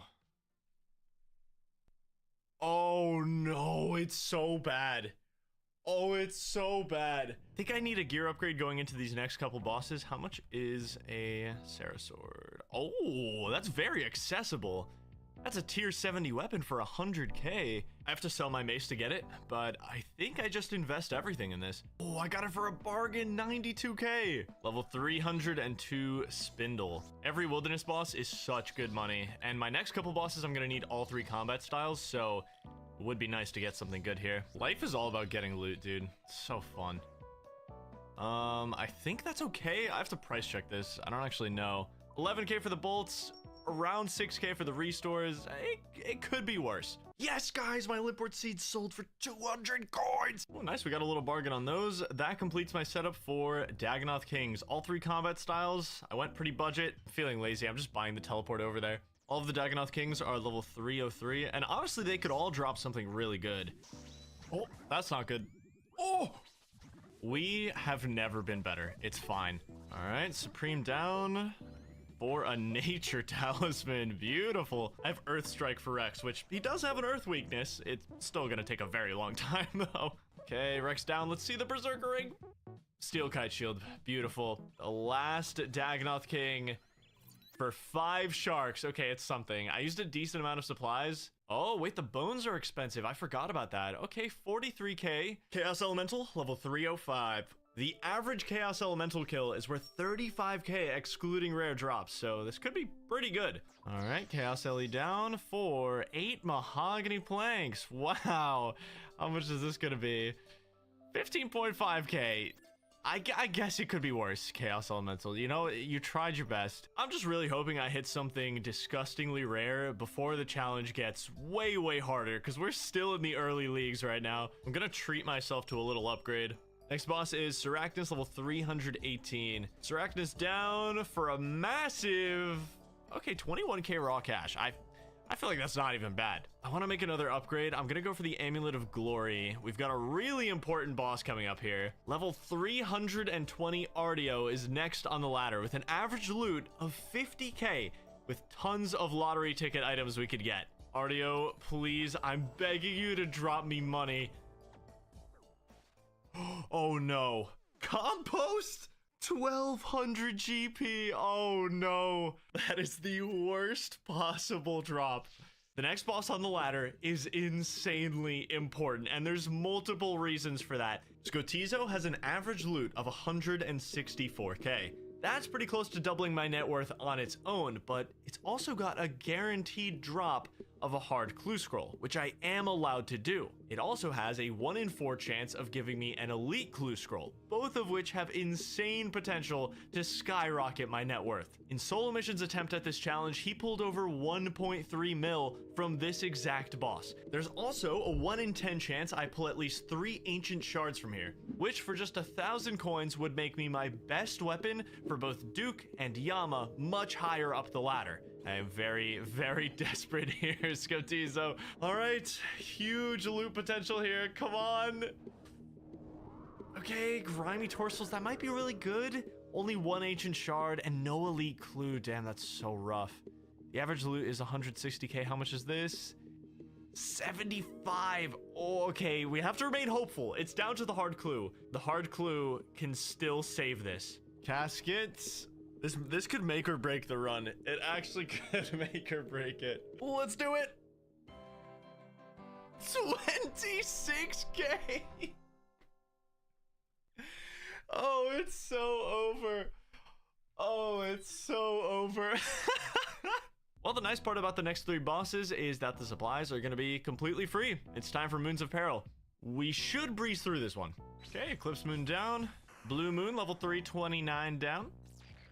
Okay, not bad. Blood Moon down, pretty clean. Give me something good from this chest, please. Okay, I need a price check. 15k. This one might take a little while because I think I'm gonna flinch the entire kill just to save as many supplies as possible. I'm trying to save literally every penny I can. Kalphite Queen dead, and the loot is Death Runes and Ranging Potion. That should be pretty decent. Zalcano was the next boss on the ladder, and even though she's technically a skilling boss, she does have a combat level of 336, unlike the other 2 skilling bosses in the game. Okay, that was way closer than it needed to be. 565 gold ore. Okay, that could be pretty good. 71k, that's what I'm talking about, Zalcano. All right, time for the Royal Titans, and I also forgot to bring anything to douse these flames with. I'm probably fine, I just might take some damage. Royal Titans defeated. 4-minute kill. It's technically more profitable to loot the Fire Queen, so we're going for it. Oh, there we go. Rune plate skirts, some good herbs. That's what we need. All right, we're moving up. It's time for our first raid. Kind of. We're doing entry mode Theater of Blood. As you can see, I spent very little on this setup. Probably 3,000 coins on runes and arrows.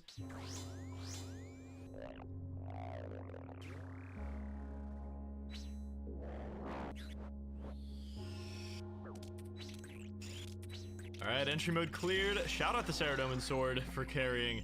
Spent like nothing on the supplies, so anything we get here, pretty much pure profit. I don't even think that's bad. Right around 40k, pretty happy with that. I think it's time for the biggest upgrade of the entire challenge so far.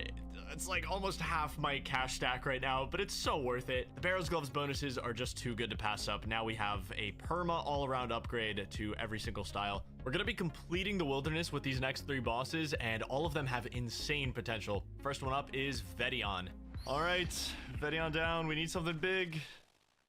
Oh, that's what I'm talking about.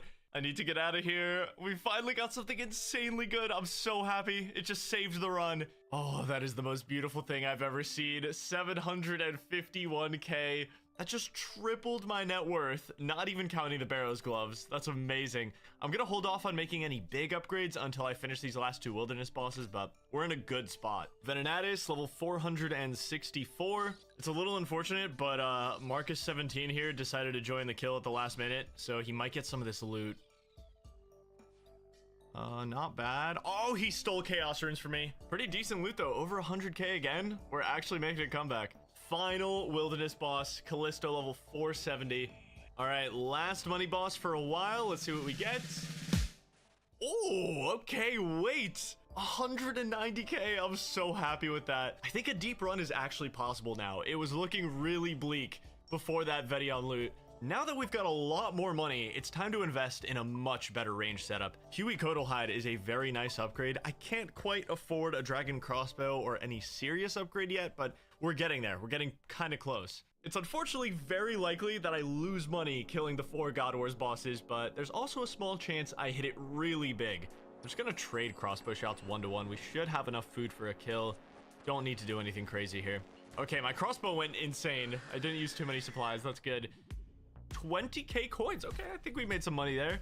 My expectations aren't high at God Wars. I just don't want to lose money. Commander Ziliana's next, level 596. Okay, nice kill. Very few supplies used. 20k coins again. Okay, I accept. General Grardor, level 624. It's really nice that I can just use range on all 4 God Wars bosses. That should be the kill.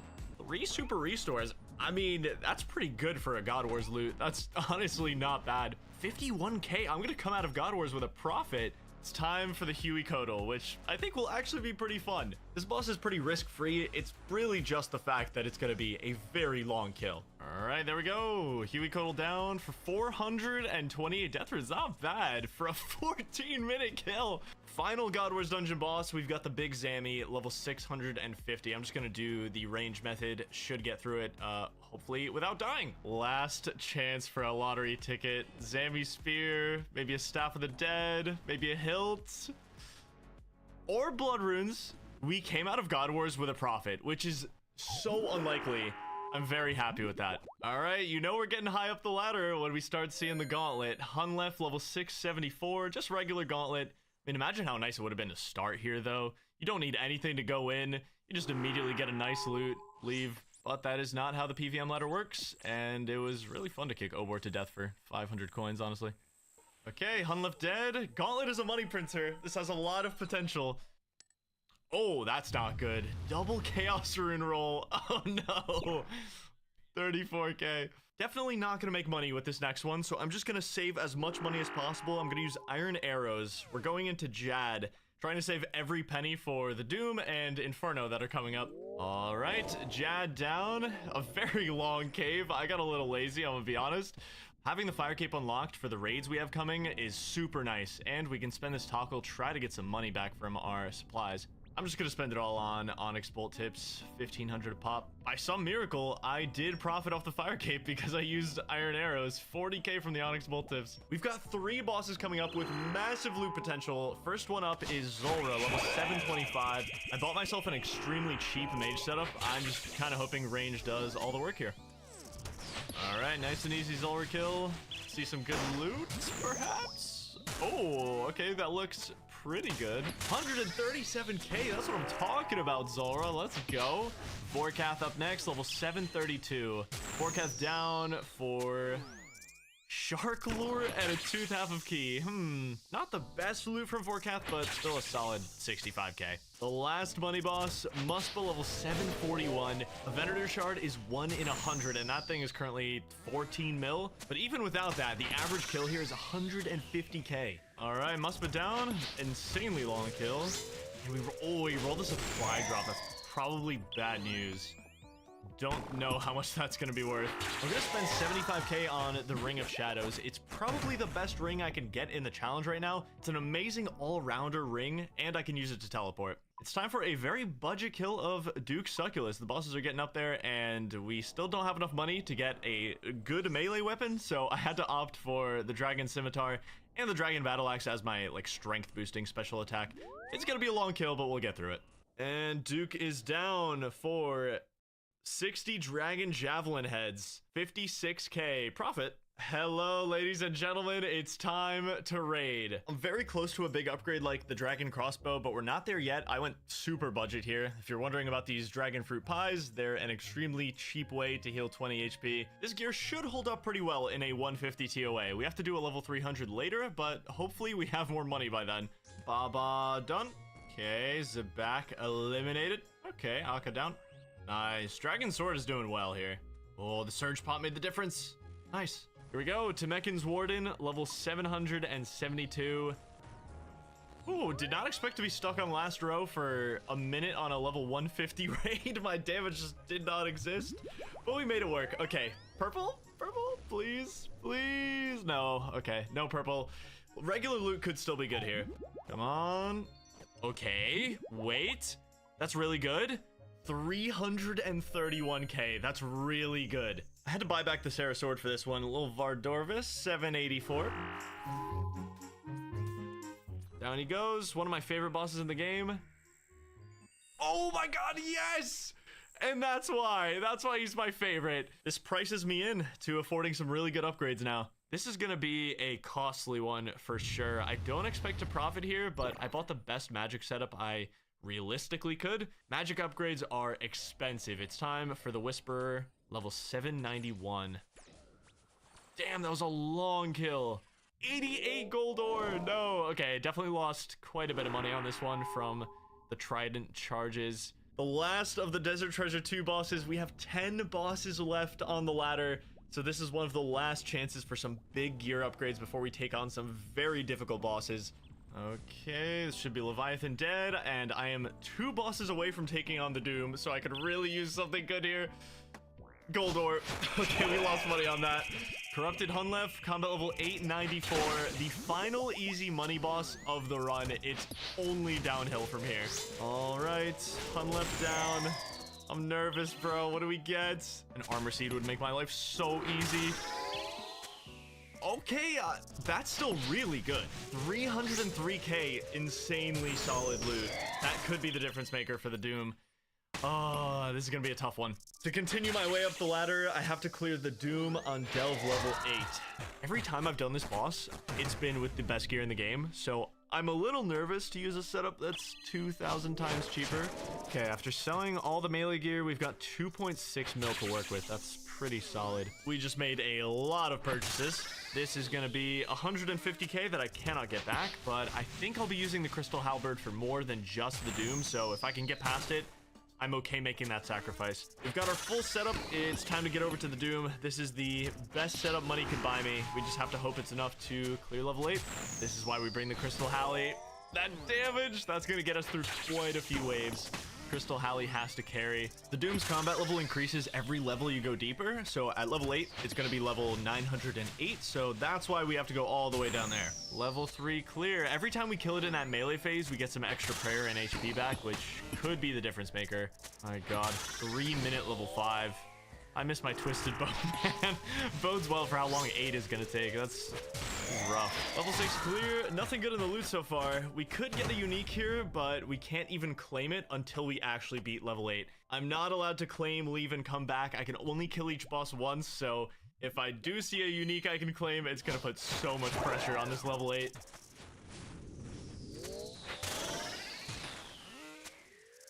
Okay, 7 done. I used a lot more supplies than I would have liked there. I've got 4 brews for level 8 here.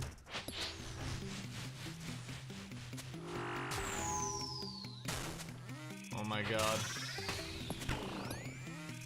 Wow, double ruby. Take it.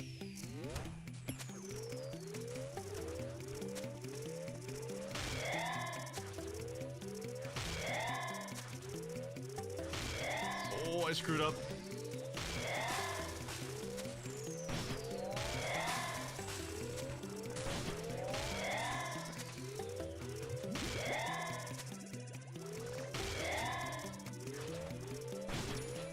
No, I don't have the damage.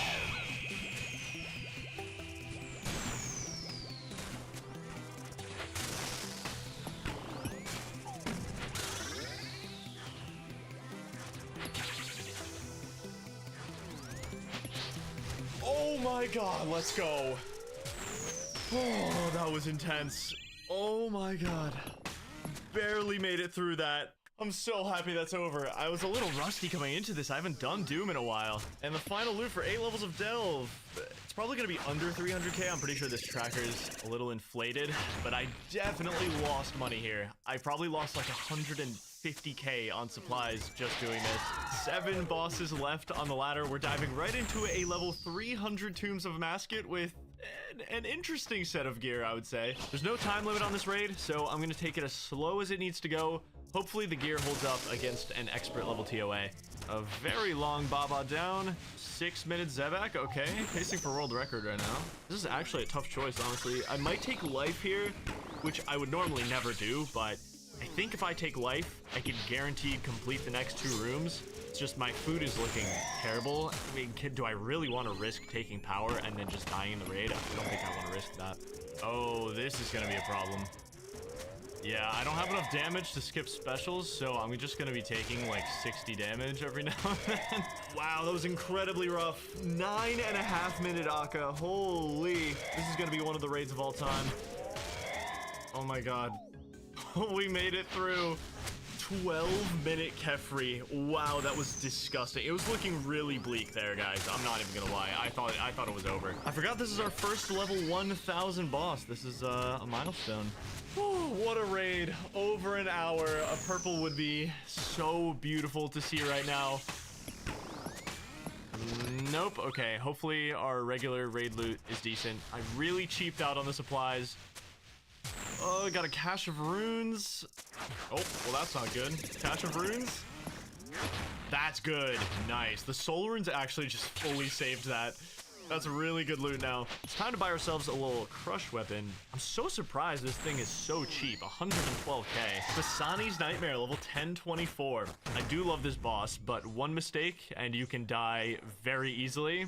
And we can't allow that. Nice. Pretty clean kill. Cudgel came through with no defender. I'm surprised. For 187 death runes. This is another one of those hit it big or hit nothing bosses. We definitely lost a little bit of money, but that's okay. We are down to the final 5 on the ladder. It's time for a solo Chambers of Zarek. I scouted myself a raid here. I wanted to go for a long layout to get as many points as possible. I can prep potions inside the raid and take my sweet time, so that saves me a lot of money. Now, normally I would never start a raid with Mutadile with 4 Karambwans as my food, but this tile is a god spot where Mutadile basically doesn't attack you. He doesn't try to melee, he doesn't range. That normally would have taken like 60k worth of brews, but we saved ourselves a lot of money. Getting a ton of extra points at Ice Demon. Spent a while cutting a bunch of extra kindling. Guys, I just can't get past this room. I don't know what to do. I just do not know what to do in this room. I'm just kidding. I'm farming points, baby. Yeah, in case you didn't know, every time you take a hit trying to pass Guardians before you kill them, you gain 40 points. It does have some kind of point cap, but it's pretty high.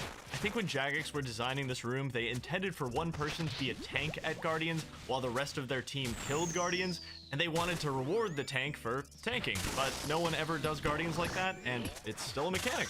So I made 100 brews and just sat here tanking Guardians for over an hour. All right, we're up to 57k points. I'm just gonna kill this guy now, but our chance for a rare drop went from 2.5% to 6.5%, which may not sound like a lot, but hitting any rare drop from this raid would be just such an insane help on these final 4 bosses. Ugh, finally, dude. That room is a brick wall. Okay, all I have to do now is finish off this Ulm without dying, and we are in the clear. So yeah, I knew buying that Crystal Halley for Doom was gonna pay off, because it's also my best weapon on the Ulm melee hand. I'm doing a method called 1-0 right now, which does result in the slowest Ulm kill in the universe, but I don't take any damage. I just keep tilting his head where he can't see me. Alright, this could be huge. 9% chance for unique. 84,000 points. Ulm is dead. White lights. Oh, look at the regular loot. 1.5 mil in regular loot. Oh my god. I needed this so bad.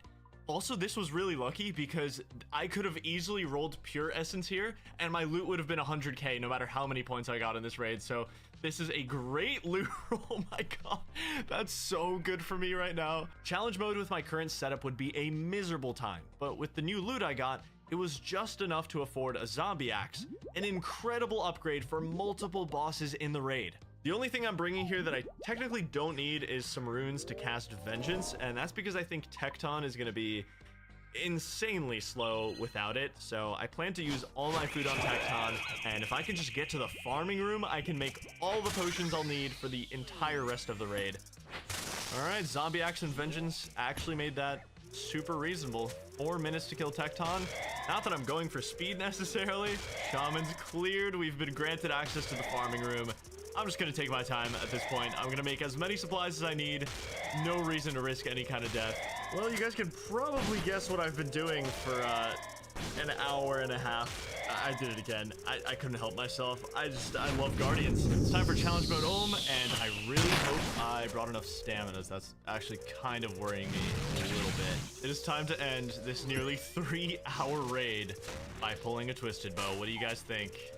You guys on board with this? 100,000 points. Come on. No. Oh, we rolled pure essence. That's why it didn't even show up. That's unlucky. I mean, hey, it's still a million GP. We have 3 bosses left, so everything counts. The final 3 bosses on the ladder. Yama, Zuck, and Soul Heredit. I spent basically every coin I had on the most disgusting mage setup known to man. This has the best bonuses for what I could buy, but wow, is it an eyesore. I have a whip as well in case I run out of casts, and for the Judge of Yama, you need 2 attack styles for him. This kill, if I can even get it, is going to be a test of endurance, and it's also going to be incredibly expensive. Oh, it's really not looking good. I've done a full rotation around the boss, and I've done 6% of his health.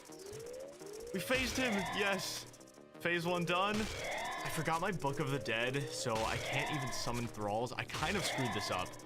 Okay, phase 2 down. Supplies are looking decent. This is very doable.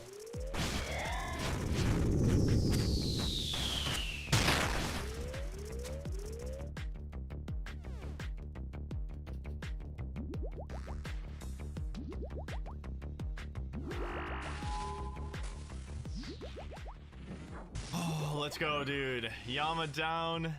15-minute kill.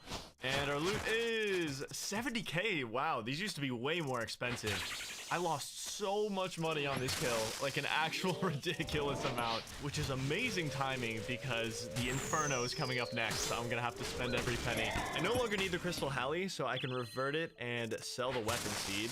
Okay, I have 4.8 mil to work with. We definitely can't afford a blowpipe, and I've never done the Inferno without one, so that's comforting. Okay, this is gonna be the hardest Inferno I've ever done on the game. I spent basically every penny I had on this setup. The guide is just over 4 mil. I bought myself a bolt pouch for 1,500 coins, and it's not including the value of the bolts inside that pouch. All things considered, probably around 4.8 mil on the dot. The Hunter Sunlight Crossbow is going to be my main weapon for the waves. I'm only using the Dragon Crossbow for Zuck. As badly as I wanted a rune pouch, it's 3.2 mil. That was never going to happen, so I am losing a lot of inventory space just having my runes. What makes the Inferno significantly harder with a rune or Dragon Crossbow is the distance these crossbows can shoot. Unlike these 2 weapons that you'd more likely see a cape attempted with, the rune and Dragon Crossbow can only reach Zuck using long range on the corner tiles, which slows down your attack speed and ultimately your damage. If the run ends here, so be it. It's been a really good one. Let's just do our best. It's the only thing we can do. I don't entirely know if this is going to be a problem, but I don't know if I brought enough runes, so I'm going to be kind of sparing on when I use Blood Barrage and Ice Barrage. Hey, we've got the Ranger coming in, wave 50. I want to try to hold on to like 6, maybe even 7 brews for Zuck because it has been a while since I've done an Inferno. I might need everything I can get. Oh, you just had to do that. I think we'll be okay. We can probably just out DPS before he digs. Yep, nice. Okay. I will say the Hunter's Sunlight Crossbow, it's no blowpipe, but it is not bad. We got a beautiful wave 63 spawn. You love to see it. All right, triple Jads. Let's see what the Sunlight Crossbow can do on these guys. And now we're just gonna take our time and heal up because I don't love my supplies going into this Zuck. I'm gonna need every HP I can get. Okay, Zuck level 1400. I have to remember long range on the corners, have to, and then I can do a rapid hit from here. Nice, beautiful, first set down. Nice. Okay, we've got Jad. Don't long range, do not long range from here. I have to remember. We wait for the Zuck hits, and then we go. Okay, nice. We just try to do damage. nice. Now we switch to diamond bolts for the rest of the run.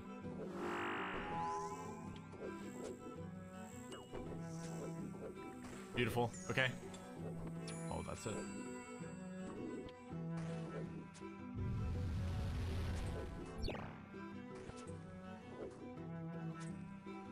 Such a good healer tag.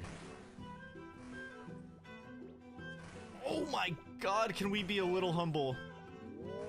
Oh! Damn, that took a long time. And a lot of brews. Gonna be 2 majors as well, so... Oh, I'm not gonna be able to off-tick. No. Please, Ranger.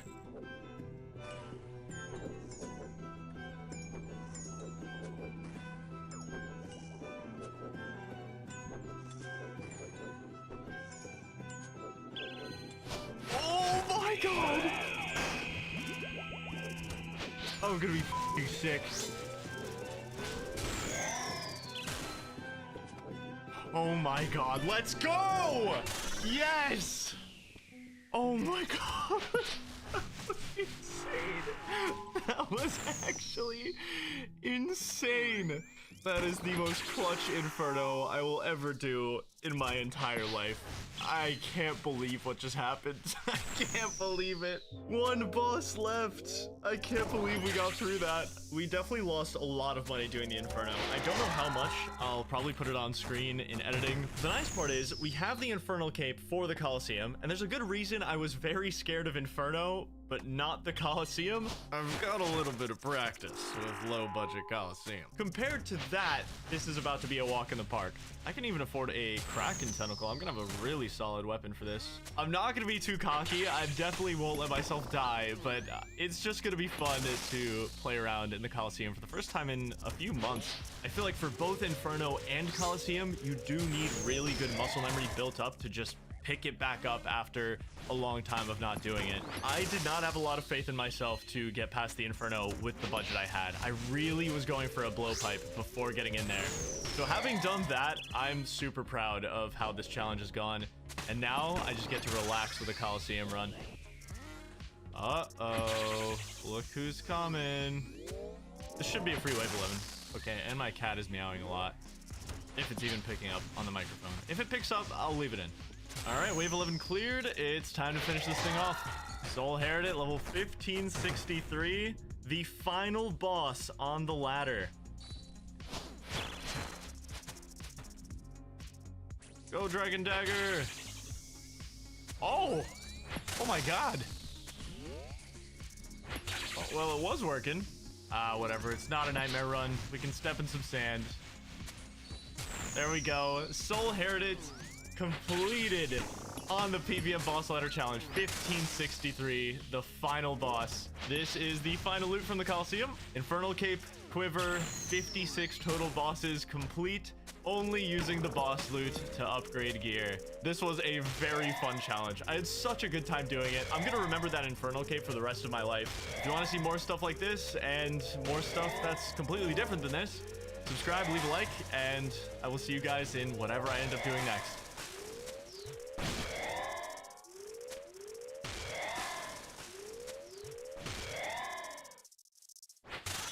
I've noticed that the longer I play RuneScape, the more psychotic and masochistic my playstyle gets over time. I locked myself in a swamp for 3 years and 5,000 hours of my life. My current series unlocks tiles 1 at a time for every 1,000 XP I gain, and at first glance you might not fully understand just how ridiculous today's concept is. It's an idea I've been sitting on for a year now, playing RuneScape without trading, without banking, and with only 1 inventory slot. 1 slot determines your entire landscape of possibility. It's your whole lifeline. You have nothing else. Most actions in this game require 2 inventory slots to do. Fletching a log, catching a fish, making a potion, buying an item from a shop. 2 inventory slots required. So how in the hell does an account like this function? Can you even play RuneScape like this? Unfortunately, the answer is yes. 1 year ago, I reached out to the creator of RuneLight. I wanted to know if a plugin could be made for this challenge. An inventory has 28 slots. I didn't just want to fill my inventory with 27 items and be like, hey guys, I'm only gonna use this one slot. No, I wanted this to feel real. I wanted 27 unusable, undroppable spaces, clearly visually represented. The inventory interface is one of the oldest interfaces in this 22-year-old game, and at the time, coding the plugin just didn't seem like it was possible. But with the rapid development of RuneScape plugin tech, 1 year later, it's been done. So with a 300-hour grind that I'm currently doing on my Tailman account, I'm being put in the perfect position to do something stupid on the side, and here I am, feeling like a kid again, waking up on Christmas morning because I'm about to feel truly helpless on RuneScape for the first time in a long time.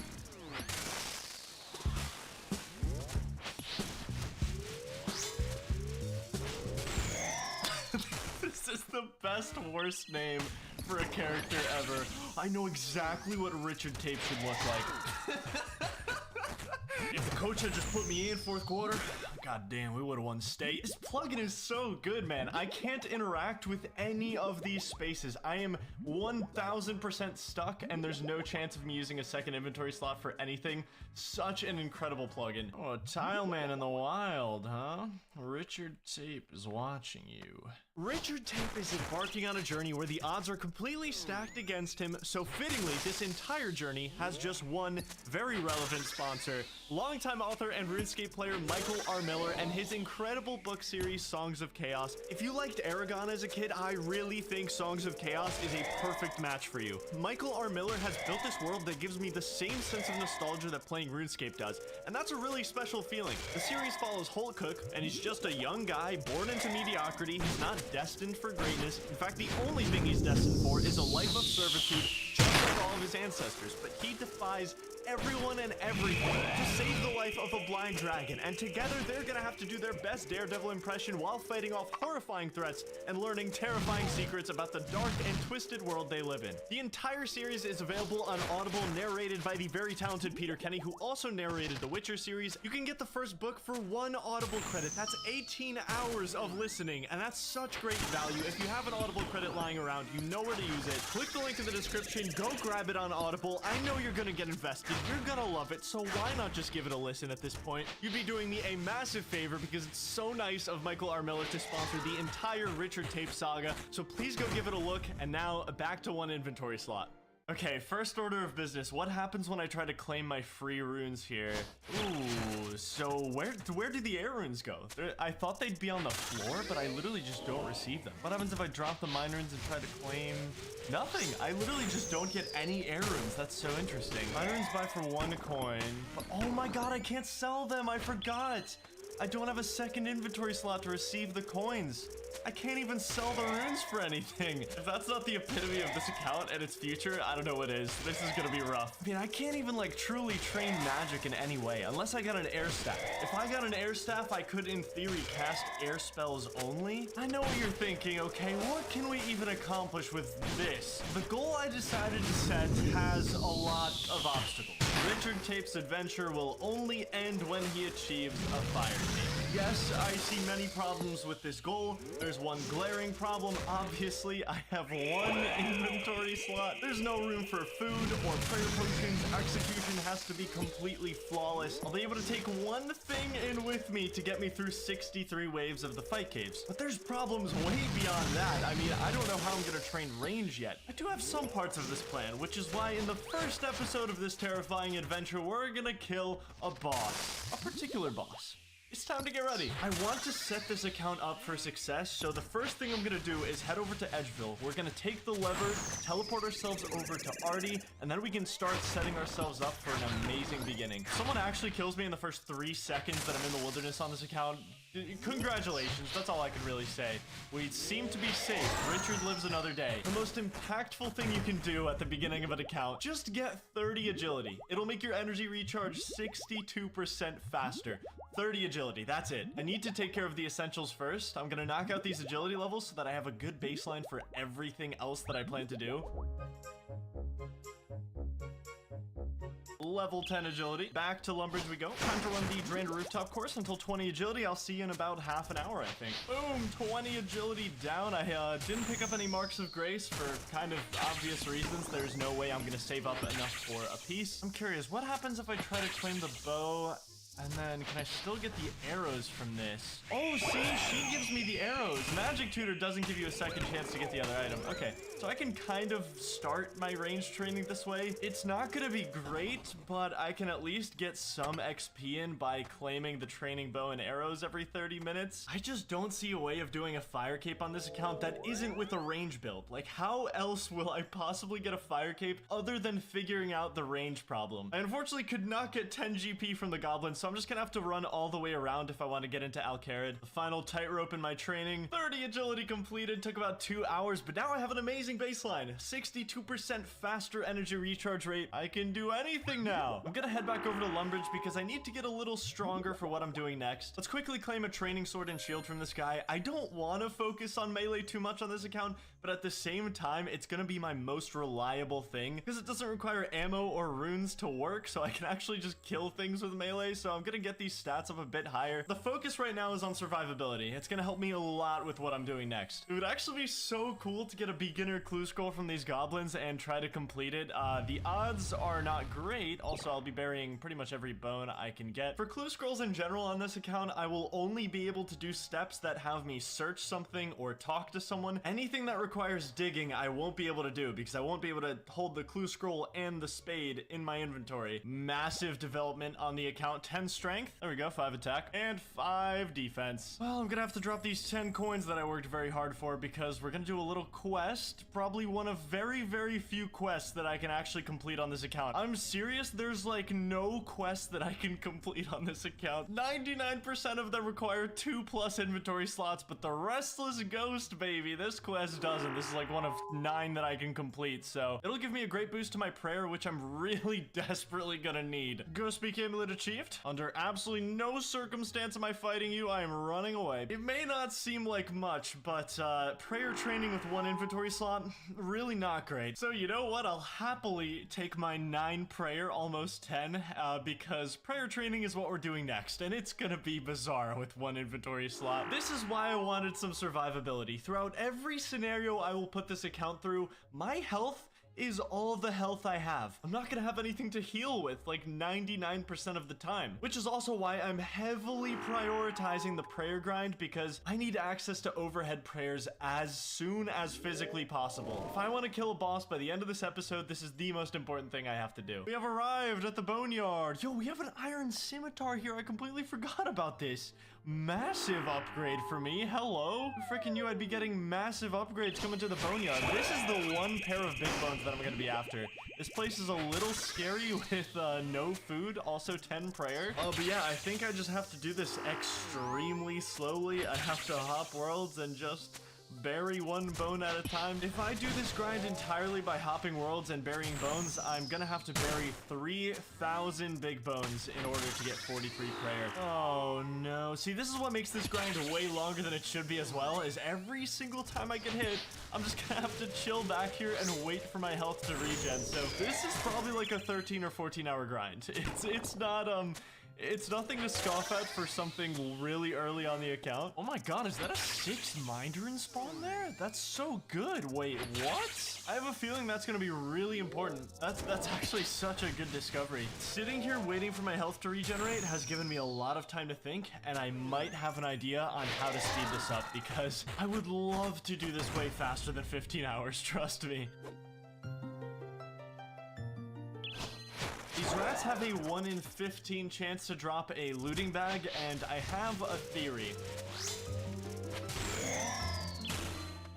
Ooh, there we go. Looting bag. Let's see if this works. Looting bags only work in the wilderness, and they can only be accessed in banks normally. Oh my god, I think I could have died there. That was really sketchy. With 1 inventory slot, I can't really make any use out of a looting bag. I can't physically deposit items into it, but if I keep it open with this open option, everything I pick up will instantly go into the bag, including the big bones in the graveyard. I think I may have just found the singular use for a looting bag on an account like this. nice. 7 bones in the bag currently. Obviously, I can't withdraw these. It's impossible. Yes, we have a full bag. Let's get out of here. Let's book it out of here. Okay, so now I want to make it all the way over to the Chaos Altar, hopefully without dying. Anyone can hit me for anything, and I will just instantly die. Okay, we made it. So now if we destroy the bag, everything should drop onto the floor. Oh my god. This saves me so much time. I mean, it's still gonna be like 6 hours. It's gonna be like a 6+ hour grind, but it still saves me like 9 hours. It's not gonna be 15 hours anymore. This is literally the only scenario that a looting bag is useful for on this account. That's pretty insane. 20 prayer on our first trip. Let's get back out there. Now that I have to hunt for a new looting bag every single time I want an inventory of bones, I should get some decent combat stat upgrades from this. So yes, we got one. You can see the levels I've been getting in the chat. It's taking me a little while to get this one. The run back to the boneyard can definitely be a little sketchy, I'm not gonna lie. This was my home for the next 6 hours, assuming everything goes smoothly. The higher my prayer gets, the higher my combat level gets, opening up the range of players that can attack me.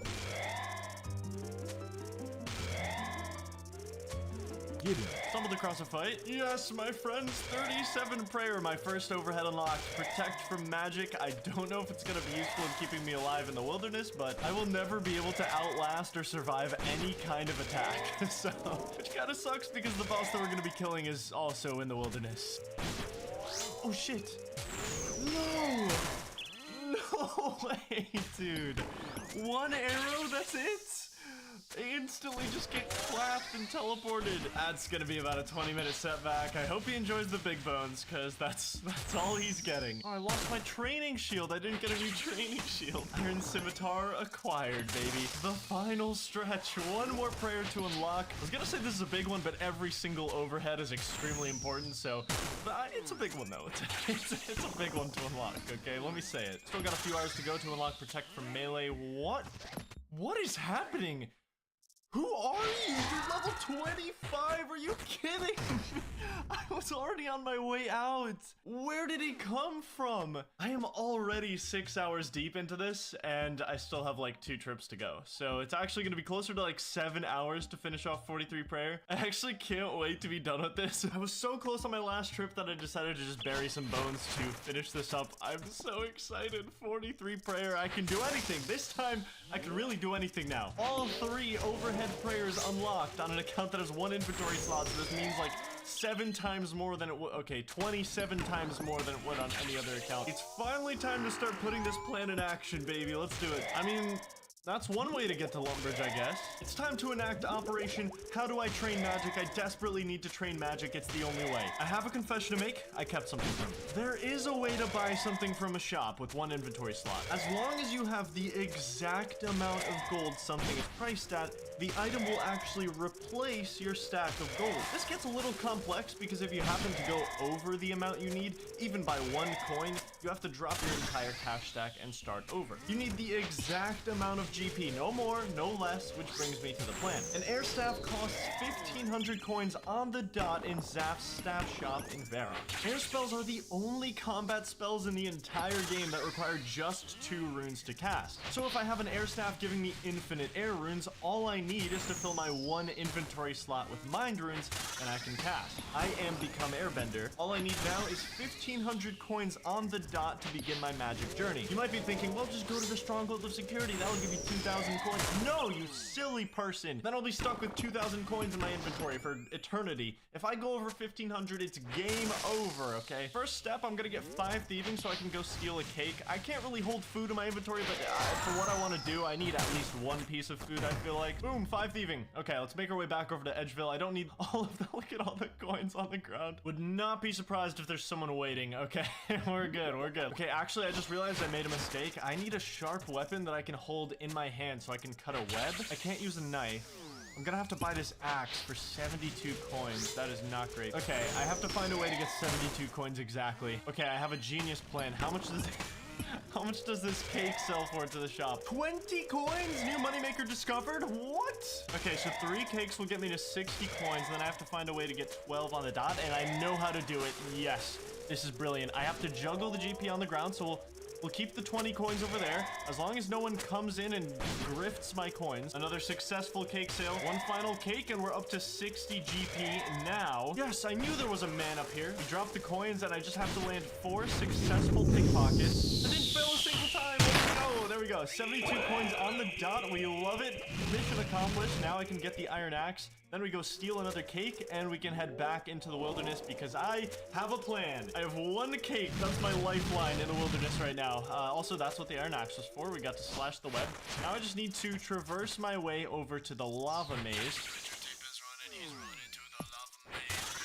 Richard Tape has been deployed into the lava maze. His mission, retrieve 2 items of incredible value. The cake is really just for an emergency if I am close to dying, but I really should be fine with protect from melee. Item number 1 spotted, the Staff of Earth. Gonna have to walk around to get it. Earth Staff acquired. We need 1 more thing before we leave. There it is, the steel plate body. I just have to temporarily drop my iron axe here. So you might notice both of these items are equipable, so literally perfect for an account like this. As long as I can get these back safely, I can probably sell them for pretty close to 1500 GP and then just top off whatever I don't have. If this is more than 1500 GP, well, that's gonna be a very, very big shame. Okay, the grand reveal. Earth Staff sells for 600 coins. Now if we unequip the plate body, steel plate body sells for 800 coins, so that's 1400 in total. You could sell both items for more to their respective shops. If I sell them to the staff shop or the plate body shop, they will buy for more. Ooh, steel plate body sells for 1200 here, but that doesn't really work because I'll have too much. I have to actively seek less money for what I'm trying to sell. I know what I must do. Let's sell the Earth Staff. That is 600 coins. Unequip the steel plate body. This is 800 coins. And we're gonna sell the iron axe, which is the key to everything because that's 22 coins. Keep that number in mind. That iron axe was 22 coins, which means if I pickpocket a man exactly 26 times, I should get 1500 coins on the dot. Let me just make sure I don't accidentally screw this up. Is that it? Yes, 1500 coins, baby. We can go buy an air staff. I'm so excited to own something on this account that actually means anything. Air staff, exactly 1500. Yes, thank you very much. We are now the proud owner of a staff of air, and I have 7 magic XP, so we need to go change that. Let's do it. That's 30 mind runes, 30 air strikes. Oh my god, it's so weird being able to cast a spell on this account. 2 magic, time to retire. Mind runes are now officially our limiting factor. The magic tutor can give me 30 every half an hour, but that's just not a good plan, which is where our discovery from much earlier comes into play. I have a feeling that's going to be really important. That's actually such a good discovery. 3 magic. There's also this mind rune spawn here, which is definitely worse. It's only 1 instead of 6, but it is safe. I'm going to hop around here for a bit while I wait for another magic tutor cooldown. Collected 76 mind runes plus the 30 that I'll get from this. That puts me at 106. It's time to head back into the wilderness. Onward to the mind rune spawn. No more wasting time. Mind runes spotted. So this is the spot. I can literally just safe spot this skeleton while I wait for the respawn. This is amazing, actually. Okay, so that was about 45 seconds for it to respawn. I mean, that's pretty good still. I can sit here, I can safe spot, and every 45 seconds I get to restore 6 mind runes to the pile. So magic is how I'm going to be killing this boss. And my goal right now is 17. That unlocks Wind Bolt. Wind Bolt has a max hit of 9 over Airstrikes 2, so I think that's pretty good. Just a casual 350% DPS increase. No worries, no worries. Obviously, the only problem with that is instead of Mind Runes, I'm going to be needing Chaos Runes, and those are going to be much harder to obtain. 8 magic, 9 magic, 11 magic, 12 magic, 13 magic. Normally the most important magic level you get for a long time, but I can't ever cast Fire Strike. 14 magic, 15 magic, baby. 16. Not a single person doubted me, and I did it anyway. 17 magic, Wind Bolt unlocked. 350% DPS increase unlocked. I'm gonna head over near the Moss Giants because I have...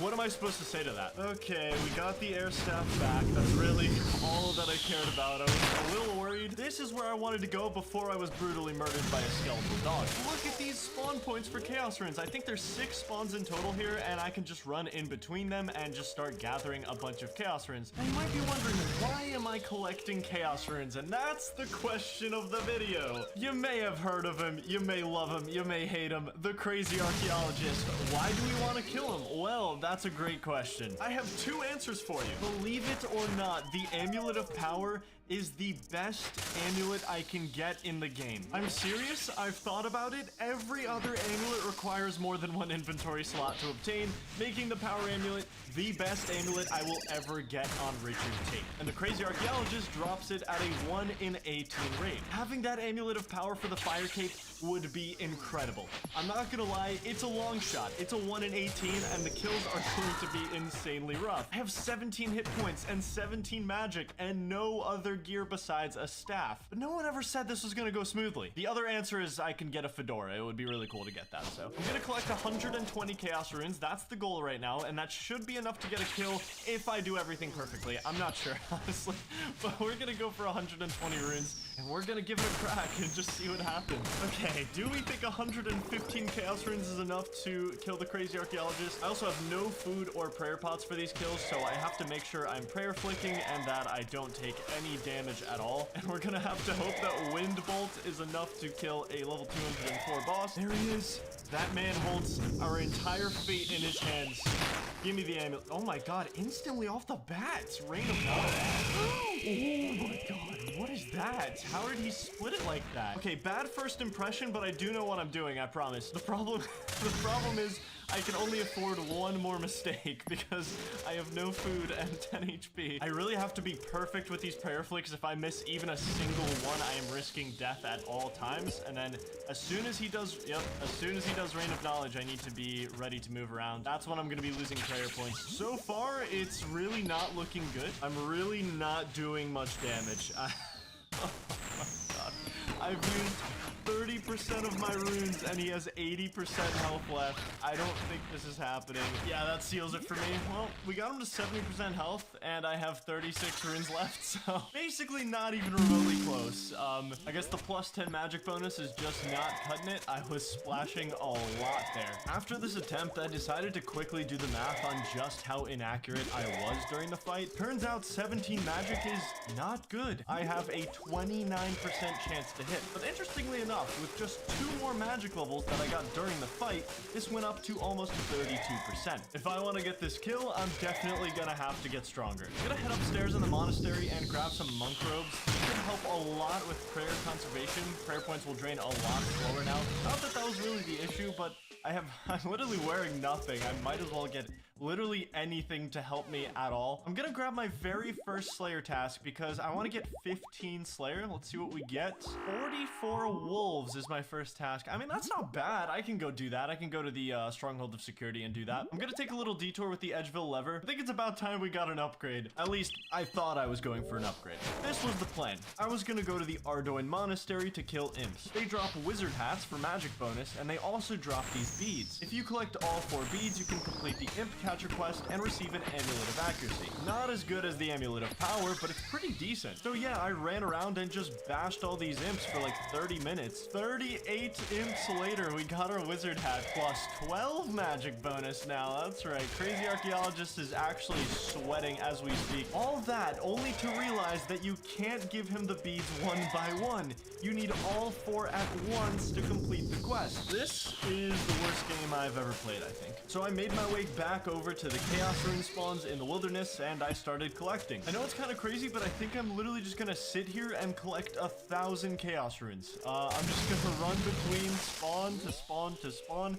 and I'm gonna collect 1,000 of them because I want 41 magic. There's literally no other way for me to get bulk runes. Oh my god, and I got hit a 6, of course. I don't know how long this is gonna take me, but I'm assuming several hours, so I'll see you then. We're up to 468. I may be the first person to ever collect this many runes from these spawns. I feel like they are untouched otherwise. 715 checking in. 809. 900. One more. There we go. 1,000 chaos runes, baby. I spent 3.5 hours collecting chaos runes today.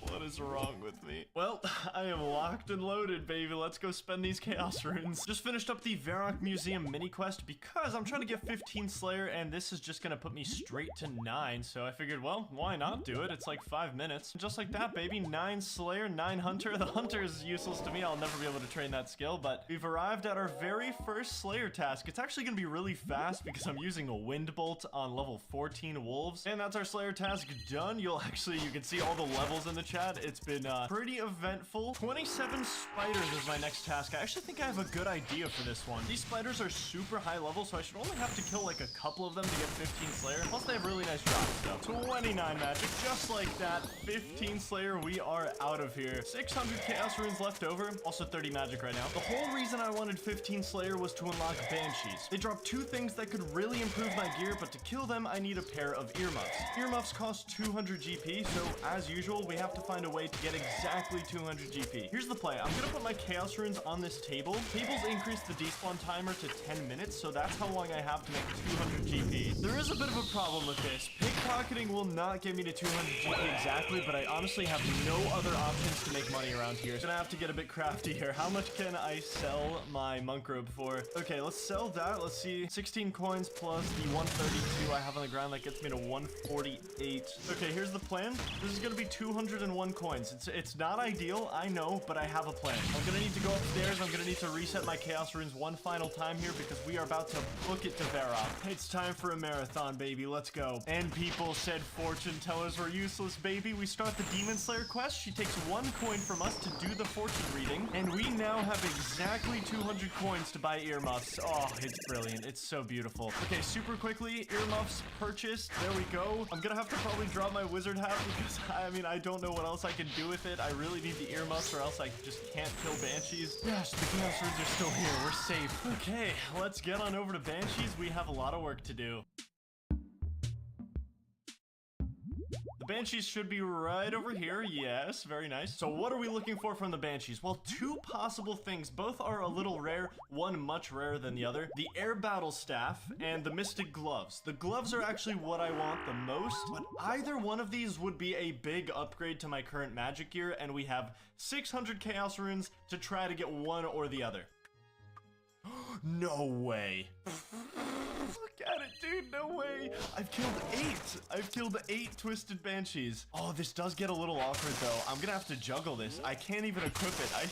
I need 30 attack to wear a battle staff, and I don't even have that. I have to just juggle it on the ground until I use all of these Chaos Runes. I mean, I'm happy to do that, and then we're gonna have to get 30 attack afterwards so I can wear it. So fun fact, battle staffs weren't always an upgrade for magic. It was only after an update last year that the magic attack and defense bonuses got increased to +12. So now they're actually worth upgrading. End of the road for the 1,000 Chaos Runes I collected. I'd like to say I'm sad, but I'm definitely not. I finally get to stop juggling this battle stuff. There we go. I need to go get 30 attack for this thing. We made a lot of progress here, though. Almost 37 magic from those 1,000 Chaos Runes. And we got the battle staff upgrade. Obviously, no Mystic Gloves. Both items were a long shot. I really didn't deserve to get either one of them, so even the fact that I got the battle staff is a massive win here. Okay, here's the plan. I'm gonna table my battle staff. If someone finds it, you're dead to me. We're gonna sell our current Staff of Air for 600 coins. I'm retiring from magic temporarily. And I saw this black sword here. It costs 624, so the money that I got from selling the air staff is like pretty much perfect. All I need to do is get 8 more pickpockets here. That'll give me 24 coins. Okay, there we go. That should be 24. And now we take this back over to the sword shop. The black short sword is not a great weapon, but it'll do. One thing that's really cool about the battle staff, making it maybe even one of the most valuable things I could get on an account like this, its melee stats are actually equivalent to an adamant longsword. So it's both a melee weapon and a magic weapon in one, which is kind of perfect for this account. Because now if I don't have any runes, I'm not completely useless. I can actually bash things and it's pretty good. So I'm revising my statement. I'm actually really glad I got it instead of the Mystic Gloves. Ah, the sweet stench of Sand Crab Isle. The main goal is obviously 30 attack. At that point, I'll be able to use the battle staff, but I don't just want to beeline straight straight to 30 attack. Going back to what I said before, where the battle staff actually makes melee kind of viable for me, I don't really mind investing some time into making my melee stats at least a little decent, so I think I'm gonna go for 30 attack, strength, and defense. That's probably gonna be a few hours, but I don't really mind. Guys, chill out. I just got 30 attack. Everyone should be happy right now. Everyone should be clapping. I have the equivalent of an adamant longsword at my fingertips here in staff form. And look at that extra +2 magic attack. We love to see it. Not done yet, though. I'm gonna go train my strength and defense to 30. He says, and he does. 30 attack, strength, and defense. It only took a few hours. With that done, it's time to go visit an old friend, the Karend Library. I'm already gonna have to risk going into the wilderness to fight crazy archaeologists, but I'm so much higher combat now that someone could easily kill me at the Chaos Rune spawns. So I'm just gonna get 41 magic here. It should take like an hour or so. The main benefit to using the Chaos Runes is I get hit points XP as well. This is just straight magic XP, but it should be fun. So I get a book of arcane knowledge every time I give these guys a book that they're looking for, and it's pretty decent magic XP. There's 37. By the way, update on the time played, we're up to 22 hours almost. It's crazy how much slower the progress is on an account like this. 38 magic, 39 magic, 40 magic, 1 level to go. The crazy archaeologist is absolutely sweating right now because we just hit 41 magic. I can now cast Wind Blast. All I need are death runes, and I am literally good to go. So I decided to do the math for you. Here on the left is what our accuracy and damage used to be. On the right is our current build accuracy and damage after everything we've done. You could say there's a little bit of a difference now, and we should be able to get the kill. So I just minigame teleported over to Castle Wars because we do have a way to collect death runes on this account. In fact, it's the only way to collect death runes on this account. There is one spawn of a single death rune all the way south in Felder Hills. There it is, baby, the trophy. All we have to do is world hop like 130 times and we should be good to go. I think I need to lose aggression first, though. All right, I should be losing aggro in literally 3 seconds here. I'm just gonna pick this one up. I might be able to squeeze in 2 kills with 100 runes. I'm not really sure yet, but we're gonna have to come back here pretty much every like 1 or 2 kills to get more death runes. It's gonna be a long process to get this power amulet. I don't have very high hopes, but God, I hope I get it. I really hope I get it. All right, this is gonna be the last one. I take 140 death runes. I'm gonna hope that's enough. It's time, baby. Let's go over to Clan Wars. We have a fight to commence. I am a little sketched out because level 60s are gonna be able to attack me, and if I die, I lose the air battle staff, so I'm a little worried, but it's gonna be fine. Oh, damn it, I forgot my wizard hat. Oh, well, okay, I'm just gonna go for it anyway. Oh, instantly a 12. This is gonna, oh my God, in a back-to-back 13. This is going great. You can already see the difference. I mean, I'm mostly hitting now, whereas back then I was just mostly splashing. Okay, that was a bit of an error. Literally, as long as I don't make any major mistakes, I think we should be good. These hits are incredible. They're so consistent. It's beautiful. No, I got dragged into melee range. Okay, well, now I can't really make any more mistakes. I'm in KO range now if I miss a prayer flick. Is that it? Yes, let's go, baby. Uncut emeralds and sapphires as the first drop. It's completely useless, but I didn't really use that many runes. That was 50 runes for a kill. That's so good. First successful kill. As long as I regen my stats every single time, I can definitely withstand. I mean, I could have maybe stayed there and gotten another kill, but the margins are a little too tight. I'm gonna need this spawn of 2 individual coins there, Mr. Pirate. Thank you very much. We are buying back the wizard hat. No more earmuffs, baby. What? Oh my. Oh, there goes 10 HP for this kill. Oh my God. Okay, it's a little sketchy now. 8 HP. Not good. I don't think I need to prayer flick unless I get a little unlucky here. There you go. That'll be good. Yes. Oh my God, I got it! I got it! No way! How lucky am I? How perfect is that? On the second kill! The best amulet in the game for me. Oh my God, it's so perfect. 2 entire kills. That's it. 1 in 18 doesn't even matter, dude. I was so ready to just sit here, recharge death runes for like the next day and a half hunting this damn amulet. Didn't even matter. Second kill. With the power amulet achieved, Richard could do anything now. I wonder what he'll do next. This is Richard Tape. He's on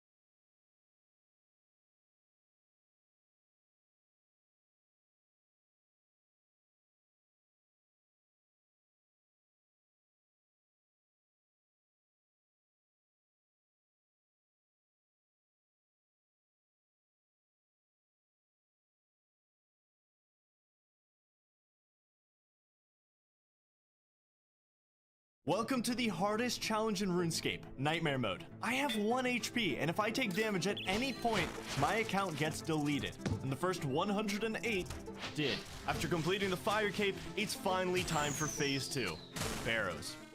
In the last episode, I revealed the new borderline insane goal I have planned for the account. A full set of Barrows tank armor. I have to hit 3 1 in 90 drop rates without taking a single point of damage. Definitely the riskiest thing I've ever attempted. And I kind of left off with my first real test in this grind, a Carol tunnel. This means I'll have to fight Carol down here, surrounded by skeletons, leeches, and rats that are aggressive and attack with melee while I'm forced to prey range. Every time I open a door down in the tunnels, there's a chance that Carol spawns. In an ideal scenario, I make it to the chest room without spawning Carol, clear out all the monsters in there, then open the chest so I can prey range in a safe 1v1. But I think you'll find out pretty quickly why that might not be as simple as it sounds.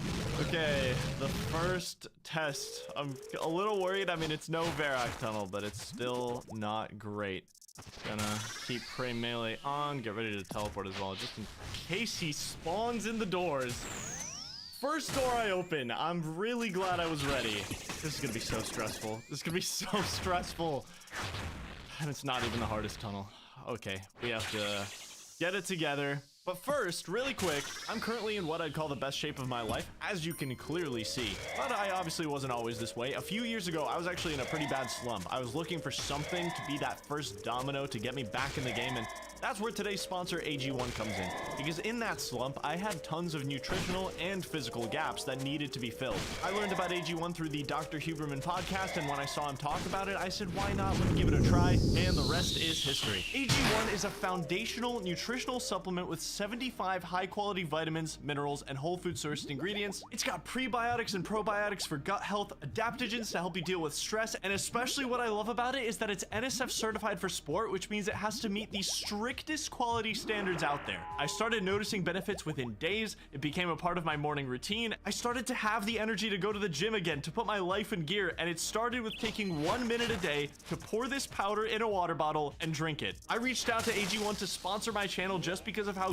great my experience was, and now here they are. So if you want to do yourself a huge favor, click the link in the description or scan the QR code in the bottom left, and you'll get a free bottle of vitamin D3 and K2, plus 5 free AG1 travel packs with your first subscription. Now back to Nightmare Mode. Alright, let's give this another shot. As long as I'm prepared to teleport, we're gonna be okay.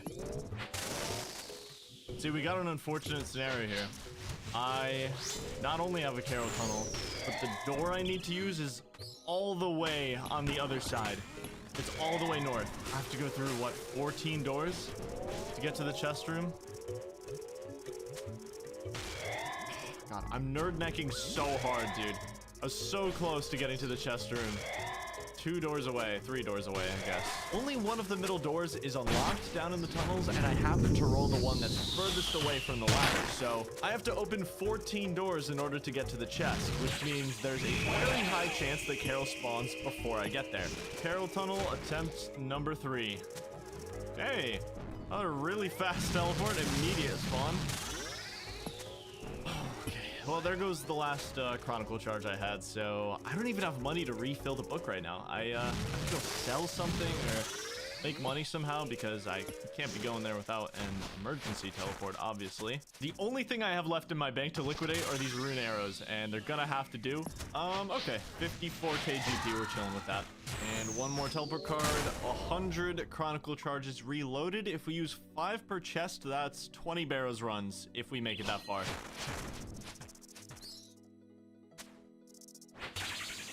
God, dude, I just can't get there. I might have to just go for a prayer switch as soon as I see Carol spawn. Oh.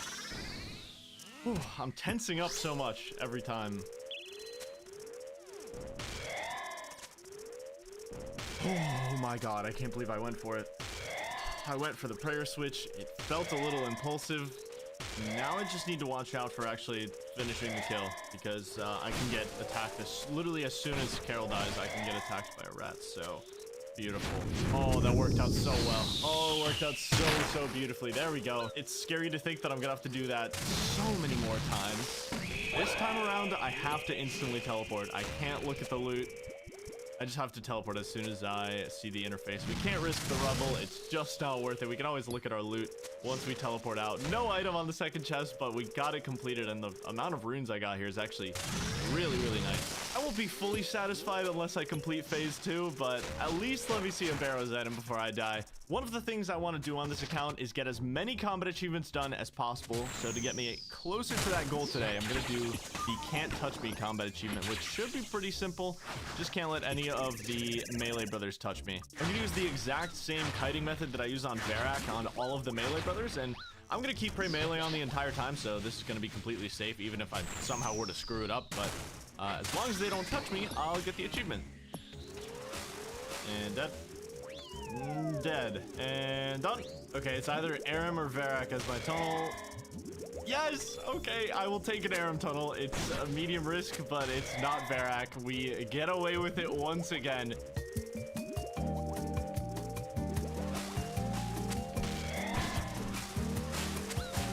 Yes! Okay, Varrock successfully lured. Alright, another Varrock down. Oh, I had a perfect chance and I got it. Yes. Very safe spawn as long as another player doesn't come in here and spawn a skeleton on me, basically. And chest number 3, nothing good, but we did get the combat achievement I wanted. Can't touch me. I've officially completed every combat achievement that is possible for me, other than the kill count task. So getting 25 Barrows chests done, that's something I can do, but like the no prayer run or killing Carol with only special attacks, that's just not gonna happen. But I'm pretty happy with that. I'm 14 points away from finishing the easy combat achievements on this account, which would give me a Trolheim teleport. That unlocks quests and areas that I can't currently access without taking damage. I somehow used 18 Barrows teleports to do 3 runs, so it's time to restock. I don't know how that happened. And 8 rune crafting. Hello. Nice. Last trip. Let's see how many I made. Okay, that's 70 Barrows teleports restocked, so we should be good for at least the next 10 chests or so, depending on how many emergencies we have. Hey, killed Varrock, only teleporting out twice. Love to see it. And Torek is my tunnel, so this is a completely free chest. Number 4, an insta-telly for no loot. So I'll take a free chest. We got some runes. All right, Varrock dead. I'm starting to do Varrock first. That is the much smarter way to do it. I lose less prayer when I do it that way. I wasn't sure what to do. I got the prayer on in time too, but the skeleton in there felt a little claustrophobic. I think it was a good teleport. Yes. Okay. Beautiful. We're handling these Carol and Aram tunnels very, very well. What is that? What is that? 2k coins? Oh, that's miserable. We have once again dodged a Varrock tunnel. 6 chests now. Got a nice and easy Varrock tunnel for this chest. You'll love to see it. 6 Barrows chests with no damage for some death runes. Let's go. Unfortunately, we did land an Aram tunnel, so I've got to deal with that now. I should set my quick prayer to mage. Ooh, okay. I am stuck here with a bloodworm, so I'm gonna have to be really careful. Oh god. Bloodworm, leave me alone. Oh my god, do I teleport?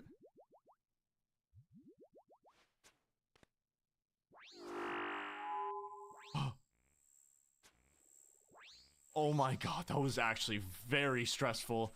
Glad I didn't teleport, but maybe I should have. Maybe that was the smart move. Chest number 7 for some mind runes. Cleared. Unfortunately, another medium risk tunnel, but we've been handling these as of late. Okay, it's a tight corridor, but there's no monsters in it, which makes it safe. As long as another player doesn't come around, we're chilling. And chest number 8. Just some runes, and we're out of here. Whew, yes, good spawn, and 9 runs in a row that I don't have a Varrock tunnel. I do have a plan on how to deal with Varrock in the tunnels now, but it carries a lot of executional risk. I'm gonna explain that plan when we have to use it. For now, I'm enjoying the fact that I'm getting a little lucky here. Got a nice and easy Torag tunnel on this one, so I get to relax. It's a free Barrows run. Chest number 9. Nothing. Dodging this 1 in 6 like it's my full-time job. It kind of is, actually. Wow, the first time I've made it to the chest room without spawning the brother I'm looking for. So, this is how it works when it works out as planned. Look at how much space I have. It's beautiful. Nothing good but combat achievement, Barrow's Novice. So only one combat achievement left from this place, and that's 25 chests. Hopefully we can do that. 11 in a row. No Varrock Tunnel. No Carol or Aram Tunnel either. Nothing. Not even a death rune in sight. I got an Aram Tunnel, and I did make it to the center room, which is nice, but there is another player here, so hopefully I can clear these things out fast enough. Feels like I'm playing a dungeon crawler where I gotta clear everything out of the chest room. It's pretty cool. Done. Chest number 12 for some runes once again. Okay, we teleported out, but no tunnel. That's all that matters. Got another completely free chest here with a Guthan tunnel. All right, chest 13. Oh my god, I got an item. No way, I got it. I can't even use it. No, it's so worthless. A 40 attack. Oh no, why of everything? I mean, I can't complain. It's an item. It's still an item.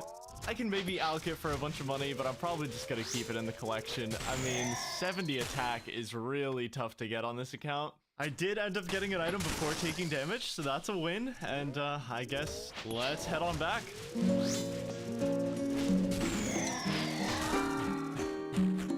The game is treating me very well right now. Guthan Tunnel on my first one back. Do we hit the back-to-back? No, but we got some blood runes, and I'm very happy anytime I get some blood runes. Again, no tunnel. Oh my god.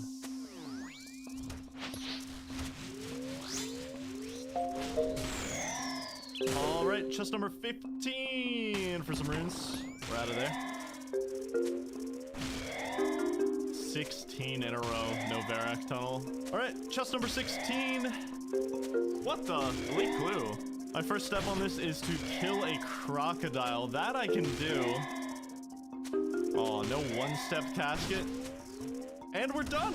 By that I mean it's impossible. I'm gonna give this elite over to Watson, and maybe one fateful day we can complete a master clue on this account. A low-risk tunnel and completely free Barrow's chest for me. Beautiful. No way. No way. Oh my god, I actually got a piece. I got a freaking body. No way, dude. Yes. Oh my god, I'm so happy right now, dude. Let's go. I didn't have to do a single Varrock Tunnel to get it. That is insane. I can't even wear it yet. Oh my god. I have to grind 70 defense. 1 out of 3. 1 out of 3 for phase 2. Pretty damn far from 70 defense, though. There is that. I will get there, though. I will definitely get there. Look at it, dude. The collection of rare items with no damage. Oh, it's so cool. It's so cool to build it up. The main thing I'm afraid of during Barrows still hasn't happened, and it's insane that it hasn't happened because I'm 3 times the rate on this next chest. So the odds of someone not getting a Varrock Tunnel by run number 18 is around 4%. So I have been very, very lucky so far. And if you really think about it, the odds are so slim. 1 in 6. That would never happen. Like I said, it would just never happen. Chest number 18 for nothing. I mean, if you really think about it, the odds are so slim to get a Varrock Tunnel. Like I said, I mean, it's 1 in 6. How would that ever happen? Beautiful. Okay, I made it to the chest room. Only 1 skeleton to clear out. All right, Aram dead. Chest number 19. For another elite. What is this? They're like 1 in 33, I think. And I can actually do this one as well. All right, let's see what step 2 is. Kill a water fiend. That's not possible. Will we ever complete an elite or a master on this account? Probably not. But it's cool to try. I mean, realistically, the odds are so slim that I get a Varrock Tunnel. 1 in 6. What are the odds of that? We've got another free Barrows chest here with a Guthan Tunnel. Love to see it. Chest number 20.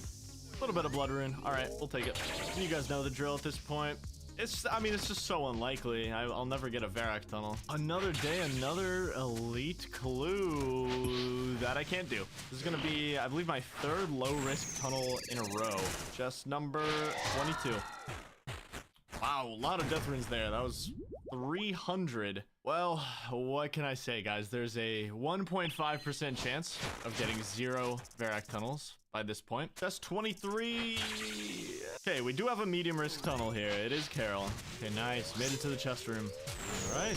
Gonna have Barrow's chest number 24 here for another set of runes. If I wanted any one of these to not be a Varrock Tunnel, it is this one. Let me at least get the combat achievement. Quick little prayer pot resupply. And that is 25 in a row. Okay. Nice, made it to the chest room again.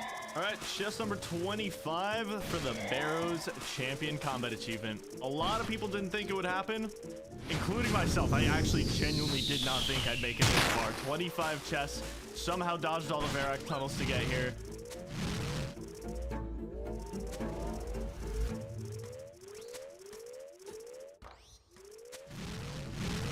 All right, 26. Oh my God. Oh my God. No way. No way, dude. I'm in disbelief. I'm in actual disbelief. Tank legs, and tank body. I'm 2 out of 3 for phase 2. I just need a helmet and I'm done. I mean, just absurd luck. Absolutely absurd luck to not have gotten a Varrock tunnel and already having a tank body and legs. Okay, I'm caught up in the euphoria right now, but I want to check if this is a Varrock tunnel real quick, because... Oh, okay, it's not. I'm still gonna keep going, but I did want to check that real quick. That's insane. I have to log out for a bit. I just have to chill for a sec.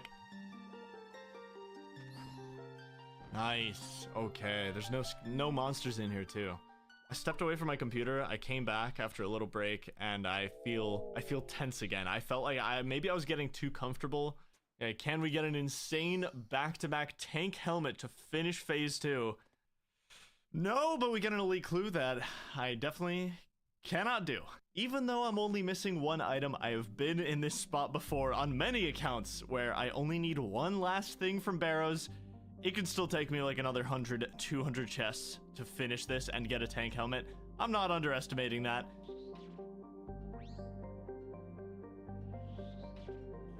See what we get. Oh my God, another piece. No way. I am halfway to completing a set. Of course, I can't wear any of these things, but halfway to completing a set is nice. If I can complete phase 2, I'm definitely out of here. There's no point risking any further, but that's another Barrows item to the collection of rare and risky items. Extremely unlikely that I get a Varrock tunnel. It's 1 in 6. What are the odds of that? That's just, I mean, it's just unrealistic, you know? It's just getting so ridiculous. It's actually insane.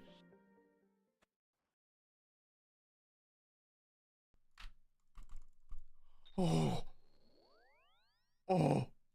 What did I just do? That was so dumb. Going to kill Carol with Prey Melee on is, I mean, a pure autopilot mistake. I guess I'll finish the chest because it's a low risk tunnel. I would normally take a break after something like that, but it was just such a shot of adrenaline. Like, lesson learned. I'm locked in at this point. It's fine. Chest number 29. The question on nobody's mind is, can I hit 30 runs in a row with no Varrock tunnel? We, in fact, can. Okay. 30 runs in a row. I've been doing defensive casting for like the last 10 chests or so because I have to slowly start making my way towards 70 defense, and I'm already up like 3,000 or 4,000 XP, so. Okay, chest number 30.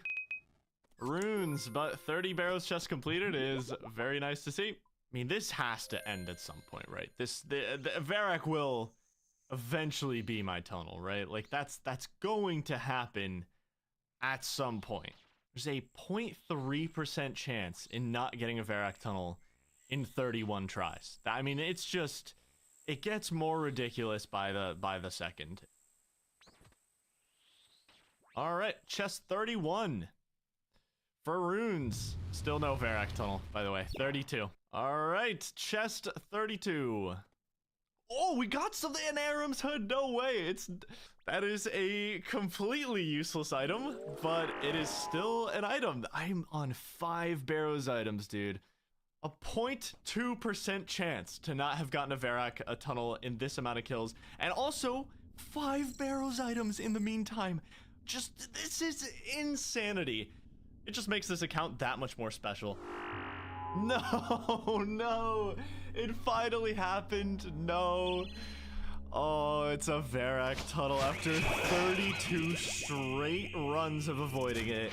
There is simply no hiding anymore. Okay, here's what I'm gonna do. I have 5 Barrows items, and I think it would be a mistake to go into this Varrock tunnel, potentially end the account without getting the chance to wear those items. I'm gonna very quickly get 70 defense so I can wear the armor before I face this Varrock tunnel.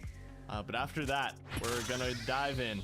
A while back, I spent way too much money on bone bolts. I have 12,000 with Dorgishan crossbow still, so I think if I use all these, it should get me at least close to 70 defense. Welcome to my home for, according to rough calculations, the next 50 hours or so.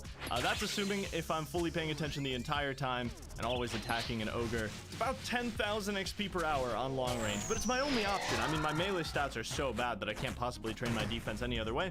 But the most important thing is that I will wear my Barrow's armor before I ever take damage on the account, and that will be a win.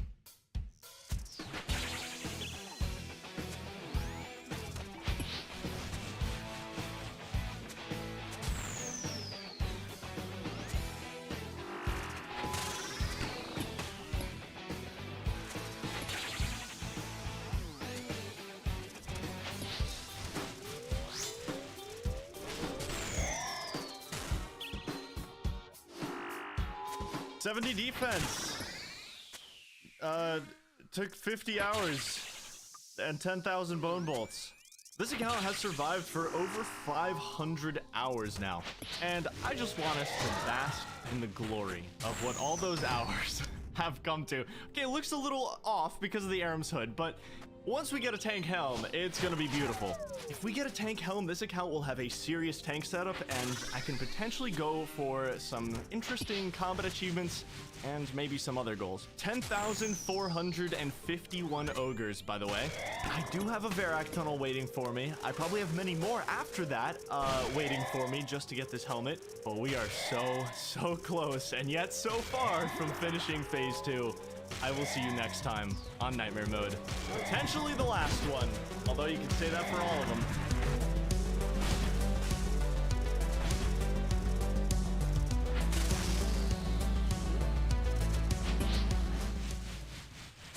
Welcome to the hardest challenge in RuneScape, Nightmare Mode. I have 1 HP, and if I take damage at any point, my account gets deleted. And the first 108 did. After completing the Fire Cape, it's finally time for Phase 2, Barrows. Who could have guessed? 20 straight episodes of being alive. Although it's actually 16, I died in episode 4 and had to restart. But anyway, last time on Nightmare Mode, we got a tank body and tank legs from Barrows, got 70 defense to equip our sick new gear, and ended up just 1 item away from finishing phase 2. All we need is a tank helmet from Barrows. But you may remember that we ended off with a Varak tunnel. After dodging it 32 straight runs in a row, we are forced to face the most dangerous brother of the 6. The only Barrows brother that hits through both prayer and armor. I've got a date with him in these tunnels, and it's time I finally reveal the plan for how to deal with him. Of course, the one time I decided to plant a seed somewhere other than the disease-free patch. What do you know? Disease, death. I need these 18 seeds to last me the entire rest of this grind, which could still be several hundred chests. On average, it takes 240 to get a full set of tank armor. I just happen to have 2 pieces already, which is insanely lucky, but the helmet could take a while for all we know, which is how it usually goes for me at Barrows. Either way, it's time to enact the Varak master plan. This master plan is so good, it only has a 4% chance of failing. First thing I need to do is make the run over to the safest place in the world, Mage Bank. No one's ever died out here, ever, in the history of the world. Oh my god, that's a real player. Wow. I normally wouldn't care, but I can die to a sneeze on this account, so... Whoa, watch this real quick. A few years back, I was in a pretty bad slump. I was tired all the time, I didn't have energy. Turns out there was a lot wrong with my body. I wasn't giving myself what I needed to feel my best. But mainly, I needed something that would be that first domino to get my life back in gear. That's where today's sponsor, AG1, comes in. I learned about AG1 through the Dr. Huberman podcast, and when I saw him talk about it, I said, why not? Let me give it a try, and the rest is history. AG1 is a foundational nutritional supplement with 75 high-quality vitamins, minerals, and whole food food-sourced ingredients. It's got prebiotics and probiotics for gut health, adaptogens to help you deal with stress, and especially what I love about it is that it's NSF certified for sport, which means it has to meet the strictest quality standards out there. I started noticing benefits within days. It became a part of my morning routine. I started to have the energy to go to the gym again, to put my life in gear, and it started with taking 1 minute a day to pour this powder in a water bottle and drink it. I reached out to AG1 to sponsor my channel just because of how great my experience was, and now here they are. So if you want to do yourself a huge favor, click the link in the description or scan the QR code in the bottom left, and you'll get a free bottle of vitamin D3 and K2 plus 5 free AG1 travel packs with your first subscription. Now back to nightmare mode. Okay, I just spent basically all my remaining cash on nature runes. That's 350. You might have already guessed the plan for Varrock is to use Entangle, but it's not as simple as it sounds. The conditions need to be perfect. I can't just cast Entangle and all my problems are solved, so I'm gonna make some prayer pots and we're gonna go in there. Okay, 43 herblore, prayer pots restocked. I made 46 of them in case I live through this Varrock tunnel and the many more after it that I'll have to do if I want to get this helmet. You might be wondering where that 4% chance of failure comes in. That's the chance to splash and Entangle, which is pretty weird because Varrock has a magic level of 1 with 0 magic defense, but yeah, you can still splash the Entangle, and that can lead to some pretty dangerous scenarios. All right, 5 brothers down, 1 to go. Let me tell you the plan. Every time I open a door down in the tunnels, Varrock can spawn, but there's one door in the tunnels where I could theoretically fight Varrock without any entangles, and that's this door right here in the top left. Through all my testing, no matter where Varrock spawns after you open this door, you have just enough time to get behind a rock. The problem is there's a big chance that door is locked, which means I have to fight Varrock in the chest room, and I need him to spawn on this specific tile. That's how this works. Unfortunately, the door I needed is locked, so it's Entangle time, and hopefully we can get to the chest room. There is an invisible ladder in each of the 4 corner rooms, but just to show you that this wouldn't work. Yeah, see, if this rat was Varrock, he would have hit me there. I don't have enough time to get to safety. And that is Varrock, so we teleport. Okay, made it to the chest room. Let's clear this out just to make it easier. Okay, good Varrock spawn. Please, give me the good Varrock spawn. Oh my god, it's perfect. Okay, we walk to south. You have to Entangle and walk out on the same tick. Now we loot the chest and reset. Yes! Oh my god! First Varrock tunnel down just like that. I can't believe I got the right spawn. That was perfect. I'm so glad I didn't miss the Entangle. The downside of the way I handled Varrock here is my chance of getting a drop is only 1 in 33 with 5 brothers down, but at least I get to survive. That's definitely a big plus. No back-to-back Varrock tunnel at least, but I do feel like we're gonna start seeing these more often after 32 straight runs of avoiding it. Little bit of a spoiler, but I didn't take damage on any of the next 10 chests, and I didn't get another Varrock tunnel during them either. One big change that had to happen is I could no longer use Wind Wave. I need to save my blood runes to make Barrows teleports, which means my max hit is going from a 30 to a 24.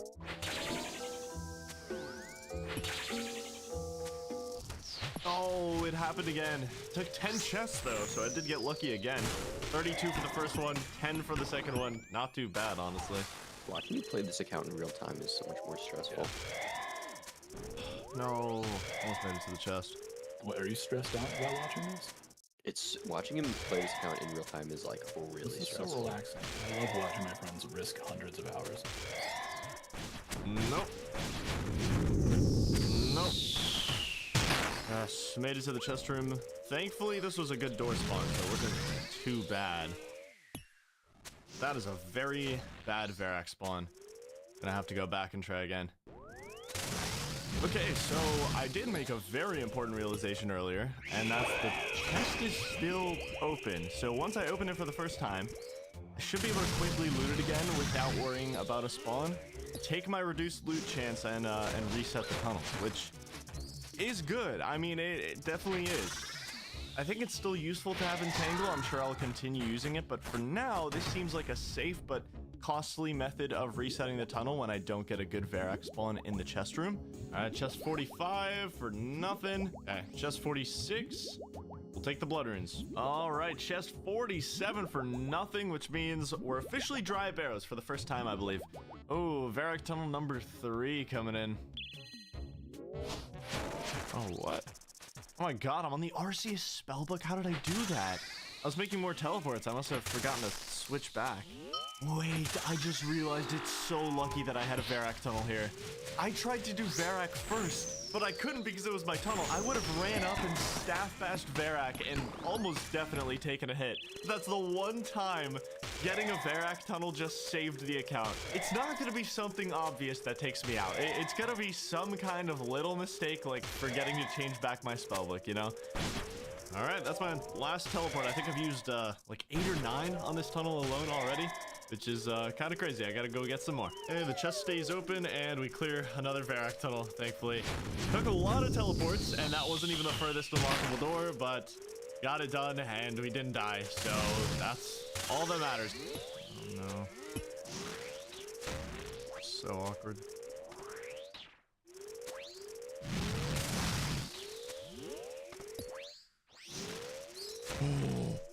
Oh my god, that was actually tick perfect. If I'm one tick later on the teleport there, I'm done. That would be like a 90% chance to take damage in this gear. Okay, chest 55 for nothing. We are now 23 chests dry and running really low on prayer pots. Nothing. Whoa, nope. I got so insanely lucky in my first 30 chests.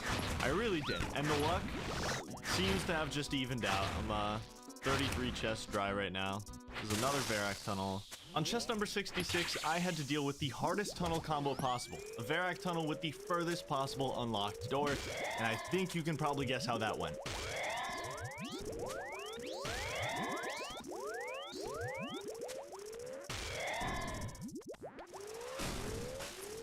Now, what you just saw me do there was a little reckless. As long as you're tick perfect, you can run through these small hallways every single time without getting hit. That's the catch. You can't lose any game ticks or you will get hit. This was my first time getting 3 doors away after 14 straight teleports, so I decided to impulsively go for it. And I did it on the next run too. Yeah, so many teleports used, but we got the chest open. I just need to get back there. If I hadn't taken that risk, I probably would have used at least 30 teleports here. Every time I teleport out, that's another Barrows teleport and Dueling Ring charge that I have to use, and those are both very big resource expenses for me right now. And 1 teleport remaining. Still used a ton of tellies on this chest, but that's the hardest Varrock Tunnel that there could be in theory. We are now 34 chests dry. Ooh, this is the first time this door has been open for me on a Varrock Tunnel. I'm gonna trust my findings, and I'm gonna try to spawn him here. There we go. Okay, it was a little stressful either way, I'm gonna be honest, just being that close to him, but we actually get to kill Varrock on a Varrock Tunnel, which is pretty nice. All right, chest number 70, 38 chests dry, and there's 81 magic. Not that it mattered here, but I turned off level up messages exactly because of this, because if I got 81 magic while kiting Varrock, it would have stalled me and it could have led to damage. 75. Finally!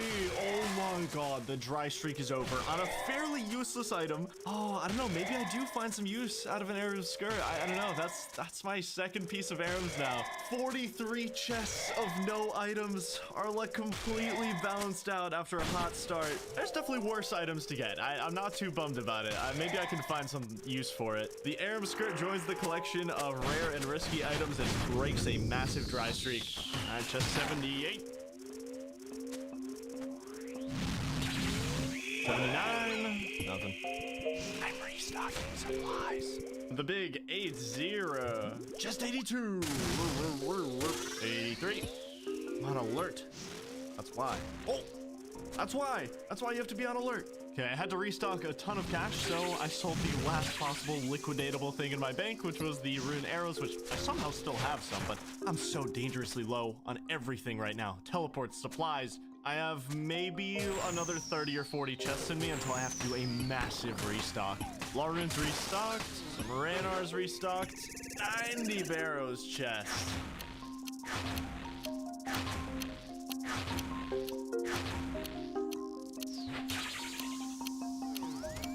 You guys know something a little crazy about this grind? This is chest number 100. And I got an elite clue, which is cool, I guess. Yep, can't do it. But yeah, that is 100 Barrows chest completed without taking damage, which is just absolutely ridiculous. I never thought I'd say that. We've gotten through a few close calls, some Varak tunnels. A fun little stat for you, I've teleported out over 280 times since starting this grind. 2.8 teleports per chest. I think the most disgusting turn that this grind has taken is that I've gotten one item in the last 70 runs, which, really makes you think. Really makes you think. You guys probably didn't know that I have a checklist every time I leave Barrows and come back to turn my combat options off or on, just so I don't accidentally click on something and die. All it takes is forgetting one time and I could die. Hey guys, I'm starting a brand new account. It's called a Barrows Only Iron Man. I'm gonna be down here for I've made a pretty big change to the setup, as you might be able to tell. Chronicle is no more. I gotta slow down this supply bleed, so I exchanged it for the Artie Cloak. It's still a one-click teleport, but I've been paying more for the Chronicle because I associate that item with teleporting away and escaping, but I gotta try to slow down the supply bleed, so... okay, that was a little bit of a close call, I'd say. Smited last tick.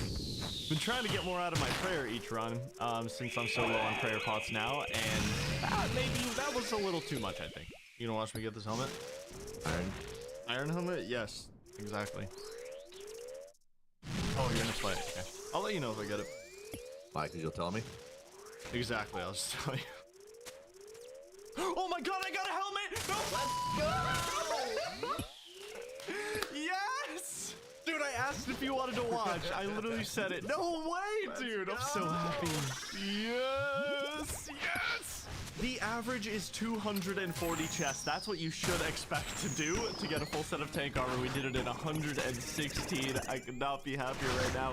I put my odds at 10% for surviving this, and I did it. I'm actually so happy. Holy. The account lives, which of course means phase 2 completed. So many people thought this would be the end. I really did think this was going to be the end, but we're on to phase 3. Over 600 hours survived on the account, a full set of Barrows tank armor with a fire cape on the back, all on a Nightmare account. Damn, it looks good. The series is almost over, and if I do complete phase 3, I would love to have this account just remain undamaged forever, ride off into the sunset, don't delete the password ever, just have it be a beautiful little trophy. There is one thing that I have to do really quick. I farmed a lot of Chaos Runes from Barrows, and something I talked about a few episodes back was that I envisioned filling every gear slot on the account. And well, I figured why not get one more slot filled after getting that helmet. Need 67,500 rock currency. Gotta sell like 5,000 Chaos Runes. And Obsidian Shield unlocked. Damn, the defense bonus is about to be crazy, and I think it'll fit the rest of the gear really nicely. Oh, look at the defense bonus. It's beautiful. It's time to commemorate the Barrows grind with something I've wanted to do for a while now. And honestly, if this is the way I go out, so be it. Over 300 defense bonus, 70 defense. If a goblin manages to hit through this, let him. Okay, go. I've officially been chanced. In the next episode, which very well might be the last, I'll be revealing the final phase of the account. One final challenge. Thank you for watching, and I'll see you then.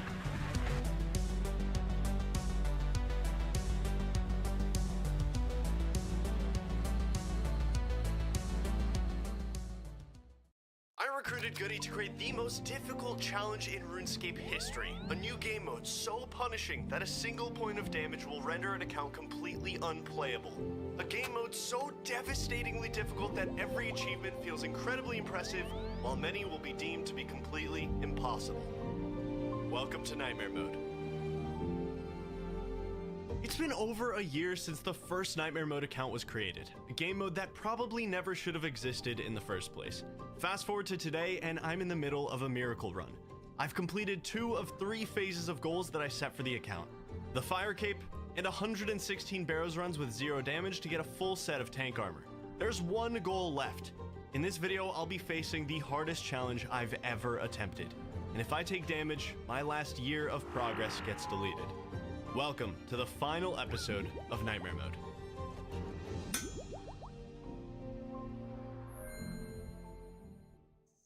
When I started this series, I told you that I was searching for the human limit of what's possible.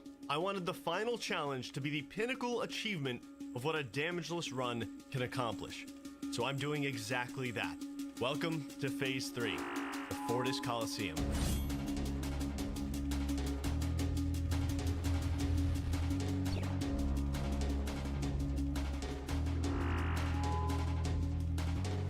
The Coliseum was added to the game on March 20th, 2024, making it the second Grandmaster level wave-based minigame. It's got an insanely high skill ceiling, brutally difficult mechanics, modifiers that are chosen every wave to make your life harder, and an iconic boss fight to top it all off. If you're good enough, a best-in-slot reward awaits you at the end, the Quiver. The best range cape in the entire game, and it's not even close. Experienced players with some of the best gear and stats in the game struggle to complete the Coliseum. And if you've ever stepped foot into it, you can immediately understand just how impossible it sounds to do a completely flawless, no damage run, let alone doing it with extremely mediocre gear while super underleveled. A low-life 109 Coliseum completion is about as close to impossible as it gets. But that's the thing, it is possible, and I'm gonna prove it to them.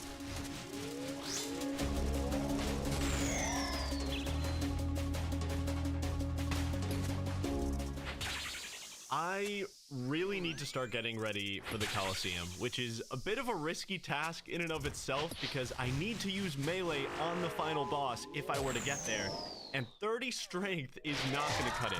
To give you some perspective on our goal here, the Coliseum is a dangerous death for hardcore Iron Man accounts, and since it released, only 90 hardcore Iron Men have completed it. I was shocked when I learned this. That's how few people want to risk their account at the Coliseum, even with access to as much healing as they want.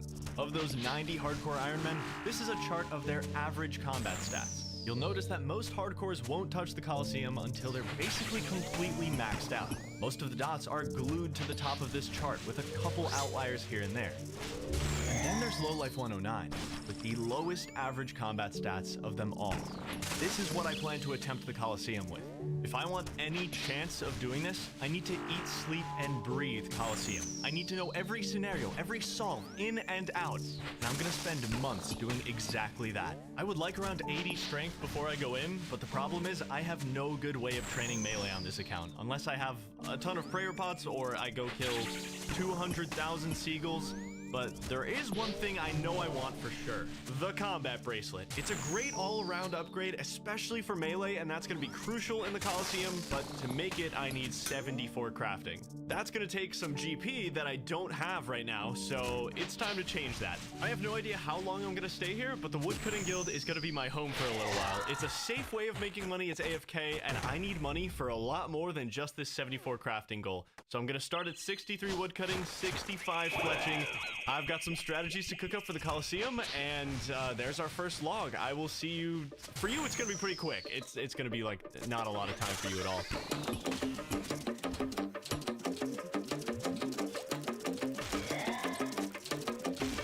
70 woodcutting.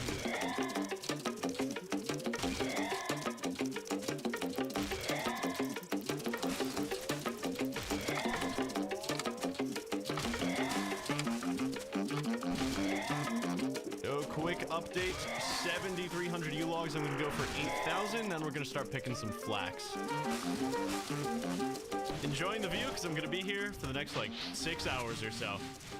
And there it is, 8,300 flax. This is going to put a dent in the crafting for sure. Got to 78 fletching. These are my last 4 bows, and that's 8,000 total strong. Let's go make some money. We're already up to 1 million GP. Bows are selling for roughly about 700 each. Short bows are a little less.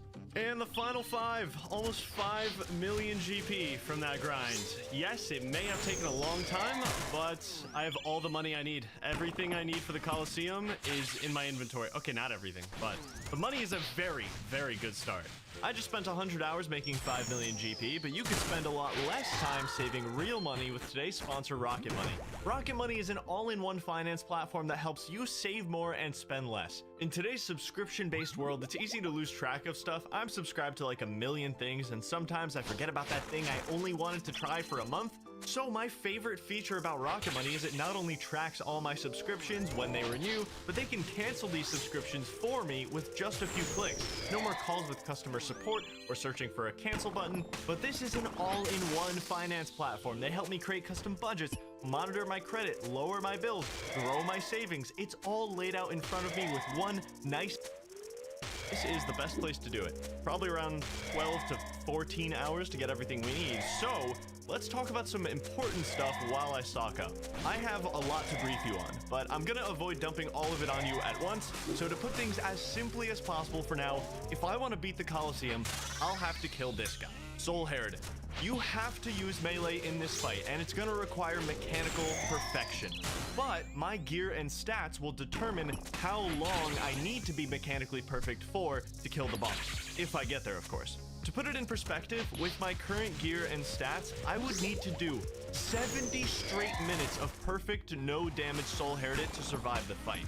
That's, dare I say, impossible, so the goal is to get that number to almost impossible. I'll be referring to this as perfect soul time from here on out. It's going to be the main metric that tells me if our gear and stats are good enough to attempt the Coliseum. But 70 minutes is a long way from possible. Getting a combat bracelet is part of that puzzle. It's going to shave a few minutes off that 70, but nothing is going to be quite as impactful as getting my melee stats up and getting a better weapon. Either way, the main priorities right now, find a good way to train melee and get this 74 crafting done. Okay, we are 20% of the way there. I need 10,000 sand and soda ash for 74 crafting. I made a dent in that. Let me grab this prayer potion. I have a bit of a plan. So I think I finally answered the question, how do I train melee safely without prayer potions? I could kill like 200,000 seagulls. They have a max hit of 0, as we know, but I think I have something better. There is one place in RuneScape that technically allows me to take damage. Nightmare Zone. Yeah, who could have guessed? Nightmare mode, Nightmare Zone. This very old minigame that lets you refight quest bosses that you've already defeated is the key to my melee training for one reason, and one reason only: the absorption potion. This potion can only be used inside this minigame. It's very niche. When you drink it, it allows you to absorb 50 damage that would have otherwise hit you, which means if I had enough of them, I could fight monsters that have a lot more health than a seagull and be completely safe while doing it. I can even prayer flick and have damage absorption under it as a safety net. To start Nightmare Zone, I first need to have beaten 5 different quest bosses, so that's the goal. First quest on the list is Vampire Slayer, which shouldn't have any risky parts at all. Everything can just be prayed against, so it should be nice and easy. I think at one point these candles did damage if you walked directly in the center of them. I'm not even going to be trying that, but I'm pretty sure it's not a thing anymore. Anyway, Count Drainer dead, Vampire Slayer done, on to the next one, and some attack XP, which is gonna help. We are gonna need that way higher.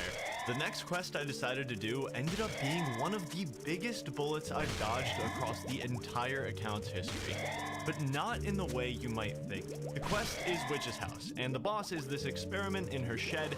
Every phase of this can be negated with Protect from Melee, which makes it pretty simple. I handed the boy his ball, the quest was done, and I had officially unlocked the Witch's Experiment in Nightmare Zone as my 5th boss, so I can go do the minigame now. To get absorption potions, I need points from Nightmare Zone, which I get from killing bosses in the minigame. I'll need a lot of points.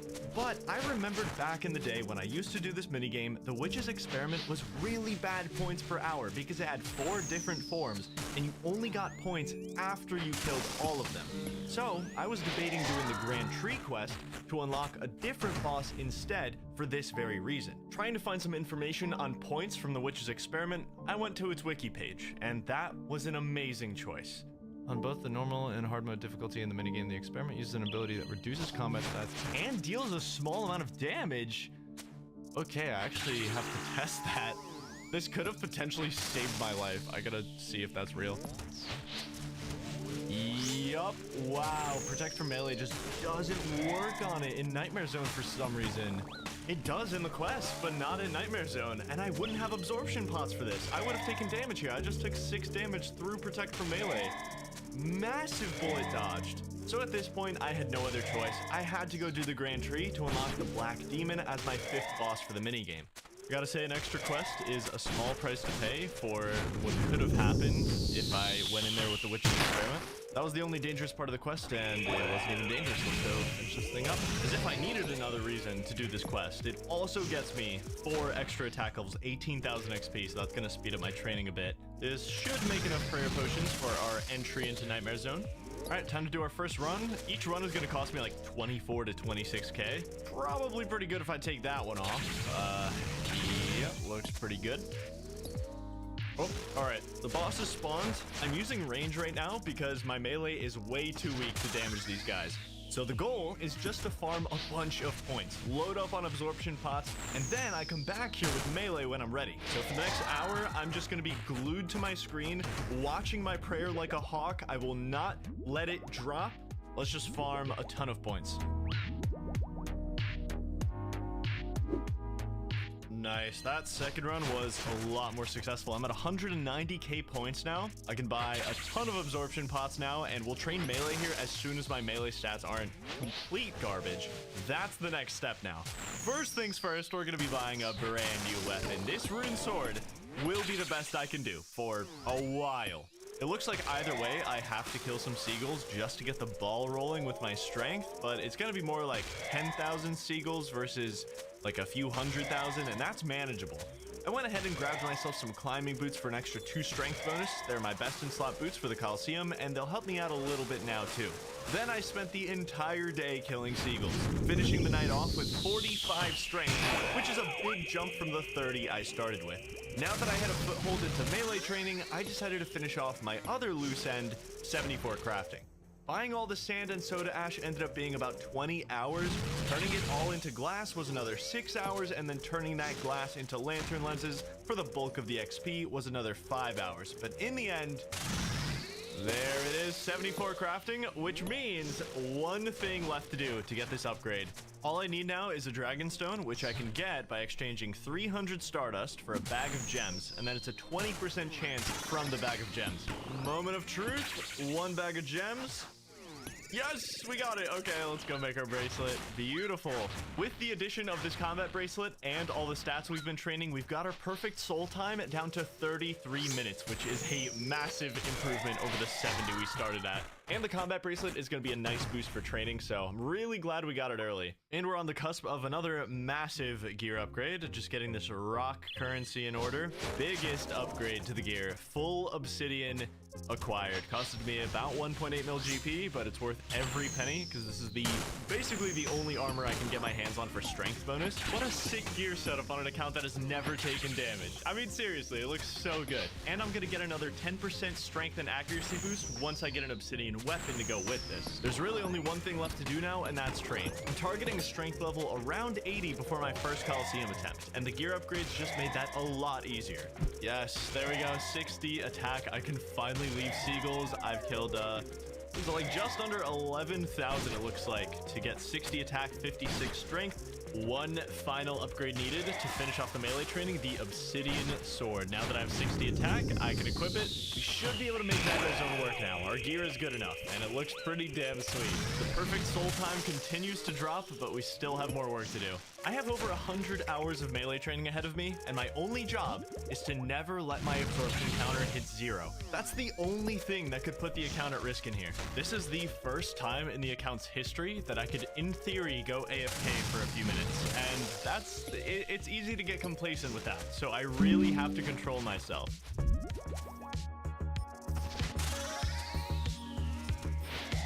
Big level coming in, 65 strength. We're making a lot of progress.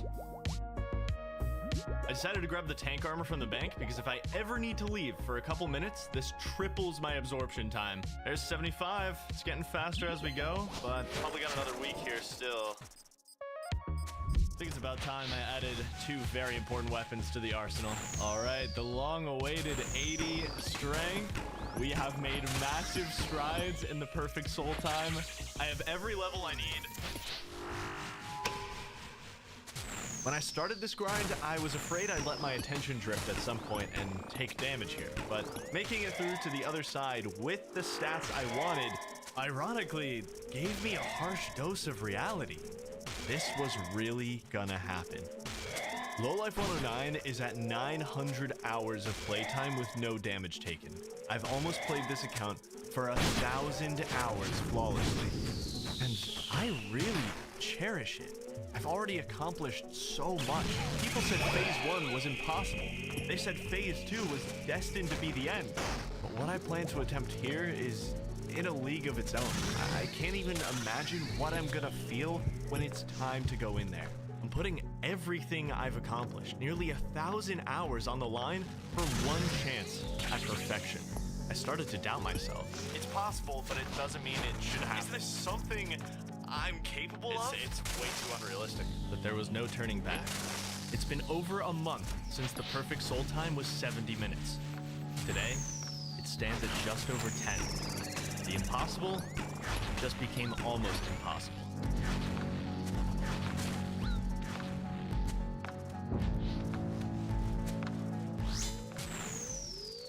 While you've been watching me lower the perfect soul time, I've spent an unhealthy amount of time in the Coliseum over the last few months. But before I show you anything or explain anything,